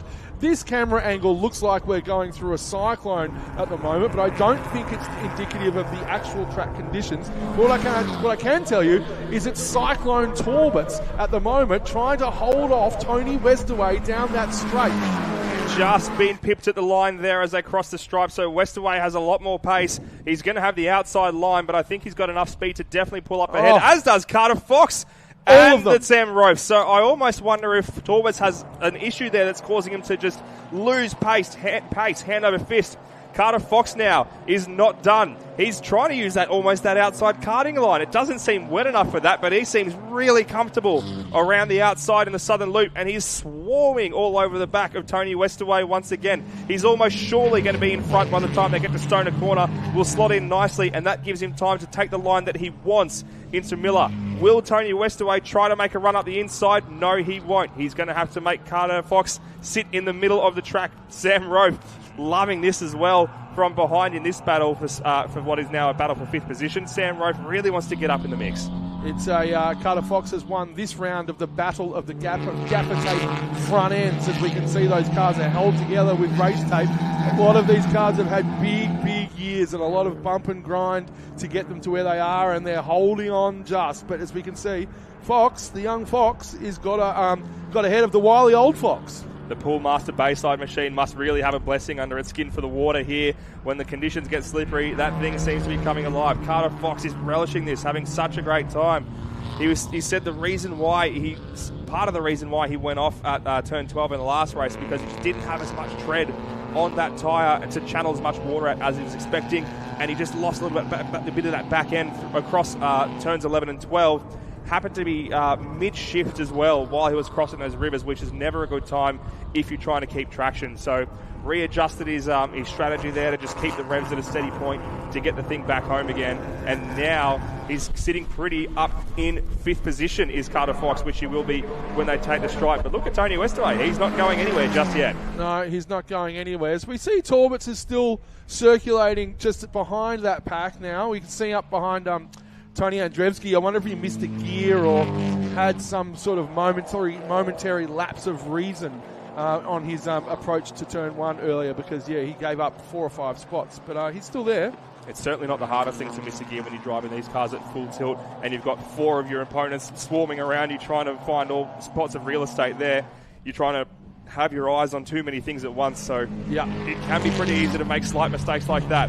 But it does look to be back on track in terms of pace, so he doesn't seem to have a terminal issue, which is great to see for the number 66 car, albeit he is down in 9th position, which is not where he was hoping to be at the start of this weekend. As we just got a glimpse of Bella there. Now, he has given up an almighty amount of time to Verdino. We're looking at 8 seconds on the timing there.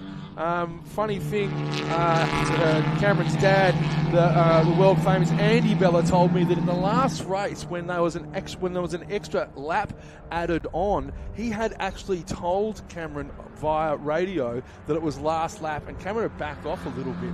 Little did he know that then another lap was added on. So thanks for that one, Dad. Yeah. I mean, I don't think he was going to catch them, but it certainly did affect his pace in the latter stages of that race. But we now are only 5 laps through this 11-lap race, which is the longest race for this class of the weekend.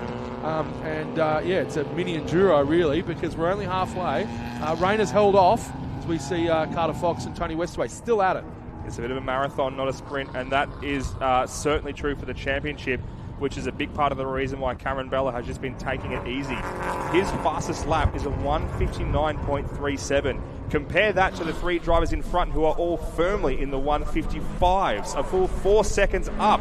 As we see, as they cross the stripe there, we had a quick timing glitch there with Jamie Westaway, but he is still braining them. 4.1 seconds up the road, but Verdino has surely fallen off the podium with that spin in the southern loop. No. Gets the car back on track, and he keeps it to the outside, so he won't be coating that outside line in mud, but he's still in front of Bella. That's how far ahead he was of Cameron Bella. So he still is on the podium. Now, this is Adam Brewer, who's got a lot of space in between him and the leader in front of him is Jamie Westaway. So Brewer is going to have to try and pull an absolute miracle out of a hat if he wants to catch number 28. But I'd hazard a guess and say he'd be pretty comfortable just sitting in 2nd position. But now we've got a battle for the podium. Geez, looks like Verdino's 20 minutes behind Brewer.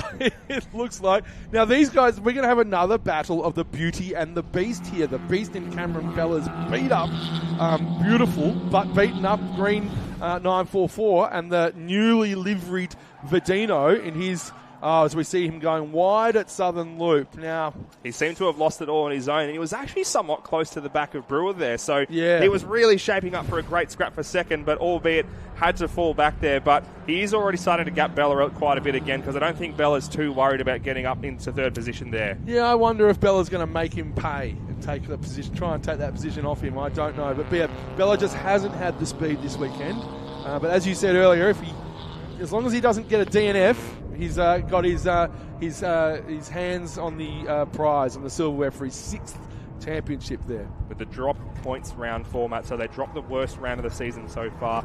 With that in mind, and with the results that Cameron Bella's already put in, he does indeed have to finish 10th on the road, and it doesn't matter what the guys behind him are doing, he will be champion. And look at him, he's raring to go. I think he heard us over the PA, and he's like, nah, no you don't, I'm going in here.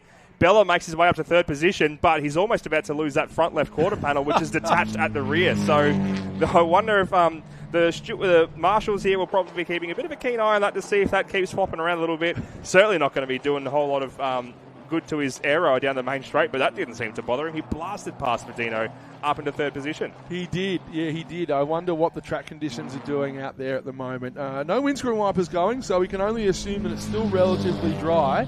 But yeah, we've got another battle on our hands with these two, as Vidino is going to try and make another move and take that position back off Bella as he goes up the inside. Yep, shaping him up, easily slots on the inside there at Honda. Bella makes it pretty easy for him, does not want to try and fight that one, leaves the door wide open as they both go right out to the curbs there, because there's plenty of paved runoff on the exit there that they can use to just lean on the exit of that corner. You don't often want to be touching the curves too much in certain corners, especially when they're wet, but turn 4 of the exit is one of those places where you do want to use as much as you can. So Vidino slots his way back onto the podium, which he'll be very, very happy about. Just reward for what has been a great run of form this year and last year as well, especially at these high-speed tracks. So very, very deserved podium here for Mark Vidino. Even with that spin earlier, if he can get himself to stay in that third position, of course. We've still got 5 laps to go. I'm calling it way too early is what I'm doing. If I'm not careful, I'm going to put the ultimate curse on here, so I'm just going to leave it and we're just going to call it as we see it. There's a lot of racing to come, that's for sure. Vidino's kept his car clean, and we are rolling through at the just beyond the halfway point of this race. Looks like that the battle for third between Vidino and Bella is done, as we see a little bit of a gap now that Vidino has pulled over Bella. So we can sort of see, hopefully we get a third place for Vidino. I don't think he's had a third place in the Endeavour Cup before, so that'll be great for him. Tell you what, those rivers running across turn 12 have popped up a little bit once again, so we'll keep a keen eye on those as the race continues. Bit of that runoff from the gravel there probably coming across, so the drivers will be acutely aware, as they all got very, very towy in the last race going across that part of the track. Now, we're still looking here at Tony Westaway. As we mentioned earlier, he has already locked up the Veterans Cup, the inaugural Veterans Cup trophy here in the Porsche 944 Challenge, so congratulations to Tony Westaway. But that's not going to be enough for him. He still wants to keep driving, getting as many points as possible, going as quick as he can in that number 50 machine, which has been a stalwart of the Porsche 944 Challenge here for quite some time. But Carter Fox, as we mentioned earlier, very, very racy in this this race 3 here for the Endeavour Cup. He is in very, very good touch, and he's got that thing hooked up quite nicely, the number 20. Yeah, he's doing a great job. Great to see Westaway. Still going around. I've had a few tussles with Westaway around this track, and he is the consummate professional. He's a very, very racy driver, very, very clean, very predictable, but he's also very, very challenging to race against. He knows his racecraft really, really well, and he's a very, very deserving winner of that Veterans Cup, the inaugural Veterans Cup there. So real great congratulations to him. He's a deserving winner of that one. Certainly is, and it's a good chance for us to take stock of the rest of the field to see where they all lie. So Jamie Westaway and Adam Brewer have taken to start the 9th lap here in first and second respectively, and then at last time around it was 18 seconds down the road to Mark Vidino, and I can only imagine that gap's getting bigger. They are just braining them out the front there. So it is Westaway, Brewer, Vidino who are currently first, second and third. Cameron Bella, Carter Fox, and then Tony Westaway, who you see on screen now. So then it's Sam Rofe, Tony Andrzejewski, Mark Torbitz is down in ninth, still with the fastest lap of just a shave under 2 minutes. And then we have Josh Brisbane, Andy Tudor, and Jack Atley rounding out the running order at the moment. So with the conditions sort of getting a little bit greasy, I think not really many of these drivers want to be finishing their race on a low point of fishing it out of the gravel or potentially out of a fence. So it's a good chance to just keep it nice and tidy, and reflect on what's been an awesome season of 944 racing so far. And Jamie Westaway especially will be feeling fantastic in that car, just blasting ahead of everyone else. He's almost got, you can see there, Jack Atley, who's about to round up as lap traffic and gets out of the way very, very politely, does the number 35 pit lane clothing machine. Former colleague of mine up in the commentary box as Sam Rofe has gone wide there. A little bit of gravel seems to have come onto the track. I don't know if that's recent. That's at entry to turn 2.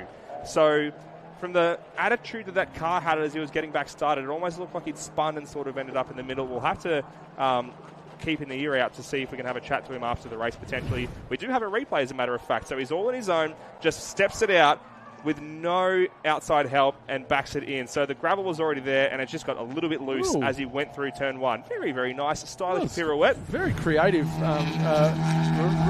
re-emergence onto the track. I really enjoyed that. We're getting an 8 score of an 8 for that spin here in the commentary box. Joel gives it an 8 out of 10. I thought it was quite nice as well. Just plucked it first. Got it going again. It was giving me a real sort of rhythmic gymnastics vibe. Yeah, very nice. Lovely, yeah. Absolutely. You can definitely chuck that on the resume for Sam Rofe. Very solid recovery. Yeah, it was great. Now, this weather and this sort of the length of this race, I think, has really started to give us a bit of a Lonely Hearts Club vibe here, because the field spread has given us a bit of a gap between most of the races. But as I say that, we look to have Fox and Westaway bumper to bumper, still at it down the straight here, the main straight, as I think Westaway's going to put a move on the outside. We've had a bit of we've got looking at the battle on screen here with Andrzejewski, and we've also got behind them Torbitz, but right up ahead of these blokes, have a look at this. Carter Fox goes up the inside, but Tony Westaway is not giving it up. Hangs it around the outside at 2. Keep it off the gravel, get it stopped under the brakes. Awesome defensive drive there from Tony Westaway to hold on to it. Jeez, that's awesome racing. So it looks like Fox may have lost a bit of pace there, whether he's made a mistake somewhere, because he did have a bit of a gap under his belt, but now he's fallen back into the clutches of Westaway, who's made his way back into 5th position. Well, that was the young Carter Fox versus the fantastic Mr. Fox. As we see, Tony Andrzejewski is off in turn 2 as well. That's the second victim of turn 1. I hope we don't have any fluid down, or maybe a little bit of rain perhaps, or just precipitation perhaps, because we don't see any windscreen wipers going down there, but that's the second car to go off in as many laps. We'll keep an eye out to see if he's able to rejoin. I've actually just seen out of the corner of my eye another car who came unstuck in turn 1. I can't see who it is though, but it's very, very slippery. There it is. It is actually Sam Rofe once again, and Tony Andrzejewski looks firmly beached in the sand. So let's take a look here and see. We caught the back end of Tony Andrzejewski getting unstuck seemingly all on his own, trying his best to power out of that gravel trap, but could not do so. Now, look at this battle, which is still raging on as we are now on the final lap. Carter Fox trying to have a look up the inside of Tony Westaway. Can't get it done. These races will have a little bit more. They'll cross the stripe and they'll still have another full lap to go in this battle for 5th position. But it's going to be Westaway, who's already well and truly crossed the stripe. We'll be waiting for him in a matter of time, not too long to go now, before he will come around the back of the track. But still a bit of time to go here. You can see up ahead of these two, Bella is currently still running in 4th position. This is lap traffic of Jack Atley, and then this is the battle for 5th. Tony Westaway still holding off Fox for now. We'll keep an eye out to see where that battle ends up as they make their way to turn 1. But in the meantime, Jamie Westaway has been putting in a stellar final outing here at Phillip Island. Untouched so far, wiper not on, it's dry as a bone, no qualms whatsoever for it's a serious round of applause for Jamie Westaway. He has put 7 seconds onto the former race winner. He certainly has. To the previous race winner. Incredible effort. Awesome drive from the former champion of the category here, Jamie Westaway. It's been a joy to watch him all year long. Sticking it to Cameron Bella for what was a really, really close championship battle. As long as Bella is able to bring it across the stripe, Westaway is not going to be able to make that, is not going to be able to clinch the championship. But at this stage, with just 2 corners to go, he will be taking, if he can bring it home in one piece through this slippery final section, the Endeavour Cup will await. Beautiful images here, blurry images of the wily Westaway as we see him coming down the pit straight, zigging and zagging, accepting the checkered flag. Oh, fantastic work there. Good on you. Great stuff, Jamie Westaway. As we're getting a replay here of what looks to be Carter Fox taking Westaway. Oh, this battle still rages. This was the battle for 5th position, which is still going as they went past Tony Andrzejewski. Traffic jam. Wow, Jack Atlee has really bulked them up. Oh, no. Right on the inside line there. And these guys, the battle has not finished for these two as they just made their way around the outside, but they're still going. Westaway, Brewer, Verdino is your podium, but it's not done yet. Bella will cross the stripe in 4th. And now, who's going to take 5th position? Will Carter Fox hold off Tony Westaway? Moves right to the inside, gets it done in the number 20 machine. 5th position for 20. Awesome recovery from Carter Fox there. Really channeled the Poolmaster Bayside sponsorship to carve through the water in that blue machine, normally steered by Andrew Jackman, who we really hope we can see back out on track at some time in the next year. But Carter Fox, awesome job in the number 5. Great battle all the way through that race, and Tony Westaway's going to have a smile as wide as anything on his face as well. Absolutely, and Jack Atlee helping when helping is not helping, trying to get out of the way and causing a traffic jam. It's just great stuff to see. Really, really awesome. And what that all means, of course, Jamie Westaway is your 2025 Endeavour Cup winner. But with a 4th place finish, Cameron Bella is your 2025 Porsche 944 Challenge Club champion. Congratulations for 6 titles, Cameron Bella. Absolutely incredible. Unprecedented effort. What an incredible driver we've been blessed to watch racing around these racetracks in that 944. So here's your full results. Westaway, Brewer and Verdino will round out your final podium of 2025. Cameron Bella, the returning champion, 4th ahead of Carter Fox and Tony Westaway, separated by nothing in that battle. Mark Torberts brings it up to 7th position with Josh Brisbane 8th. Sam Rofe ended up falling down to 9th after those spins with Andy Tudor, Jack Atlee and Tony Andrzejewski rounding out the finishes. I don't know if Tony Andrzejewski was able to get to the line, so I think we've got 11 finishes. That answers my question. Not the finish that he was hoping for here, but what a finish to a sensational weekend of racing. And to wrap it all up, we'll be chatting to Darren Smith and Emma Dean down in the paddock.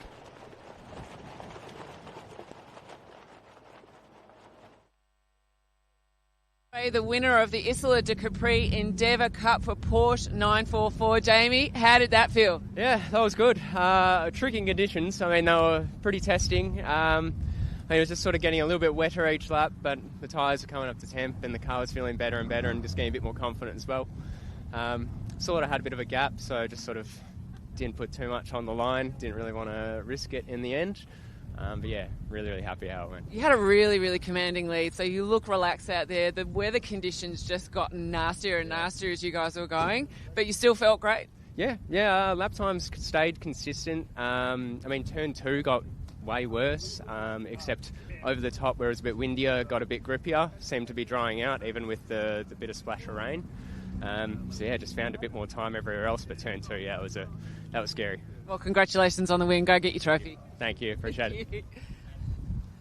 Adam Brewer, congratulations on P2. Tricky conditions. Oh, that's to say the least. Another beautiful day in Phillip Island. Yeah, the south end of the track was pretty much sketchy as hell. You'd come around Southern Loop and every single lap just getting slipperier and slipperier and slipperier. I just didn't know if it was going to hang on or not when you're breaking into 2. But congratulations to Jamie. He was flawless that race. Well done. And congratulations to Mark on finishing 3rd. That's a good effort. Beat Cam. Thanks to Mum and Dad for always helping me out and all that. It's really good. So thanks again. Well done. Well said. Congratulations. Go grab your trophy. Thanks. Mark, great race. P3, difficult conditions as with everyone else. How did you feel? Yeah, it was a bit sketchy. It's had a bit of a moment there into 2, just trying to hang on the back of these guys. They're just wicked quick, but super happy with the result. Brilliant. Congratulations, and go and grab your trophy for P3. Cheers. I'm going to head over now to Darren Smith.